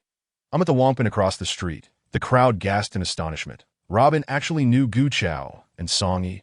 Was it feasible for Song Yi to arrive here? Dapeng trembled with apprehension. Could this young man genuinely be a friend of Song Yi? But then he thought, how could that be? Surely, he was just leveraging Song Yi's name to instill fear. There was no way he could speak to Gu Chao with such bravado. Ah, you really know how to put on a show, Dapeng scoffed. You think someone like my brother would come just because you made a call? With a light chuckle, Robin replied, 3 minutes that if he doesn't come within 3 minutes. Gu Chao will arrive instead, but when they both show up, don't soil yourself in fright. Dapeng felt a jolt of anxiety. Could it be that he was truly facing someone extraordinary? The onlookers, captivated by the unfolding drama, felt their excitement surge once more. That it was no wonder the young man maintained such composure. He was evidently associated with Gu Chao and Song Yi. Listening to his phone call, it almost seemed he held a higher status than even Gu Chao. Are you foolish? He asked, merely bluffing. If he didn't, how could he instill fear? But what if Song Yi truly did come? How could that be? Would Song Yi really come for such a trivial matter? As Chapter 57 unfolds, Shen Yaoyao observed the scene and began to laugh. Being with Robin seemed to infuse the world with intrigue. She glanced at Robin, unable to contain her amusement. The SIE said you attract trouble wherever you go. It's true. You could spark a fight over a fried dough stick. Giggle giggle. Robin pulled out a wet wipe to clean his hands. Ignoring her, Shen Yaoyao shot a glance at Da Peng and his companions, scoffing. You scoundrels. Do you think bullying others is amusing? Today you've kicked a steel plate. Do you even know who he is? Gu Chao and Song Yi would carry his shoes. How dare you claim to be Song Yi's brother in front of him? Isn't that courting death? Da Peng, inwardly troubled, felt a surge of fear upon hearing Shen Yaoyao's words. Could he truly be one of Gu Chao and Song Yi's people? Shen Yaoyao turned to the fried dough stick vendor, purchased 2 servings, and handed one to Robin. Robin, while you were fighting them. Cheng Si and Su Wenhai were watching the whole time. Robin took a bite of the fried dough stick. So what? Shen Yaoyao contemplated sharing what Cheng Si had said, but found it rather dull and chose to remain silent. CE's grandfather had returned to the country so quickly due to his deteriorating health. Doctors had informed him he had only 6 months to live. The Cheng family, upon receiving this news, was brewing a power struggle over the management of the Cheng Group. Cheng Si was eager to secure an investment partnership with the Chengdong Ecological Zone, as she aimed for the position of chairperson of the Cheng Group. If she failed to improve the company's performance soon, her aunt, uncle, and several major shareholders would likely unite against her. Robin regarded Shen Yaoyao with confusion. What are you trying to convey? Shen Yaoyao paused, realizing there was no point in continuing. Forget it. That moment, 2 Hummer SUVs sped towards them from the direction of Zixia Mountain, emblazoned with the insignia of Zixia Security Company. The arrivals were none other than Gu Chao and Song Yi. Robin checked his watch. 3 minutes precisely. Gu Chao had been at the Zixia Mountain Villa, and upon receiving Robin's call, rushed over with Song Yi without hesitation. The 2 Hummers, marked with the Zixia Mountain Villa insignia, screeched to a halt in front of the fried dough stand, the tires screeching against the pavement. The Gu Chao and Song Yi swiftly exited the vehicles, rushing towards Robin. Gu Chao and Song Yi have both arrived. My heavens, this young man commands significant respect. A single call summoned them. The crowd gasped as they witnessed Gu Chao and Song Yi arrive within 3 minutes, their eyes wide with astonishment. Da Peng, witnessing the scene, trembled uncontrollably. That he had never anticipated that his charade of leveraging Song Yi's name for petty gain would lead him to confront the real deal. Did you see that? Gu Chao and Song Yi seemed quite fearful of him. The onlookers, previously intent on maintaining their distance from Robin, suddenly felt shame wash over them. As Gu Chao and Song Yi, accompanied by 6 imposing bodyguards, approached Robin. They lined up respectfully and addressed him. Mr. Luo. The crowd gasped once more at the sight. The fierce figures they had perceived as intimidating were now humbly deferential before Robin, highlighting his elevated status in relation to Gu Chao and Song Yi. This was an eye-opening experience. Gu Chao, a person of such elusive stature, referred to him as Sir. Da Peng and Liuzi realized their doom had arrived. Having boasted about being Song Yi's brother, they had now encountered the genuine article. How amusing! Did you not see that fool trembling? Da Peng fell to his knees, rendered speechless by fear that he knew all too well that the formidable figures under Zifeng International were not mere street thugs. To misuse their names for malfeasance was a matter that could lead to dire consequences. Liuzi, witnessing the unfolding drama, prepared to make a discreet exit, retreating quietly that if Song Yi inquired about the situation, he wouldn't escape. This was not merely a brawl. It was a matter of life and death. Song Yi, whom have you befriended? Robin remarked coolly. First, I encounter a black aide at the villa, and now I meet one of your brothers here. What sort of scoundrels are these, harassing young women in the morning? Song Yi felt a rush of anxiety at Robin's words that if Lin Jingru found out, his standing would be irrevocably compromised. Mr. Luo, I assure you. He is not my brother. This scoundrel is using my name to swindle. Handle it as you see fit, Robin replied with a nod, that I'll be damned. Who do you think you were to claim to be my brother? You must be tired of living. Song Yi, filled with fury, kicked Da Peng squarely in the face. Da Peng was left dazed by the blow. Unlike Robin, Song Yi and his bodyguard showed no mercy, each of them seeming eager to tear him apart. Da Peng, realizing the gravity of his situation, scrambled towards Robin, pleading, Brother, I was blind. Please spare me. I beg you. Did you not just say I should lick the fried dough stick off the ground? I'll do it now. With that, Da Peng dropped to the ground and, like a dog, began to lick up the overturned fried dough sticks and congee. Once he had cleaned the mess, he crawled before Robin and Song Yi. Pleading, Go, please spare me. I will never dare again. Song Yi replied coldly, Do you think offending Mr. Luo will allow you to escape? If I let you go, how can I continue to survive in Ningxuan? Kid, before engaging in such behavior, you should have anticipated the consequences, death. Take him outside and dispose of him in the sea.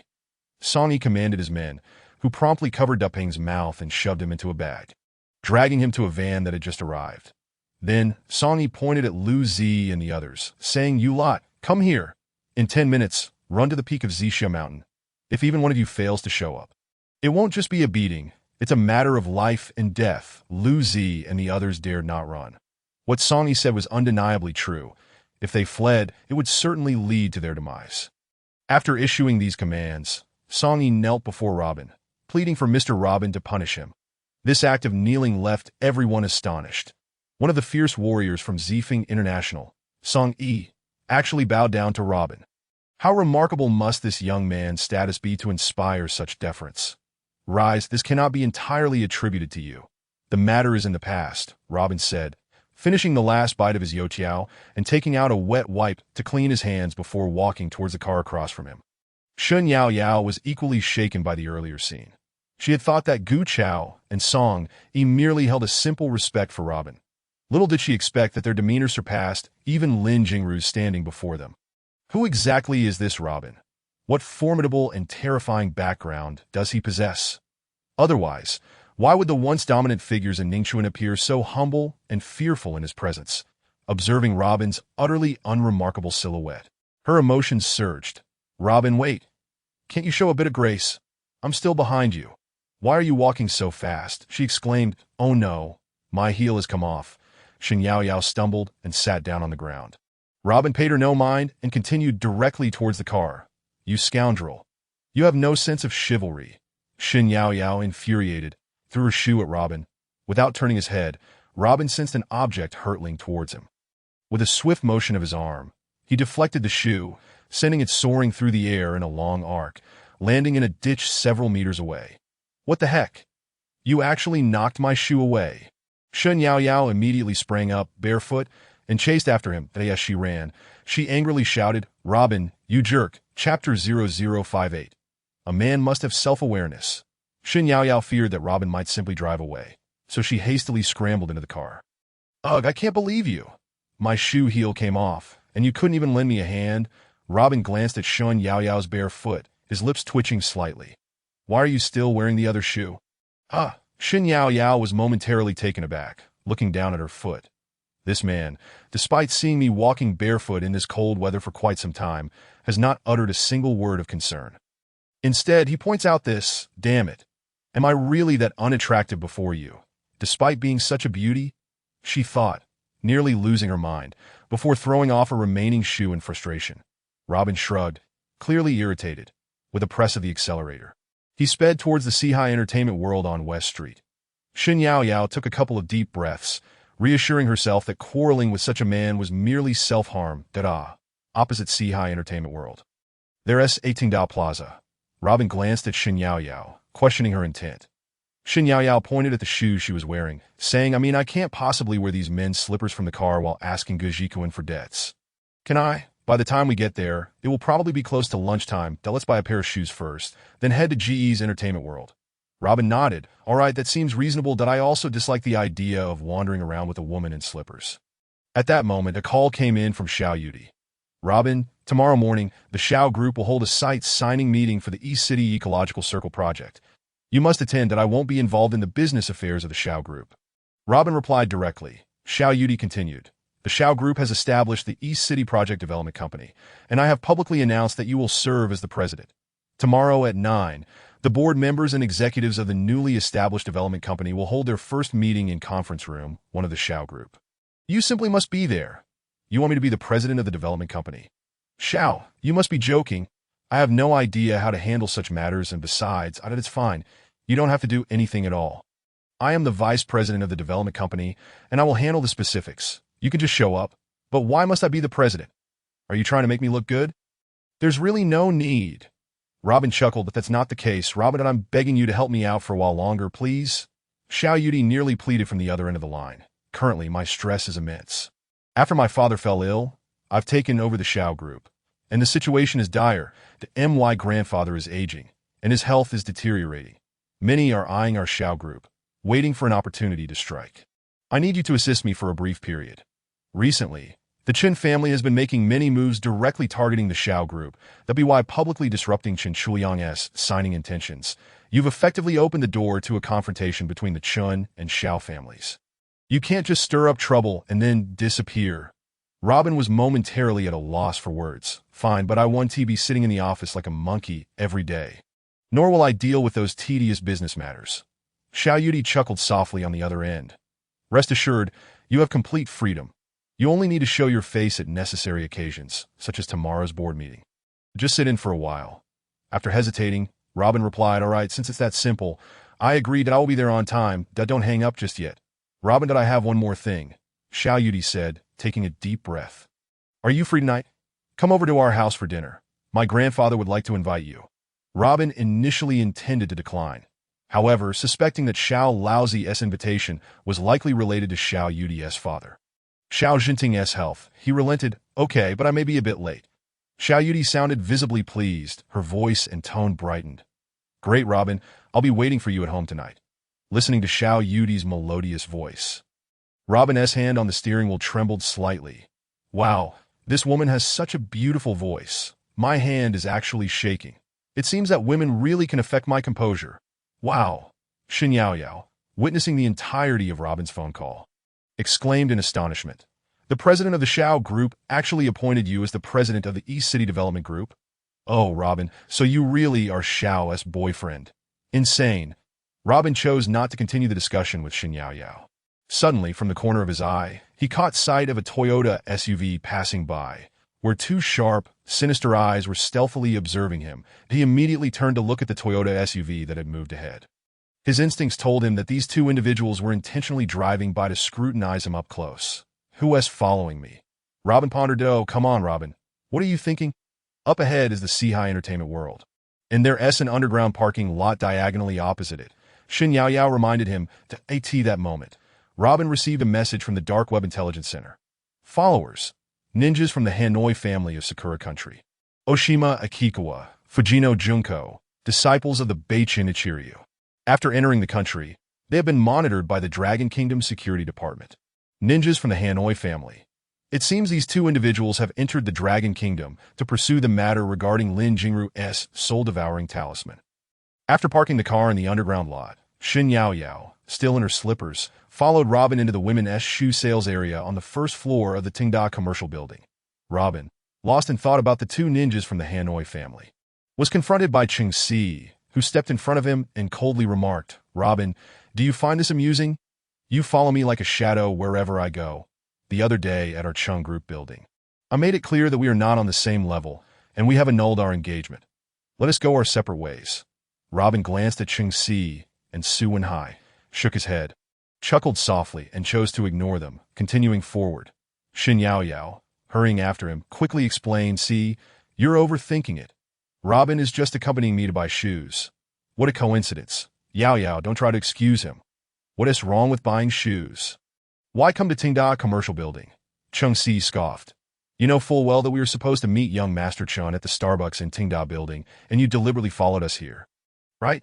I absolutely detest clingy men. Oh, come on. He is not deliberately looking for you, Shin Yaoyao said, shaking her head in exasperation. Cheng Si seemed quite upset, taking 2 steps closer to block Robin's path, that I in front of the onlookers in the commercial building.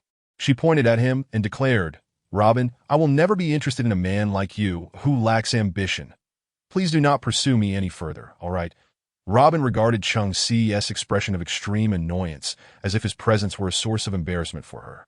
Insane! Robin, unwilling to waste more words on such a brainless woman, attempted to sidestep her, but Chung Si persisted in blocking his way. Robin, allow me to remind you once more, a man must possess self-awareness. Be gone! Robin pushed aside Chung Si, declaring, You're not in good shape. Miss, do not be angry that my friend cares for you. Come, let me take you out for some fun. He chuckled at a group of 4 or 5 burly men encircled Chung Si, grabbing her and attempting to drag her away. Chung Si was momentarily stunned, calling out, Young Master Su Yao Yao. Shin Yao Yao hurriedly nudged Su Wenhai, urging, You must stop them. Su Wenhai was equally taken aback that he was well aware that these men were affiliated with the notorious Yin Er-yi from the Demon King's lair. He still owed them money. Yao Yao, they are the henchmen of the living Yin Wang. Su Wenhai exclaimed in terror. That doesn't matter. You must stop them. Shin Yao Yao insisted, hastening to confront them. You there, stop. Let her go. One of the yellow-haired men, sizing up Shin Yao Yao with a lewd grin, retorted, Wow, what a fortunate encounter today. Haha.com. Let us take this young lady along. Chapter 0059. Very well, you have won. Shin Yao Yao struggled against the yellow-haired man. Release me. I warn you if you dare to touch us. The living Yin Wang will have your head. The yellow-haired man was momentarily stunned, taken aback by the mention of Yin Er-yi's name. However, after a moment's thought, he laughed heartily. How could the living Yin Wang know someone like you? You think you can scare me? Fine, call Yin Er-yi. Let us see if he pays you any heed. He thrust his phone towards Shin Yao Yao, displaying Yin Er-yi's number to go on. Just press send and you'll reach him. Seeing the situation escalate, Shin Yao Yao realized that without Robin's intervention, they truly had no means of resolving this. The yellow-haired man, noticing the trio's anxiety, concluded that Shin Yao Yao was merely trying to bluff him. He pressed the call button for the living Yin Wang, but a cold voice answered. What is it? Why are you calling me in the middle of the day? The yellow-haired man quickly ingratiated himself. Sir, I know you've been recuperating these past few days and might be feeling lonely, so I thought to bring along a couple of lovely ladies to keep you company. This one claims to know you, so I wanted to confirm. He turned a cheeky grin towards Shin Yao Yao. Why don't you say a few words to Sir? You claim to know him. Don't you? Trying to bluff me? You're quite naive. Come on, behave and accompany me back to serve the Sir. Otherwise, you shall regret it for life. Several men rushed to see Shin Yao Yao as Chung Si and the others were being dragged away. In a moment of desperation, Shin Yao Yao shouted, Robin, aren't you coming to help us? Robin had initially wished to remain uninvolved. However, considering Shin Yao Yao had come with him, it felt rather inappropriate to stand idly by in such a situation. He turned to face the yellow-haired man, snatched the phone, and spoke into the receiver. So, the living Yin Wang. Is it? I am Robin Didio, you wish to die. The voice on the other end, alarmed, stammered, Mr. Luo, I didn't realize you were involved. Rest assured, I will handle this matter immediately. Robin hurled the phone back into the yellow-haired man's lap, declaring, Bring them to the Sea-High Entertainment World in 1 hour, but if you're late by a minute, I will take your life. With that, he turned and strode back into the hall. Upon hearing Robin's name, the yellow-haired man was struck with terror, his legs trembling, that a furious roar echoed from the other end. You fool, Huang Mao, are you trying to get me killed? Release them immediately. Just then, Chen Chuyang entered from the lobby. Young Master Su, Miss Chung, you've arrived early. Did I have some matters to attend to? Please meet me in the CAF on the 2nd floor in 10 minutes. After saying this, he hurried inside, flanked by several bodyguards. The yellow-haired man, now wearing a contrite expression, said, My apologies, this was all a misunderstanding. Ladies, I beg your pardon. With that, he fled the Tongda Plaza.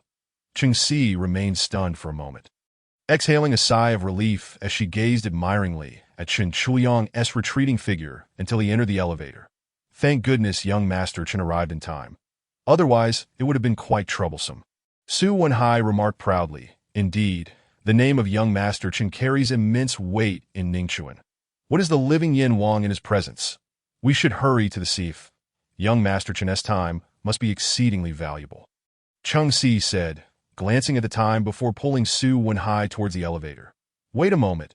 It was clearly Robin who saved us, and not a word of thanks. Shin Yao Yao protested, visibly displeased. Chung Si halted, casting a dismissive glance at Robin in the distance, and scoffed, Yao Yao, you're giving him too much credit. Do you really think the living Yin Wang released us because of Robin's name? If young Master Chen Han Ti arrived promptly, do you think the living Yin Wang's men would have let us go? How absurd! What is Robin in comparison? Xin Yaoyao was left speechless. Fine, if that makes you happy. Qingxi observed Xin Yaoyao's stunned expression and shook her head. Yaoyao, you're too deeply ensnared. Wake up quickly. Point one day. When Robin sells you out, you won't even realize it. With a sigh of frustration, she glanced at Xin Yaoyao, lamenting her naivety, before hastening alongside Su Wenhai towards the elevator. Xin Yaoyao glared at the two of them, muttering, "What a bunch of fools! Are you blind? Fine, think whatever you wish." After a brief moment of annoyance, Xin Yaoyao's spirits lifted. Qingxi, if you weren't so blind, I might have had a chance. She dashed off in pursuit of Robin. Calling, "Robin, wait for me." After purchasing a pair of shoes and noting the time still early, Xin Yaoyao pointed upstairs. You should treat me to a meal. I know the food court here has an array of delicious delicacies. Robin looked at her quizzically, replying, I'm not accustomed to treating others to meals. Xin Yaoyao was taken aback for a moment, exclaiming internally, why must he ruin the mood? It infuriates me. She shot Robin an exasperated glance. Thinking he is already residing in the luxurious villa number 1 at Zixia Peak, yet he is still so stingy. Is this how rich people save their money? Fine, you and I'll treat you, you jerk. Upon arriving at the third-floor food court, as they stepped inside, a girl's voice called from behind. Oh, what a coincidence. I've run into you again. I was wondering when I might have the chance to invite you to dinner. Robin turned to see two young women. Point one was Zhao Yin, the girl in the plaid skirt from the morning's oil stick stall, her face alight with surprise. The other, of similar age, regarded him with suspicion and disdain. Robin smiled and nodded. Indeed, quite a coincidence. Zhao Yin quickly introduced Big Brother. This is my classmate Xia Zixuan. She then pulled Xia Zixuan closer, saying, Zixuan, this is the Big Brother I mentioned earlier, the one I met this morning. Xia Zixuan examined Robin without a hint of expression, glancing at Xin Yaoyao's still unworn shoes with a dismissive nod. Zhao Yin cheerfully offered, Big Brother, let me treat you to lunch today. Before Robin could respond, Xia Zixuan interjected, Zhao Yin, what nonsense are you talking? Lu Zihue, our senior, will be here soon. That if he sees us dining with such lowly company, he will be displeased. Senior Lu is the group leader of the sales department at Xiao Corporation, and he despises mingling with outsiders. Zhao Yin, upon hearing this, nervously glanced at Robin and whispered to Xia Zixuan, surely not. Besides, Big Brother may not be what you think. Xia Zixuan scoffed. Do you really believe someone who wasted so much time queuing up for a few yuan worth of breakfast is a wealthy individual or a white-collar elite? Furthermore, how do you know he isn't merely pretending to be a hero to get close to me? She continued, perhaps this morning's scene was all a part of his ACT. In school, I often observe boys trying to approach me by befriending my female classmates. I've seen many such men. Zixuan, you're overthinking this. Zhao Yin exclaimed in shock, her mouth agape, unsure of how to respond. She knew very well that Xia Zixuan aspired to marry into wealth and had been diligently working towards that goal, purposely shaping her persona. However, it seemed excessive to view others in such a sordid light. Both Robin and Xin Yaoyao were taken aback by Xia Zixuan's remarks, glancing at her in disbelief. This girl, while indeed possessing an attractive figure and appearance, was hardly deserving of her own hyperbolic self-assessment. It was as if every man in the world was striving to create opportunities to approach her. Xin Yaoyao couldn't help but feel a twinge of pity. The president of the Qingdong Development Company under Xiao Corporation was right before her, yet she fretted over whether he would disrupt her senior's dining experience. The very senior she idolized wouldn't even qualify to carry Robin's shoes. Enough of your foolishness. I can't bear to watch any longer. Robin decided not to engage further, nodding to Zhao Yin before striding into the food court. Big Brother, wait. I truly wish to treat you to a meal. Zhao Yin hurried after him, but Xia Zixuan held her back, saying, Zhao Yin, he is just playing hard to get, pretending to be indifferent. Men like to have their own motives. Zhao Yin stared at Robin's retreating figure, murmuring, no way. Such a brainless woman as you is most susceptible to being deceived. Xia Zixuan shot her a disdainful glance before raising her head to gaze at the departing Robin. Her eyes filled with contempt that in her heart. Xin Yaoyao thought, you have missed a golden opportunity and still believe yourself to be exceptionally clever. You foolish, foolish girl. She then turned and dashed towards Robin. Chapter 0060. That is my leg. The food court was bustling with business at noon. Office workers, shoppers, and local entrepreneurs all opted to dine here. Shen Yaoyao hurriedly caught up with Robin. The few exquisite private dining rooms in the food court were completely full, so they had no choice but to settle at a window-side table in the main dining area. Shen Yaoyao ordered an extravagant array of dishes and, glancing at Robin who was about to dig in, asked, "How do you find the dishes I have arranged for you today?" "Passable," Robin replied without raising his head. "Why is it so difficult for you to utter a kind word?" Shen Yaoyao exclaimed. Lifting her glass and downing its contents, alcohol can dissolve 1,000 sorrows. It can liberate one from the mundane. It can bolster the timid, perhaps emboldened by the alcohol, she thought to voice her true feelings. With a deep sigh, Shen Yaoyao felt a wave of relief wash over her. "Sigh, Robin, I want to tell you something." Shen Yaoyao, buoyed by the alcohol, gazed at him with dreamy eyes. "Huh?" Robin glanced at Shen Yaoyao, startled. The look in her eyes was peculiar, as if he were her prey. His heart raced slightly. "What do you want to do?" he asked, blinking as he unconsciously glanced at her fair neck, seeing the expression on Robin's face. Shen Yaoyao felt the emotions she had painstakingly gathered under the influence of alcohol deflate like a punctured balloon. "I can't say a word now. You foolish girl, Robin, you scoundrel." Shen Yaoyao felt a surge of anger and couldn't help but curse him. "Huh?" Robin was bewildered, shooting her a glance. "You scoundrel. You're the one who is crazy." No." I momentarily lost control and let my thoughts spill out," Shen Yaoyao stammered, struggling to find a topic. Robin was even more speechless, realizing she had been cursing him in her heart all along. Shen Yaoyao awkwardly chuckled. "No, not really. What I meant to say was, Robin, you too hold your chopsticks with your right hand. Right?" Robin was taken aback for a moment, observing the blush on Shen Yaoyao's cheeks and the fluster in her eyes. "You must be thinking something untoward." "Wow," Shen Yaoyao huffed, seizing the last large chicken leg from Robin's plate and taking a hearty bite. "That is my leg," Robin exclaimed, seeing Shen Yaoyao snatch the chicken leg from his plate, but he retaliated by grabbing a chicken leg from her plate, along with an extra chicken foot. "That is my leg." Shen Yaoyao was taken aback. "How can you be so petty? Who told you to steal my chicken leg?" Robin bit into his piece fiercely. Just then, Zhao Yin, Xia Zixuan, and Lu Zihui happened to pass by and witnessed this scene. Zhao Yin couldn't help but chuckle at the sight. Shen Yaoyao immediately halted her struggle, shooting Robin a glare and muttering, "You darn it! Even fighting over a chicken leg with me." Zhao Yin stealthily approached the ordering counter, ordering a chicken leg for each of them. Xia Zixuan's table was not far from Robin and Shen Yaoyao's, upon realizing that Zhao Yin had sent chicken legs over for them. Robin and Shen Yaoyao nodded in gratitude towards her. Xia Zixuan shot Zhao Yin an incredulous look. "Are you silly? Why are you buying the meals? You don't even have a job yet. Why be so generous?" Zhao Yin stuck out her tongue. "Thanks to the big brother this morning for saving me. Otherwise, I wouldn't know what situation I'd be in now. That man you mentioned. Look at him. Is he the kind of hero you speak of? Fighting over a chicken leg with a woman. What a promising figure." Xia Zixuan cast a disdainful glance at Robin. "Besides, this morning's incident could very well have been his own little act." "You silly girl." Zhao Yin whispered, "No way, Zixuan, the big brother isn't as despicable as you think." "What is going on?" Lu Zihui, who was beside them, asked, puzzled. Xia Zixuan recounted the incident of Zhao Yin buying fried dough sticks that morning. Ridiculing Lu, "What do you think? A man who queues for a dozen minutes just for a few yuan's worth of dough sticks. How much potential could he possibly have?" Lu Zihui nodded with a smile. "Zixuan has a point that I could tell right away that man wasn't of high caliber. Indeed, he lacks gentlemanly manners." Zhao Yin interjected softly, "Maybe they're just a couple. Isn't it quite normal to play around together? Moreover, regarding this morning's incident, it was genuinely the big brother who saved me.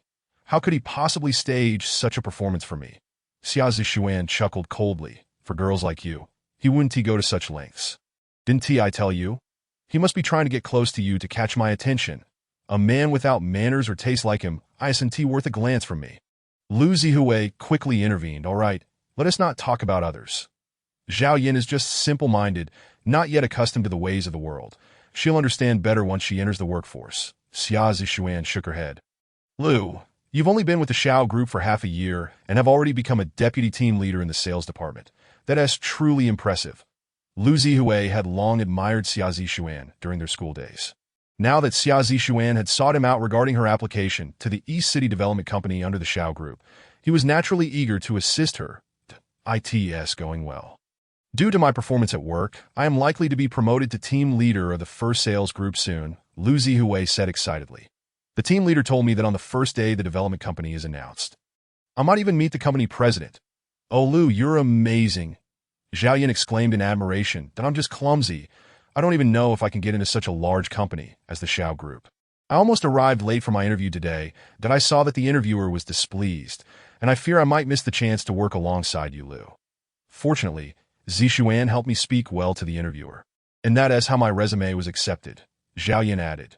Xia Zixuan shot her a look. You're so careless.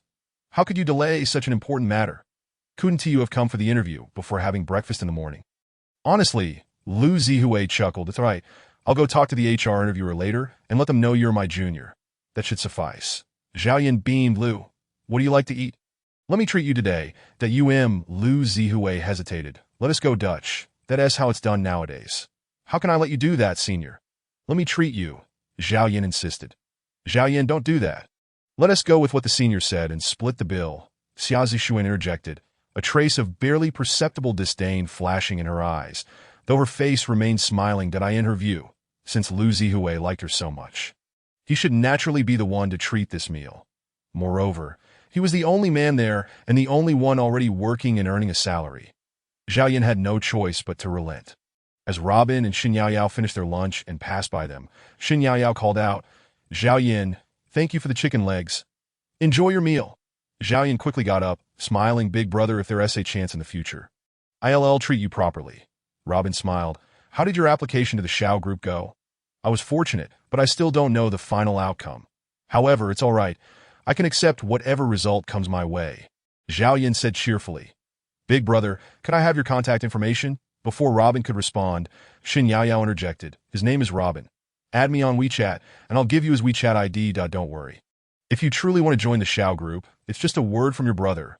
Robin hurriedly interrupted. Don't listen to her nonsense. We're leaving. Ditto. You're with the Xiao Group. Do you know anyone in the HR department? Lu Zihui asked, eyeing Robin. I've heard you're quite capable. You must be from the security department. Robin was reluctant to answer. Lu Zihui and Xia Zixuan exchanged looks filled with disdain. A mere security guard dares to claim he can assist Zhao Yin with her job application. Alas, I work as the deputy. Robin began, but before he could finish, he had already pulled Xin Yaoyao towards the cashier. Lu Zihui shook his head, chuckling.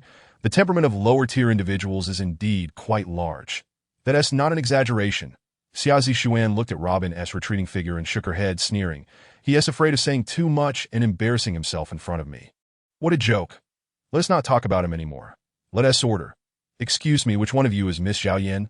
A server inquired, holding a special king crab meal for one. That is me, Zhao Yin replied nervously. Hello, Miss Zhao Yin. This lunch has been ordered for you by Mr. Robin. The cost has already been paid. Please enjoy it without worry. The three of them stared in shock at the exclusive meal worth 2,800 yuan. Chapter 0061. King Crab Meal. Zhao Yin stared at the king crab meal meant for one, trembling nervously. Miss, are you sure you didn't make a mistake? The exquisite package you ordered is indeed the most expensive in this establishment. The young waitress, with a smile, addressed Zhao Yin. Miss Zhao Yin, you are at table number 7, correct? Yes, Zhao Yin nodded, confirming her table number once more. Then there is no mistake that Mr. Luo has already settled the bill. Please enjoy your meal, the young waitress respectfully stated. She then bowed slightly to Zhao Yin, presenting her with a VIP card. Miss Zhao Yin, this is our restaurant's VIP card. Please accept it with this card. You may enjoy a complimentary meal every weekend. Additionally, we will reserve a dedicated seating area for you in our establishment, ensuring that a table is always available whenever you choose to visit. Please take your time, Miss Zhao. After the service staff departed, Zhao Yin remained momentarily stunned. A 2,800 yuan king crab package, a VIP card granting complimentary meals, and a reserved seating arrangement. What an extraordinary privilege. For someone of Zhao Yin's humble origins, such treatment was unprecedented. Beside her, Xia Zixuan and Lu Zihui were equally astonished. INA days.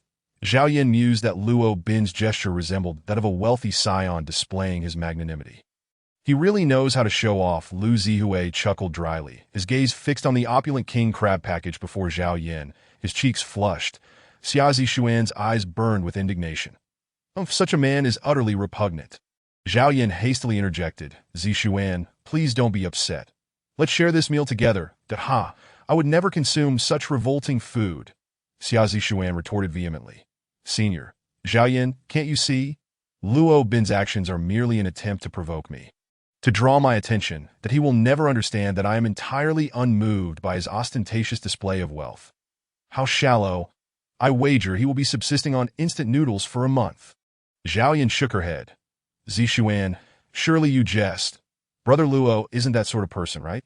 Perhaps he felt guilty for my ordering a mere chicken leg for them. Xia Zishuan scoffed. You must be kidding. Zhao Yin, think with your brain. Do you really believe he would spend 2,800 yuan on a king crab just to reciprocate for a chicken leg that cost 20-something yuan? It's clearly an attempt to provoke me and Senior. Earlier, when Lu Senior mentioned his lowly position at the Shao Corporation, he immediately turned away. His behavior is indicative of insecurity, and now he resorts to ordering a king crab package to gain my attention and leave a good impression. Ugh, such men are truly disgusting. Lu Zihui hesitated for a moment. Although he was taken aback by Xia Zishuan's words, he nodded in agreement. Zhao Yin, however, was completely bewildered. She could not fathom why Xia Zishuan harbored such strong prejudices and animosity towards Luo Bin. Zishuan, do you think you might be judging Mr. Luo too harshly? He doesn't even seem to know you. Xia Zishuan snorted. I've encountered many men like him. Perhaps he has plotted this all along. Zishuan, that woman accompanying Brother Luo, seems very beautiful and possesses a certain grace. Zhao Yin attempted to assert, wanting to say that Shun Yao Yao was even more attractive than Xia Zishuan, but the words remained unspoken. Xia Zishuan shook her head dismissively, her gaze laced with contempt. That woman? She strolls around in such tacky shoes. Do you really believe she has any status? Only a woman of such lowly standing would associate with a man like him. After Lu Zihui received a phone call, he turned to Zishuan and Zhao Yin. Let's not dine here any longer. That I will take you both to the Sihai Entertainment Club across the street. That I can also introduce you to some acquaintances within my circle. Zhao Yin glanced at the sumptuous king crab package before her and politely declined. Senior, I think I will pass that I'm not accustomed to the atmosphere of bars. During the day, the bar isn't too crowded. Lu Zihui reassured her. He was concerned Zhao Yin might not join them, as he wished to take Xia Zishuan to the bar, believing such an environment would be conducive to deepening their relationship and showcasing his connections. Perhaps even impressing her. Xia Zishuan hesitated. She had always placed great importance on her image, maintaining high standards in her daily life and interactions, never wasting a moment on those of lower status. However, upon hearing Lu Zihui mention that there would be some mid-level supervisors from the industry gathering at the Sihai Entertainment Club this weekend, she pondered for a moment before conceding. All right, Zhao Yin. If you prefer to stay, enjoy your king crab, that I will accompany Senior to see what it's like. Zhao Yin wanted to urge her not to go, but knowing Xia Zishuan's self-centered nature, she realized her words would fall on deaf ears. Very well, please be careful, she finally said. After Xia Zishuan and Lu Zihui departed, Zhao Yin gazed at the delectable king crab before her mind filled with Luo Bin's dashing figure. As the succulent crab melted in her mouth. A smile of contentment graced her lips. Then I shall strive diligently, securing a position at the Shao Corporation and becoming colleagues with Brother Luo. Exiting the food court, Shin Yao Yao caught up with Luo Bin, scrutinizing him for a moment before inquiring, What do you think of that little girl? Zhao Yin. Luo Bin nodded. She's quite remarkable, recently graduated, yet she was generous enough to treat us to chicken legs. Unlike you, who is so wealthy yet still tries to rob me. Shin Yao Yao remained fixed on Luo Bin's eyes. Have you developed feelings for that girl? I wouldn't say that I simply enjoy associating with honest and straightforward individuals. Luo Bin replied after a moment's thought. You lavishly spent 2,800 yuan on a meal for her, yet claim not to have feelings. If I were to ask you to treat me to a 280 yuan buffet, you would hesitate.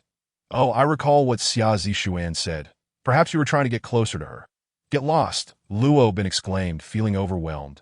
Can you refrain from mentioning those delusional women? He was about to continue. But Xia Zishuan approached from behind, prompting him to choose silence.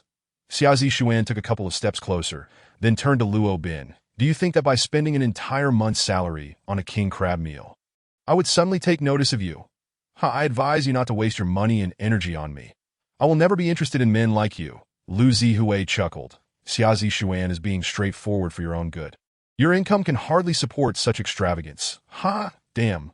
Are you out of your mind? Luo Bin shook his head at Lu Zihui and Xia Zishuan's departing figures. Xin Yaoyao, observing Luo Bin's expression, nearly burst into laughter. Luo Bin, who would have thought you were quite popular? You're insane. Luo Bin muttered as he exited the food court through a side door, with Xin Yaoyao following closely behind, that a mere deputy manager daring to look down on him. A CEO? Luo Bin, the title of CEO that Xiao Yudi bestowed upon you must be a farce.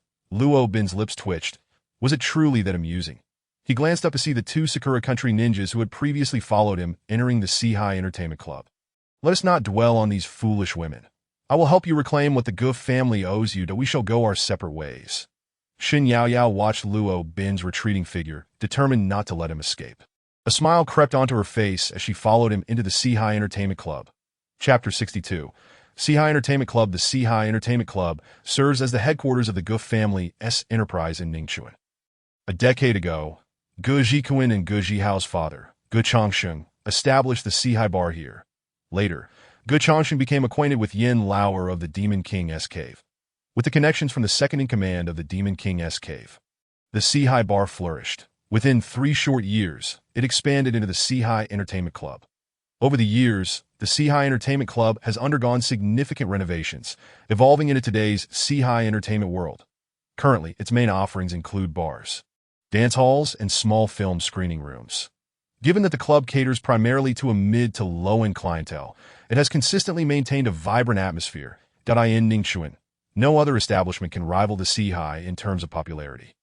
Despite it being daytime on this weekend, the Seahai Entertainment Club was bustling with activity, akin to the throngs of midnight revelers. Lu Zi led Xia Zishuan into the club, and the surrounding cacophony of noise and excitement instantly enveloped them. Observing the crowd of men and women already in a state of midnight revelry, Lu Zi felt an exhilarating thrill to this moment. Walking beside the captivating Xia Zishuan, the pent-up desire within him yearned to break free. Zishuan, there is no need for you to worry about your employment at the Shaoshi City East Development Company. With my support, I assure you that you will smoothly transition into the Shaoshi Group.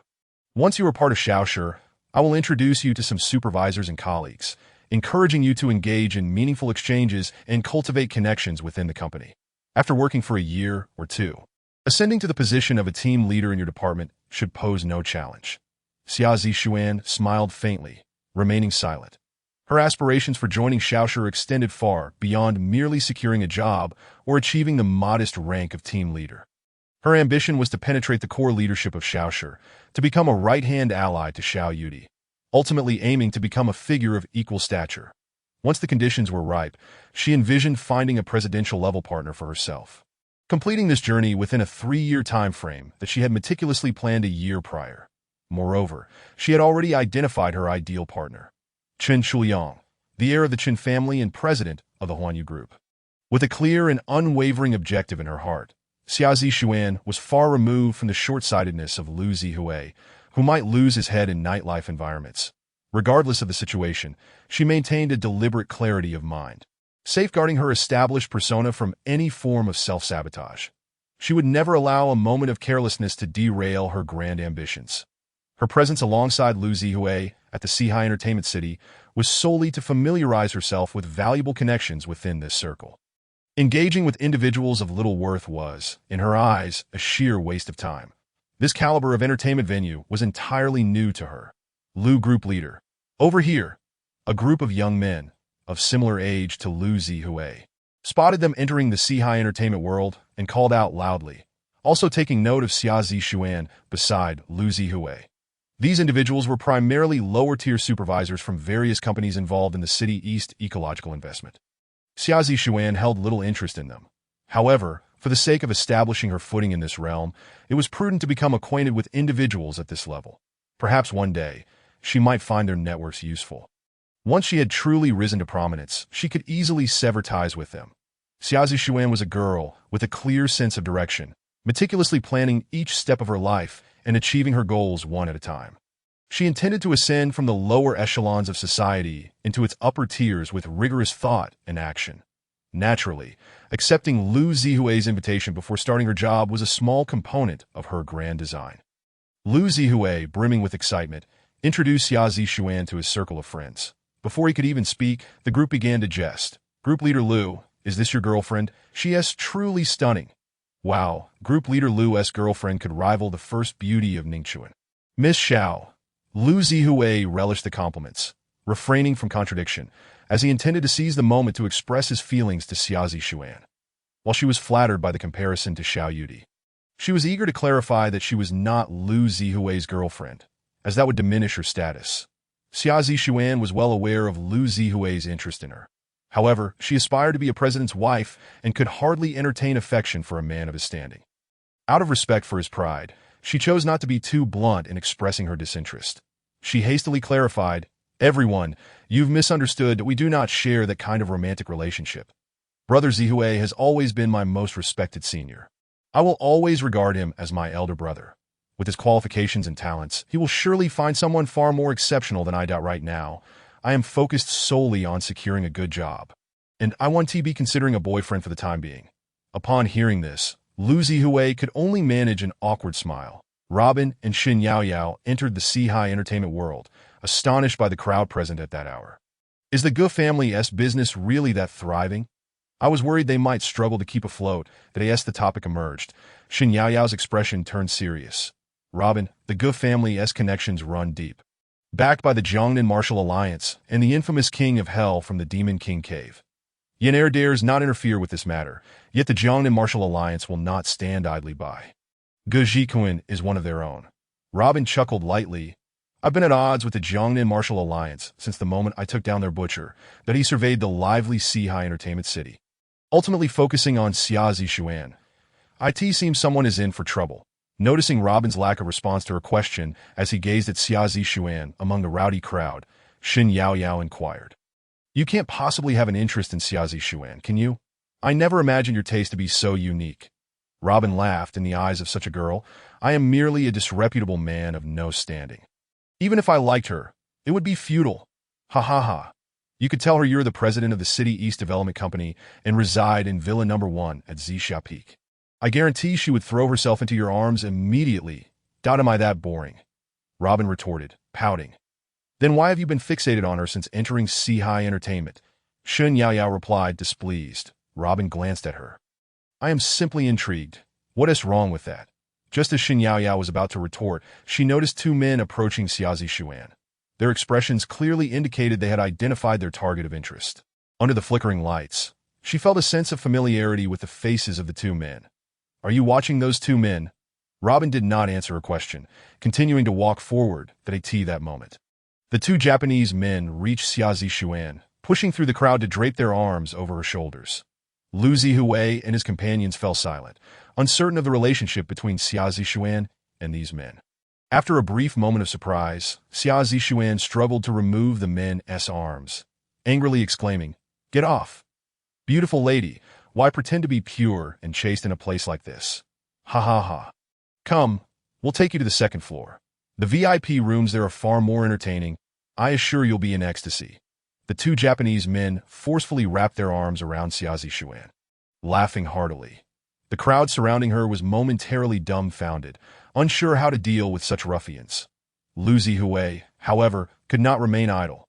After all, Xia Zixuan had come here with him, and his deeper feelings for her compelled him to seize the opportunity to be a hero. Who are you? Let her go. Apologize to Zixuan at once. The two Japanese men glanced at Lu Zihue and sneered, "Kid, you'd better get lost." Lu Zihue's heart sank, having noticed the ferocity in their eyes. Yet, having already stepped forward, retreating would mean he would forever lose the chance to impress Xia Zixuan. Why you'd let her go? Bang! Before Lu Zihue could finish, one of the Japanese men kicked him to the ground. Chapter 63. Are you from the Hanoi family tired of living? Lu Zihue was knocked down by Daoying Xiangchuan. Everyone gathered for the occasion fell silent, realizing that these two men were not from Longhua and were clearly troublemakers.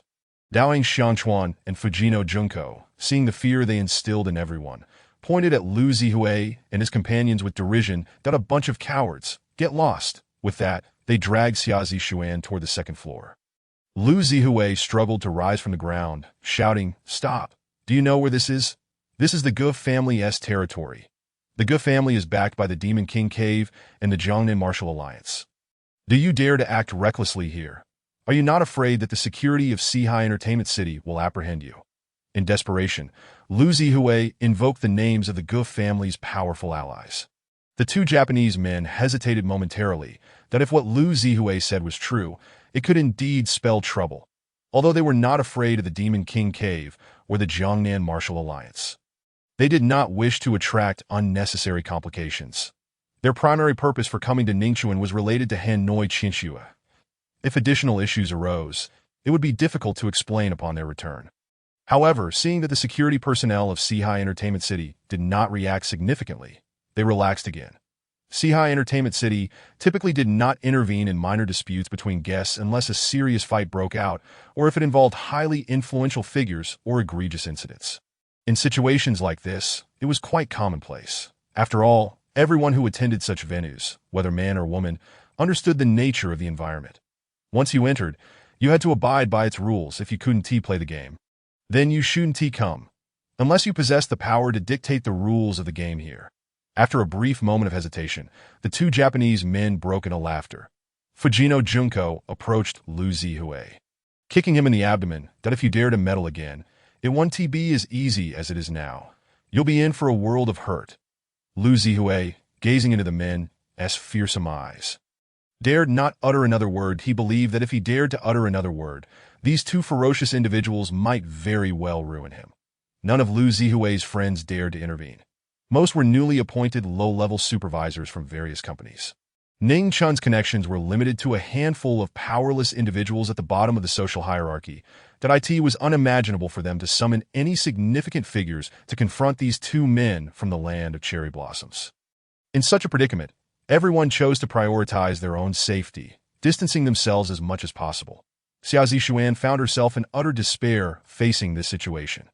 Just then, she noticed Robin and Shun Yaoyao entering from the entrance of the entertainment complex, and her heart leaped with joy. However, this joy quickly morphed into disdain. This scoundrel, hypocrite, he pretends not to see me being held against my will.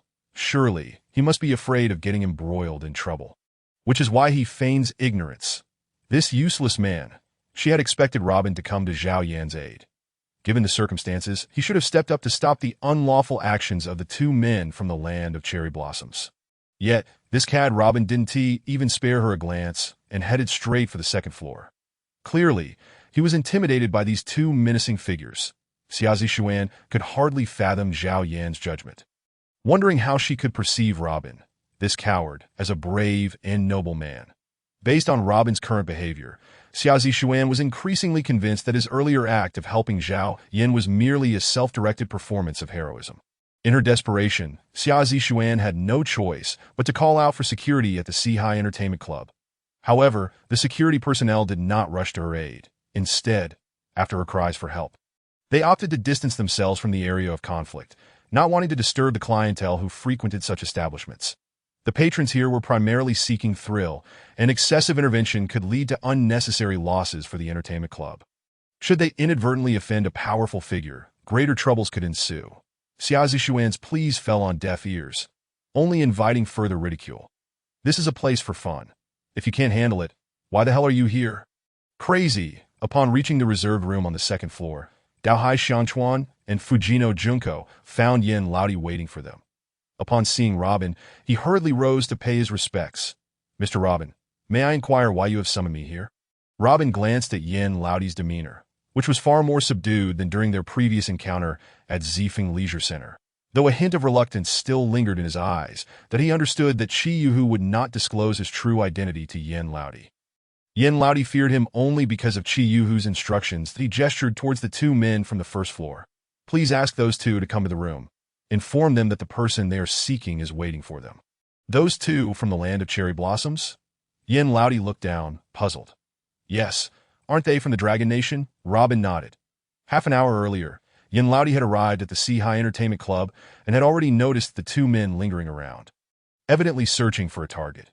Moreover, he was aware that these two men were skilled. He was unsure of Robin's connection to them.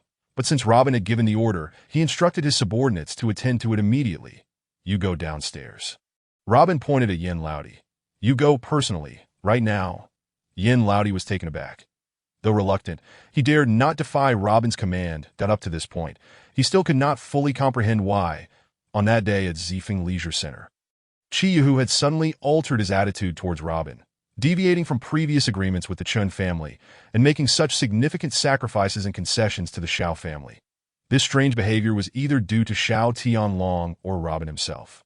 With the aid of his two subordinates, Yin Laodi swiftly descended to the first floor, blocking the path of the two men from the land of cherry blossoms. You two, wait a moment. Someone has asked me to convey a message to you. The person you are looking for is waiting for you in room 3 on the second floor. The two men from the land of cherry blossoms were momentarily stunned, their smiles fading as a cold glint appeared in their eyes. They released Xia Zishuan without further ado and followed Yin Laodi upstairs. Xia Zishuan was bewildered. She had heard that the one who had called the two men away was the second in command of the Demon King's Den, the living Yin Wang.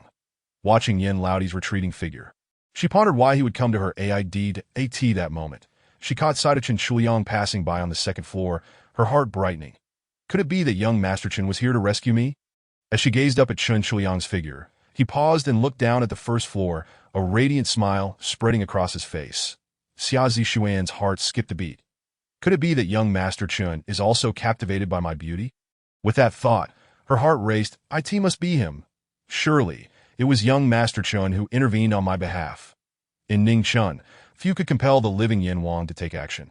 Xia Zishuan hurried a few steps, intending to ascend to the second floor and personally thank young Master Chen for his assistance.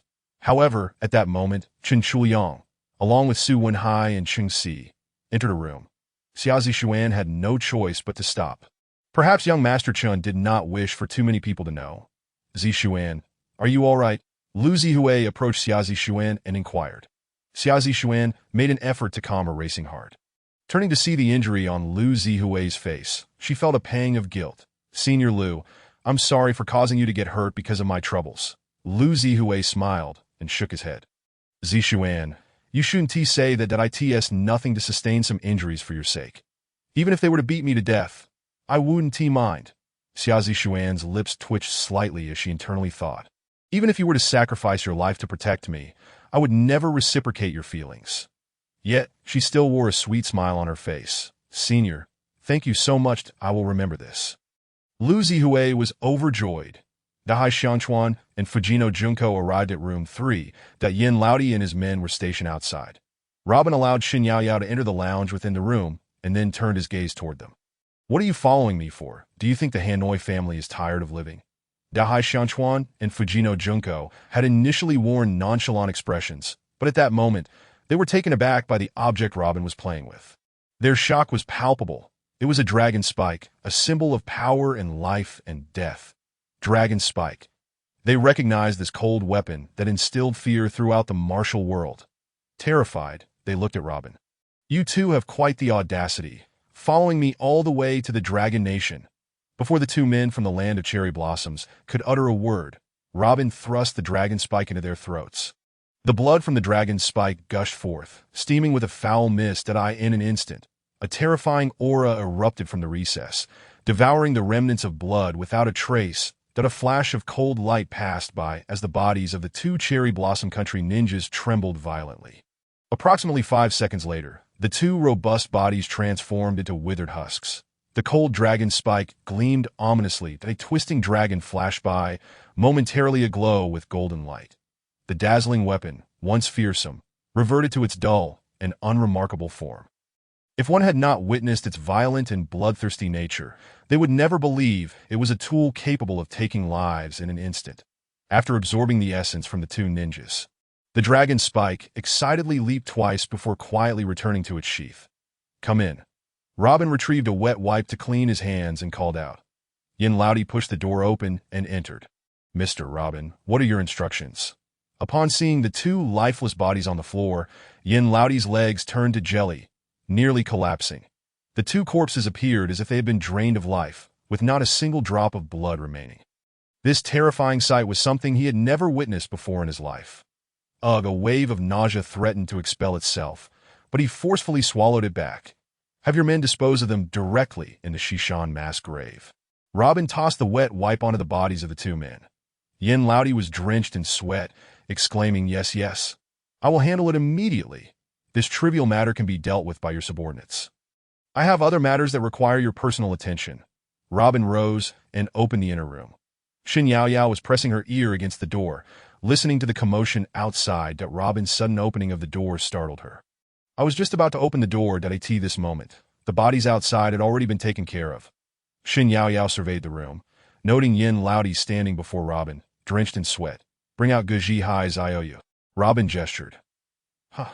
Xin Yaoyao was momentarily taken aback. Okay. Robin handed the IOU to Yin Laodi.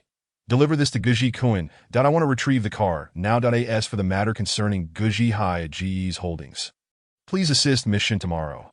Yin Laodi took the IOU, utterly bewildered that Mr. Robin, Guji is dead. "He fell to his death in Longpan Valley while gambling with me last night." Robin replied without a hint of emotion. "Very well. Okay, Mr. Robin, please wait a moment. I will handle it right away." Yin Laodi exited the room, letting out a long sigh of relief. The atmosphere inside the room was overwhelmingly oppressive. At that moment, he understood that Qi Yuhu was not afraid of the Xiao family, but rather of this deity. That method of killing and the cold indifference nearly drove him to the brink of insanity. That he hurried a few steps to a corner and dialed Qi Yuhu's number. "Tiger Lord, I wish to inquire about something. Who exactly is Mr. Robin?" After a brief pause, Qi Yuhu erupted in fury. "Yin Laodi, do you want to die? If you dare provoke Mr. Robin, I will be the first to take you down." "Where are you now?" Yin Laoer murmured. "I am currently at the Sea-High Entertainment World, sent here by Mr. Luo. Just a moment ago, he eliminated 2 assassins from Sakura Country." "What?" Qi Yu gasped in shock. "Yin Laoer, if you wish to live a good life, you must not utter a single word about Mr. Luo." "Understood, Tiger Master." Yin Laoer continued. "The Ji Chongqing's son, Guji Hai, for reasons unknown, was racing with Mr. Luo on Panlong Peak last night and tragically fell into Panlong Valley, resulting in total destruction of the vehicle and loss of life. Prior to the race, a life-and-death contract was drafted, wagering a top-tier Porsche 918 supercar and all of Guji Hai's shares in the Gu Group. The contract was signed by Miss Xin Yaoyao from the Shin family, and Mr. Luo has instructed me to retrieve this wager on his behalf." That Qi Yu paused for a moment before instructing. "Inform Gu Chongqing to fulfill the contract immediately, or I shall take direct action against the Gu family. Furthermore, keep an eye on the relationship between Miss Shun and Mr. Luo." "Understood, Tiger Master. I shall attend to it at once." After hanging up, Yin Laoer let out a long sigh of relief, thinking to himself, "Fortunately, I did not err further, or I too might be lying in Shishan's chaotic grave valley. From now on, I must serve this esteemed individual diligently." Wiping the sweat from his brow, Yin Laoer promptly made his way to the top floor, to Gu Chongqing's office. Ji Chongqing was quite surprised. "Second Master, what brings you here?" He chuckled to Ji Chongqing. "I am here to collect a debt. Take a look at this and attend to it immediately." Yin Laoer handed over the IOU and the life-and-death contract. Gu Chongqing was momentarily taken aback, then chuckled. "Second Master, you truly have a knack for humor. What debts do we owe each other? The success I enjoy today is entirely due to your and Tiger Master's support. You may take whatever assets of the Gu family you desire. Now speak, Second Master. What do you wish for?" Yin Laoer replied sternly. "Look at the IOU. I am not jesting. Your son has offended someone he should not have." Realizing that Yin Laoer was not joking, Gu Chongqing lowered his gaze to the IOU and life-and-death contract. Suddenly, his hands trembled. "Zhihai is dead." Who did this? I will annihilate his entire family."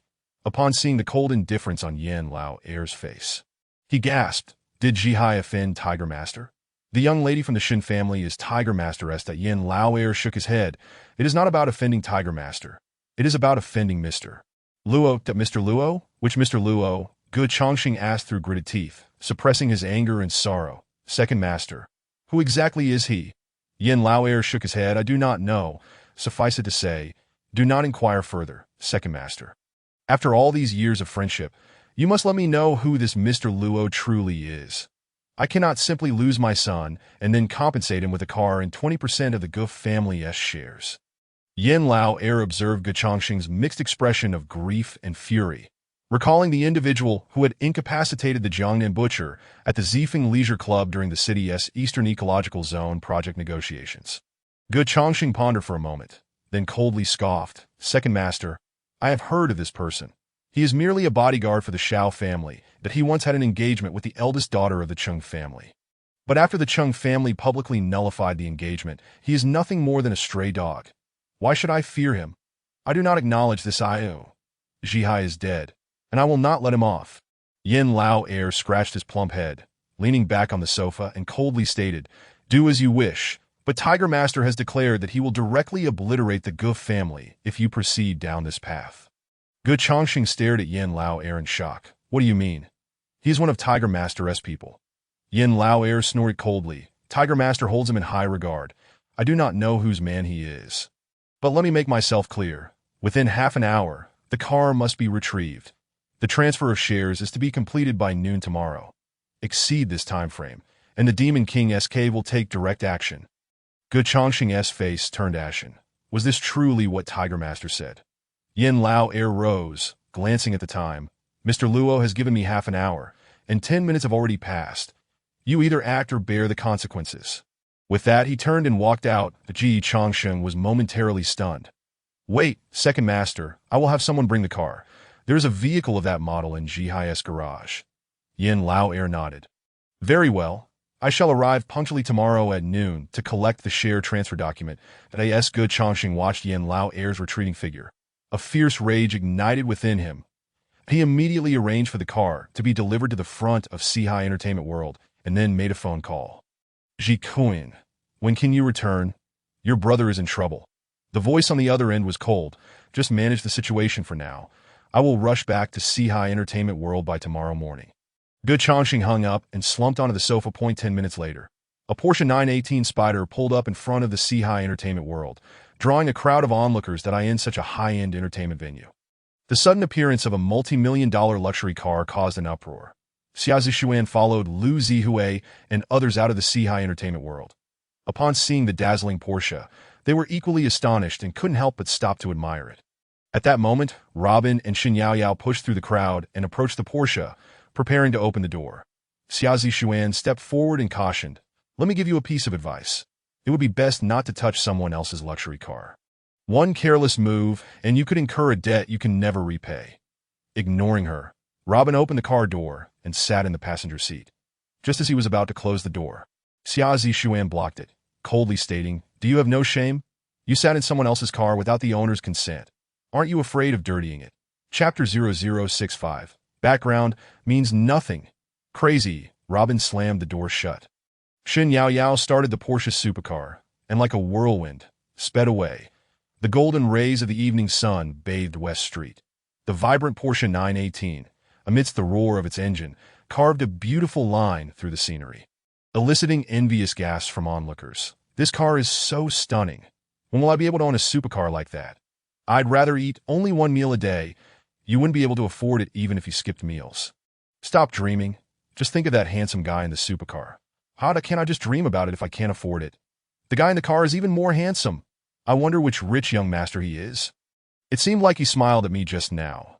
Several young women gazed at the disappearing figure of the supercar, giggling and daydreaming. Does he have a little interest in me? Xia Zishuan scoffed. He's just a loser. Why are you all so amazed? One of the girls shot her a glare. Is someone who can sit in that kind of car a loser? Then why don't you show me one?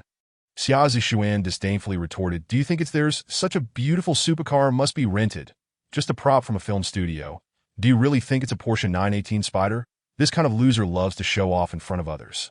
Today, he has already flaunted himself 2 or 3 times in front of me. It's utterly disgusting. I've seen through his tricks long ago. You really think of him as a wealthy heir?" Another girl argued. "How do you know he's just a loser? You were the one pestering him earlier. He wasn't showing off in front of you." Xia Zishuan coldly huffed, "I just found out his information. This loser was dumped by the Chung family. Do you think he can afford that car?" Another girl chimed in. "It seems like the one driving is the eldest daughter of the Shin family. Although the Shin family is not a top-tier wealthy family, they should have the means to buy such a luxury car." Xia Zishuan laughed coldly. This kind of man, relying solely on his good looks, is just out to deceive wealthy but dim-witted women. Do you really believe him? Haha. Xia Zishuan's remarks sparked discussions among the crowd of onlookers that, oh, no wonder that man looks so familiar. He has the loser dumped by the Chung family. Recently, there had been much talk about this incident online in Ningchuan, including videos from the annulment scene. Yes, I remember now. I think that man is called Robin. Perhaps what this young lady said is true.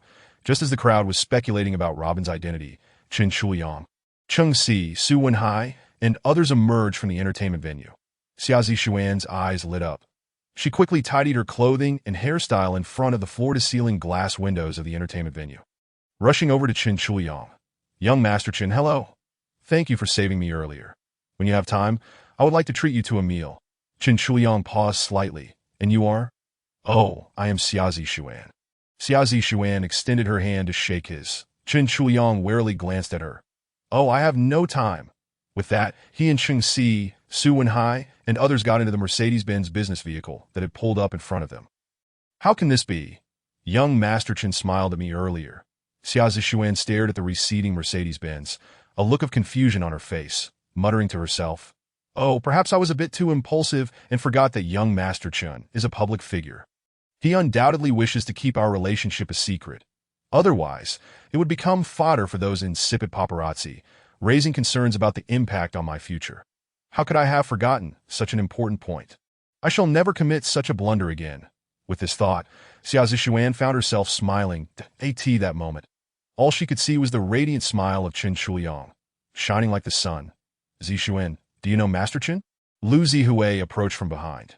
Xia Zishuan shyly nodded and then leaned closer to Lu Zihui, whispering, Senior Lu, please keep this matter to yourself. It could have adverse effects. The woman from earlier curled her lip and remarked, You overthinking it, that I just heard young Master Chen say. He doesn't even know you. Xia Zishuan shot her a disdainful glance. People from the lower tiers are just that lower tier. Someone of young Master Chen's stature would never express his feelings so casually in public. How ignorant. The woman immediately bristled. Who are you calling lower tier? If I'm lower tier, what tier do you belong to? Acting as if you're in the same circle as those elite young masters. How absurd. Xia Zishuan scoffed. Senior Lu, let us go. Engaging in conversation with someone of this caliber is simply a waste of time. Lu Zihui nodded. All right, my ride has arrived. Zishuan, let us leave. With that, he quickly pulled her into the car, departing from the Sihai entertainment world. Robin, I can't believe you actually managed to hail a car for me. Ha ha. Shin Yao Yao exclaimed excitedly as she drove her Porsche supercar. Look at how beautiful the sunset is today. Let me take you for a spin and test the performance of this brand new Porsche supercar. Robin glanced at the time. It was already 7:30 in the evening that he had previously arranged to visit Xiao Yudi's home to treat her father, and it was getting late. Didn't no detours. Just take me directly to the General Mountain Villa. The General Mountain Villa? What for? Shin Yao Yao asked, puzzled. I'm going to the Xiao family. Robin replied, looking at Shin Yao Yao. From now on, please refrain from inquiring about my affairs. Shin Yao Yao pouted and shot him a sidelong glance. Fine. Oomph. You must be going to date Xiao Yudi. A wave of melancholy washed over her. There was nothing she could do. After all, Miss Xiao was exceptionally talented, and she felt she would never catch up to her. However, this melancholy quickly vanished without a trace. Robin, I find myself increasingly curious about you, that you've only been in Ningchuan for a short while, yet you have close ties with several legendary figures here. Sai, can you tell me just how powerful your background is? Robin glanced at her background. It means nothing. In this world, what matters is strength. Observing Robin's arrogant demeanor, Shin Yao Yao felt the urge to kick him. No wonder people seem to dislike him wherever he goes. Robin, I now understand that you're the first man I've encountered who is so brazenly arrogant. Ha ha. Robin ignored her, leaning back in his seat. Eyes closed, after much effort. Shin Yao Yao managed to rein in her laughter and took a deep breath.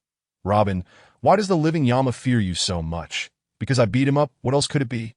Robin replied nonchalantly, still with his eyes shut. Shin Yao Yao burst into laughter again. You beat him? Ha ha. Robin, I'm enjoying our conversations more and more. Sigh. Where are you going tomorrow? I could come pick you up. Robin opened one eye. Today, I've already returned a car to you. From now on, we'll go our separate ways. Please stop hovering around me. You're quite bothersome. Shin Yao Yao chuckled. You think you can shake me off? Haha, not a chance. You want to be able to get rid of me. From now on, I'll follow you like a shadow. Robin squinted at her. Suit yourself. You want to find anyone in the world capable of tracking me.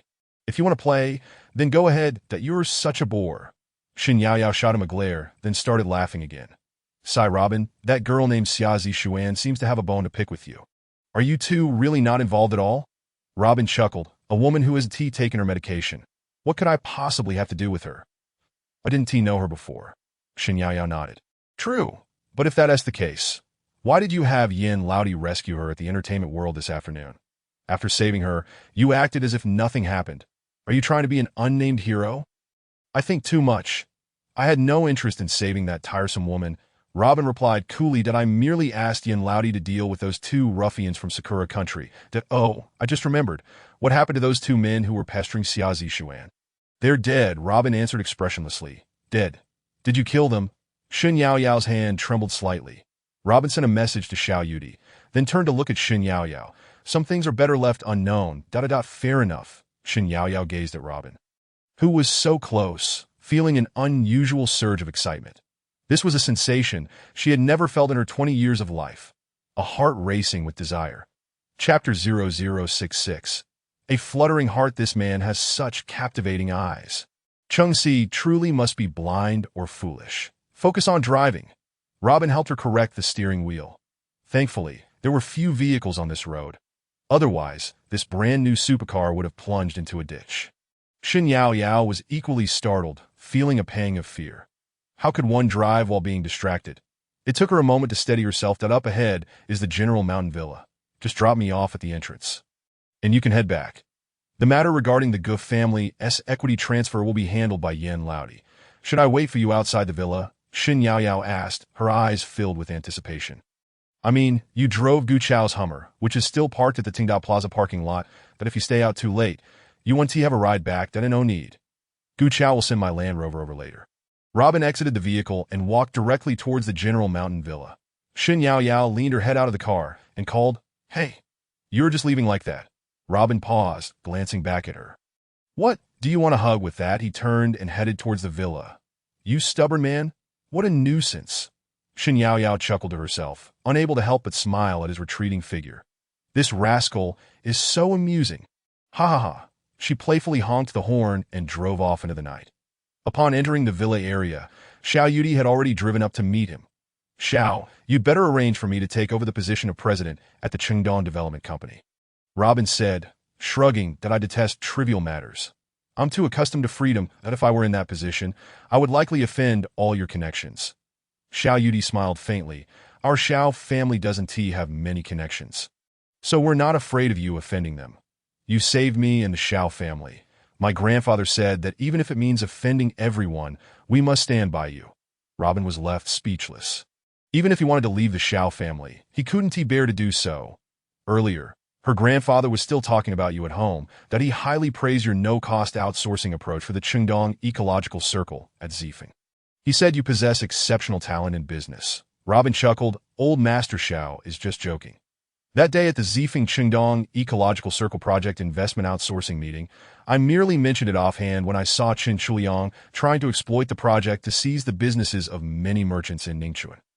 I can't stand those who play dirty. Xiao Yudi shook her head.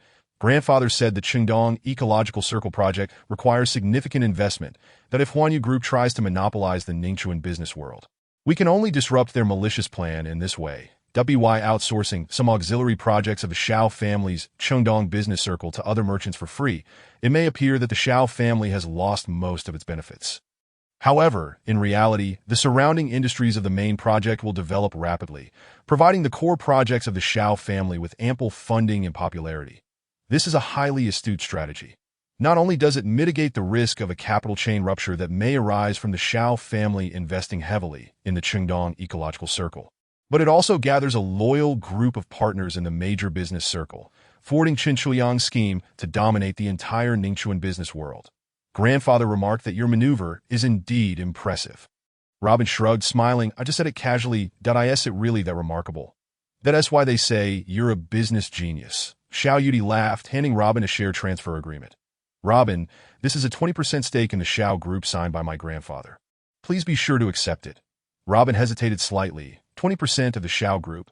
That's worth billions. I don't need it. Xiao Yudi grew anxious, pulling the car to the side. Robin, my grandfather said these shares are given to you with no ulterior motive. You don't have to do this. I can still take on the president position at the Chengdong Development Company. Can I?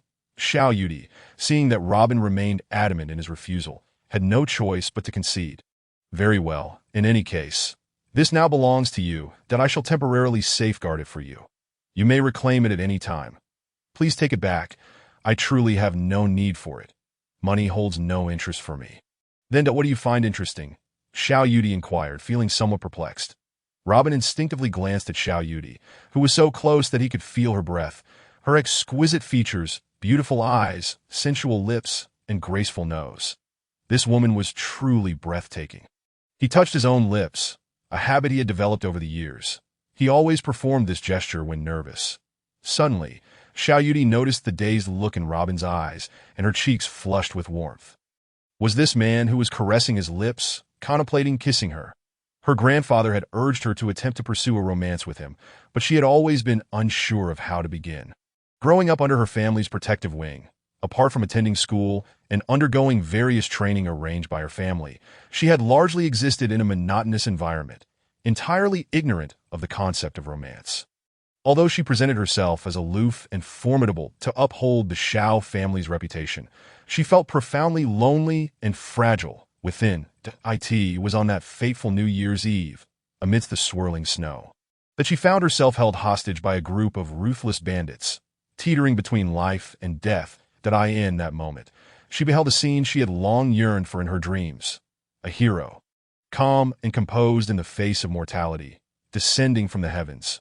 With a swift stroke, he severed the thread of life and death, and with the matter resolved, he vanished like a wisp of smoke. At that instant, her heart fluttered, and feelings began to stir within her. That dashing figure had etched himself into her heart. From that day forward, she would often reminisce about that snow-laden New Year's Eve, believing she would never see him again. Little did she know, he was now so close, merely a breath away. Why is my face flushed? Robin mused, puzzled by the sudden shyness displayed by Xiao Yudi. As he admired her beauty, he was taken aback by her bashful demeanor. The car gradually moved forward before coming to a halt beneath the shade of a tree halfway up the hill. The surroundings were shrouded in darkness. What are we stopping here for? Robin queried, bewildered by Xiao Yudi's intentions. Inside the dimly lit vehicle, he could feel her intense warmth. Xiao Yudi hesitated for a moment, her gaze burning as it turned toward Robin. With her eyes closed, she leaned in, her soft, alluring lips inching closer to Robin. Robin was momentarily stunned. Beep, beep. A notification tone rang out, and Xiao Yudi immediately opened her eyes. Shyly brushing aside her tousled bangs, it was her grandfather calling. It's grandfather inquiring if you have arrived. Shall we head home? Robin was entranced by Xiao Yudi's breathtaking beauty, left in a daze for quite some time. Was that it? Just as it seemed to be beginning, an interruption occurred. Why did this wretched phone have to ring now of all times? Upon arriving at the Xiao family villa, Xiao Tianlong awaited them at the entrance. Mr. Luo, please come in. Xiao Tianlong instructed the butler, Xiao Cheng, to prepare dinner. No need for dinner, Mr. Xiao, Robin interjected. Let us first attend to Mr. Xiao Jinting. After a moment's hesitation, Xiao Tianlong agreed. Very well, I appreciate your assistance, Mr. Luo. Together, Xiao Tianlong and Xiao Yudi accompanied Robin to a room at the easternmost end of the second floor. As they approached the door, Robin sensed a suffocating aura emanating from within. It was evident that the occupant had fallen victim to a sinister curse. Once injected into the body, this curse would proliferate rapidly within the bloodstream. In a short time, the afflicted would become utterly weak, their bodily functions deteriorating swiftly. Within a month, they would be bedridden, gradually losing consciousness, resembling a vegetative state. Observing Robin's contemplative stance at the door, Xiao Tianlong inquired, Mr. Luo, what troubles you? Robin surveyed the surroundings and asked, May I ask, Mr. Xiao, who typically attends to Mr. Xiao Jinting? A maid named who has cared for him for over a decade. Xiao Tianlong replied, puzzled, is there an issue?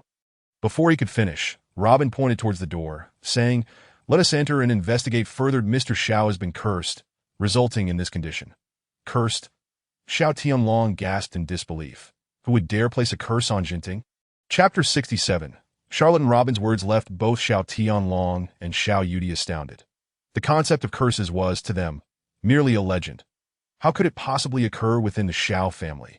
Xiao Tianlong had no doubt regarding Robin's capabilities. He had witnessed them firsthand. To him, Robin was an invincible presence. However, when it came to Robin's medical prowess, he had only gleaned information from Xiao Yudi and Lin Jiqian's conversations. After Xiao Yudi returned from the municipal office, she had shared the thrilling tale of how Robin had snatched General Li Tinkai back from the brink of death. Lin Jiqian had also vividly recounted the legendary 18 needles of soul retrieval that Robin had performed. Leaving Xiao Tianlong bewildered and in his view, the notion of a miracle doctor was still too fantastical. Nevertheless, since both Lin Jiqian and Xiao Yudi spoke so highly of him, Xiao Tianlong was eager to witness Robin's skills firsthand. Earlier that day, Lin Jiqian, the president of the Traditional Chinese Medicine Association, had been summoned by Li Tinkai to the Xiao residence to examine Xiao Jinting. After a lengthy discussion with Xiao Tianlong, Lin Jiqian had specifically taken Xiao Jinting's pulse. Despite his extensive efforts, he had been unable to ascertain the cause of Xiao Jinting's prolonged unconsciousness and paralysis. According to contemporary medical knowledge, it was essentially a case of brain death. However, Lin Jiqian insisted that Xiao Jinting's condition was more complex, that he could not determine the underlying symptoms. From the pulse readings, it seemed as though there was something else stirring within Xiao Jinting's body. Akin to qi and blood surging, or a swarm of microorganisms rapidly multiplying at times, these entities would vanish without a trace, while at other moments, they would exhibit heightened activity. Most of the time, these indeterminate energies occupied Xiao Jinting's internal organs and meridians. Lin Jiqian was unable to identify the nature of these mysterious energies or microorganisms, nor could he discern their cause. Unable to provide a diagnosis, he refrained from attempting any treatments that if he were to misdiagnose, it could potentially render Xiao Jinting permanently unconscious. Ultimately, he reluctantly recommended Robin to Xiao Tianlong, believing that only Robin could save Xiao Jinting, that if even Robin could not heal him, then there was little hope left. Xiao Tianlong was profoundly shocked by Lin Jiqian's assertions that a figure once revered as a titan in the realm of traditional Chinese medicine was now claiming that Robin possessed the unparalleled skills to wrest a soul from the clutches of death. Such claims left him utterly astonished. How could a man in his early 20s possess miraculous healing abilities?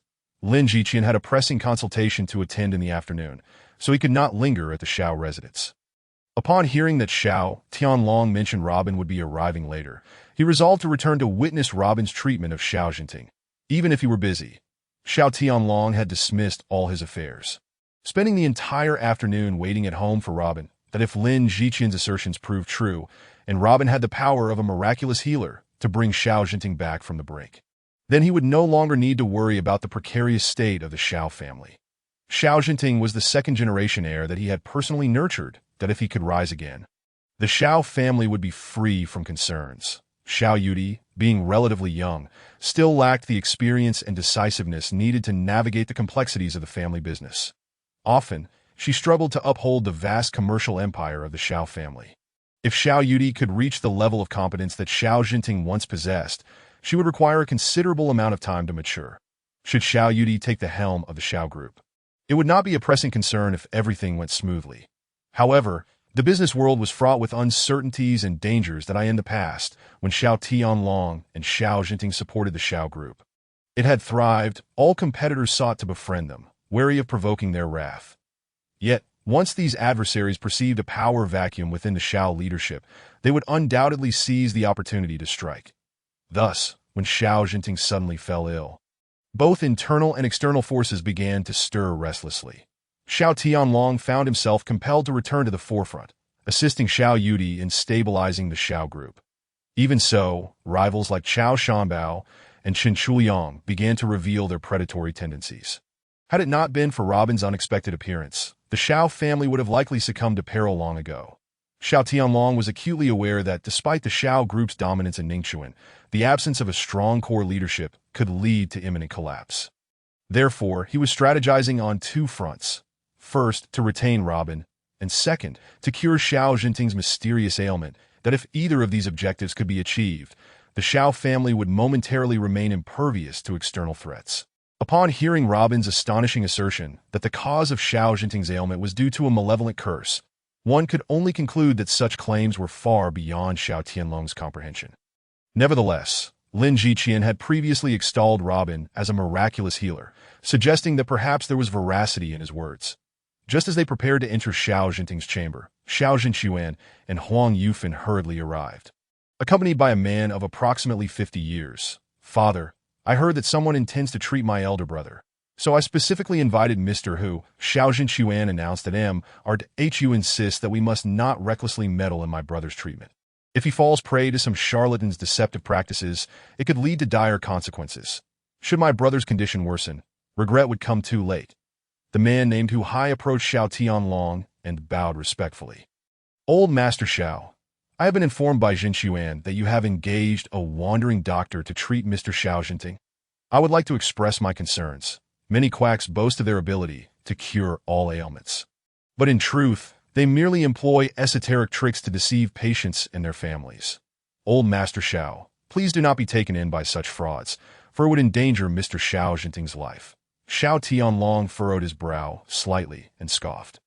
"Who told you that I have summoned a charlatan? Jin Xuan, if you dare to speak such nonsense again, you shall leave this place at once." Startled, Xiao Jinquan took a step back, silenced that Hu Hai chuckled awkwardly. "Old Master Xiao, Jin Xuan did not mean it that way. That a few days ago, I prescribed a herbal remedy for Mr. Xiao Jinting that if he continues the treatment, I assure you that his condition will improve. I guarantee that within 2 months, Mr. Xiao Jinting will at least be able to open his eyes and speak." Xiao Jinquan chimed in, "Father, Mr. Hu is correct. Do not heed those frauds' wild claims that could delay my brother's treatment. I have recently learned that this Mr. Robin is nothing more than a con artist. At his age, what does he know of traditional Chinese medicine? Mr. Hu believes he should not be allowed to meddle with my brother's treatment." Robin glanced up at Xiao Jinquan. "Are you suggesting that I am a fraud?" Xiao Jinquan pointed accusingly at Robin. "Everyone in Ningxuan knows you are merely a loser rejected by the Chung family. How dare you claim to be able to heal?" With a smirk, Robin replied, "Would you like me to elaborate?" Xiao Jinquan retorted coldly, "If you can identify my ailments, then I shall permit you to treat my brother." "You suffer from infertility, and it is congenital," Robin stated without hesitation. Xiao Jinquan exploded in anger. You are spouting nonsense. I am perfectly normal, and how dare you claim I am infertile, especially congenitally? This is utter folly." "My child is already 16 or 17, Robin chuckled. "Then it seems that child is not yours. You have raised someone else's child for over a decade." Chapter 0068. "All you mediocrities, be silent." Robin's words left everyone in the room stunned. Xiao Yudi exchanged a glance with Robin, stifling a laugh. Robin sighed. Many individuals are simply doomed by their own foolishness. Xiao Jinquan was nearly apoplectic, pointing at Robin and shouting, "You are speaking nonsense." Robin shrugged. "Whether what I say is true or false is irrelevant. What matters is that this situation has persisted for many years, and you remain oblivious. Think for yourself. Does your child resemble you?" "Huh." Xiao Jinquan's face flushed with anger and embarrassment. "Father, this brat is utterly outrageous. Throw him out." With a light laugh, Robin replied, "If you do not believe me, you can have a paternity test done tomorrow. An expedited test will yield results in an hour." Xiao Jinquan stood dumbfounded, looking at Huang Yufan, seizing her collar. "Is this true?" Huang Yufan screamed, "You fool! You believe the words of a charlatan." Then she turned to Robin, yelling, "Let me tell you, if you dare to spout such nonsense again, the Xiao family will not spare you." Xiao Yudi coldly interjected, "Robin is a distinguished guest invited by grandfather. You lack the standing to say such things." With a smile, Robin looked at Huang Yufan. "It is futile to argue. Tomorrow, you will discover the truth. Do you dare, Mrs. Huang?" Huang Yufan trembled, unable to meet Robin's gaze. At that moment, Xiao Jinquan's expression darkened. "Huang Yufan, tomorrow we shall have the paternity test. If it turns out you have deceived me, you shall face the consequences." Huang Yufan gently pleaded with Xiao Jinquan. "Jinquan, how can you listen to that fraud's nonsense? Enough. If you two continue to bicker, get out." Xiao Tianlong's face darkened as he pointed at Xiao Jinquan and Huang Yufan. "Tomorrow morning, a Chung will take them to the testing center for an expedited test. If they are not of the Xiao bloodline, they shall be immediately expelled from the family. All their assets shall be reclaimed." Hu Hai's expression turned grave as he addressed Robin. "Young man, One must be accountable for their words. Robin shrugged. Tomorrow will reveal the truth. Are you suggesting you can cure Mr. Xiao Jinting's illness? Hu Hai asked. Robin chuckled lightly. I never make claims about matters I cannot guarantee. Xiao Tianlong's eyes lit up, his body trembling with intensity. That Hu Hai scoffed. Such ignorance breeds fearlessness. Many renowned physicians in Jiangnan have examined Mr. Xiao Jinting. None dare to claim they can heal him, only to provide temporary relief and observe the outcome. Even the esteemed Lin Jiqian diagnosed him this morning and found himself at a loss. Healing is not to be taken lightly. I have practiced medicine for 30 years. I have seen countless symptoms and would never make such grandiose claims. You are still inexperienced, Robin laughed, cutting Hu Hai off. With your level of incompetence, even a lifetime of study would yield no greater proficiency. You are utterly arrogant. Hu Hai fumed, his face flushed with fury. Robin dismissively replied, This is not arrogance. It is called strength. Do you understand? I have no desire to waste further words with you. Turning back to Xiao Tianlong, he asked, Old Master Xiao, do you wish for me to continue? If not, I shall take my leave. Seeing Robin's impatience, Xiao Tianlong immediately responded, Of course. Robin surveyed the room. If I am to diagnose, all you mediocrities must remain silent. Hu Hai was incensed. Xiao Tianlong hastily acquiesced. Chung, if anyone dares to interrupt Mr. Robin, throw them out immediately. Yes, Chung replied. Xiao Tianlong opened the door, gesturing politely, Mr. Robin, please enter and examine Jinting's condition. Xiao Jinchuan and Hu Hai intended to protest further, but upon Xiao Tianlong's words, none dared to speak out. Upon entering Xiao Jinting's room, the oppressive aura they had sensed earlier enveloped them once more at this moment. Robin caught a flicker of panic in Hu Hai's eyes. Old Master Xiao, may I see the prescription that Mr. Xiao Jinting was previously given? Xiao Tianlong nodded. Of course, the prescription was written by Hu Hai previously diagnosed my son Jinting with a vascular brain disease, which Western medicine refers to as severe Alzheimer's disease. Robin chuckled lightly. May I see the prescription? Upon receiving the prescription, Hu Hai huffed, the prescriptions I provide are among the most confidential and esteemed. Had it not been for old Master Zhao's consent, I would never have shown it to you. Ignoring him, Robin scrutinized the herbal ingredients listed on the prescription. Pig heart, angelica, goji berries, ginseng, astragalus. Shaking his head, Robin turned to Hu Hai. This is what you deem the most esteemed prescription? A collection of tonics, and you wish to turn the patient into a bleeding disaster. Hu Hai retorted dismissively. This prescription comprises the most potent tonics in traditional Chinese medicine, according to my diagnosis. Mr. Xiao Jinting's condition stems from insufficient kidney yang and excessive fatigue, resulting in blood deficiency and weakness. Coupled with chronic stress, this has led to the accumulation of lipids in the body's blood vessels. If you truly understand traditional Chinese medicine, you would recognize that this prescription is designed to improve Mr. Xiao Jinting's blood circulation and facilitate the expulsion of bodily waste. That, as the saying goes, flowing water does not stagnate, and a door hinge does not rot. Only by ensuring that Mr. Zhao's blood flows smoothly through his capillaries and meridians can the necrotic cells within his body potentially regain vitality. This is a process of nurturing and recuperation. Through the treatment prescribed, the deteriorated cells within Mr. Zhao's body may very well be revitalized. Only then might there be hope for some improvement in his neurological condition. Even if Mr. Xiao cannot fully recover, at the very least, he may be able to stand. Pure nonsense. Robin slammed the prescription down onto the table. This prescription, if consumed further, will soon lead to Xiao Jinting's demise.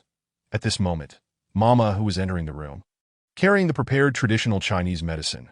Master, it's time for the eldest young master to take his medicine. Wait, Robin interjected, blocking Mama Hu. Xiao Tianlong expressed his confusion. No more can be taken? Earlier today, President Lin Jiqian also examined this prescription. He believed that while he could not guarantee a cure for Jinting's ailment, the herbs listed were capable of invigorating the body's vital channels, at least ensuring that his nearly lifeless body continued to circulate fresh blood. Robin glanced at Xiao Jinting, who lay on the bed, his carotid artery pulsating incessantly. It was evident that the Yingu worms were thriving in his bloodstream, proliferating in large numbers. Old Master Xiao. It is precisely because Xiao Jinting ingested this traditional medicine that his condition has deteriorated further. You speak nonsense, Mama Hu retorted angrily.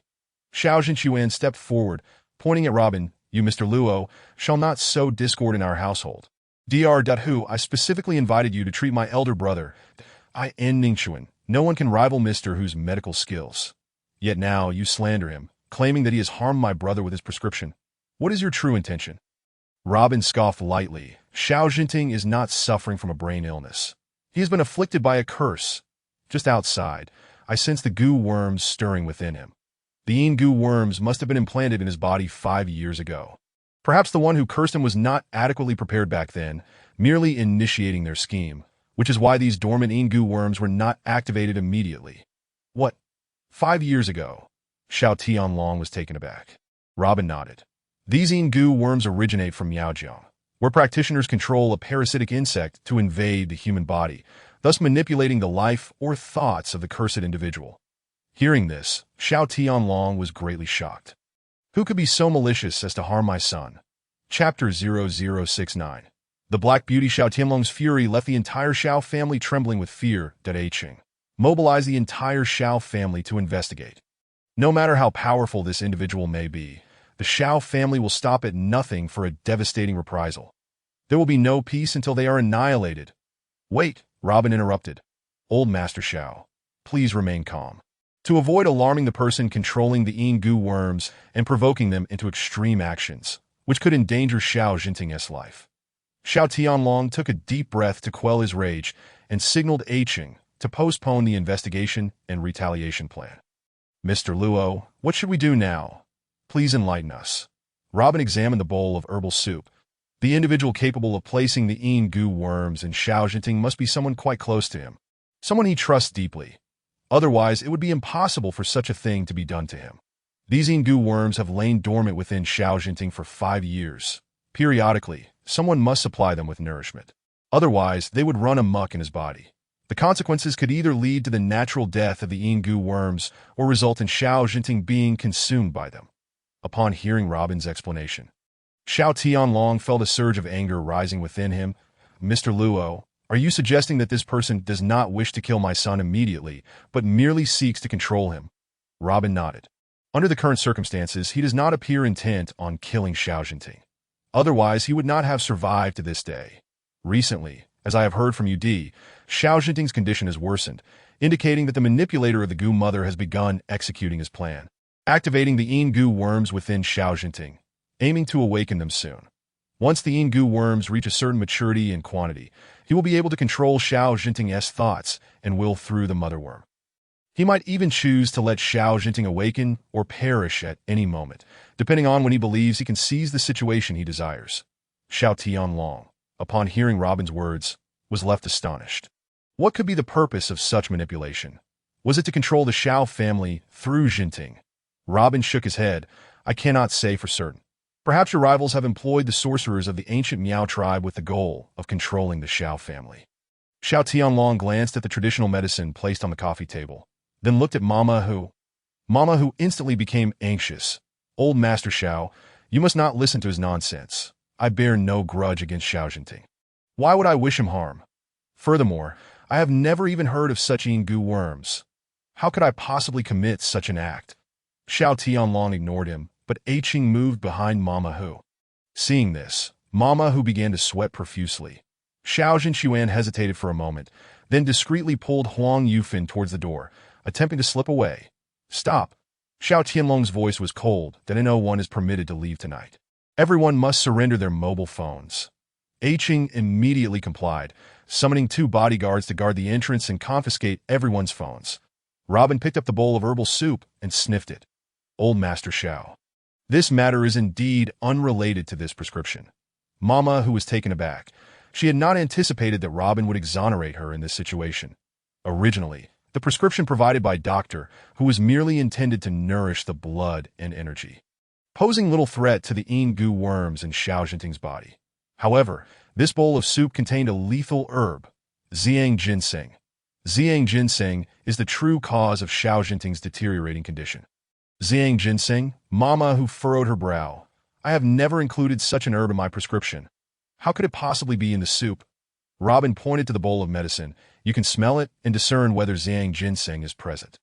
Mama Hu lifted the bowl, scrutinizing the ingredients.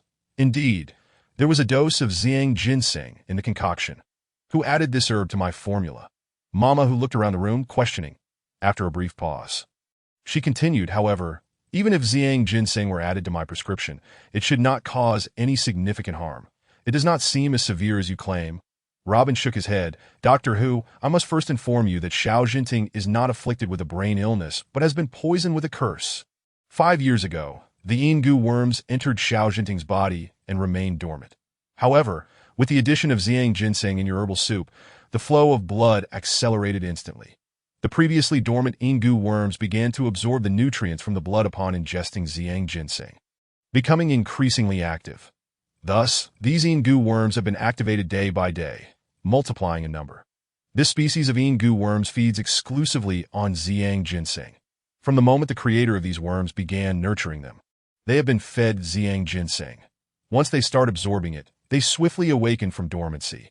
The revived Yingu worms will continuously consume the nutrients from the blood, causing the cursed individual to weaken day by day.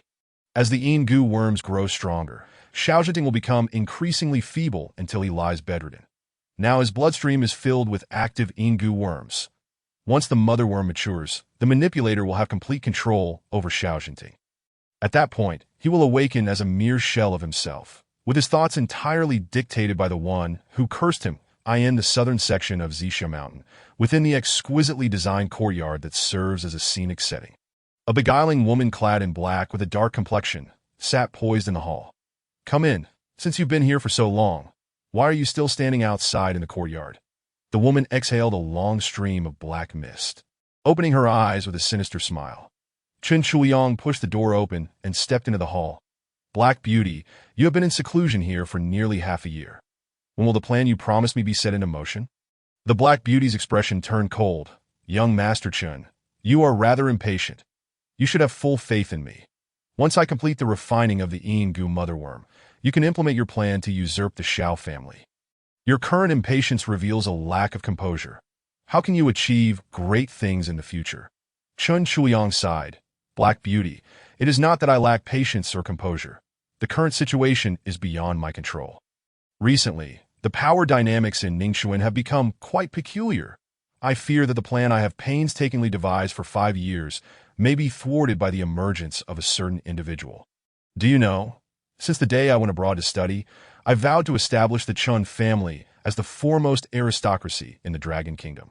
Now, nearly 5 years have passed since my return. Yet I have achieved nothing. I cannot even unify the underworld in Ningxuan.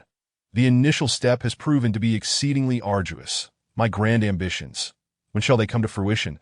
The enchanting Dark Beauty suddenly erupted into laughter. Young Master Chen, if you wish to achieve greatness, your temperament requires further refinement. Rest assured, my plans are foolproof. Your current state is merely a product of your own anxieties. The art of Yingu, the secret technique of mine, has been honed through nearly 2 decades of diligent study, culminating in the creation of this unique soul-binding goo, capable of influencing a person's thoughts. This Yingu larva necessitates a 3-year cultivation period, while my maternal goo requires 5 years to attain a bond of heart and mind. With less than 3 months remaining until the 5-year mark, why the haste? Once my maternal goo has matured, even the most skilled goo-breaking experts will be powerless. If I so desire, I can control every soul in the world that will at that time. I shall bestow upon you a mature Yingu motherworm. With it, you shall wield the ability to dominate anyone. The Xiao clan, Zifeng International, and the likes of Qi Yuhu, who stand in the way of your grand ambitions, shall become your obedient servants when that moment arrives. What will you have left to worry about? Haha. Chapter 0070.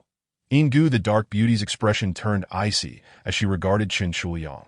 Today, I must confess, I am somewhat anxious. He remarked respectfully that I have never doubted your remarkable creation.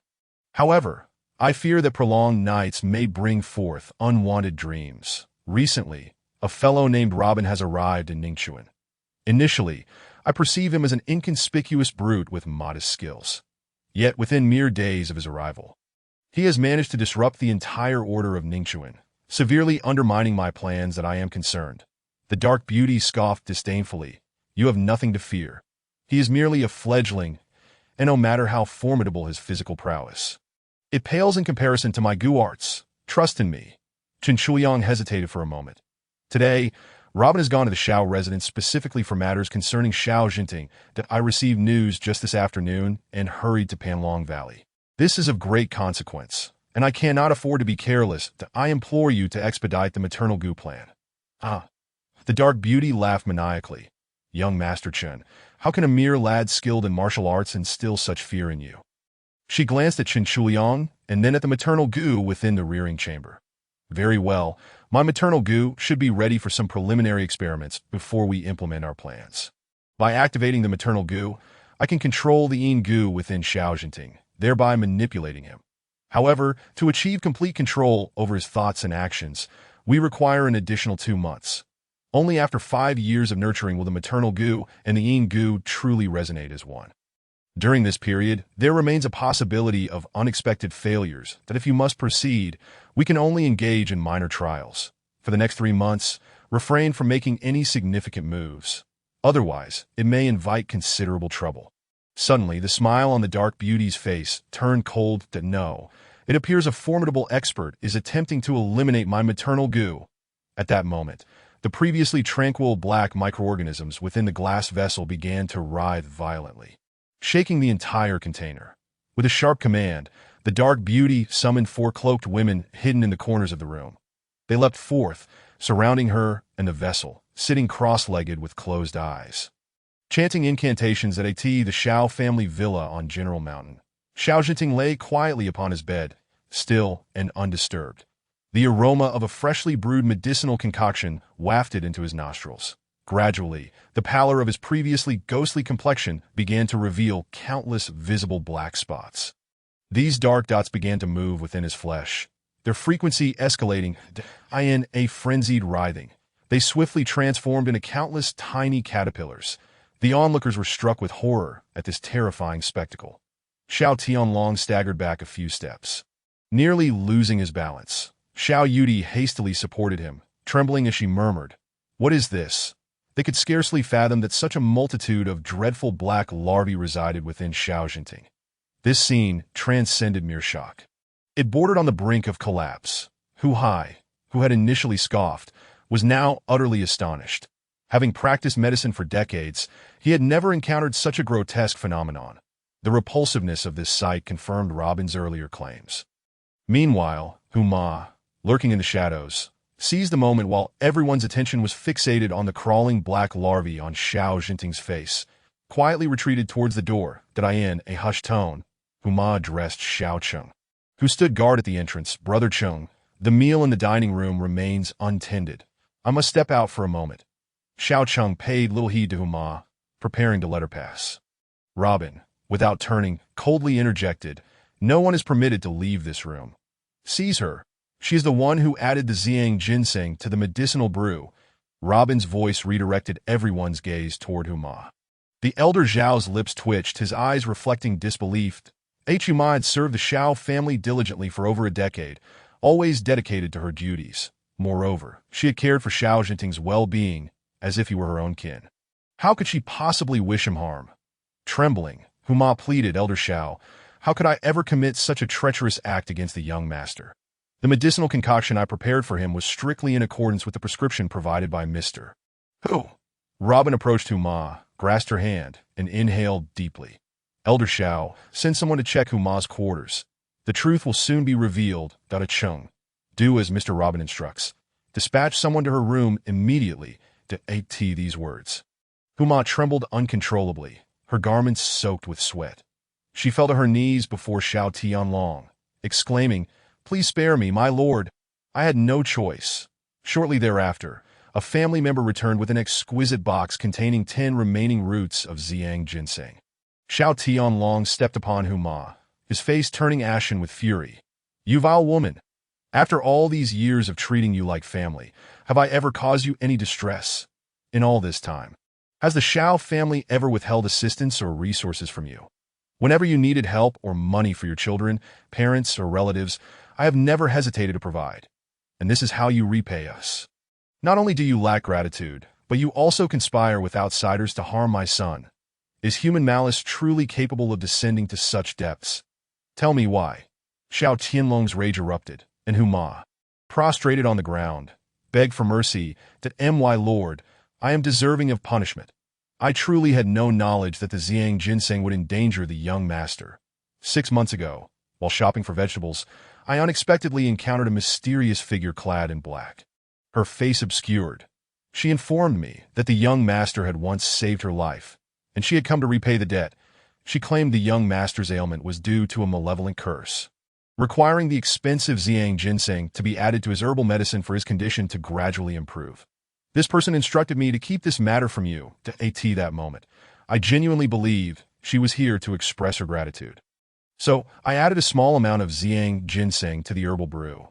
Indeed, after consuming the concoction, the young master's complexion improved significantly, and his health appeared to be on the mend. When I encountered her for the second time, her tone suddenly shifted. She warned me that the Ziyang ginseng would exacerbate the young master's condition, and if you learned of this, I would no longer be welcome in the Xiao household. If I failed to comply with her instructions, she threatened not only my life but also the lives of my children, that my son and daughter are still in her possession. Thus, I had no choice but to follow her orders, adding a certain dosage of Ziyang ginseng each time I prepared the young master's medicine. Please, my lord, spare me. I acted out of sheer desperation. Xiao Tianlong trembled with rage. You wicked woman! You would endanger my family to save yourself. Tell me, who is this person? Huma shook her head, that my lord, I have never seen her true face, nor do I know where she is or who she truly is. Every time she provided me with Ziyang ginseng, she concealed half of her face. All I know is that she always wore black clothing, and her skin was entirely dark, including her hands and nails, that I have never encountered such an odd and frightening individual. Each time I looked into her eyes, my legs would turn to jelly. Over the past 6 months, I have only seen her 3 times. Subsequently, she left the Ziyang ginseng at a designated spot outside the villa, sending messages for me to retrieve it. Xiao Tianlong glanced at Robin. Mr. Robin, do you require any further inquiries? Robin waved his hand dismissively, indicating that no further questions were necessary. Xiao Tianlong pointed at Huma, declaring, once this matter is resolved, I shall settle the score with you. Cheng, bind her and take her away. Should anyone dare to lay a hand on the Xiao family, I shall annihilate her entire clan. Chapter 0071. Zhenting, you have truly awakened. Gazing at the enraged Xiao Tianlong, Hu Hai was momentarily struck dumb. Previously, he had only heard tales of how, when the old Master Xiao was angered, even the realm of Ningxuan would tremble. Yet, he had never witnessed Xiao Tianlong's true fury. Every encounter had revealed a benevolent and kind elder. He had believed those rumors to be the malicious fabrications of ill-intentioned gossipers, tarnishing the reputation of the once mighty titan of Ningxuan's business world. Claims of ruthlessness and coldness were utterly unfounded accusations against this humble elder. In this moment, however, his perception had shifted. He realized that anyone involved in poisoning Xiao Zhenting would not escape the wrath of the Xiao family. The thought sent cold sweat trickling down his back. Earlier, while treating Xiao Zhenting, he had seen no apparent symptoms. The talk of brain ailments had been mere fabrications of his own invention, concocted to swindle the Xiao family out of their wealth. He had never imagined that someone would tamper with his prescriptions. Mr. Luo, may I inquire if there is still hope for Xiao Zhenting? Hu Hai asked, his tone almost pleading, that he was acutely aware that if Robin could cure Xiao Zhenting, the old master would be appeased, and many grievances would be overlooked.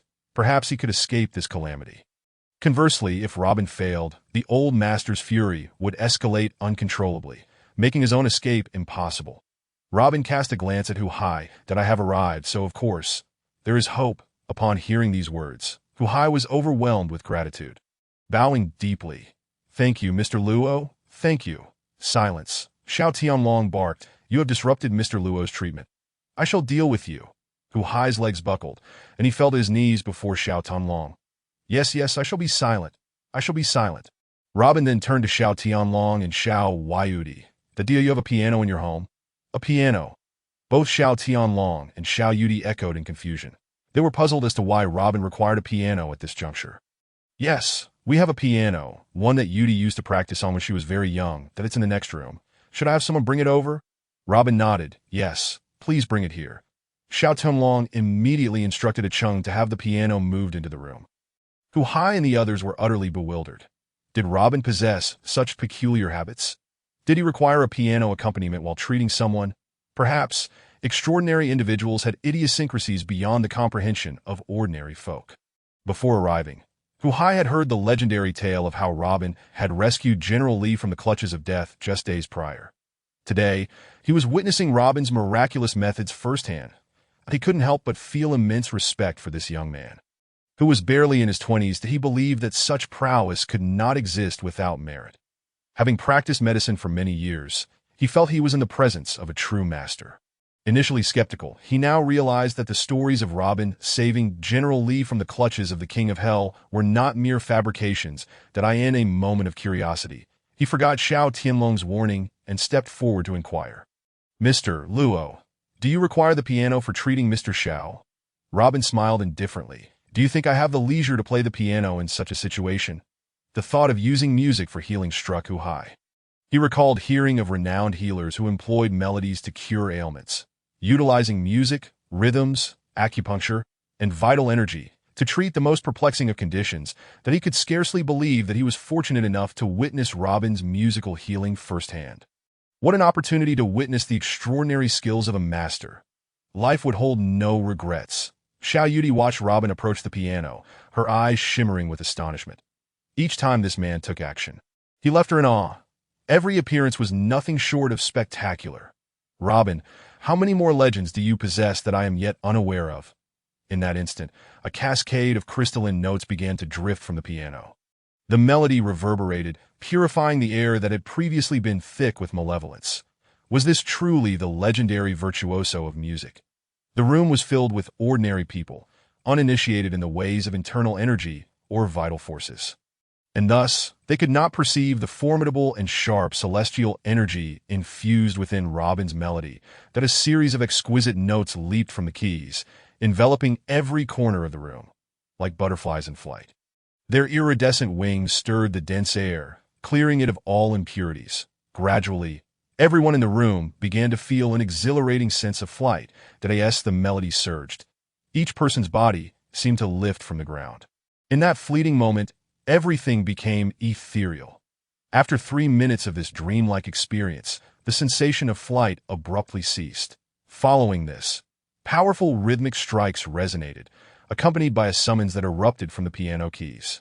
With each note Robin struck, the hearts of those present raced in tandem. Suddenly, they witnessed a most astonishing sight. Xiao Jinting's body began to swell rhythmically with the music. Each pore on his skin exuded dark specks, which gradually became clearer. They were thousands of wriggling larvae. Hu Yudi nearly retched at the sight. Xiao Jinting was entirely enveloped in layers of these black larvae, as the malevolent essence was expelled from his body by the force of the music. The grotesque creatures emerged from his eyes, ears, nose, mouth, and every pore, squirming outward. Meanwhile, within the exquisitely decorated observation room of Panlong Valley, the 4 great guardians sat beside the Black Beauty as the notes from Robin's piano reverberated from the Xiao family villa on General Mountain. The bodies of the 4 guardians trembled violently. Musical energy, sound traveled for miles.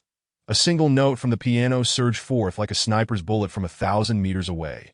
With a collective cry, the 4 guardians collapsed to the ground, spewing blood, their internal organs shattered. The Black Beauty cried out, "This is bad." There truly is a master launching a surprise attack. To kill from 1,000 miles away through melody is a terrifying tactic. At that moment, the Black Beauty's face turned pale, her body shook, and she unleashed a torrent of blood from her chest. Inside the villa, as Robin finished his piece, he turned to Hu Hai and said, "May I borrow some silver needles?" At that moment, Hu Hai was utterly in awe of Robin. Before such a master, he felt he was not even worthy of being a novice apprentice. He would no longer dare to be presumptuous or disrespectful. "Mr. Luo, please use my needles." That he immediately offered his silver needles with both hands. That in an instant, 18 glimmering points shot forth, and 18 silver needles were embedded in the acupoints of Xiao Jinting's meridians. 2 seconds later, those vile larvae that had crawled from Xiao Jinting's body began to turn on one another. Battling fiercely, that the black blood of the larvae flowed forth. Thousands of them transformed into a cloud of dark mist. Dissipating into the air, Robin struck the keys once more, a transcendent melody flowing forth that I in that moment. The dark, malevolent energy within the room rapidly escaped through the large window. Then, a miraculous scene unfolded. Xiao Jinting's body, in sync with the rhythm of the notes, began to levitate from the bed. It rose into the air, halting at a certain height, and began to spin rapidly. His entire form swayed with the rise and fall of the music.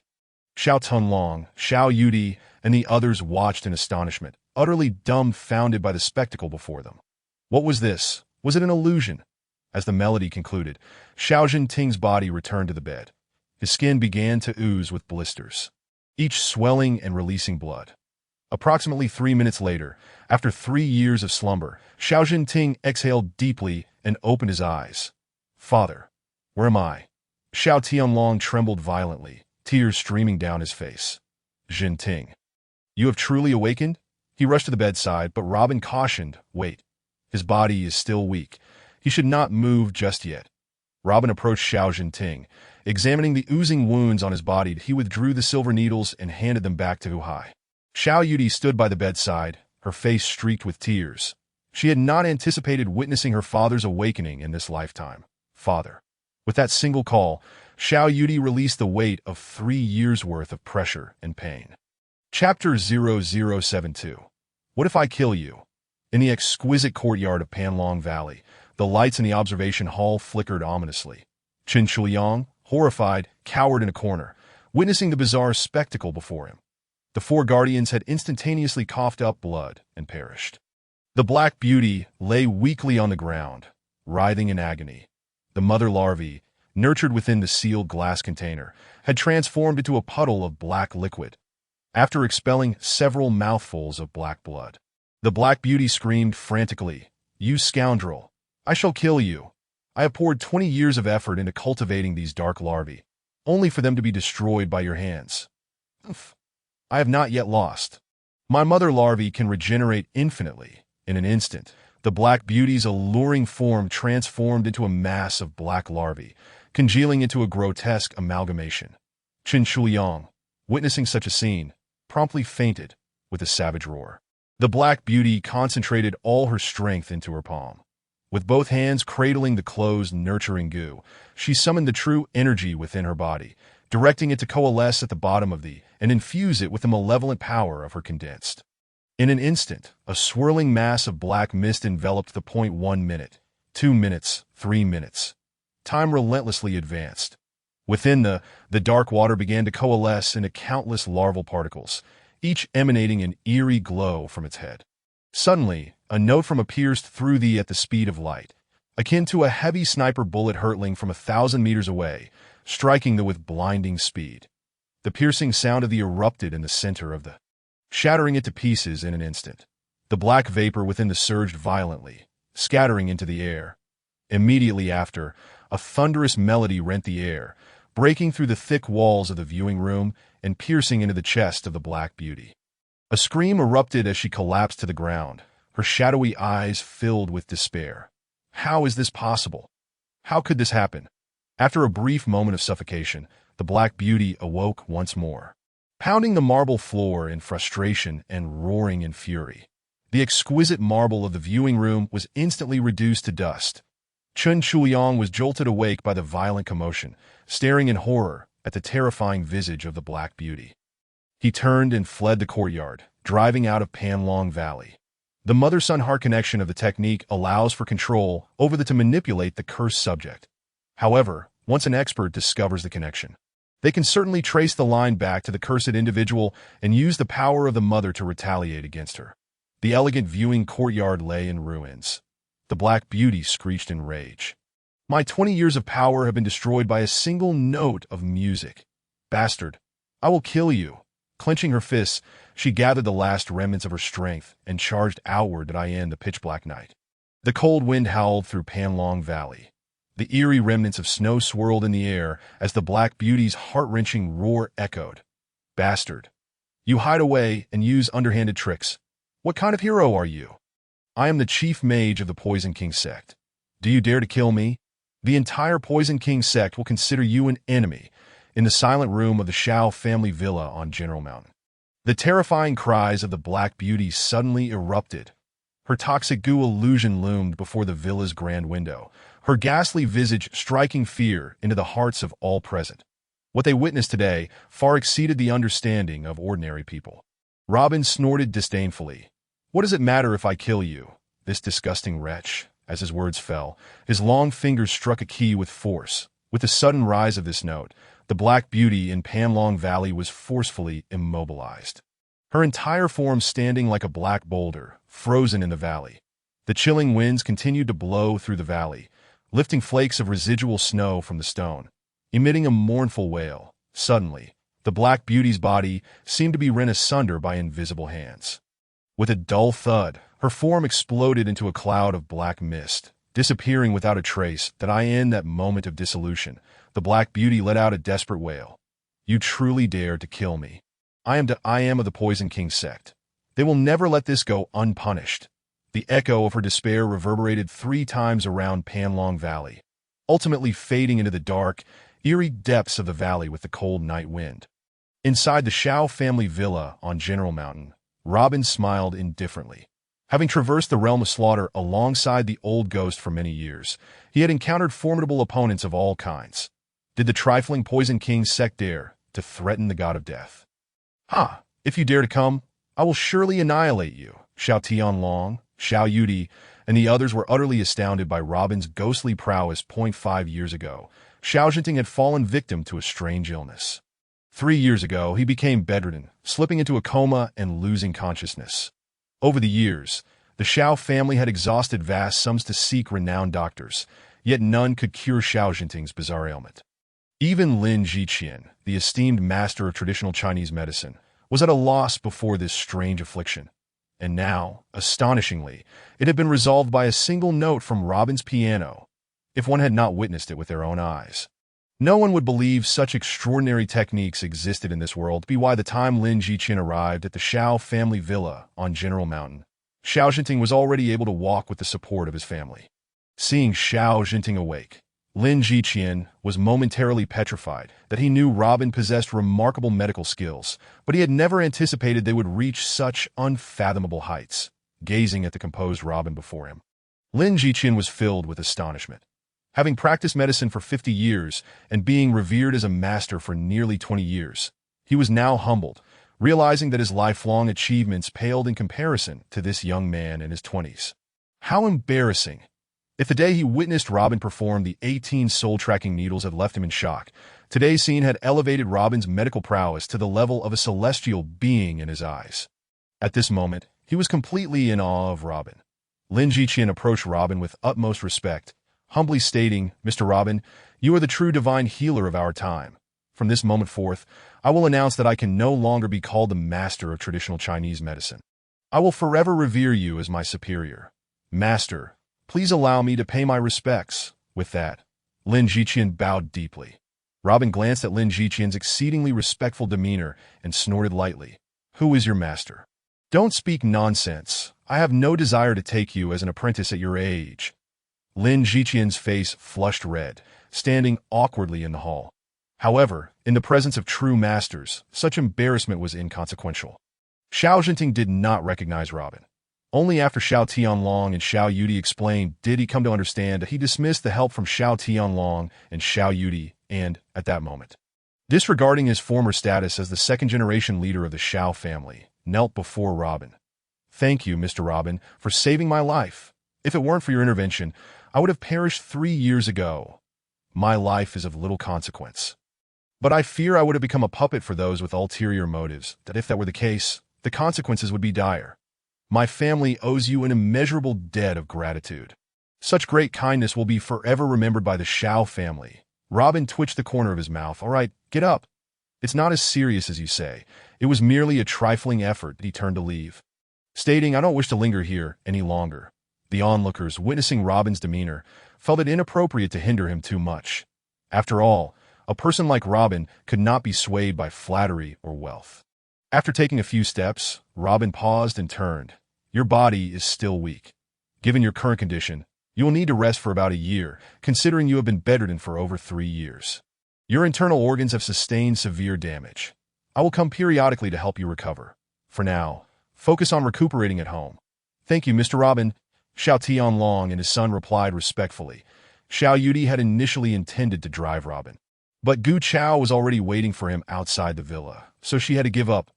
Thank you, Robin, for saving my father. I truly don't know how to express my gratitude. Xiao Yudi gazed at Robin, her cheeks flushing a deep crimson with sincere appreciation. How can my family express our gratitude for such a significant favor? What do you need to express your gratitude? Robin stepped closer, inhaling the delightful fragrance of Xiao Yudi. It smells wonderful. Xiao Yudi's body trembled slightly as she suddenly realized Robin's clear, deep gaze was fixed upon her. Chapter 0073. The Seven-Step God of Death. She hastily averted her gaze, stammering, How should I thank you? Robin chuckled lightly, noting how the usually aloof and composed Miss Xiao had been flustered multiple times today that it's just a small matter. There's no need to dwell on it. Besides, didn't you appoint me as the president of the Qingdong Development Company? That will suffice. I'll accept it. You may leave now. As he turned to depart, Xiao Yudi grabbed his arm, presenting him with 2 keys. The Qingdong Development Company is located in the eastern outskirts of Ningxuan. Commuting there can be inconvenient. Here are the keys to a villa and a beautiful apartment nearby. The villa is a bit farther away, but its conditions are superior. If I happen to be too busy at the Qingdong Development Company, I might stay there sometimes. As she spoke, Xiao Yudi's cheeks flushed again. I don't stay there often. The beautiful apartment is directly opposite the Qingdong Development Company. The living conditions are average, not overly spacious. Just a modest 2-bedroom of 100 square meters. However, the surrounding amenities are quite complete. Choose whichever place you prefer to stay. Both will make it convenient for you to commute to the company. Xiao Yudi paused. I forgot to ask. Where are you living now? In a hotel? I reside in the vicinity of Zixia Mountain, Robin replied casually. Xiao Yudi did not press further. That's quite far from the Qingdong Development Company. You should stay in one of these 2 places. Robin pondered for a moment before accepting the keys. That works. See you at the Qingdong Development Company tomorrow morning. As she watched Robin's figure gradually recede, Xiao Yudi felt a sense of reluctance. Standing before the villa's entrance for quite some time, she only turned to return home when that silhouette vanished into the vastness of the night. After departing from the Xiao residence, Robin did not immediately board Gu Chao's vehicle. The villa was stiflingly warm, inducing a sensation of suffocation after lingering inside for so long. Consequently, he opted to meander along the shaded mountain path of Jiangjun Mountain. The air was remarkably fresh in the snow-covered mountains following the blizzard. The frigid mountain breeze caressed his heated visage, invigorating him immensely. Especially during the profound silence of the midnight hour, walking along this mountain avenue afforded a refreshing sense of detachment from the clamor of the world. Gu Chao, too, did not intrude upon him, driving his Land Rover with the headlights off. Trailing from a distance of 200 meters, as he approached the mid-slope, a figure suddenly appeared ahead, obstructing Robin's path. Gu Chao, 200 meters away, also spotted the martial artist blocking Robin's way. His instincts informed him that this individual was a formidable opponent. The aura emanating from this person suggested that their cultivation far surpassed that of the Jiangnan butcher. However, Robin showed no inclination for confrontation, prompting Gu Chao to remain quietly in the vehicle, observing the unfolding events. Sensing the menacing killing intent from the stranger, Robin raised an eyebrow. Are you certain you wish to obstruct my path? The newcomer remained silent, his piercing gaze scrutinizing Robin as if seeking to unravel his very essence. After a tense silence of several seconds, the figure let out a sinister chuckle. So, you are the one who incapacitated the Jiangnan butcher? Indeed, Robin nodded. What of it? The visitor smirked derisively. I see nothing particularly remarkable about you, merely a brash youth from the Jiangnan Martial Alliance. Robin comprehended the underlying meaning. You seek vengeance for the butcher? The man scoffed. You lack the qualifications to know who I am. Having incapacitated the Jiangnan butcher, how could the Jiangnan Martial Alliance spare you? You have 2 choices. 1. Kneel and sever your own hands. 2. I will take action. And you shall die on the spot. The man was none other than Zhao Hang, the deputy enforcer of the Jiangnan Martial Alliance. Earlier that afternoon, upon arriving in Ningxuan, he received a frantic call from Ge Zhikuan. Ge Zhikuan implored him for assistance, revealing that Robin had not only killed his brother Ge Zhihai, but was also using this to coerce the Ge family. Furthermore, after the Jiangnan Martial Alliance headquarters issued a kill order for Robin, the assassins dispatched last night had all perished without a trace. This revelation left Ge Zhiqian utterly astonished. He was keenly aware of his own limitations. His skills paled in comparison to those of the Jiangnan butcher. Confronting Robin directly was out of the question. Even earlier that afternoon, when Yin Lauer came to demand repayment, he had not dared to intervene, opting instead to await the arrival of Deputy Enforcer Zhao Hang. Zhao Hang's prowess ranked among the top 5 in the Jiangnan Martial Alliance, marginally superior to that of the butcher.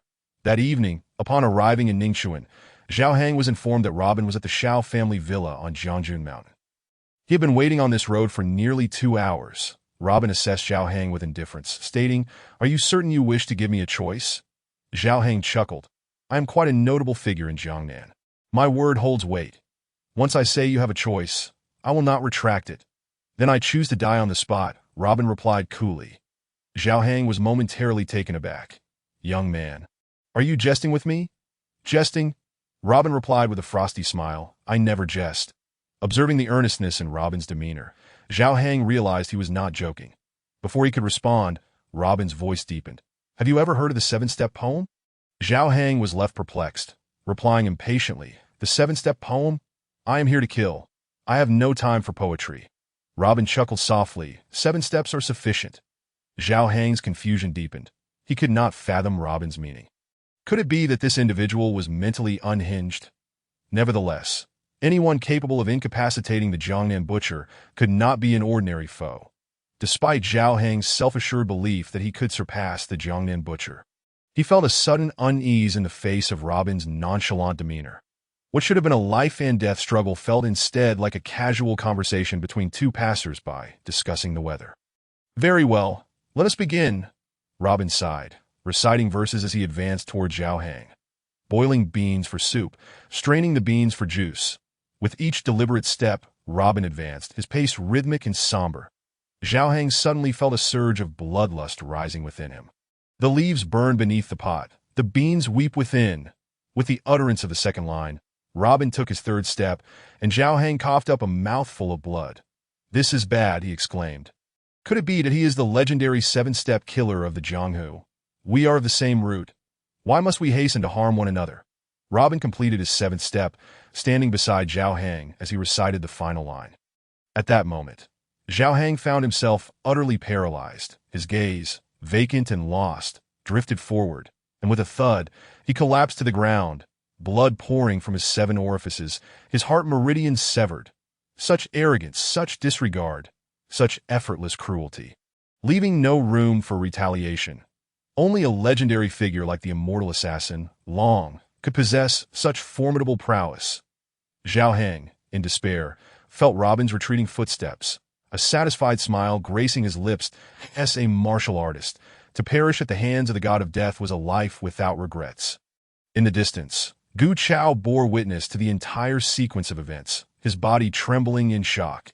He had inadvertently become a witness to the legend of the god of death in this era. Reciting poetry in 7 steps, killing without a trace, Robin strolled down the mountain. The clock now past 10 in the evening, that Ji Yu Chao's car had yet to catch up when a red Porsche sports car zoomed to his side. "Robin, get in," Shin Yaoyao called out with a smile, her head poking out of the vehicle. "Wait, you haven't been waiting here at Jiangjun Mountain the whole time, have you?" Robin exclaimed in astonishment, noticing that this woman had changed her hairstyle.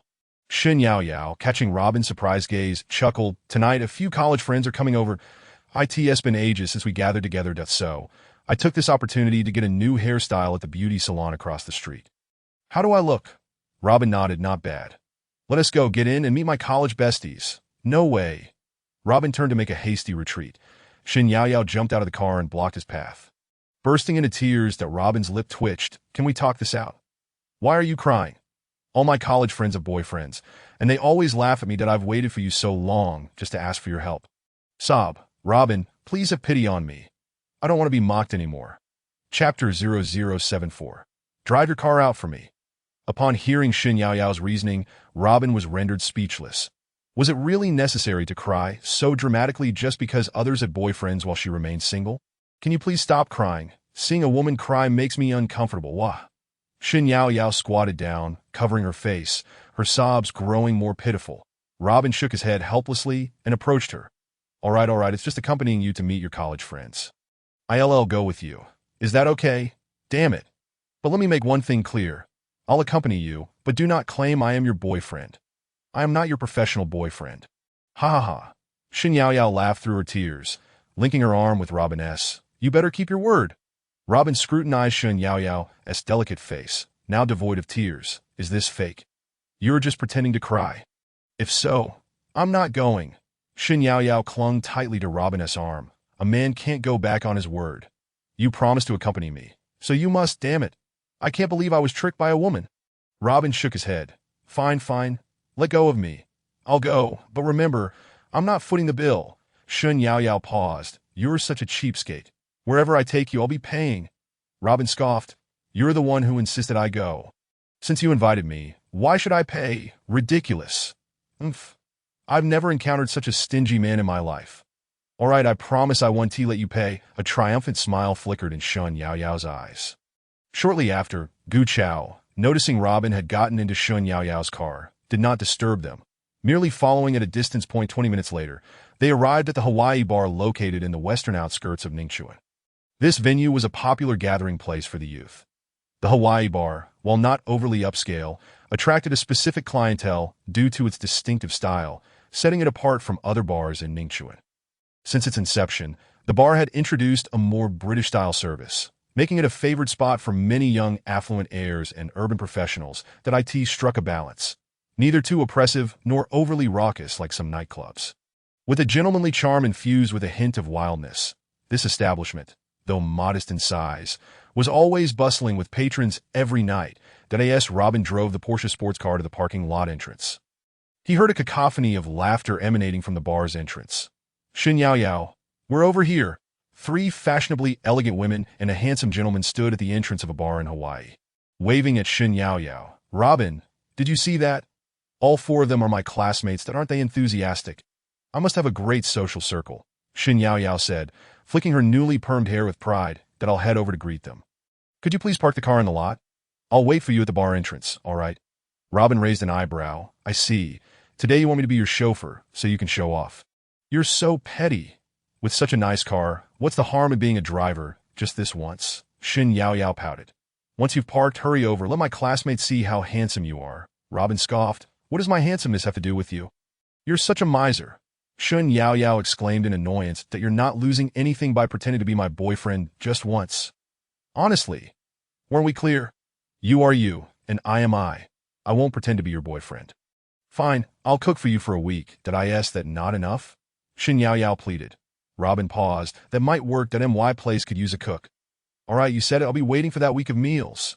Look at you, acting like a child, getting all serious. I promised to cook for you for a week, Shen Yaoyao thought to herself. As long as you can eat it, I will cook. Noticing a sly glint in Shen Yaoyao's eyes, Robin added, but I expect you to wear a uniform. Each meal must be different. As Shen Yaoyao hopped out of the car, she nearly stumbled upon hearing that remark. You cheeky thing. Let us agree first to avoid you acting foolish again. Fine, I'll do it. Now hurry and park. I'm heading in first. With excitement, Shen Yaoyao closed the car door and shot Robin a flirtatious smile. That oh my. That woman looks like she has lost her mind. Robin thought, watching Shen Yaoyao exaggeratedly sway her hips, that I guess she's some sort of intermittent lunatic. Just going to a bar, and she's acting like this. Pressing the accelerator, Robin drove his Porsche into the bar's parking lot. Spotting an empty space, he executed a flawless spin and parked. Just as he stepped out and was about to turn away, a harsh honk echoed behind him that a BMW had suddenly appeared in front of him. Get your car out of the way. An angry young woman, appearing to be around 18 or 19, stormed out of the car, pointing a finger at Robin. What do you mean? Robin replied, baffled. Is this spot not for parking? The woman, growing impatient, retorted, Are you deaf? I'm telling you to move your car. I want to park here. Why should I move it? Robin glanced around at the numerous empty spaces in the parking lot. Confused, she huffed, This is my usual parking spot. Seriously, does this spot have your name on it? What kind of nonsense is this? Robin shook his head, incredulous. What is wrong with everyone? This is a public parking lot. How can this spot belong to you? Are you going to move it or not? She snapped, teeth gritted, That I won't. Robin retorted, scoffing. What kind of person are you?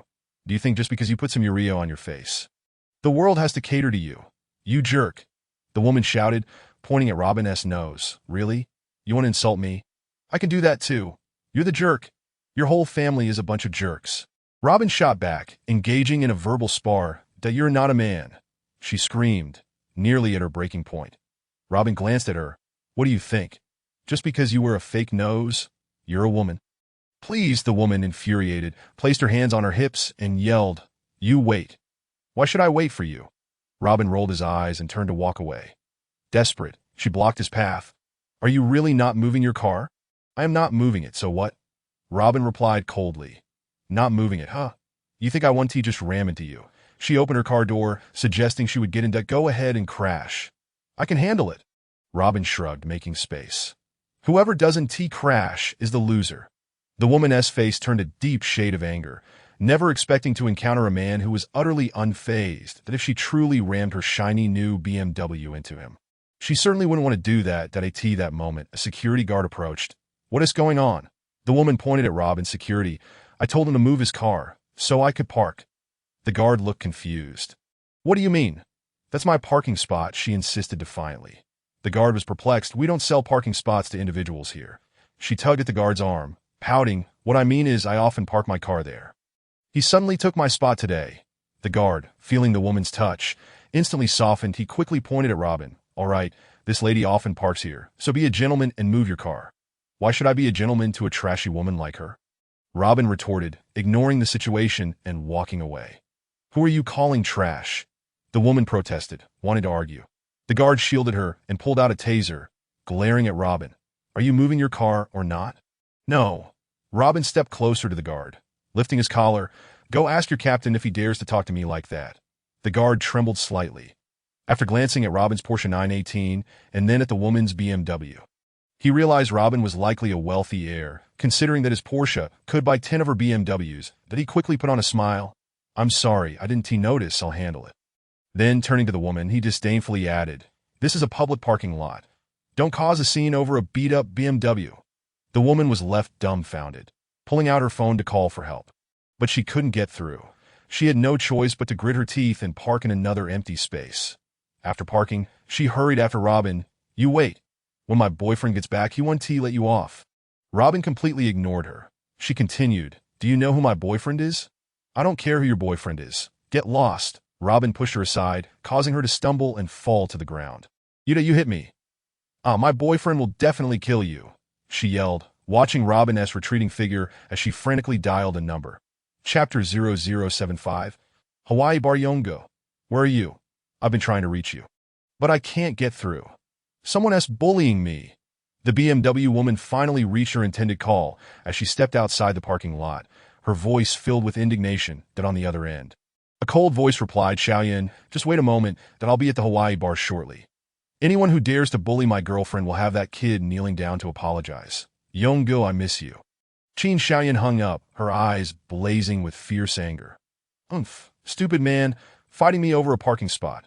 My boyfriend will deal with you.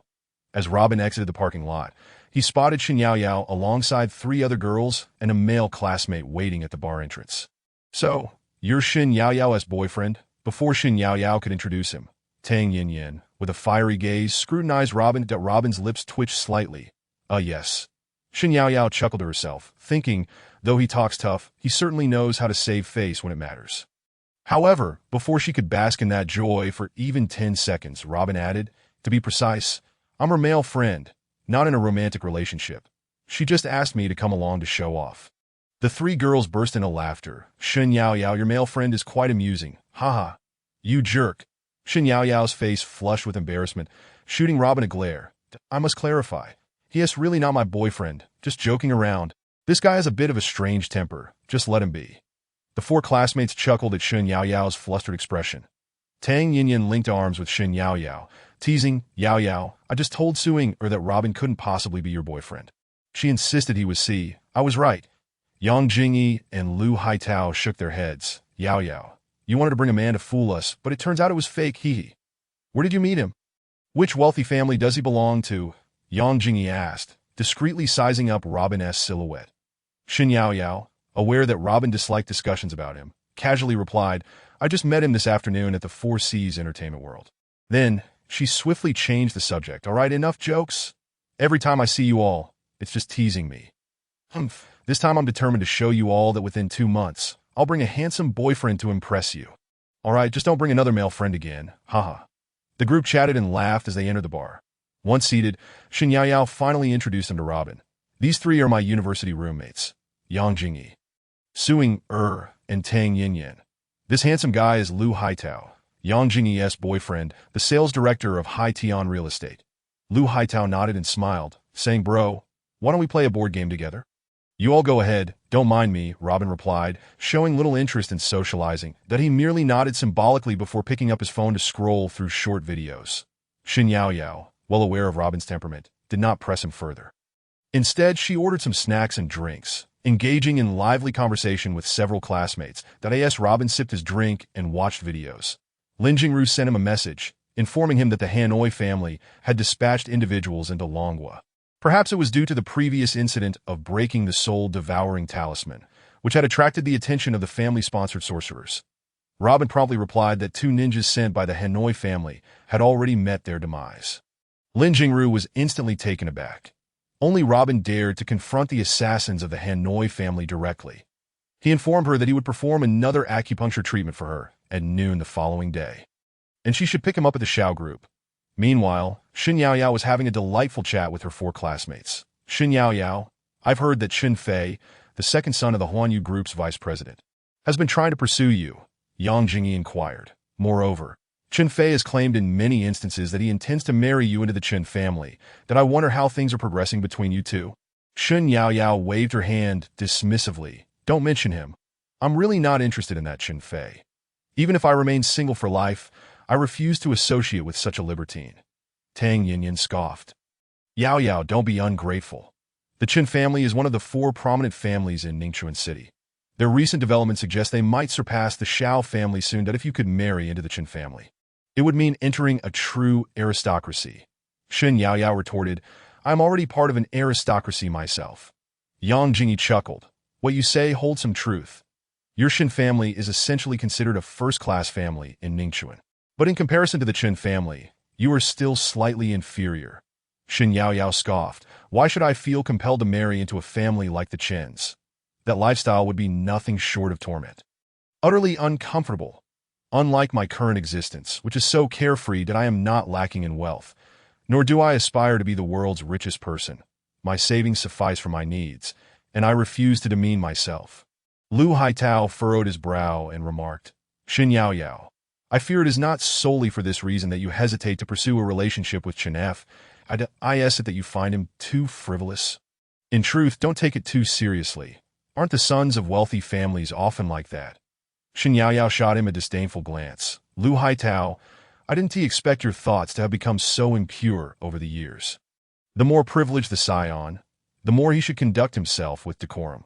The young masters of affluent families should receive the finest education and strive to embody the virtues of a gentleman. Are they truly so ignorant of how to conduct themselves aside from indulging in debauchery? If wealth transforms them into something inhuman, what is the purpose of possessing it? Yang Jingyi playfully punched Lu Haitao. Are you implying that if you were like Chen Fei, you would also indulge in a hedonistic lifestyle, living a debauched life? Lu Haitao quickly clarified. How could I dare compare myself to that young Master Chen? He is a scion of a wealthy family. Our family lacks even the strength of a third-rate clan. Even if I wish to stir up trouble, I lack the means. Yang Jingyi huffed. Lu Haitao, if you harbor such ulterior motives, see if I don't put you in your place. Lu Haitao, alarmed, quickly lowered his head. I misspoke. Jingyi, how could I have such ulterior motives? Shen Yaoyao laughed at Lu Haitao's expression. Haha, little Taozi, don't forget, you are currently in the palm of Yang Jingyi's hand, that if you dare misbehave, the 3 of us will join forces to take you down. I swear, I will only treat Jingyi well for the rest of my life. Lu Haitao immediately raised his hand to make an oath, and the women burst into laughter. Just then, Shen Yaoyao spotted a familiar face. Lu Yinfeng walked in from the entrance of the Hawaiian bar. Failing to notice Shen Yaoyao and her friends seated deep within, instead, he approached the woman driving a BMW, Qin Xiaoyan. Xiaoyan, I called you several times over the past few days, but you didn't answer. Nor did you reply to my messages. What do you mean by that?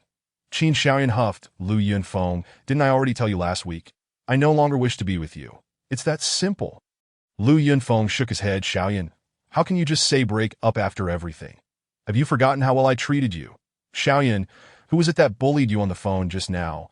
A fierce-looking man approached Qin Xiaoyan and inquired. Qin Xiaoyan, glancing nervously at Lu Yunfeng, replied, Yonggu, it's not him. He was just an ordinary friend from my past. Ordinary friend? Xiaoyan, so you've moved on. Is it him? Lu Yunfeng glared at the man, his eyes blazing with fury. Seeing that Lu Yunfeng had mentioned their past relationship, Qin Xiaoyan nervously said, Yonggu, he has always liked me and pursued me for a long time, but I didn't pay him any mind. Turning to Lu Yunfeng, she angrily declared, Lu Yunfeng, let me tell you, my current boyfriend is Qian Yong, the eldest son of the Jiangnan Martial Alliance's president, that don't you dare act recklessly. He is a martial artist. If you provoke him, you won't have a good ending. Lu Yunfeng's face turned pale with anger. Xiaoyan, we have been together for 3 years. That don't you realize that the reason your Qin family is where it is today in Ningxuan is because of the help from my Lu family? How could you tell him we were merely ordinary friends? 3 years ago. How did you beg me? Are you daring to say that out loud? Chapter 0076. Kneel and apologize to my girlfriend. Qin Xiaoyan clung to Qian Yong's arm and said sweetly, Yonggu, he's just saying that on purpose.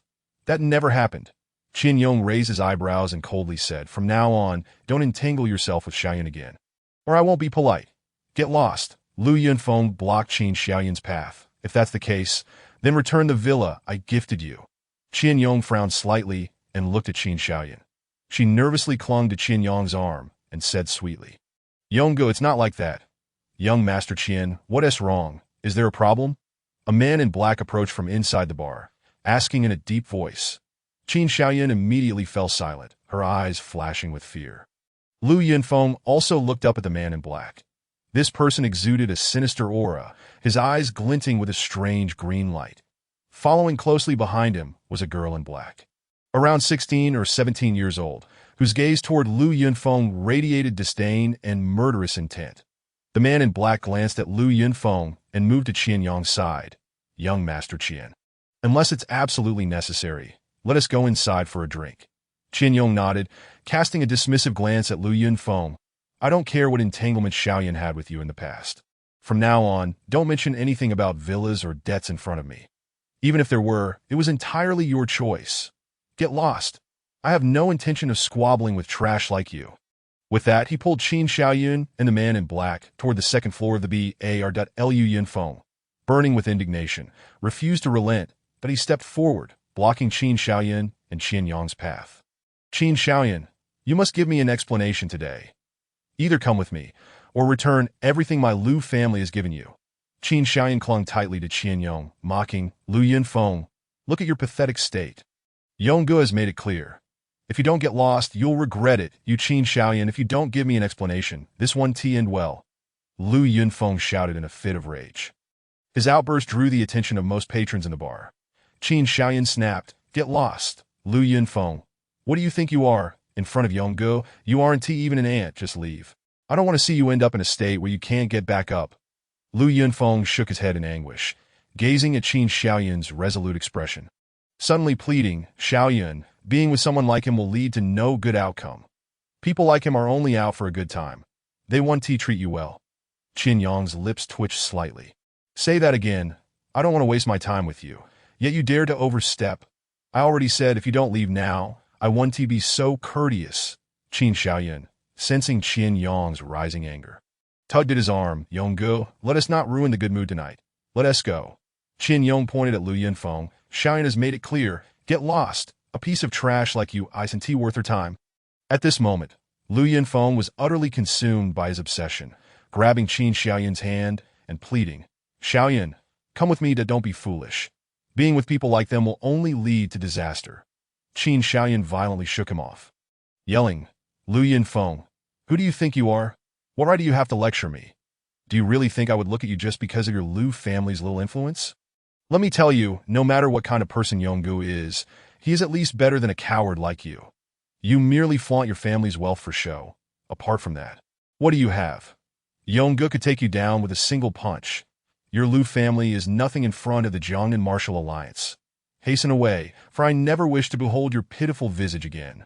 Lu Yunfeng attempted to advance and continue his harassment of Qin Xiaoyun, but the man clad in black beside Qian Yong stepped forward, saying, "How utterly shameless can you be? Young Master Qian has no desire to stoop to your level.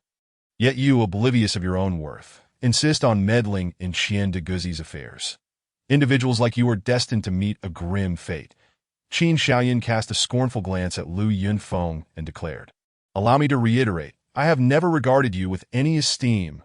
People of your ilk are fated to lead a life of mediocrity. Depart at once. Do not mar my splendid mood today."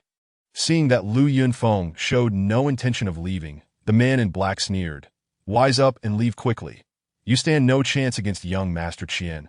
No sooner had he spoken than the alluring woman in black beside him extended her hand, adorned with long, sharp nails, and struck Lu Yunfeng across the face. The swift, slender nails left 5 crimson gashes on his fair complexion, eliciting a pained scream from him. At this moment, the onlookers could clearly see that each of the woman's nails was a full inch long, each tipped with a sharp steel sheath. Lu Yunfeng clutched his bleeding cheek, his expression one of sheer terror, as he gazed at the man and the enchanting woman before him, drenched in cold sweat. The eerie, sinister aura emanating from them compelled him to retreat several paces. The man in black frowned slightly. He had not intended to intervene, merely wishing to offer a few words of support to Qian Yong, as he and Qian Yong had not been in Ningxuan long and preferred to avoid unnecessary troubles. However, his maid had taken it upon herself to act in his favor, with matters having escalated thus. He resolved to let it be. The black-clad woman, seeing her master's silence, let her eyes blaze with murderous intent once more, threatening, "Should you dare to act up again, I will pluck out your eyeballs." Her venomous, chilling words rendered the bar silent, prompting every patron to draw a sharp breath. Those who had gathered to witness the spectacle quickly retreated. Whispers spread among the crowd as those unaware of the situation learned that the man beside Qin Xiaoyun was none other than Qian Zhan Kuei's son, Qian Yong, the champion of last year's National Martial Arts Tournament. The top young masters of Longhua, dissatisfied with their defeat, had banded together to challenge Qian Yong publicly, only to return in shame. In an instant, Qian Yong's reputation resounded throughout the land. The man in black was none other than Lu Yiqing, the young master of the extremely secretive Poison King sect in Jiangnan, while the captivating woman was his maid, Fu Xinxin. The Poison King sect, with a century-long history in Jiangnan, was known only by name, with its members seldom appearing in the secular world. The presence of the young master of the Poison King sect in a bar in Hawaii was astonishing to all. This enigmatic sect, little understood by the world, was rumored to harbor disciples skilled in discreetly executing their foes with lethal precision. The appearance of the young master in Ningxuan was indeed a rarity. Did it signify that the Poison King sect wished to emerge from the shadows? As for Qian Yong, his presence was expected, for Qian Zhankei had publicly declared a year ago that the Jiangnan Martial Alliance would continue its expansion northward, with the first step being the enlargement of the Ningxuan branch. The sight of Qian Yong here was ample proof that their expansion plans had commenced. Shun Yaoyao watched with concern as Lu Yunfeng suffered at the hands of Fu Xinxin. Given their previous camaraderie, she was well aware of the dynamics between him and Qin Xiaoyun. Observing Lu Yunfeng being targeted by several individuals, the loyal Shen Yaoyao instinctively grasped Robin's arm and urged, "Come with me. Lu Yunfeng is in trouble." Robin, engrossed in a video, was oblivious to the unfolding drama until Shun Yaoyao dragged him to the bar's entrance. Yang Jingyi and the others, startled by Shen Yaoyao's sudden urgency, hurried to follow, whispering, "Yaoyao, you must not provoke them. They are formidable characters." Lu Haitao also advised, "Let us just go to another bar." Shen Yaoyao paid them no heed and stepped forward, challenging, "Is it honorable for so many of you to bully Lu Yunfeng alone? Yunfeng, let us leave." Qian Yong and Lu Yiqing turned their gaze toward Shen Yaoyao and Robin, their eyes flashing with indignation. Only then did Robin raise his head. Irritated, "I was watching a video. What is it to you?" Woman, with that, he turned to leave, only to be halted by Qin Xiaoyun's sharp command. "Stop right there. You think it's that easy to walk away?" Robin paused and finally recognized that the one reprimanding him was the woman who had clashed with him over a parking space. Qin Xiaoyun gritted her teeth. "Yonga, this scoundrel just bullied me and tried to take my parking spot. Damn it. What are you yelling about?" Have you taken your medication? Get lost. You're interrupting my video. Robin retorted, annoyance evident on his face, but he turned to leave. Wait. Chin Yong stepped forward, his voice cold. Kneel and apologize to my girlfriend. Chapter 0077. You wish to know my confidence, do you? Upon hearing Qian Yong's demand, Qin Xiaoyan felt a surge of joy and stepped forward, pointing at Robin. You stand there. I warned you in the parking lot. Provoke me, and you will face my boyfriend's wrath. Robin glanced at Qin Xiaoyan, dismissively muttering, You should really go home and take your medicine. He then noticed Lu Yunfeng, still clutching his bleeding cheek, and shook his head. For a woman like her, you really have no shame.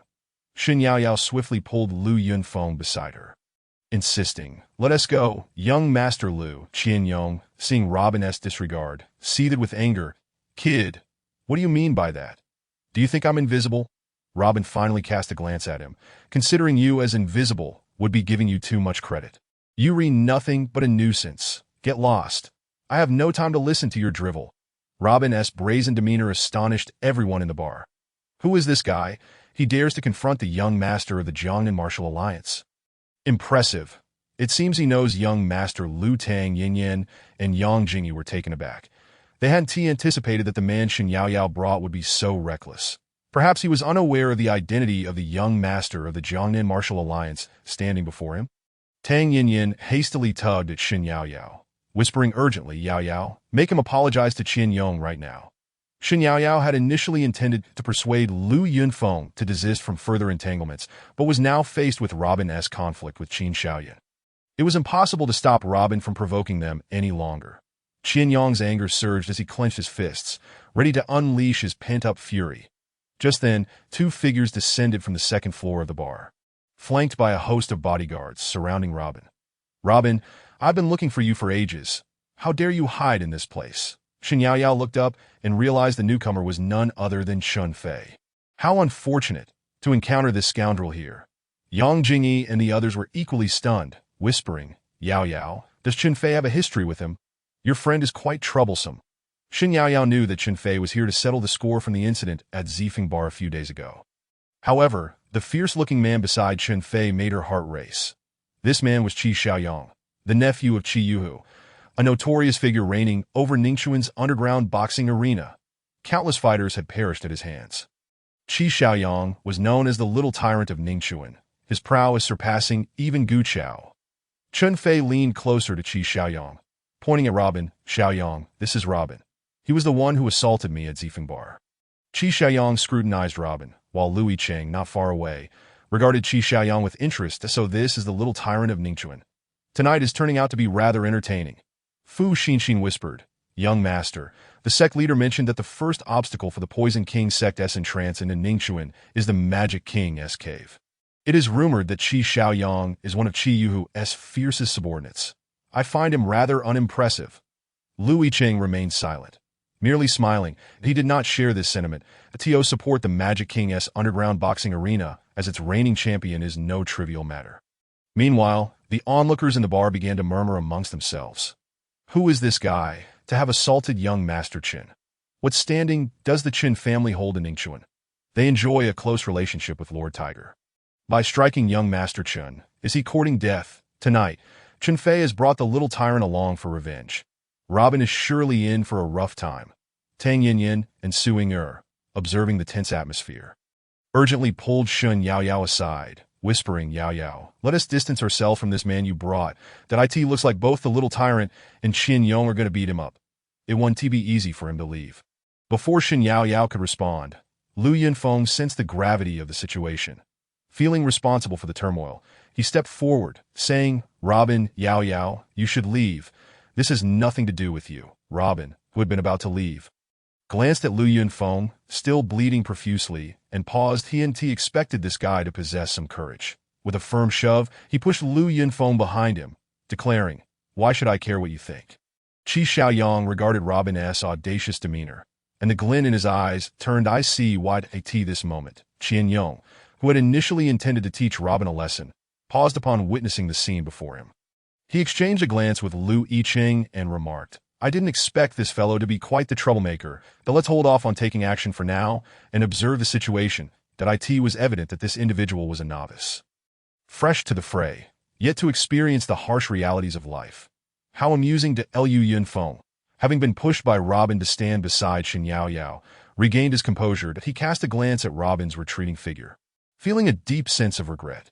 Due to the complications between himself and Qin Xiaoyan, he had inadvertently attracted numerous formidable characters, dragging Robin into the fray as well.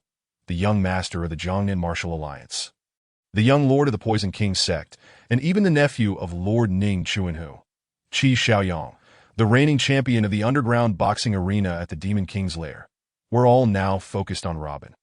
Although Qi Xiaoyang's and Chun Fei's appearances were not directly due to him, had Shen Yaoyao not brought Robin over for his sake, this situation would not have arisen. Stepping forward, Qi Xiaoyang fixed a cold gaze upon Robin and inquired, "Did you strike Qin Fei?" At that moment, Robin's phone rang.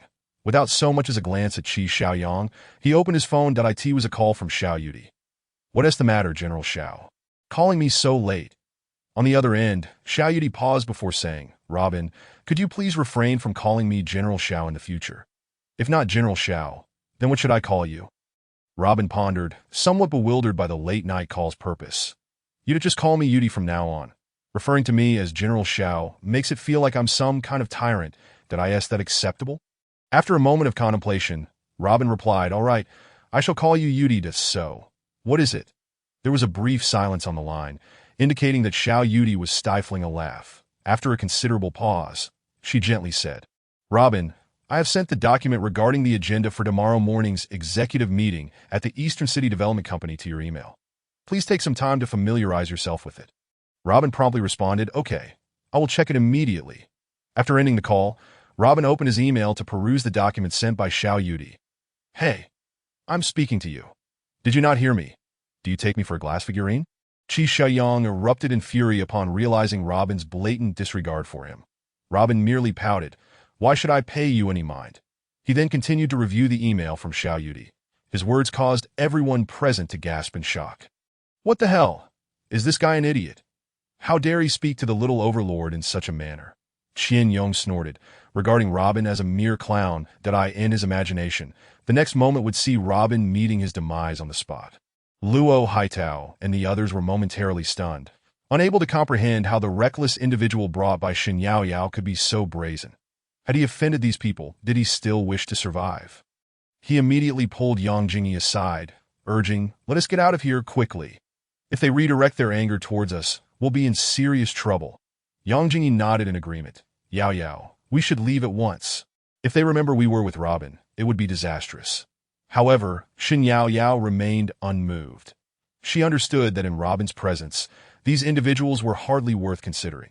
Seeing Shen Yaoyao and Liu Yunfeng standing resolutely behind Robin, Yang Jingyi and the others ceased their concerns for her and began to retreat, fearful of being implicated by association.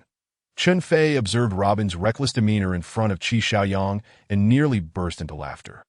"Robin, I wonder what gives you the audacity to act so brazenly."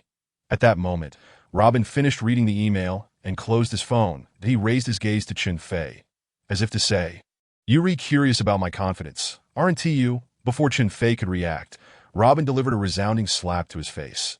Chun Fei flew out the bar's door like a kite with its string cut, crashing heavily onto the steps that a chorus of gasps erupted from within the bar. What? This guy actually dared to slap the second young master Chun right in front of the little overlord? Has he lost his mind? Qi Xiaoyang was instantly enraged. "You little brat, do you really dare to act against me right here?" Robin's lips curled into a smirk. "And what are you, exactly? What is wrong with me taking action in your presence?"